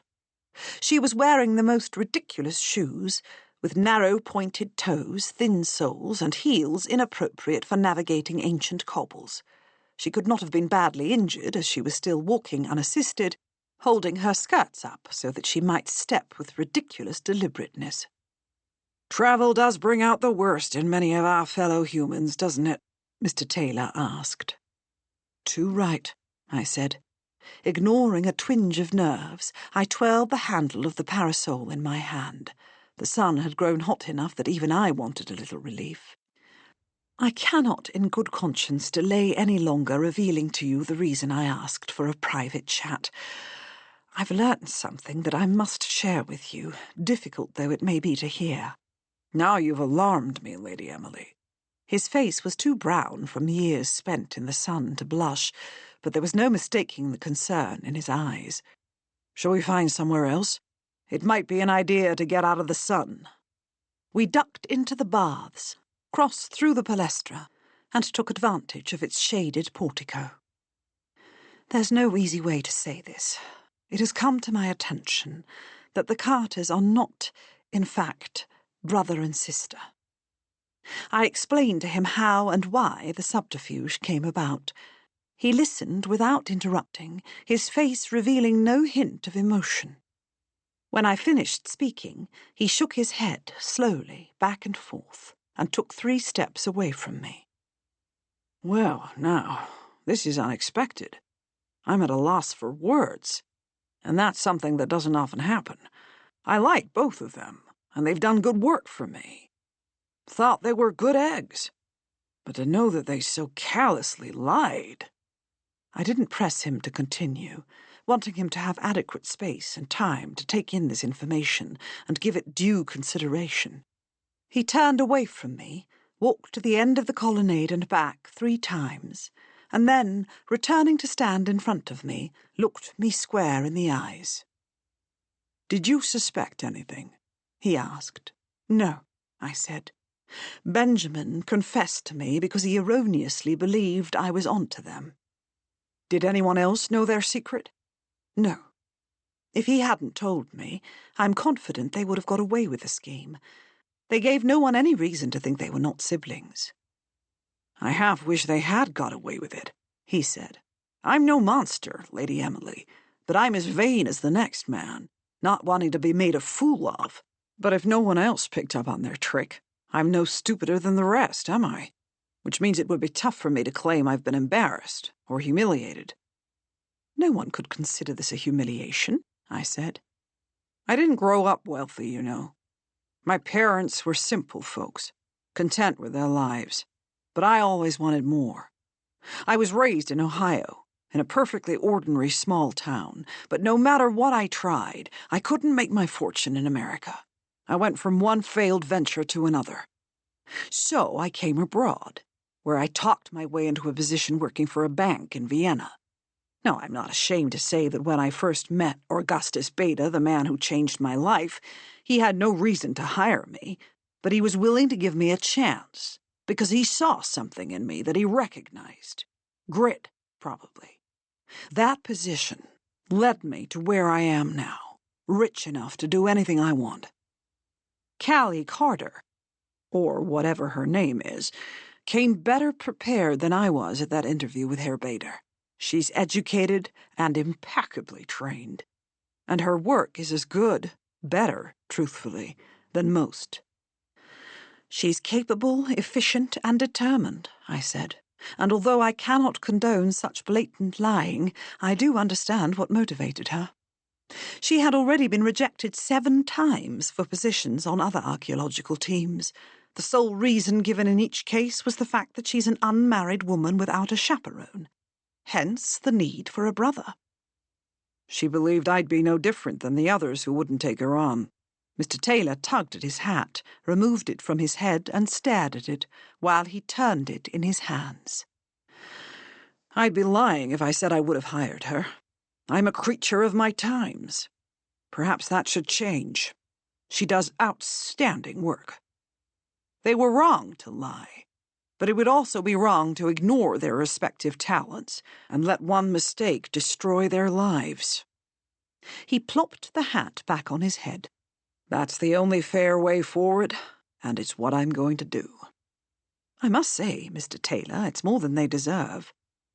Sometimes we all need more than we deserve. His entire mood lightened as he offered me his arm, and we strolled back onto Pompeii's main street.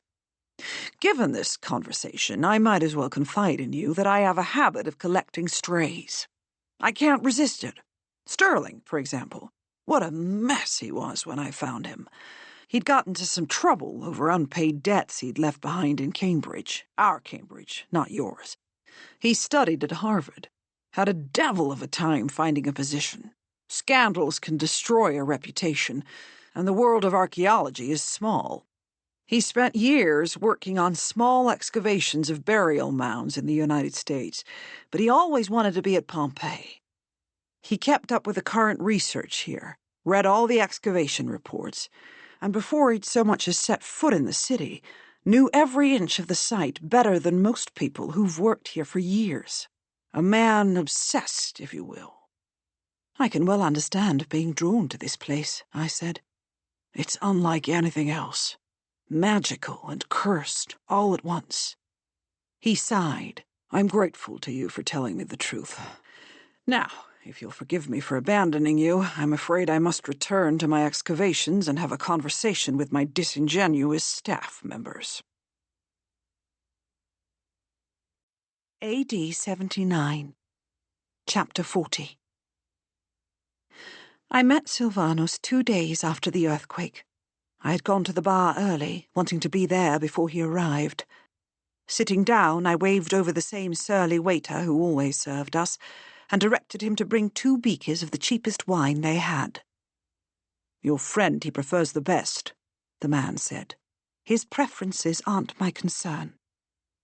The waiter shrugged and came back with the drinks. I had taken Silvanus's usual seat, against the back wall of the pathetic garden, with its beaten dirt floor and complete absence of plants.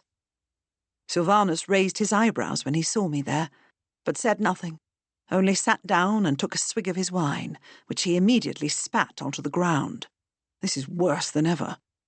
I didn't see the point in having better, I said.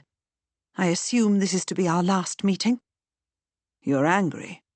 I understand that, and expected as much. I didn't mean any insult by excluding you from the dinner party, but I was ready to recite from your poem, and I didn't think you should be there for that. No, God's forbid I would be present to see the reaction of your guests to my own work. We've discussed this before. If we are to make it possible for you to achieve the success you deserve, it's critical that no one have even the slightest clue as to your identity until we decide to reveal it. You might have given the whole game away if you'd been there. We have discussed this before, yes, but you are not merely keeping me from one dinner party, I said. Lepida told me I'm not to enter your house again. When did you speak to her? He asked. Irrelevant. My voice dripped with venom, but then I thought the better of what I was doing. My friend could get in a great deal of trouble if she went against her husband's wishes, and I didn't say I spoke to her, did I? Maybe she sent me a message. You're correct that it's irrelevant, he said. I appreciate the friendship you share with my wife, but right now I cannot have you coming to my house. By forbidding her to see you, painful though it may be in the short term, I don't have to ban you from individual parties again and again when I want to present your poems. Do you not think Lepida intelligent enough to notice if I never let her invite you to parties when there was poetry? How would I explain that to her? It could make things most awkward. And I've already told you she's likely to expose our secret, even if only out of love and pride for you. Once the truth is known to everyone, you will, of course, be welcome in my house. Everything will be better then. I folded my hands in my lap. I understood the theory of what he was saying, but it didn't feel right. I don't care what you do, so long as you're kind to Lepida. I am always kind to my wife. Before I could reply, another tremor struck. Small, like the last one, over almost before it started. What were the gods saying now? 1902, Chapter 41. And that was it? Ivy asked when I returned to the villa. He wasn't angry? She had dropped her embroidery onto the floor when I told her what Mr. Taylor said. The betrayal made him uncomfortable, certainly, but he exhibited more empathy for them than anything else. So just like that, it's all over? And they emerge unscathed? Not entirely unscathed. He's no doubt in the midst of a most unpleasant conversation with them both, which is no more than they deserve, but they will remain in his employ. Ivy sighed. I'm happy for them in that regard, but I can't rejoice in the knowledge that their deliberate lies brought them to such a pleasant end. I understand, I said. Do remember, however, that it's not all over. There's still a murder to solve. And do you think Benjamin will meet his just deserts as a result of that? Ivy asked. I know you are still suspicious of him. Yes, he has a temper, and yes, he's moody. He's committed a terrible fraud. But can he really be a vicious killer? That, my friend, is a question I cannot answer at present. Perhaps we should take a closer look at Mr. Taylor, she said. He was too quick to forgive them. What does that tell us about him? And what are we going to do about poor Jeremy? I haven't seen him since he left with Callie this morning. Do you think she will have confessed her sins to him? If she hasn't, I'll tell him. He won't take kindly to being made to look a fool. You're suggesting he's not so enlightened and ready to forgive as Mr. Taylor? Not even close, I said. As much as I wanted to talk to Jeremy, I also wanted a word with Callie. I may have helped her, but that did not mean I was anything but angry with her. As much as I admired her drive and her persistence, she ought not have stooped to such underhanded measures in pursuit of her goals. Her deception would have no positive effect on the obstacles faced by the ladies who came after her.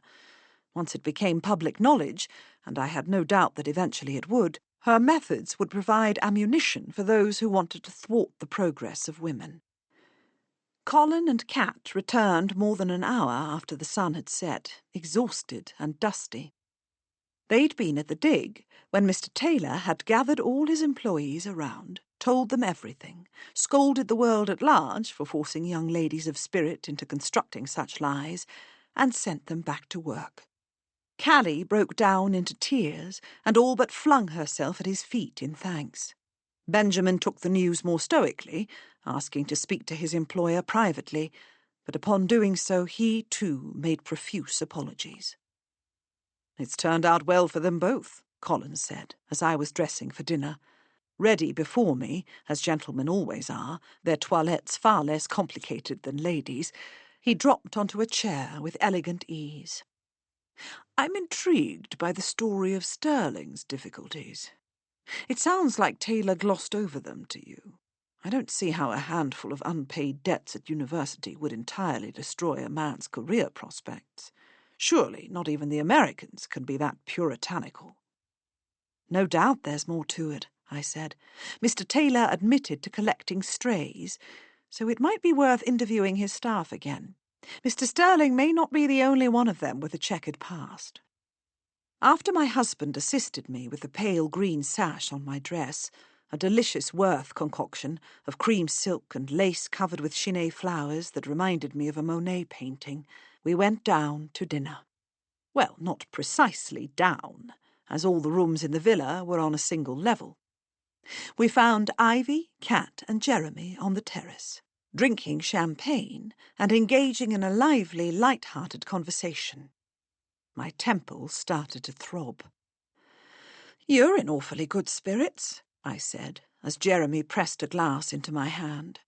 "Might I speak privately to you for a moment?" I hated to destroy his mood and the evening, but I could not stand by and let him believe Callie's lies any longer. She'd had her chance to do the noble thing. I was disappointed she had not shown the moral courage for it. "Naturally, Em. I'm always delighted to be pulled aside by you. Hargreaves becoming tedious, is he? Can't say I'm surprised. What else can you expect from a Cambridge man? You can always count on me for a bit of excitement." "I can't think of anything more tedious, not to mention more wildly inappropriate, than your idea of excitement," I said. He was grinning broadly. I took a deep breath and looked him square in the eyes. "I must tell you something quite serious, something that pains me on more levels than I can count. You know how fond I am of you, and that I want nothing more than to see you happily settled, whatever that may mean. I am aware that your own feelings on the subject are somewhat complicated, and I've always done my best to respect that. Now, however—" "Criminy, Em, what are you getting at? You're babbling and incoherent. What has you so tied up in knots?" "It's just that—" I stopped. "This is extremely difficult for me, Jeremy. I have never, ever wanted any part in seeing you hurt. That whole dreadful business with Amity still haunts me, and now—" I stopped again, this time not because I was unsure of how to best proceed, but because he was laughing. "It's all clear to me," he said, once he'd managed rather inelegantly to stop his guffaws. "There's no need for you to explain. You found out about Callie, didn't you?" "I found out? Does this mean you know the truth about her identity?" "Of course I know," he said, an insufferably smug look on his face. "She told me the first time I tried to kiss her. She doesn't like dishonesty, and considers herself what do Americans call it? They have some charmingly crass phrase. Oh, yes, I remember. A real straight shooter. Thought that if I was going to have the misfortune of falling in love with her, I should at least know the truth." "So you have known this entire time that she was living with Benjamin, even though he isn't her brother?" "That's one way of putting it," he said, and shrugged. "Can't say that it made the slightest difference to me. No one in their right mind would worry she'd fall for a moody artist. Good bloke, I'm fond of him myself, but he's not the man for her. Even Carter knows as much." "Does he know that you know?" "Yes. Callie told him. They're absolutely candid with each other, and both agree it is critical they be fully informed about the status of their little game." "I'd hardly call it a little game," I said, feeling rather irritated and unable to identify the object of my ire. Was it Callie, Benjamin, Jeremy? All of them? Yes, it had to be all of them. But then, as I continued to consider the matter, I remembered that Benjamin had lied to me yet again. He had sworn that no one knew their secret but me. What do you really think about Benjamin? How well do you know him? "He's harmless enough," Jeremy said, and pulled a silver cigarette case from his jacket pocket. "You don't mind if I smoke, do you?" "Do whatever you like. You will, regardless of what I say." "You're not angry at me, are you? Callie told me her secret in confidence. And a gentleman—" "Callie is the least of my concerns at the moment," I said, not being entirely honest. "It is Benjamin who worries me more. He's been rebuffed by the girl he loves, publicly exposed as a liar, and is one of the few people in Pompeii capable of producing the painting on the marble thrown at Colin. We know what his temper's like. How will he react if he finds himself accused of murder?" AD 79. Chapter 42. The weeks became months, and still I wrote almost without stopping, like a woman possessed, inspired not by the muses, but the furies. I sent word to Sylvanus that I would not be able to meet him until I had completed my work, and assured him the end was as close as Odysseus came to being destroyed by Scylla and the terrible Charybdis. He replied that my words had not given him comfort. They were not meant to. Late on a stormy autumn night, I scratched the final words on my tablet. My hero had escaped the wrath of countless enemies, and once again gazed upon the 7 hills of Rome. As rain cleansed Pompeii around me, I transferred my verse onto papyrus, and then gathered my scrolls. I had made 2 copies of each book of the poem, one for Sylvanus and one for myself. Tomorrow he would have the last installment, and our clandestine relationship would come to an end. I no longer cared about him reciting my work to his friends. I no longer craved fame and glory. My words were enough. They had to be, for once a poem is complete, it is out of the grasp of its creator, and will do and be what it will. And so, once again, I made my way through the worst neighbourhood in the city to the wretched little bar and its wretched little garden. I had come early, wanting to arrive before Sylvanus.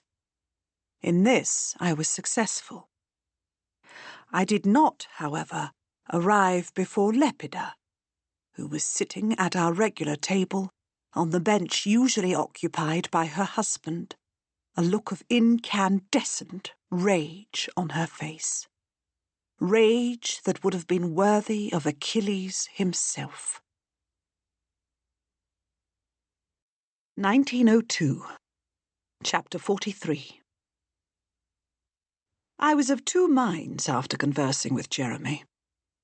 On the one hand, I was pleased that Callie, whose true surname he told me was Piper, had not lied to him about her identity once she became aware of his affection for her.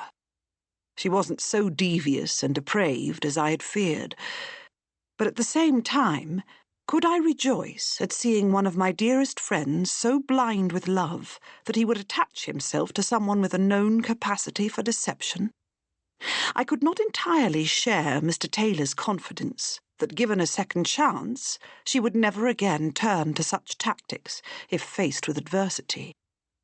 Colin and I arranged to re-interview each of the members of Mr. Taylor's staff, hoping that one of his strays might reveal something that would enable us to bring Mr. Walker's and Mr. Jackson's murderer to justice. Most of them, however, proved to have mundane, if murky, pasts. One had been sent down from university and never finished his degree. Another had been caught having an affair with the wife of a friend. A third, who was entirely self-educated, a result of having grown up in abject poverty, had approached Mr. Taylor, begging to be allowed to learn the science of archaeology on his dig. It was still early in the season, but already he had proven himself capable of quick learning and an unrelenting desire to work. His was an entirely admirable character, working hard to, as the Americans say, pull himself up by his bootstraps. "Taylor may consider them strays," Colin said, "but they're hardly a motley group. Their indiscretions are less nefarious than I've seen elsewhere." We were waiting for Mr. Sterling, the last member of the staff to whom we would speak. From the moment I had met him, I'd been fond of him. He, with his sensitive poet soul, and a gentleness one does not often find in the members of his sex, but at the same time there was something about him I didn't trust. Why did he refuse to have his picture taken? He sat across from us, his hands folded and resting on the table in front of him, and explained away the troubles from his Harvard days easily. They were ordinary enough, a student overspending his allowance. "The piece I don't understand, Sterling, is how this stopped you from getting a job," Colin said. "There's no question that unpaid debts are dishonourable, but they're not uncommon, nor, unless they are enormous, do they categorically ruin a man." "No, they don't," Mr. Sterling said. "More often than not, Someone steps in and pays the bills. One's father, or one's uncle, or some other responsible and no doubt disappointed relative. I, unfortunately, had no such person in my life. My father and I were never close. As his only son, I expected to be his heir, but we argued frequently, and he never hid his disdain for me, even when I was a child. I was thin and weedy, and he considered my appreciation of poetry effeminate. He expected me to take over the family business when he retired, but I had no interest in managing textile factories, no matter how profitable an endeavor it was. He supported me at Harvard, thinking eventually I would accept my fate and do as he wished. Obviously you did not, I said. No. And I made a great show of telling him this immediately after receiving my degree. He was furious.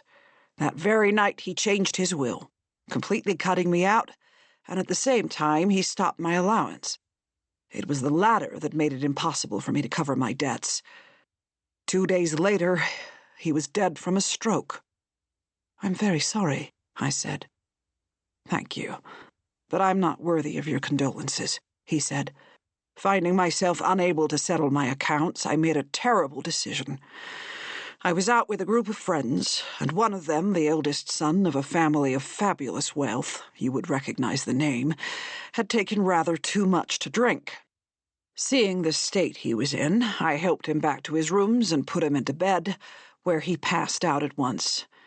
I removed his coat and his boots, and then he closed his eyes, ashamed. I noticed his watch had come out of his waistcoat pocket. It was an old thing, a family heirloom, gold, quite heavy, and attached to a thick chain and fob. I took it from him, knowing I could pawn it for an amount that would pay off my outstanding debts. And then it was as if I was possessed by some awful spirit and no longer in control of my actions. I took the money from his purse and everything else of value that I could carry easily from his rooms. And everyone knew you were the thief, Colin said. Yes. I was the one who took him home. I never tried to deny it, and am mortified I was capable of doing such a thing. Word spread, of course.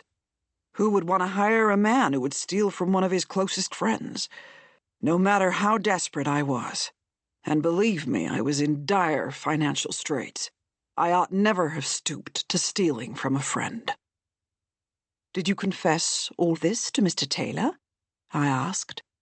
Not in as much detail as I would have liked, Mr. Sterling said. I knew my reputation was ruined, and that the story was known in the archaeological community. As a result, I was aware I couldn't hide my awful past from prospective employers. I broached the subject with Taylor the first time we met to discuss the job. He'd heard the gossip, but did not press me to explain myself.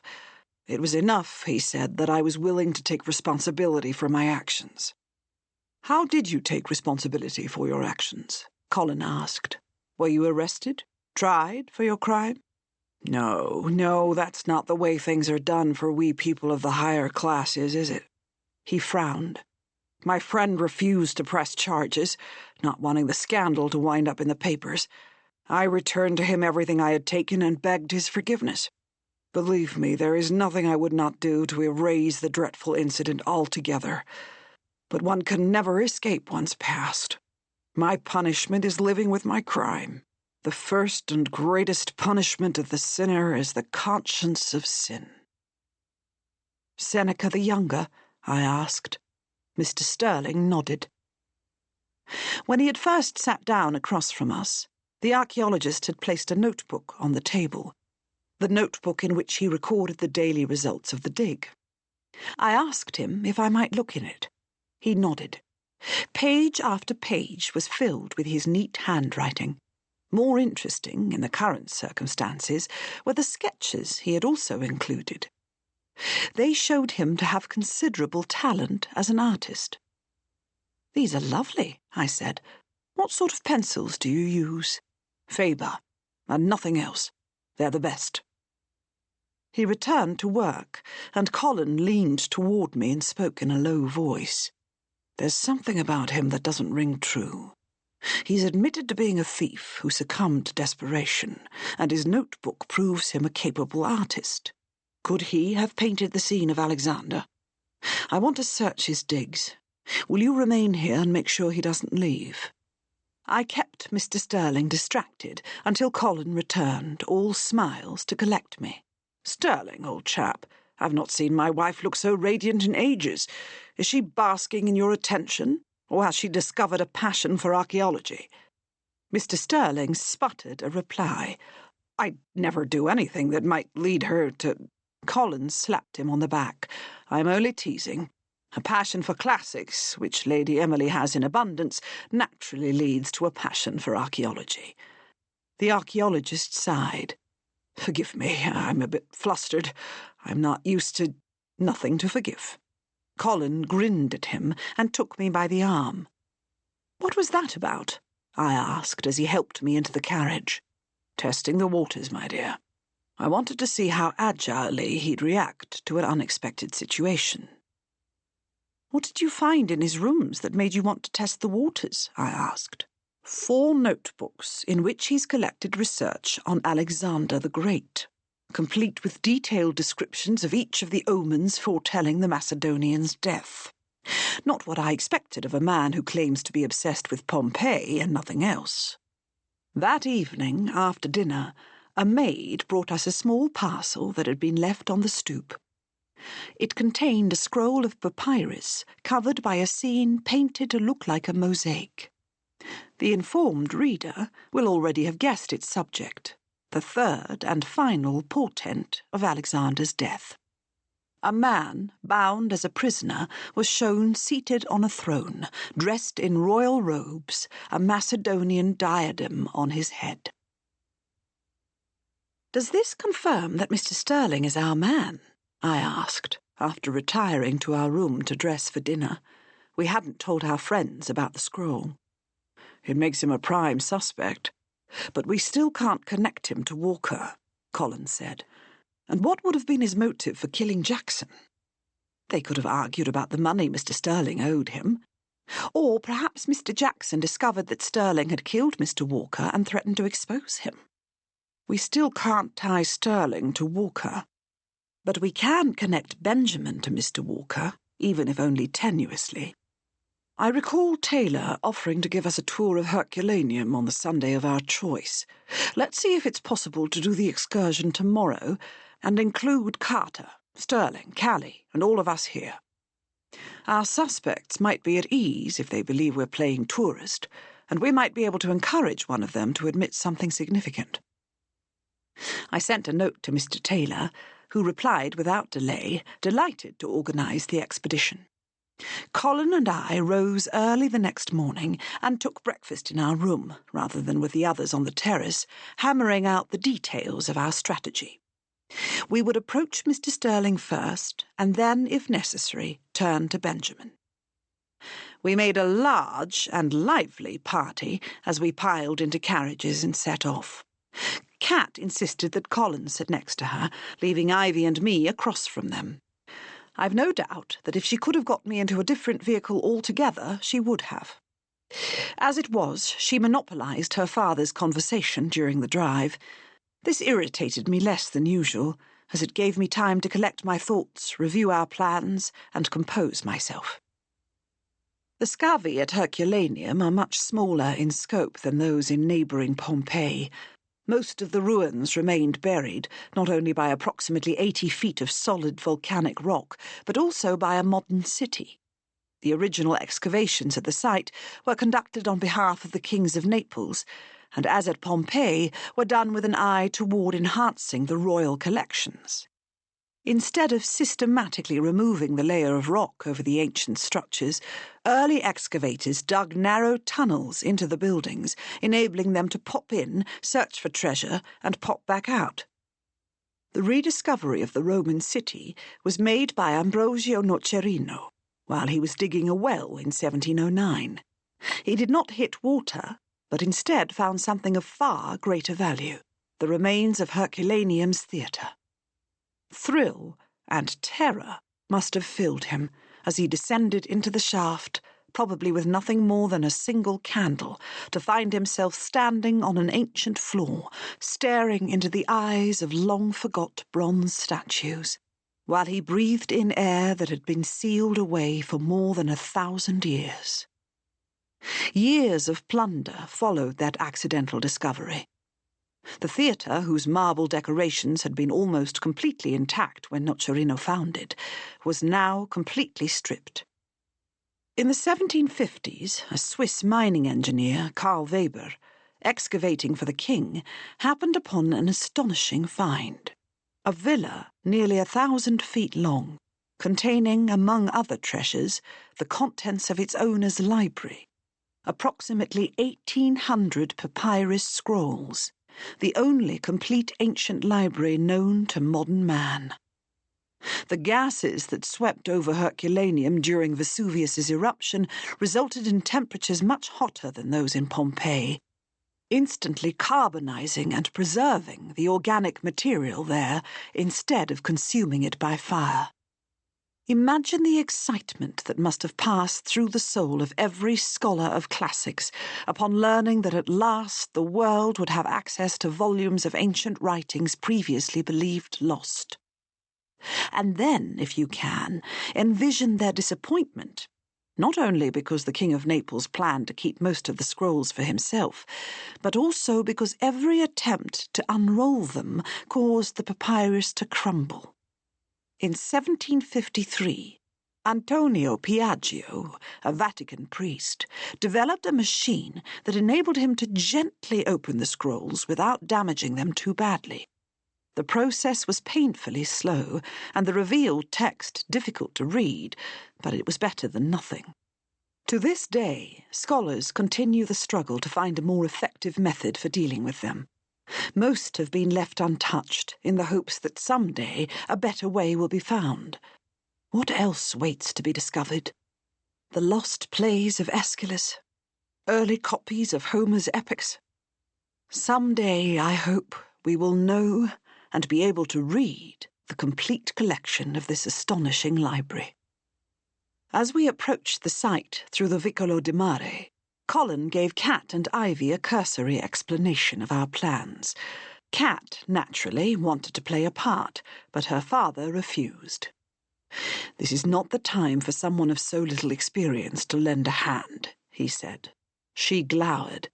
"Emily and I will pull Sterling aside first. You can help by keeping the others away from us when we're with him." "I'd rather interrogate him," she said. "No one is interrogating anyone," Colin said. "We're going to draw him out in casual conversation. It's a delicate procedure." "Cat and I will distract everyone else," Ivy said, "and ensure it doesn't appear that you're speaking to Mr. Sterling for a specific purpose. If he's not the murderer, whoever is might be put on alert if he, or she, thinks you're conducting interviews." "Quite right, Ivy," Colin said. "You've a much more devious mind than you let on." Ivy blushed, pleased with the compliment. We alighted from the carriages, and Mr. Taylor gave us each a candle, explaining that the excavations were far below the modern city. We followed him down to an ancient street and walked until we reached a 2-story house whose spectacular garden still had all of its 20 columns standing. Callie let Jeremy take her arm, while Ivy positioned herself between Mr. Taylor and Benjamin. Cat, sulking a bit, followed behind. "Sterling, can you explain the makeup of these neighbourhoods?" Colin asked. "Obviously a wealthy family lived in this house, but what about the buildings surrounding it? It appears that there was living space above the shops." "Quite right," Mr. Sterling said. "As soon as the others are done, I can take us to one of the best-preserved examples, a carpona, which is something like our modern taverns, a place where one could get food, drink, and lodging." "I don't think we'll be able to pull them away from the frescoes," I said. "Let's go ahead. They can follow when they're ready." He led us to a remarkable structure. The front wall of the building was missing, leaving it open like a dollhouse. But what was inside more than made up for that. On the ground floor, large amphorae stood, still stacked against the wall, the wooden racks above them empty. In the neighbouring room, a balcony, its wooden railing intact, would have served as a storage area. Higher up the second story, red, black and cream paint visible on its walls, contained the remains of a bronze bed. "I adore getting these glimpses into ancient life," I said. "It reminds me how similar the Romans were to us. Tell me, do any other periods of history speak to you the way this does?" When I was in Illinois, excavating mounds, I was tantalized and frustrated at the same time, Mr. Sterling said.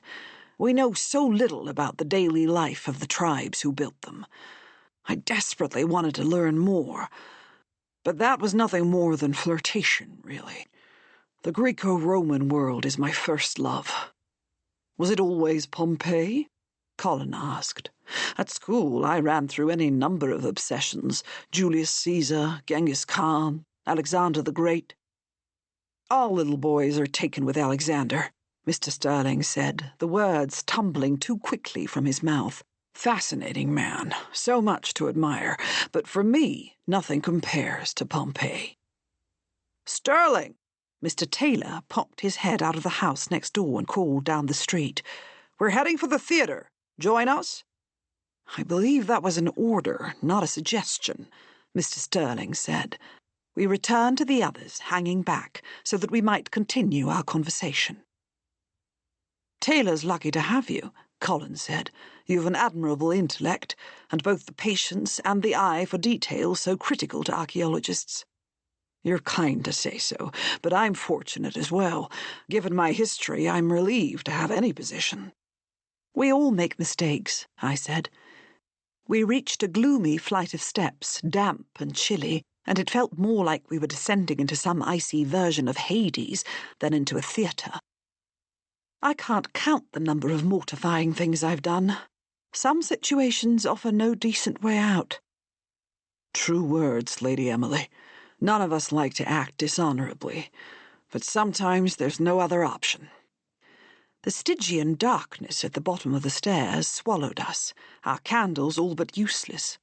Benjamin, Jeremy and Callie were far on the other side of the theatre, standing on the stage, their location revealed by the dim dots of their candles. We couldn't see them well, but could hear their voices, growing louder and louder until Callie shouted, "Oh, for crying out loud! I can't believe you would mention that of all things here and now." "Maybe you should have owned up to it long ago," Benjamin said.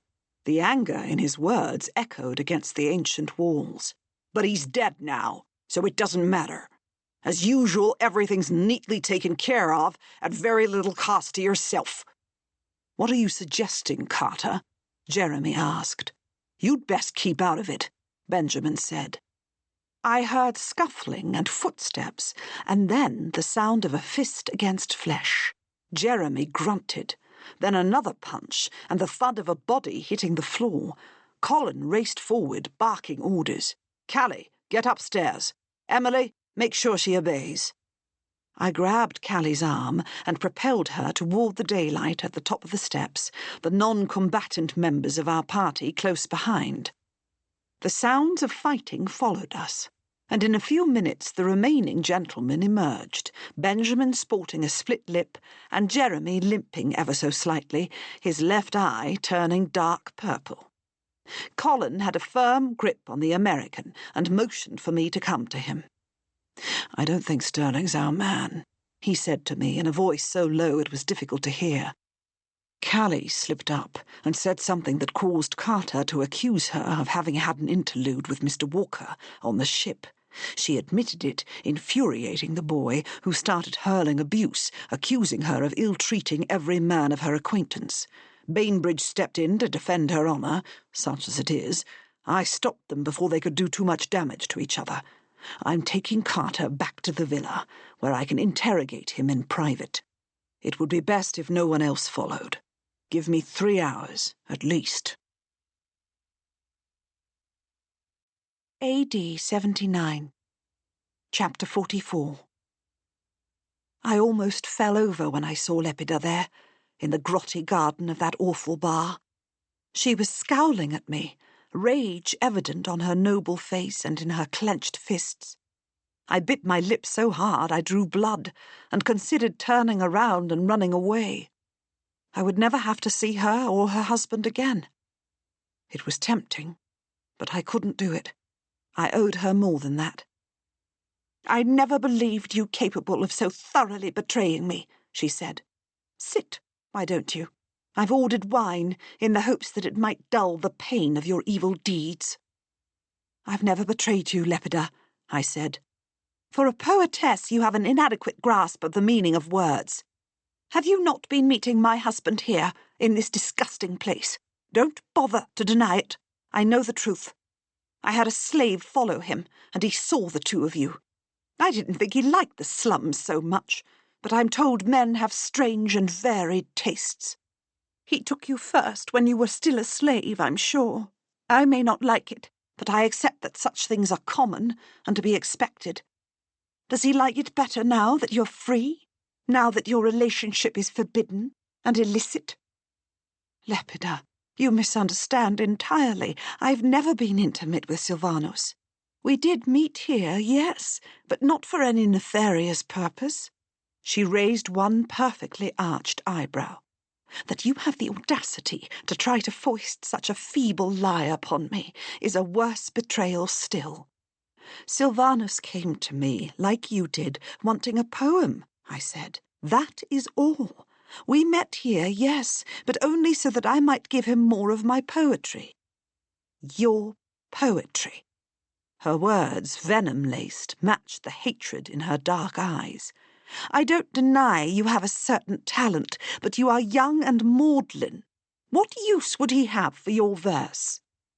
I paused, conscious that I had promised Silvanus I wouldn't tell Lepida what I was writing. "He could tell you better than I. All I can do is plead with you to believe the truth. There is nothing but poetry between Silvanus and me. Nothing. My husband is a skilled poet himself. Why would he want the verses of some worthless slave? The only explanation is that you're some sort of sorceress. A Circe who seduced him, taking sick delight in the knowledge you were stealing the husband of your closest friend. I have no one to blame but myself. Who is stupid enough to take a slave into her heart, to believe her as close as a sister? We were born on the same day, both daughters of a great earthquake. You know what they say about us. Either that we are favourites of the gods, or that we are cursed. It's only now that I see it all clearly. Apollo is the sun, and Diana the moon, but we're twins of another sort, good and evil. I have the favour of the gods, but you vicious, untrustworthy wench, you are cursed. You bring misery to those who love you. You steal what is not yours. And there is no doubt, not even the smallest sliver, that you will come to a terrible, terrible end." Tears stung in my eyes, but this time they did stem from sadness and hurt, not anger. "Lepida, please." I reached for her hands, but she pulled them away. "You have this all wrong. I swear on all the gods that I have never touched your husband. Ask him. Ask him what has transpired between us." "I've already done that," she said. "Why do you think I'm here? He told me everything, every sordid detail. Unlike you, he doesn't lie about his actions." "I'm not lying. You must believe me. It was only poetry." She rose from the bench, knocking it over behind her, but not seeming to notice. She walked around the table, pulled me to my feet, and spat in my face. "I curse you, Quinta Flavia Cassandra. I curse your life and mind and memory and liver and lungs mixed up together, and your words, your thoughts, and your memory. I bind your tongue so that it will be twisted and devoid of success. I beg the goddesses to end your life in a torment of fire and rock from which you cannot escape, a death more painful than that known by any human before." She spat in my face again, pushed me onto the ground, and stormed away. 1902. Chapter 45. Colin dragged Benjamin in the direction of the carriages, leaving the rest of us behind, a subdued and silent group at the edge of the excavations, sitting on benches that faced the Bay of Naples. "I can't say I expected the day to turn out like this," Mr. Taylor said. None of us did. I shot a withering glance at Callie. "Perhaps you could enlighten us as to what happened?" "You've got the wrong idea, Emily. And as I've had occasion to tell you before, I will not discuss my private life in public." "Callie," Jeremy reached for her, but she stormed away. He followed. "We should return to Pompeii," Mr. Sterling said. "I'm not entirely clear as to what is going on, but it strikes me as unsporting to leave Hargreaves alone with Carter." "Unsporting?" I asked. "Carter's proven himself a bit of a brute, hasn't he? We all saw the state in which he left Bainbridge." I'd almost forgot that none of them, save Ivy and Kat, knew much about the details of Colin's work. Subduing Benjamin would not prove a challenge. "You're kind to worry about him, but I've no doubt he can manage." "Do you really believe Carter is responsible for Walker's death?" Mr. Taylor asked. "I do," I said, "but we still need a way to prove it. Colin will get a confession from him." "What about Mr. Jackson?" Ivy asked. Kat's photographs revealed his feelings for Callie. "Benjamin may have lashed out at him for the same reason he did Mr. Walker," I said. I had every reason to believe that Benjamin was guilty, but we could not yet prove Mr. Walker's motive for having returned to Pompeii. He might have followed Callie, but why had he boarded the ship in the first place? Something wasn't right. We sat in silence, gloom hanging over us. After nearly a quarter of an hour had passed, Mr. Taylor spoke. "Would it be inappropriate to continue our tour? I don't see what good will come from us sitting about and moping." "There's nothing we can do to help in the current situation, and I would like to see the Villa dei Papiri and its library," I admitted. "I'm afraid you're bound to be disappointed on that count," Mr. Taylor said. "There's been no excavation in Herculaneum since 1877, and the tunnels dug at the villa are all but forgot. They lie beneath private property and are inaccessible." "All but forgot," I said. "Not entirely. Surely you know how to access them." "Years ago I greased a few palms in order to get in myself because, like you, I was desperate to see the place. It's not what I had hoped. Narrow tunnels, difficult to navigate, and all of the sculpture, as well as most of the wall paintings, are now in the museum. We'd be better off exploring the rest of the excavations. It can't be all that disappointing if the work was thorough enough to result in a detailed floor plan of the house, which we both know it did. I brought my copy," I said, pulling it out of the notebook in my reticule and handing it to him. "If I were to, as you say, grease those same palms, would you lead me through?" "It would be more like visiting a coal mine than a villa, Lady Emily," he said. "But if you're bent on doing it, I would consider it an honor to accompany you. And I'm more than happy to re-grease the palms myself. I, for one, am intrigued at the prospect of seeing my dear friend at last lay eyes on an ancient library," Ivy said. "Small, dark spaces have never bothered me." "Nor me," Kat said. "I wouldn't miss it for anything." "I'm afraid you won't be able to manage it," Mr. Taylor said. "The only access is via a long ladder, and climbing it with an injured wrist is absolutely out of the question." Kat scowled. "I haven't needed the sling for days, but kept it on as I've grown fond of everyone's sympathy. Let me at least try." "No," Mr. Taylor said. "I can't risk you falling. I'm sorry." Kat continued to plead her case as we followed him to the house, through which one of the Bourbon tunnels was accessible. The owner was more than happy to let us in exchange for a generous contribution to his well-being, but when he saw the sling on Kat's arm, joined Mr. Taylor in forbidding her from joining us. Subdued but unhappy, she accepted the chair he offered her in his garden near the opening of the tunnel. The rest of us started down the ladder into a deep shaft. Mr. Taylor had brought with him 2 safety lamps that he and Mr. Sterling now carried. Candles made for a romantic exploration of the rest of the site, but these tunnels are too dark for them, he explained. When we reached the bottom, the smallness of the space took me aback. The roughly hewn tunnel was only 3 or 4 feet wide, and in spots so low we had to crouch. My breath caught in my throat when we'd walked far enough that we could no longer see any hint of the daylight that had illuminated the shaft in which the ladder hung, but I was too excited at the prospect of the villa's library to give in to any feeling of unease. We covered a significant distance before we saw a bit of ancient wall, and it became evident that the Bourbon excavators had mined along the side of it, creating a corridor of sorts parallel to the structure. Eventually, we came to a room, dark and close, bare patches marking the spots from which its frescoes had been hacked. From there, the tunnel diverged in 3 directions. Ivy was no longer showing signs of enthusiasm. "How do we prevent ourselves from getting lost down here?" she asked. "I'm all for exploration, but I've no intention of winding up trapped in some endless warren. I'm not sure continuing on is a wise course of action." "Fear not, Mrs. Brandon," Mr. Taylor said. "I've been through here before, and we have Weber's map." "We should have brought breadcrumbs, like Hansel and Gretel." Ivy's breath was coming fast and ragged. "I'm ashamed to say it, but I'm not comfortable going on." "What about you, Lady Emily?" Mr. Taylor asked. "Should we abandon our scheme? It's not a pleasant place." I was torn. The labyrinthine passages were dark, damp, cold, and claustrophobic.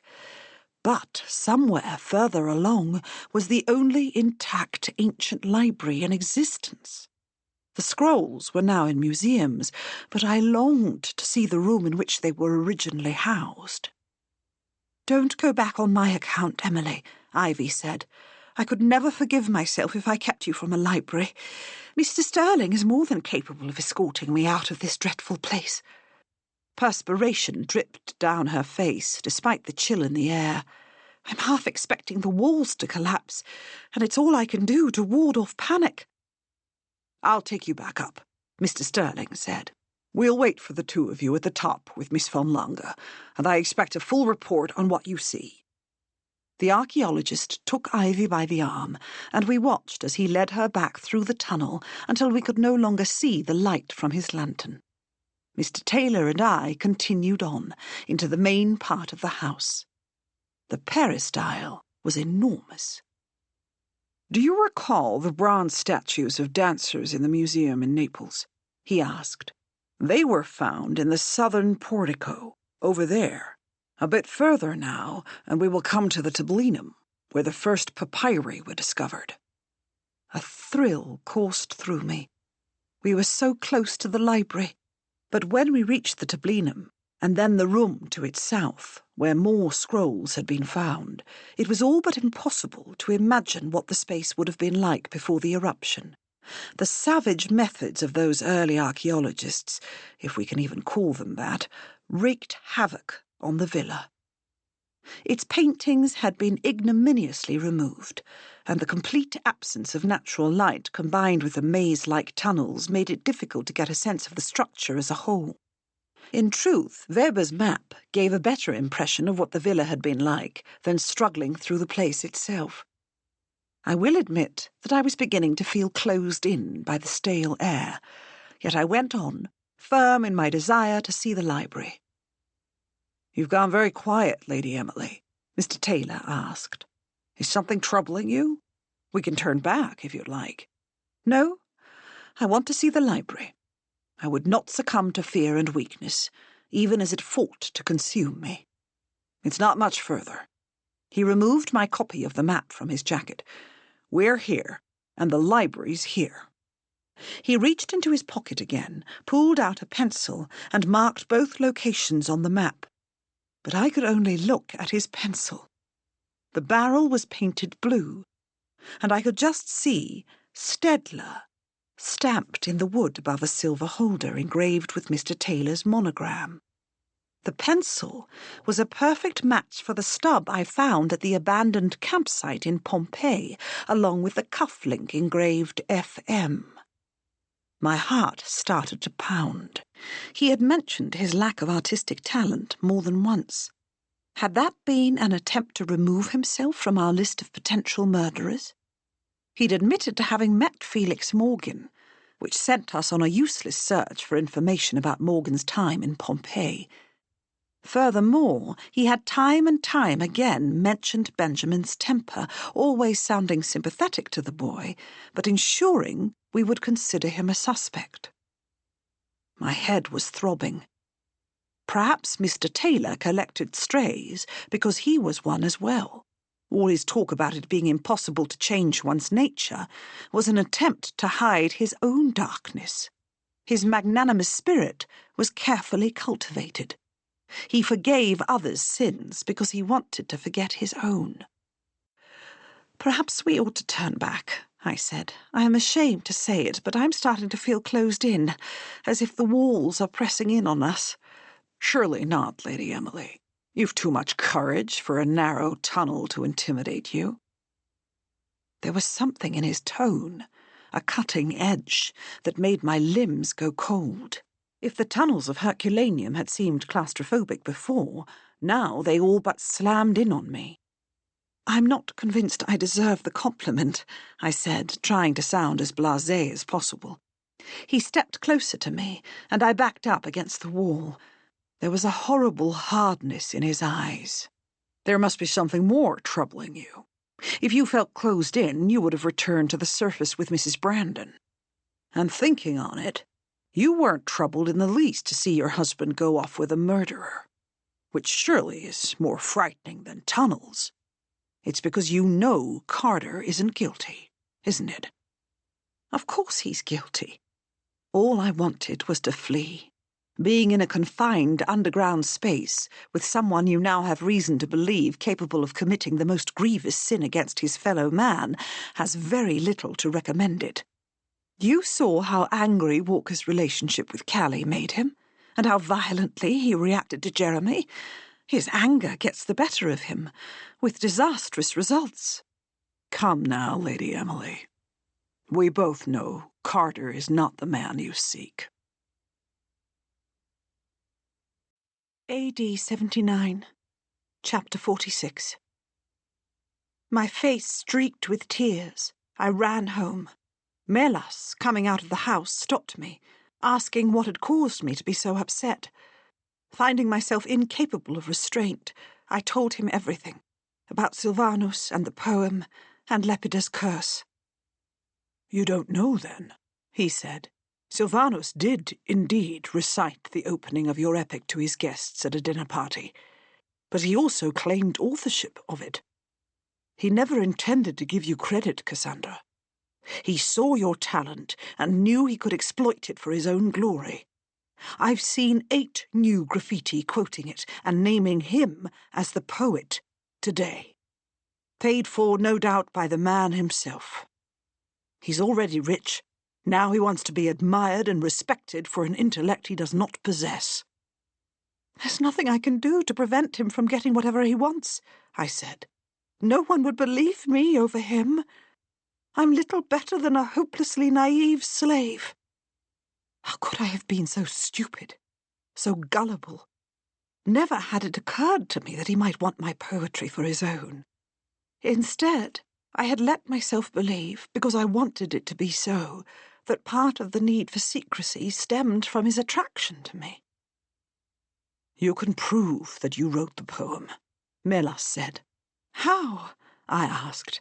"He knows the verse almost as well as I do." "You have a copy of the entire work, I assume?" "Of course. 2, in fact, as Silvanus didn't come to collect his from me." Melas nodded, his eyes pensive. "In the end, do you care about what his useless friends think? Or do you want to be remembered as a worthy successor to Virgil?" "My poem isn't that good. This is not the time for modesty," Melas said. "I have a friend who lives in Herculaneum. He's a devoted Epicurean in possession of a magnificent library. Tomorrow We will take your epic to him and ask him to put it in his library with you named as the author. I'll persuade him to have copies made and distributed to his acquaintances in Rome, those who appreciate fine verse. Silvanus may get credit in Pompeii, but the rest of the world will know the work was yours. It is perhaps a slim consolation, but I hope better than nothing. Silvanus will get credit in Rome as well as in Pompeii. He won't limit himself to the provinces. I did want to be known for my work, but even if no one recognized my authorship, in the future, perhaps, my work would be mentioned along with that of Homer and Virgil, though never with the same awed respect. For the rest of the day and all of the night, I read through the scrolls that would become the exemplar of my epic, from which I hoped hundreds more copies would be made. When Merlas collected me the next day, we told my father we were going to his friends so that I might peruse the library at his villa. By midday, we were close to Herculaneum. Much though I longed for a way to ensure my name would be connected to my poem, at least I knew that copies would be distributed and that it would be read. What more could I desire than that? Glory? No. Let Silvanus have that. I did not need it. At least I tried to convince myself of this, but I brooded as we walked, thinking of nothing but my poem, until the sound of a massive crash assaulted us. Merlas and I turned to look in the direction from whence it came. There, hanging above Vesuvius, far up in the sky, was an enormous dark cloud, shaped like a pine tree. The mountain no longer looked as it had only a few minutes ago. The top section of its great cone had vanished, thrown by angry Vulcan. The ground trembled violently, Neptune's fury as great as his fellow gods, and an acrid, vile smell filled the air. Merlas and I flung ourselves down, and I clutched to my chest the wooden case that held my scrolls. We remained there, watching the sky, until the earth stopped moving beneath us. "We should press on," Merlas said. "The earthquake is over, but I'd prefer to reach the house before anything else happens." He looked at the mountain and murmured quick prayers to Vulcan and Neptune. More earthquakes came as we walked the last mile to his friend's house, and when we arrived, we found only the steward in residence. The family, he explained, had fled to the port, where they would seek passage on one of the boats there. They wanted to get as far from Vesuvius as possible. "You're welcome to shelter here with me until it's all over," he said. "The house is well built." What choice did we have? We were not about to return to Pompeii, with that dreadful cloud hanging over Vesuvius. The steward gave us beakers of cool water, and we sat in the long garden, away from any sculptures that might tumble over should the earth shake again. And shake again it did. The hours crawled by, as the black cloud above the mountain grew more and more ominous, parts of it dark, parts of it bright. Ash had started to fall, but we could not decide if we were safer inside, shielded from it, or whether the threat of additional earthquakes made remaining where we were the better choice. The sun had disappeared behind the cloud of ash, plunging us into a gloomy darkness, punctuated by an occasional burst of flame shooting from the top of the mountain. I could no longer tell what time it was. Eventually, the steward went back inside to gather his belongings. He was tired of waiting, worried about the mountain, and had decided to flee the city. "To go where?" Merlas asked. "It's unlikely there are any boats still lingering in the harbour." "I'll risk it," he said. "I don't feel good staying here. You should come too. Even if there are no boats, there's nothing better built than the storage areas for the port. We can take shelter there. It's bound to be safer than staying here." "You said the house is well built," I reminded him. "I'd feel better at the port." Merlas and I did not go with him. "I shouldn't have brought you here," the painter said. "Pompeii would have been no safer. Besides, we've survived plenty of earthquakes. Why should this be any different?" "It's not the earthquakes that concern me," He kicked at the ash piling around us. "Aren't you scared?" "Terrified," I said. I'd pulled my veil over my nose and mouth to make it easier to breathe. He stood in front of me and took my hands. "I'm sorry, Cassandra." "It's not your fault." I wished I could infuse my voice with a lightness of tone, but it was impossible. So I met his eyes and saw in them what I'd hoped and almost believed I'd seen in Silvanus's. And then I remembered my favourite line of Ovid's: "Let love be introduced in friendship's dress." "Why did you paint Venus's face as my own?" "Is it not obvious?" He took half a step forward, and I thought he might kiss me. But then he looked away from me, back at the book box I'd carried with us. A thick layer of ash covered it. "We should put your scrolls in the library, with a message explaining the situation in which you found yourself. Now," he nodded, "the ash is coming harder, and I fear we're in for worse. Let's make sure your legacy is preserved." "And then?" "Then we shall discuss my painting of Venus." Something stirred in me, unexpected but welcome. Melas squeezed my hands and then dropped them. "There's papyrus in the tablinum. I would name Silvanus if I were you. Let history decide what to make of his deception." "And what deception is that, painter?" The steward must not have bothered to lock the door behind him. I recognized Silvanus's voice before I could make out his form in the darkness. "I will take the scrolls, and that will be the end of it. I had never intended to hurt you, Cassandra, but my wife tells me that you are not to be trusted, and indeed the conversation I have overheard shows she speaks the truth." "How did you know I was here?" I asked, backing away from him. "I'd gone to your house, looking for you, wanting to get the rest of the poem you owe me," Silvanus said. "I told your father I'd come to order a volume of Horace's poetry, and then asked after you. He told me about your excursion to visit this library. I found it odd. You cannot be acquainted with the villa's owner, and would have no reason to be admitted to the house. But then I remembered Melas did work for him. And then your father told me you were carrying a book-box with you. It took no leap of imagination to deduce what scrolls it contained, and what you intended to do with them. I will not have some upstart former slave smear my reputation. So I came after you. Neither Vulcan's anger nor Neptune's will stop me, for I am not the object of it. You are." "I have done nothing to anger the gods, and you have nothing to fear from me," I said. "Who would believe my word over yours?" "I prefer to be above suspicion," Silvanus said. "Like Caesar's wife?" Melas asked. Silvanus charged toward him and struck him hard in the face. "I mean to go to Rome and become a senator, but my ambitions do not stop there. We have had enough degenerate emperors, have we not?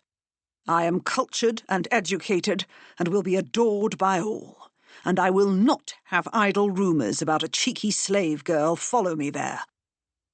Melas spat blood and a tooth onto the ground, and wiped his mouth with the back of his hand. "You've now ensured that it will be more than idle rumours." "No, not when I've finished with you." What would have happened next had the gods not interfered, I know not. Silvanus started for Melas again, but my friend sprung to his feet and ran toward me, slipping me a dagger and urging me to make my escape. "You can't protect her, painter," Silvanus said. "I will start on her when I finish you." With that he lunged at Melas again. "Run," my friend ordered. I obeyed without thinking, and charged into the house. The ground was rumbling again, and the rain of ash even more relentless.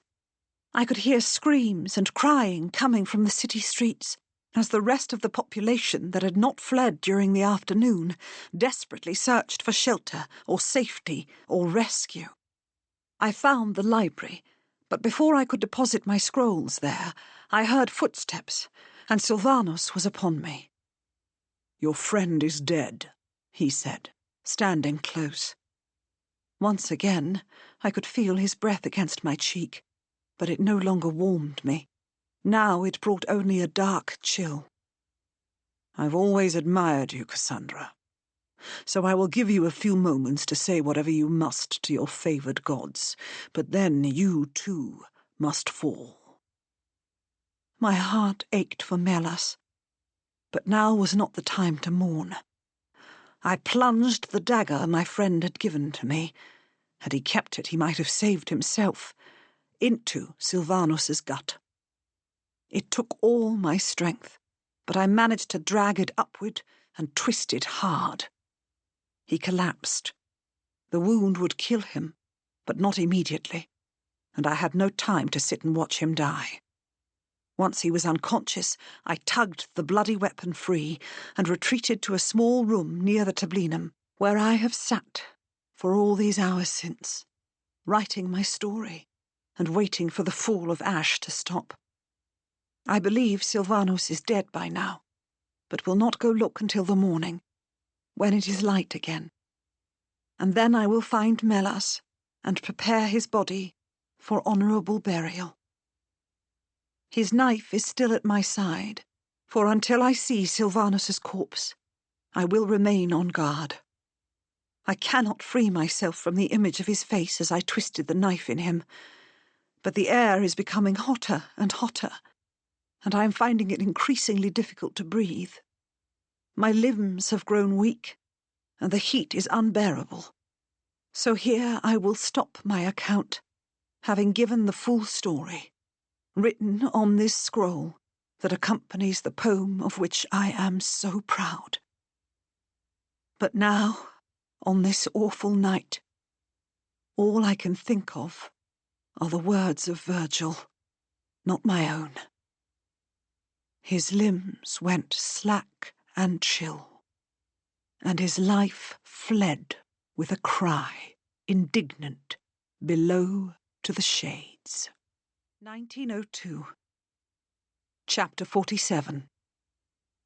"I've never been the sort of man who would wantonly harm another human being," Mr. Taylor said, the lamp casting ghastly shadows on his face. "It's not in my nature, as you've had ample time to observe. I'm generous and intelligent, and a man capable of doing great things for the world. Not many surpass my philanthropy, and the work I am funding at Pompeii will not only bring delight to tourists, but will expand our knowledge of ancient Rome. It will also improve the science of archaeological method. Consider how I am supporting Callie's career, and forwarding a cause dear to your own heart, that of the advancement of women's rights."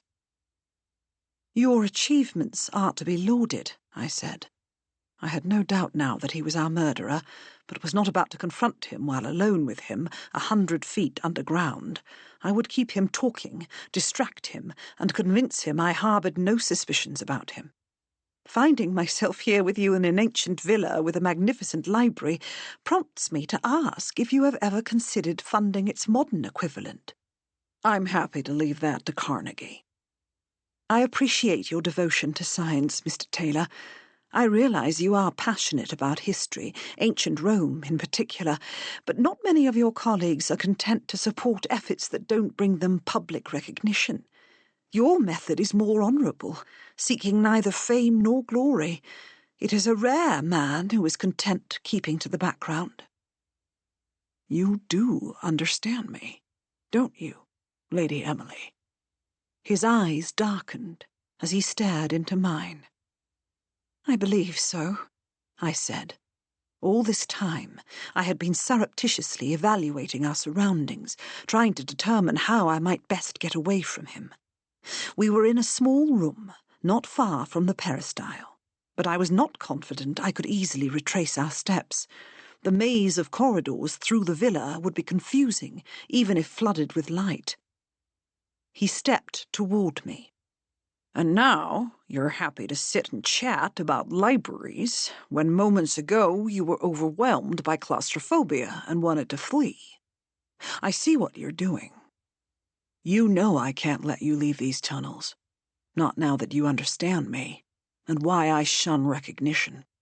I've given you opportunity after opportunity to stop this futile investigation. How many warnings did I send? In how many ways did I appeal to your better judgment? I knew that as a student of ancient Greece you'd understand the ostraca, but they had no effect.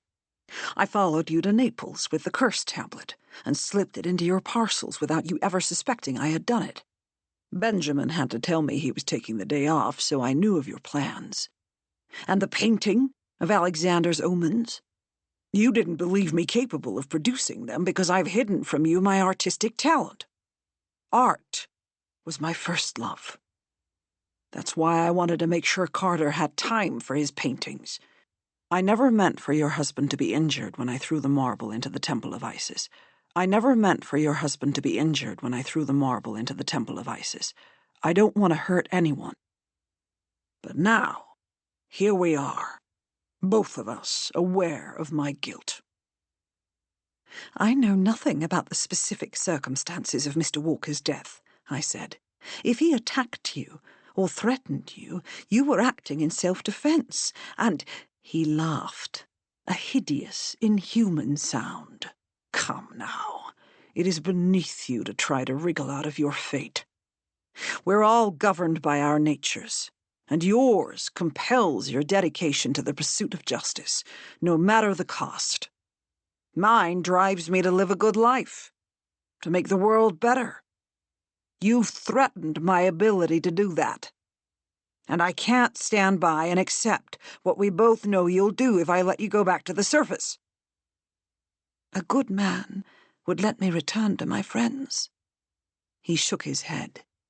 There are times when we are faced with situations, terrible situations, that force us to act against our natures. You've tricked me into one of those situations now. Like Clarence Walker did before?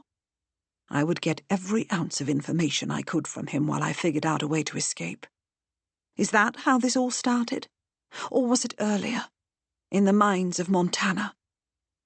The mines are worse than hell, not because of their diabolical working conditions, but because of what they do to the minds of men. Was that what led to the bar fight that resulted in the death of Mr. Walker's brother, Fergus? I never meant that man any harm, Mr. Taylor said, clenching his fist. I don't drink to excess, and avoided the saloons because I knew all too well how ugly things got in them. But my business partner didn't share my scruples. There was trouble that night, over some girl, and he and Fergus started arguing. It was Fergus who landed the first blow. Fergus who was to blame. Things got bad, and the girl came to me begging me to help. By the time I arrived, my partner was a bloody heap, half dead. I tried to reason with Fergus, but he was in no state for listening, and started in on me, gave me a terrible beating. I fought back, as hard as I could, and everything around me went red. I didn't know what I was doing until I realized I was on top of him, battering him. Someone pulled me off.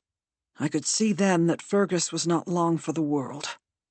And I was not about to let my entire life be derailed by trying to defend an innocent man from the brutal attack of a ne'er-do-well. So you left Montana? I asked. Who could blame you for that? You're not a violent man, Mr. Taylor. You were acting in self-defense. I wasn't willing to run the risk of being branded a murderer. I made my way east to New York and traded work for passage on a ship. I deserved another shot. I changed my name from Felix Morgan to Baltazar Taylor during the crossing, and when I landed in Southampton, determined to make a fresh start. That's why you had Morgan's cufflinks, I said. They'd always been yours.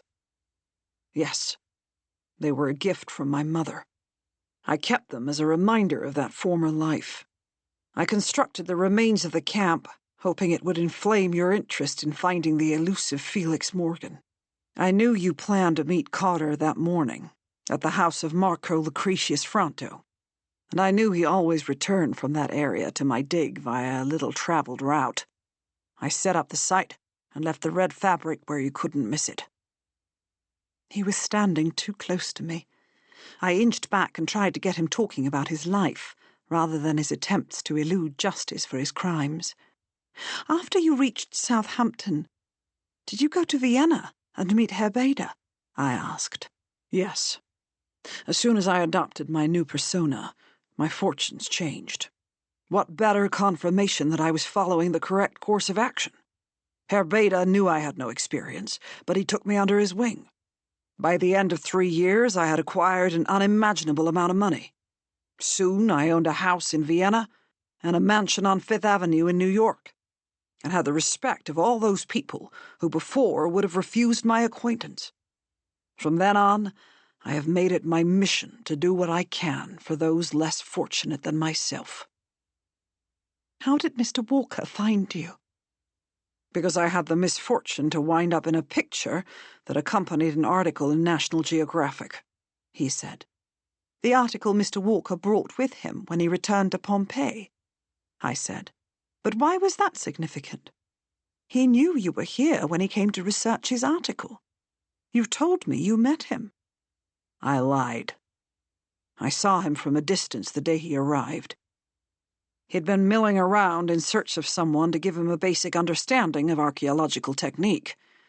I panicked. If he saw me, he'd recognize me. You don't forget the face of the man who killed your brother. I fled to Rome and stayed there until he'd left." "He never saw you?" I asked. "No. I thought I was free and clear of him. But I got careless a couple of years later and let my guard down. I ought to have been more careful to stay clear of that magazine photographer. I didn't know he was taking the picture, let alone that he would bother to identify every individual in it, even those of us in the background. Such irony. It's not as if I was unaware of the risk. I'd counseled Sterling to avoid being photographed, because he didn't want his old Harvard friends to know where he was." "You let Kat photograph you?" "She's little more than a child. What would she have ever done with her pictures that might have exposed me? If I'd refused to cooperate with her, that might have drawn your attention. I decided that was a greater risk than letting a girl pursue a harmless hobby." "But you attacked her. Did she say something that made you believe she might publish her photos?" "I never laid hand on the girl. I would not harm one so innocent." I believed him, partly because I'd never quite accepted Kat's story, and partly because it fit with his character.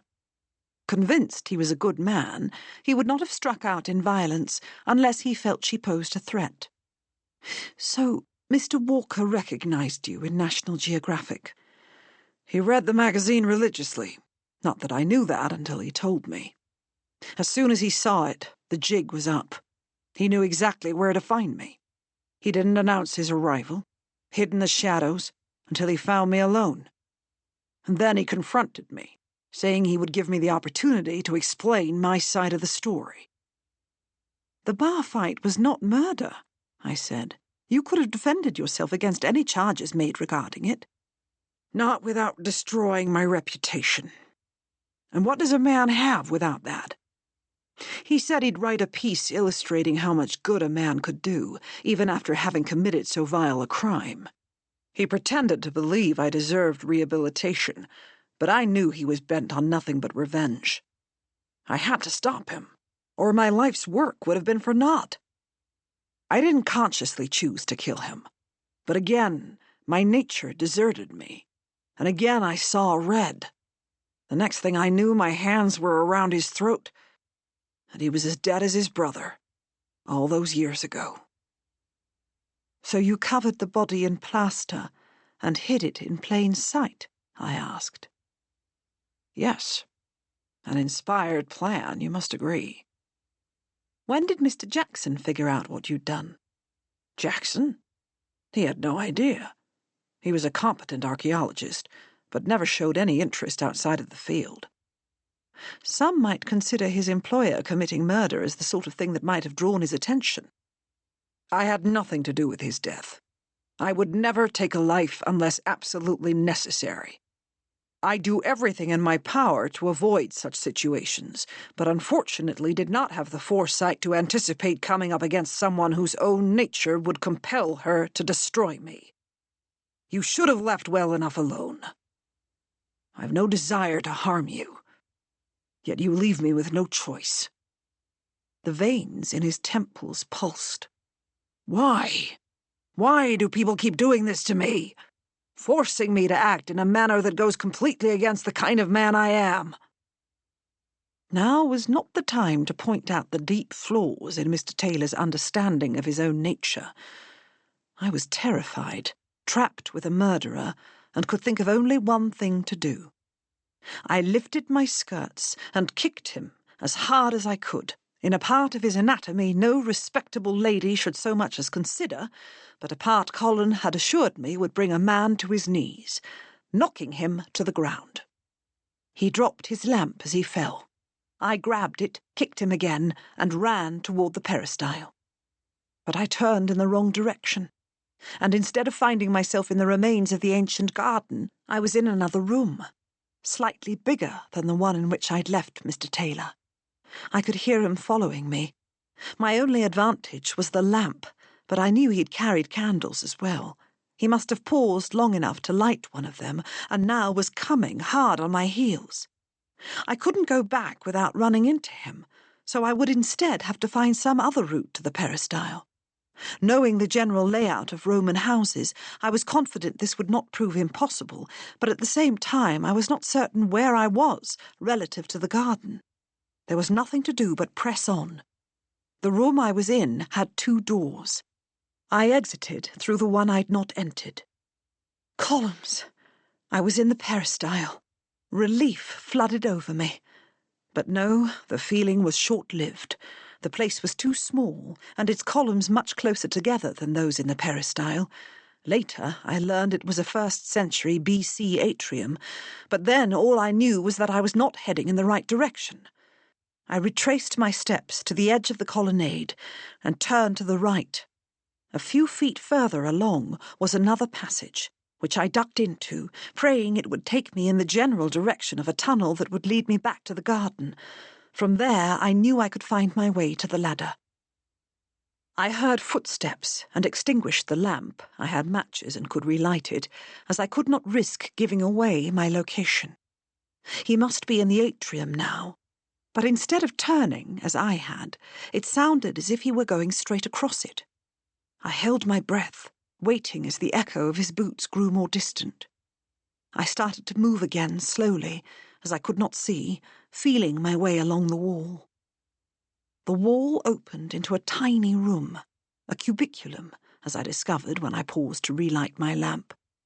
My hands were shaking so violently that I had to sit down in order to compose myself before I could strike a match. When I did, and light pulsed against the darkness around me, I saw that I was not the only occupant of the space. Not more than a foot away from me was a skeleton lying on the mosaic floor.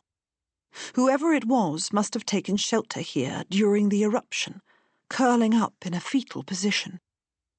I had a deep affinity for this fallen soul, and prayed that I would not meet death here as well.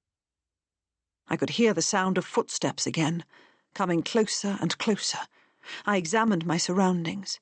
I had entered the room not through a door, but through a hole in the wall made by the Bourbon explorers.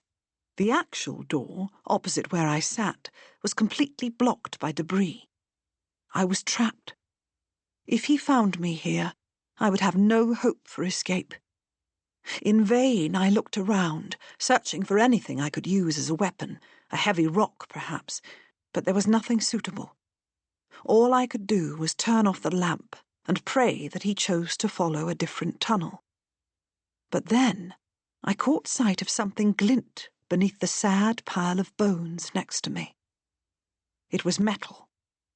I grabbed for it and cut my hand on the blade of an ancient dagger, still surprisingly sharp.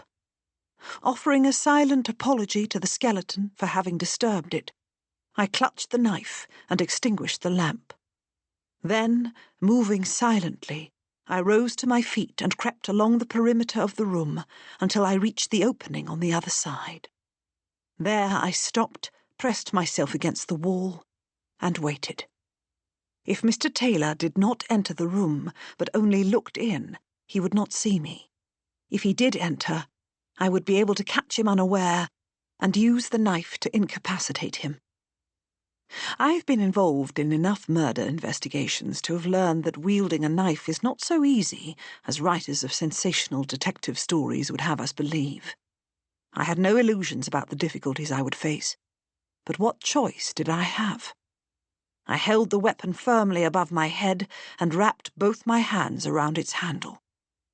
He was close now, very close. Through the corner of my eye, I could see the flicker of his candle through the opening in the wall. I took a deep breath, held it, and waited. If only he had glanced in and gone back the other way. But Fortuna was not smiling on me that day. He stepped inside, leaving me only an instant to act. With one swift movement, I lowered the dagger and plunged it into his neck. He cried out and fell to the ground, his candle still burning after he dropped it. I did not wait to see if he was alive or dead. I pulled out the knife, retrieved the lantern from where I'd left it, stepped over his body, and fled from the room. In the relative safety of the tunnel beyond, I lit the lamp and somehow made my way back to the atrium. Now I could retrace my steps, if I could remember them. The darkness pressed in. Even with the light, I could only see a few feet in front of me. Twice I took wrong turns, but I pushed on, trying to stop the forward march of the panic surging through me. When, after an eternity, I reached the peristyle, I paused and stood very still, listening for any hint of footsteps. I heard nothing. I can barely recall the rest of my race to the ladder at the end of that first tunnel, but somehow I reached it and managed to get to the top. I flung myself from the last rung onto the ground in the little garden, where Ivy, Cat, and Mr. Sterling were sitting waiting. "Dear Lord, what happened? You're covered with blood!" Ivy rushed to me. "Covered must surely be an exaggeration," I said, barely able to catch my breath. "Has there been an accident?" Mr. Sterling asked. "Where's Taylor?" I gulped in air. "I stabbed him. He is our murderer. I don't know if he's alive or dead. I don't know if he tried to follow me. Don't say anything more." Cat was wiping my face with her handkerchief. "Mr. Sterling, we need the police, a doctor, and my father." The doctor was the first to arrive, summoned on Mr. Sterling's order by the owner of the house. I started to explain that I was not certain of Mr. Taylor's condition, nor of how long it would take us to reach him, but Ivy stopped me. "Your hand is sliced open, Emily," she said. "But Mr. Taylor we'll see to him in good time." She wrapped a blanket around me while the doctor tended to my hand. I could not stop shaking. When he was finished, Cat approached me. Did Mr. Taylor mention anything about me?" she asked, whispering, her eyes focused on the ground. "I know he did not attack you." "No, he didn't." Her voice was a whisper. "I fell and made up the story of being attacked. I don't know what I was thinking. I'm so sorry. I don't know what I was thinking. I touched her arm. It doesn't matter anymore." She fell silent as Mr. Sterling, who had been making a careful examination of the knife I had carried out of the tunnel, started to speak. "It's a prime example of a first-century pugio, the same type of weapon wielded by Caesar's assassins. Wherever did you find it?" "Beneath an ancient skeleton," I said. "I'm fortunate that the Bourbon excavators were more interested in treasure than human remains. I don't know how they missed the dagger. Perhaps they didn't want to disturb the bones. Perhaps they—" "It doesn't matter," Ivy said. "It was there, and for that I am grateful." Colin was at my side impossibly soon. He hadn't come because of our message. He hadn't received it. Half an hour after he'd started questioning Benjamin, he determined the young man was not our murderer. I wish I could say I suspected Taylor, but I flew back here worrying that I'd left you with Sterling. When the police arrived, I once again descended the ladder into that awful tunnel, for although they were confident they could find Mr. Taylor without me, I knew it would take longer than if I led them. He might be a nefarious murderer, but I was responsible for his injury and would not stand in the way of him getting medical attention without further delay. Kat tried to insist on coming too, but her father forbade it in a tone that no one can disobey. She was not happy, but she didn't argue. With Colin in front of me, gripping my hand, and Mr. Sterling behind, I was able to keep from panicking. We had many more lamps with us now.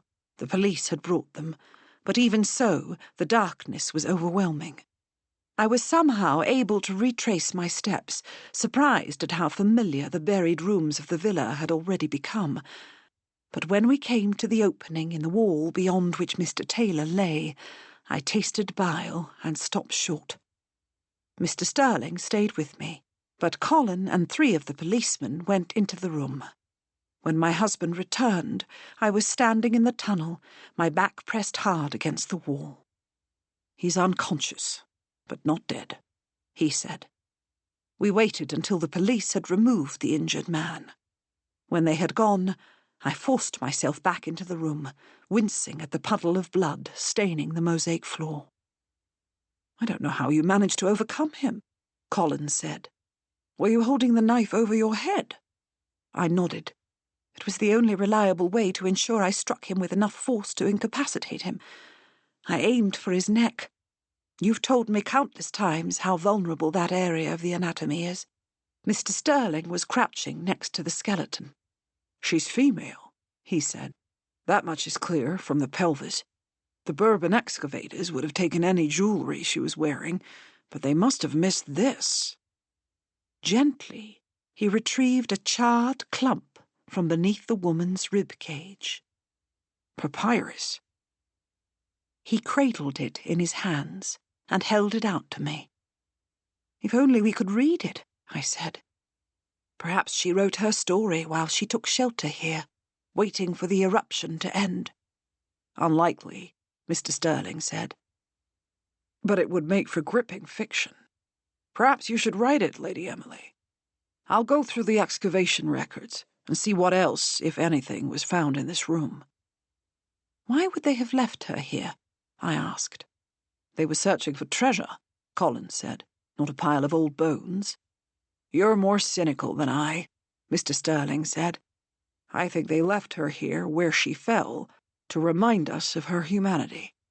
As Horace tells us, we are but dust and shadow." "You're giving them far too much credit," Colin replied. "Such optimism would be better suited to that fiction you suggested Emily write. Perhaps you can be her archaeological consultant. Now, though, there's nothing more to be done here. Let's remove ourselves from this subterranean nightmare." 1902, Chapter 48. The carriage took us back to Pompeii. This time, Kat plopped down next to Ivy and insisted that I sit next to her father, to whom she refused to speak.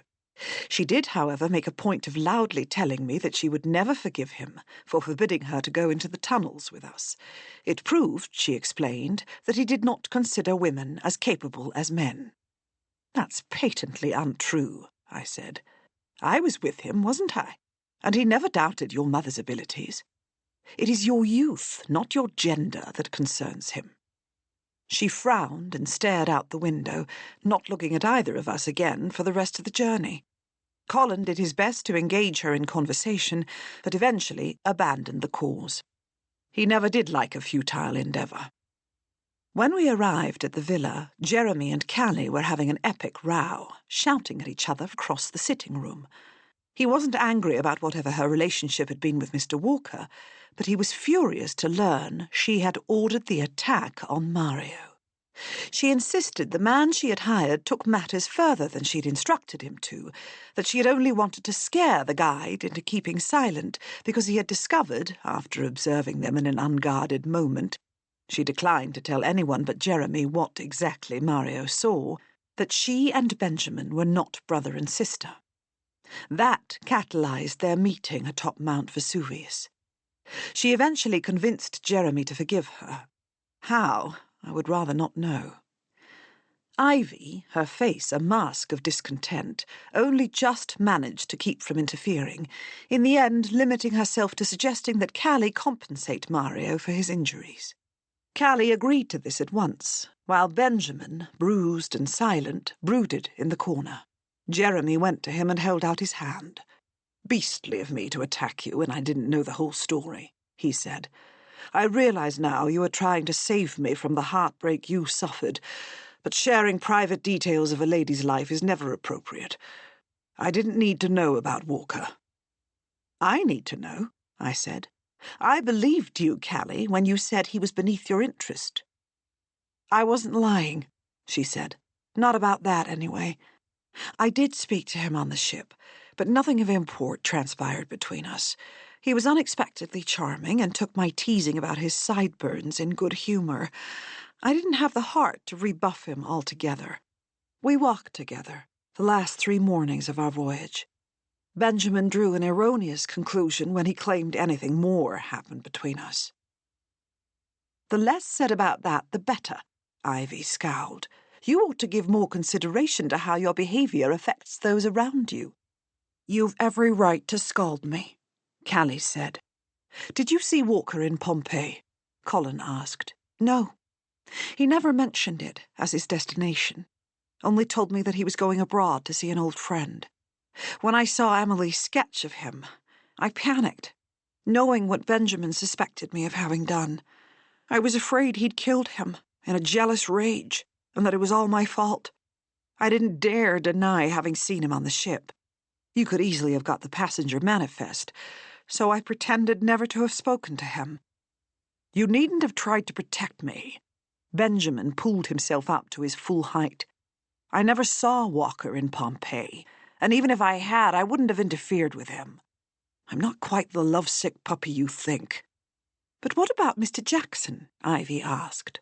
"Who killed him?"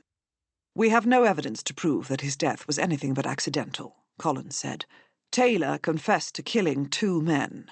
I agree with Emily that he was telling the truth about Jackson." "And Kat?" Ivy asked. "Did he admit to attacking her in an attempt to put us off our investigation?" I hesitated, but only for an instant. He did. Kat opened her mouth, but closed it when I almost imperceptibly shook my head. She might not like me, but she could not deny I could be an ally. Soon thereafter, a message arrived, informing us that Mr. Taylor's condition had stabilized. He would live to face justice, and for that I was relieved. I might not yet be able to free myself from the sickening sound of the knife sinking into his neck, but at least I had not killed him. "You would have been totally justified in doing so," Jeremy said. "I'd like to see him dead, and I'm certain Hargreaves feels the same." "I would have done anything to escape," I said. "But all in all, I'm glad not to have his demise on my conscience, no matter how awful his crimes. I prefer official justice to vigilante." 3 days later, we all gathered on the terrace at Mr. Sterling's request. "I should have spoken about this earlier," he said, "but I was ashamed of myself. Hargreaves, you were correct to question my relationship with Michaela Fabricino. I was short of money, once again having fallen into the habit of living beyond my means.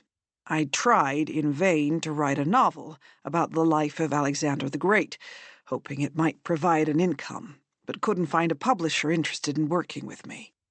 Soon thereafter, I met Fabricino in the ruins, and we fell into easy conversation. I believed we were friends, and I swear I knew nothing about his connection to the Camorra. Not at first. He offered me a small loan at low interest, and I took it, and then another after that, and another larger one at the end of last season. The payments I owed him made it impossible to cover my rent, which is why I turned to Jackson for a loan. I've returned what I borrowed to his estate and settled my debt with Fabricino, all thanks to Callie's generosity. It's the least I could do, given how much trouble I've caused, Callie said. Perhaps it will go a small way in rehabilitating my reputation with the rest of you. You're not the only one of us who requires large measures of rehabilitation, Benjamin said. I'm ashamed of my own behavior. Mr. Sterling looked uncomfortable. Allow me to turn our attention to a more gratifying topic. I have something to share with you all that I hope will bring a happy sort of closure to the events in Herculaneum. I've read through all the excavation reports and learned that the room in which Lady Emily found the skeleton and the knife that saved her life was tunneled into in 1753. A pair of snake bracelets, gold drop earrings, a ring, and a wooden box, the sort used by the Romans to store books, were with the bones. The jewelry was removed to a private collection, a gift from the king. There was no mention of the dagger or the scroll. It's possible that neither was immediately visible beneath her, buried in dust, but that over the ensuing centuries the ground shifted. There have been numerous earthquakes, after all, and exposed enough for you to see the knife when you most needed it. Why was her skeleton left in situ? I asked. An earthquake halted work in the room in which she died, and no later explorers ever went back to it. The men digging grabbed the jewelry but left her behind. The remains of 2 other people were also found in the villa. One in the Paris style, a male, approximately 25 years old, missing a front tooth, and one in the library, another male, in his mid-30s. His skeleton showed signs that he'd been stabbed. Both sets of bones were put in storage. Our girl was no more than 20, and in the wooden box found with her were 13 scrolls, now in the museum in Naples, but not on display. Have they been unrolled? I asked. No, not yet. Perhaps, someday, he replied. I had a word with the current owner of the jewelry, and he agreed you should have these. He handed me a velvet-covered box. Inside were the twin snake bracelets. I couldn't, I said. They belong in a museum. Mr. Sterling folded his arms across his chest and shot me a look so full of authority it made him all but unrecognizable. They're not going to wind up in a museum, regardless of whether you accept them. As I said, they went into a private collection and have changed hands several times since then. I'm of the opinion that the original owner would prefer you to have them. You can't argue with that theory, Emily, Colin said. After all, in a way, she saved your life. I touched the polished surface of the thick gold. I could picture them adorning the slim wrists of an elegant Roman girl, her most treasured possessions, the things she chose to keep with her on that horrible day when Vesuvius exploded. The emeralds in the serpent's eyes gleamed. Mr. Sterling continued. The earrings are not in wearable condition, and the owner's wife, while rather fond of the ring, has an aversion to snakes. The Romans considered snakes a symbol of abundance, I said. I shall be honored to have them. There's one other thing, Callie said. We've arranged for you to take possession of the scroll we found. Someday I hope the techniques for unrolling and reading them will have improved, but until then I know you will keep it safe. However did you manage that? I asked. Much though I regret to admit it, it appears dukes can, on occasion, achieve remarkable ends, Callie said. Jeremy grinned. She still won't marry me. No, I won't. She leaned against his side. Isn't it enough to know I adore you? Ivy's eyebrows arched, but she said nothing. What's going to happen to Mr. Taylor's excavation? Kat asked. She'd been hanging back from the rest of us, keen to continue avoiding her father. She'd not spoken to him since we'd returned from Herculaneum. but was having trouble keeping away. The bracelets, if nothing else, were hard to ignore. Has anything been decided? Unfortunately, as a result of his crime, we've been shut down, Callie said. Pies rescinded our permit. Through some incomprehensible loophole, the property is going to revert to the previous owner, the man who runs the Hotel Suisse. I'm hoping to persuade him to continue our work, but at the moment he doesn't have the funds to do so. What a loss, I said. Is there nothing else that can be done? Not at present, she said. We're going to rebury what we've already excavated, so that it's protected from the elements, and give him copies of all of our records so that when eventually work recommences, he won't start with nothing. And what will you do in the meantime? Kat asked. Perhaps you should find a wealthy aristocrat in possession of more money than sense who could fund a dig of his own, Jeremy said. I appreciate the gesture, but must refuse, Callie said. I'll find another position on my own merits. I don't deserve more than that. Benjamin, who had sat quietly through all this, finally spoke. I'm afraid I don't share Callie's scruples. I'm accepting the Duke's patronage. He wasn't easy to convince, Jeremy said, but you know how relentless I can be. Won't it be a jolly good lark, my being a patron of the arts? Carter can traipse about the continent painting whatever he wants, and I will happily foot the bill, no matter how expensive it proves to be, showing myself once again utterly profligate. I'm not convinced profligate is the correct word, Colin said. Regardless, I suspect your association with Carter will prove fruitful. If nothing else, you could announce that you plan to get rid of all those old masters covering the walls of Bainbridge House in favour of controversial modern landscapes. Now that, Hargreaves, would make a pretty scandal, Jeremy said. I'm indebted to you for the suggestion. Before we said goodbye to Pompeii, I made one more trip to the tunnels beneath Herculaneum.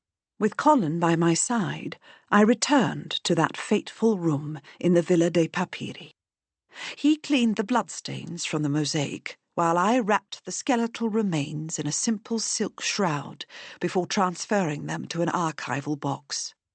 Some day, I hoped, we would be able to read the contents of the scroll she had died holding.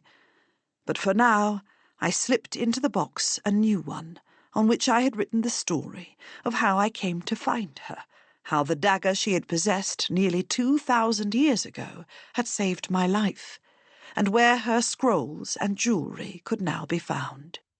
Perhaps some day far in the future, new excavators will come to Herculaneum and uncover the city buried deep beneath solid volcanic rock.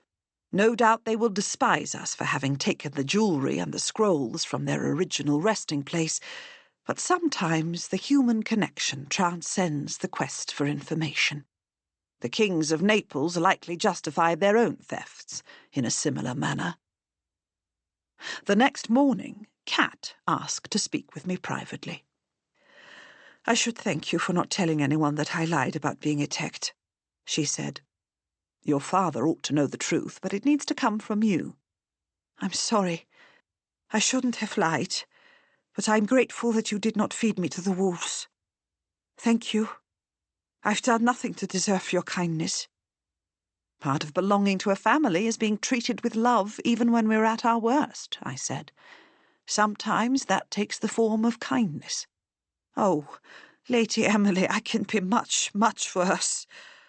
Her tone revealed a mixture of pride and just a bit of shame. I hope I never see it.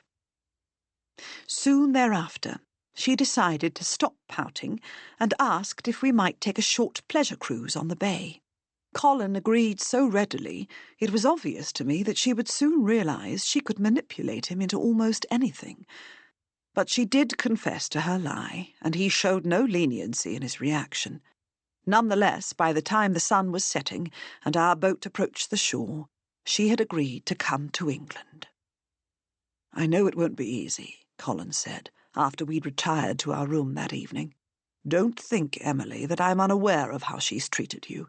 It won't be tolerated at home. Why was it tolerated at all? I asked.